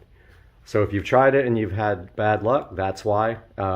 So I'm going to put a wet coat on here and start peeling. All right, everybody, so I just got done peeling this tape, and I had some issues, unfortunately, that I'm going to have to fix.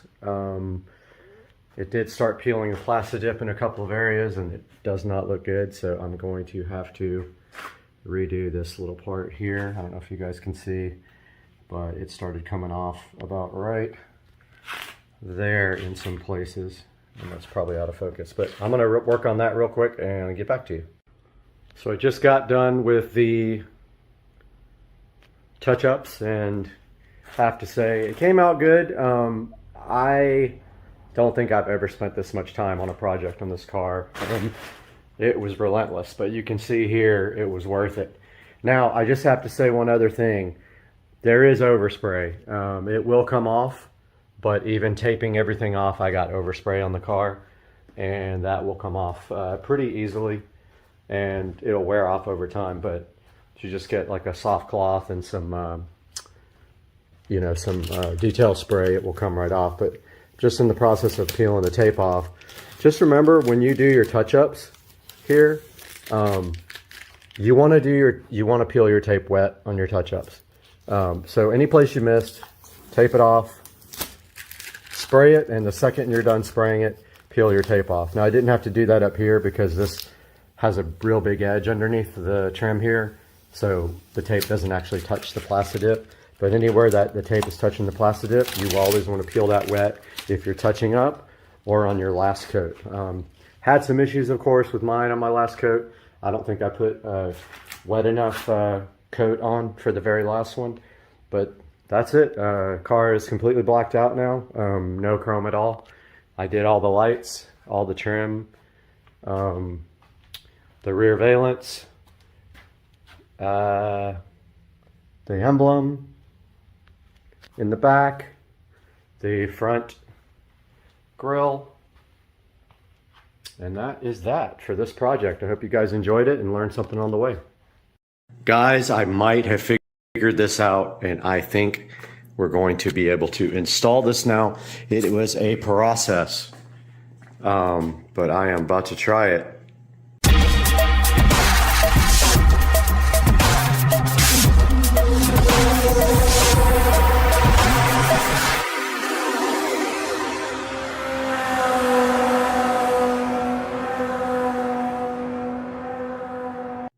Hey guys, welcome back to the channel, and today we're going to show you how to install Kodi on a show device. That's right. You didn't think it was possible. You thought you were locked down, but guess what? If you got one of these, you can put it on there. Back in front of the Show 15 now, where we're going to show you guys how to install Kodi on this device. So the first thing you have to do this is a Show 15. I'm not going to say the name because it will wake up. Once you have the Show 15, you will get a prompt that asks you if you'd like to upgrade your experience to the Fire TV experience. You go ahead and upgrade this device to the Fire TV experience, where you will come back and you will see this little dot right here. See that? Right there. Once you have that, then you're well on your way to getting Kodi. So guys, what is Kodi?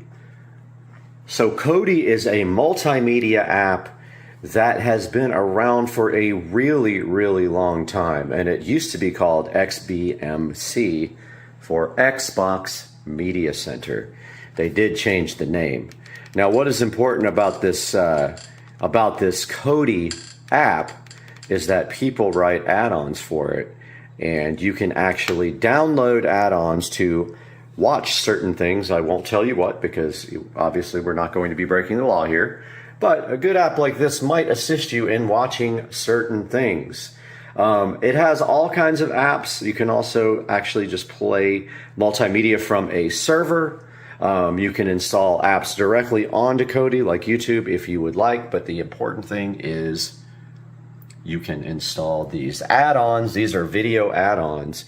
And to do that, you have to find the repository and install them from the repository, which I will show you here momentarily. But this is Kodi. All right, let's quickly go over what you have to do to install Kodi on your Echo Show 15. First, you go into the Fire TV. You go ahead and go to Find. And you search for the Developer menu. Developer Tools menu there. Here it is. Go ahead and open that.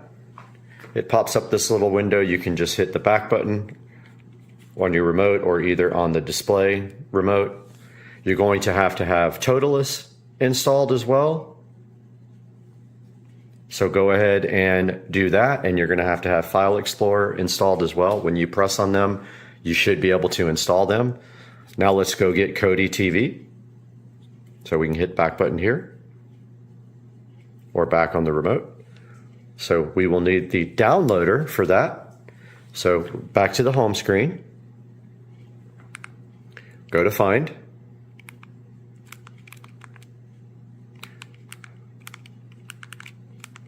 Try that again. Find, search for downloader. There it is there. Go ahead and install downloader. Once it's installed, open it up. Now it's telling you that there's limited functionality for touch. So now, once you have downloader installed, you browse to either this full link or you go to Kodi.tv. And remember, this is limited touch. So if we just go to Kodi.tv, if you don't want to type in that whole link, you're going to have to get the 32-bit version. Go to the little menu here. Go to download. Go to Android, the little Android robot. Get the 32-bit version. The 64-bit version will not work. It will go ahead and download. Once it's done, it's going to attempt to install, which is going to fail. This doesn't work because when you hit settings, it's just going to disappear. So just click done on downloader. Or actually, you have to use your remote. Again, the touch doesn't work on a lot of things. Click the home button here or on the screen to get back to your Fire TV mode. Go into your apps. Find your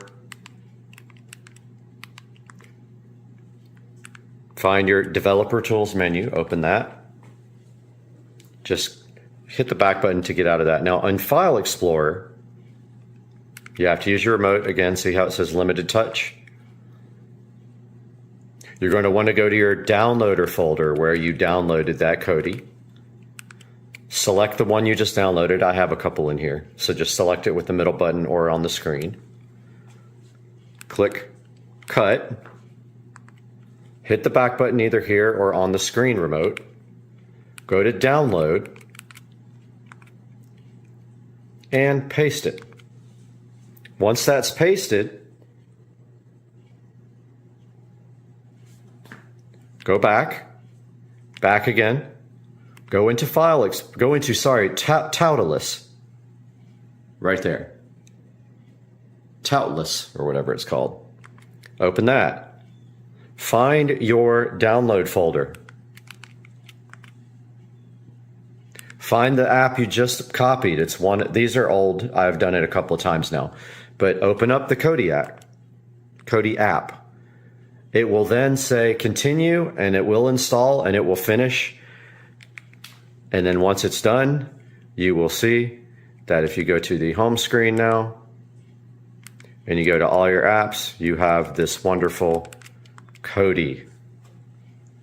There is proof that Kodi works on the Show 15. And then now we will show you how to put a good app like the Crew into this. Okay, now that we have this installed, you're going to want to put something in it. So to do that, you need to get a add-on. So if you go to Settings, File Manager, Add Source, Browse, click enter a name for this, call it Crew, and then click none where it says path. Okay, so here is the path, https://team-crew.github.io. Click OK, click OK, click back. I'm just going to use the remote because it's easier.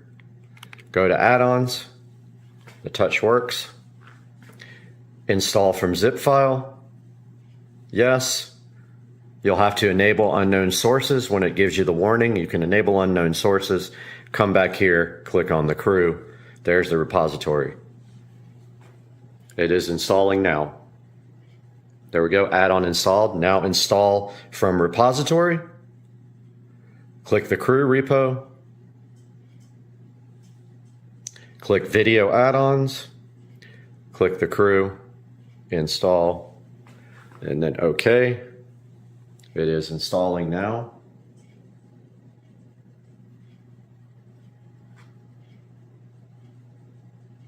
Shouldn't take too long. It's at 7%.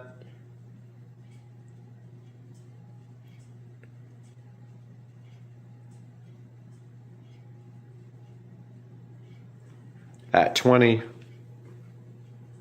We'll be back. Oh, it's already at 7. I was gonna pause it, but it's almost done, and now it is installed. Let's hit the back button on the remote here. And go back to the home.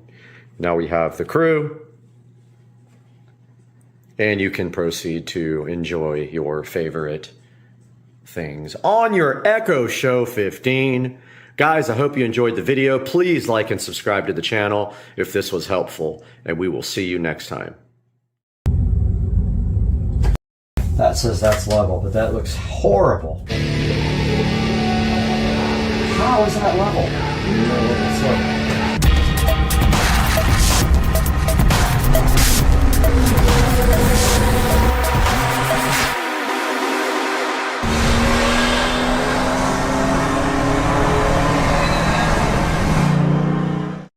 Hey guys, welcome back to the channel.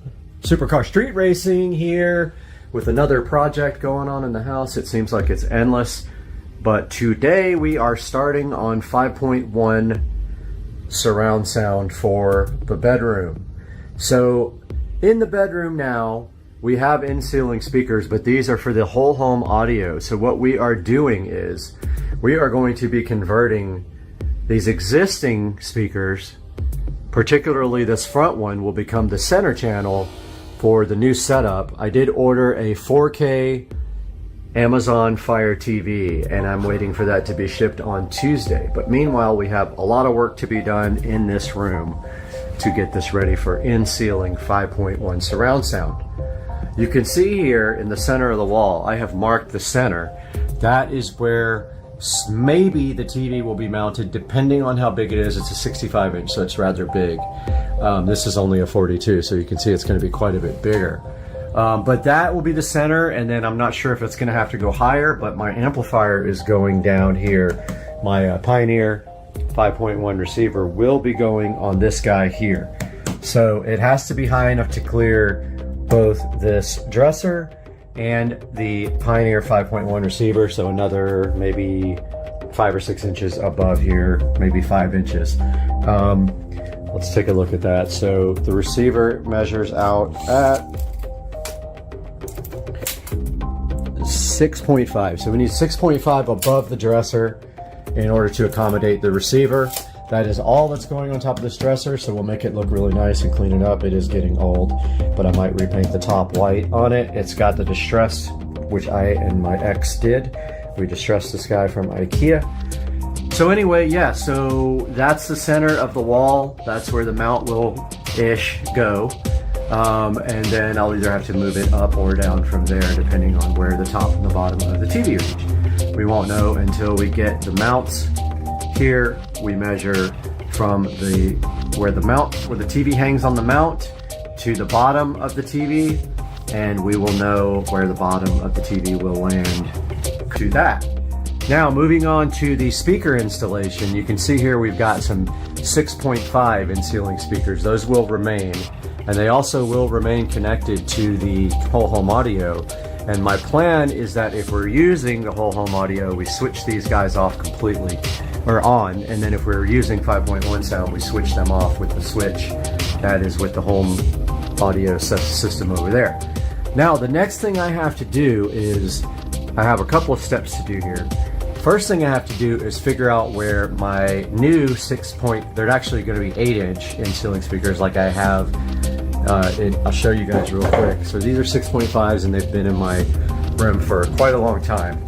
But they are going to be 8-inch two-way in ceiling speakers on the sides here. So that will be the front left and the front right will be 8-inch. The center will remain the 6.5-inch old one for now, and eventually it can be replaced.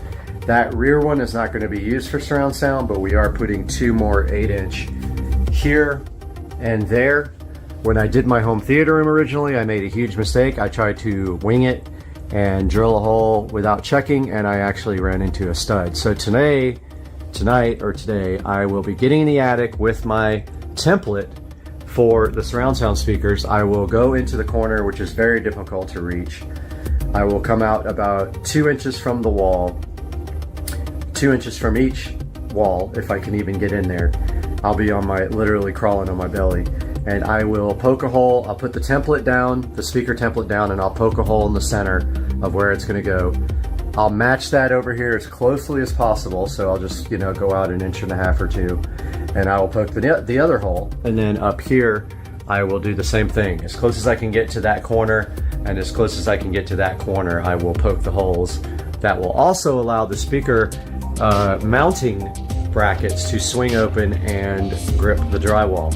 Because don't forget, there has to be a little bit of drywall around the edge of the speaker in order for that little clamp to swing out and grip the drywall. At least on 2 sides. You can get away with 2, but you really need all 3. So I have a task in front of me because it's 90 degrees outside. I want to get up in the attic as quickly as possible. But the first step here is going to be cleaning this mess out, because this has had stuff under it for years. And all that stuff needs to come out and it needs to be cleaned. So I'm gonna go work on that now. Taking a look at the existing wall, we're gonna be mounting the TV up here on this TV mount.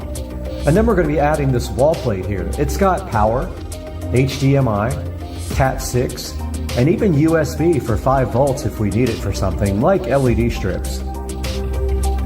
Then we're gonna get our existing power from down here, and we're gonna feed off of that. But first, right to the left of that, we're going to have our 6.1 surround sound HDMI wall plate. To the left of that, we're going to put the new power in, which we're going to tie the TV into. And the subwoofer jack will go over here. Alright guys, I just did the worst job ever. I cleaned underneath this dresser, and I cleaned all the baseboards and the floor. And from now on, I will make sure I tell the housekeeper to get underneath this dresser, because I'm not going to be storing anything under there. I was prohibiting her from cleaning under it, so there's some dust bunnies under there. And the next awful step is, well, there's 2 awful things. I got to get up there and drill through the cap to get my wires down through here. So I'm going to come off maybe 4 or 5 inches from where that speaker is and drill through the cap. And these wires will run right down the wall here on this side of the baseboard, which I have to find now. So what we do is we get our stud finder out. Now we know that there's a stud there, so likely 24 inches. Let's see. So we got our stud finder on stud scan.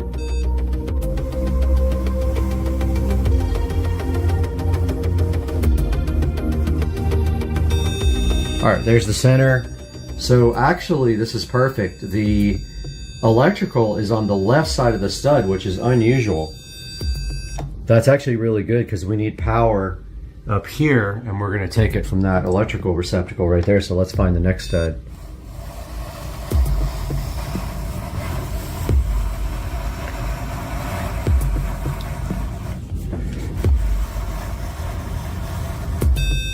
Next stud is right there, so I'm gonna grab some tape and mark it, and I'll be right back.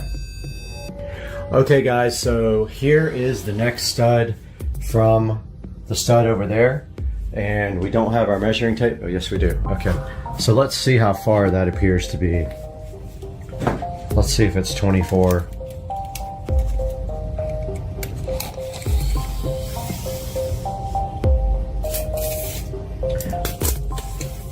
So let's get our tape out. Yep, looks like that's 24 on center if you look at that, because the stud falls on this side of the electrical outlet, it appears. So now we know when we're doing our electrical and our audio wires that are going to be coming from the attic. Our attic is going to supply our audio wires down through the cap. We need to basically take it down in the center of the wall here. So if we line up with this speaker up top, we should be fine, because if you look up here, this is the center of the wall.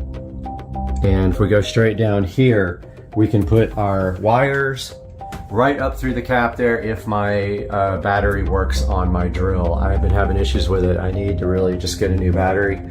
But yeah, so that's my plan. I'm gonna line up the hole in the cap with that speaker. So I'm gonna drill through right there. Now remember, this is an interior wall, so there's no fire breaks.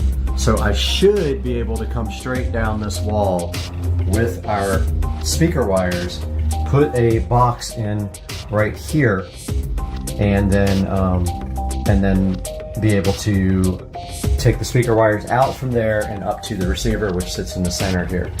Now let's take a look inside that receptacle and make sure that that is the stud is on the right side of it. Taking a look at the wall now, you can see the speaker wires running from the wall plate up the inside of the wall and through the cap on top to the attic. Then we've got power running from the new receptacle up to the TV here. And then we got our subwoofer running behind the wall from the wall plate that we just added. All right guys, taking a look at the receptacle here is good news. I pulled the receptacle out and you can see that the wire is on the right side of the box. And so, actually it's on both sides, but I do believe that that the stud is on the right.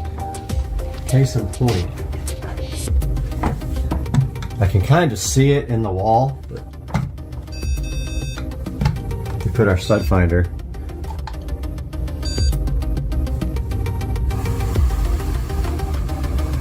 It says that's the edge, and that's the center, and that looks to be on the right side. If you're facing the wall, it's on this side, and you can see an indentation in the wall. Boy, this wall needs to be repainted, so I think that's going to happen too. So what we're going to do now is drill through this side of the box and just verify that we can get our wire through there, and then we will pull our wire up to where our TV is going to be as soon as we know that we can put the TV there. Alright guys, we got the trusty orange screwdriver here that I always use for everything, and we want to kind of get that drilled towards the top because we're gonna try to push the wire up there and fish it. And if we can't get the wire, then we have a bigger problem. So yeah, we need to figure out. But at the same time, there is also a wire coming out of here at the top. So yeah, we gotta be careful we don't drill through any wires that are stapled. I need to take another look at this because we may have to put a receptacle down here first and then go up. And I think that's what we're gonna end up doing because I don't think I'll be able to get that. I don't think I'll be able to get that wire up there. I mean, I could try, but so basically what you do is just on an angle, you know, as close as you can.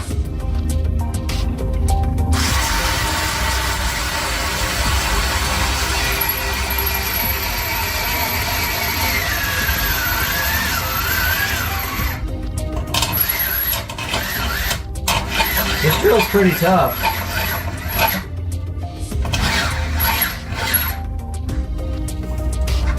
However, we might not be able to get the wire next to that right there. We may have to go deeper.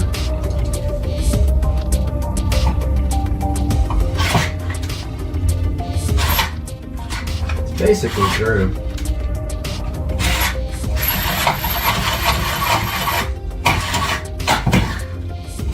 So I broke the box, but that's okay.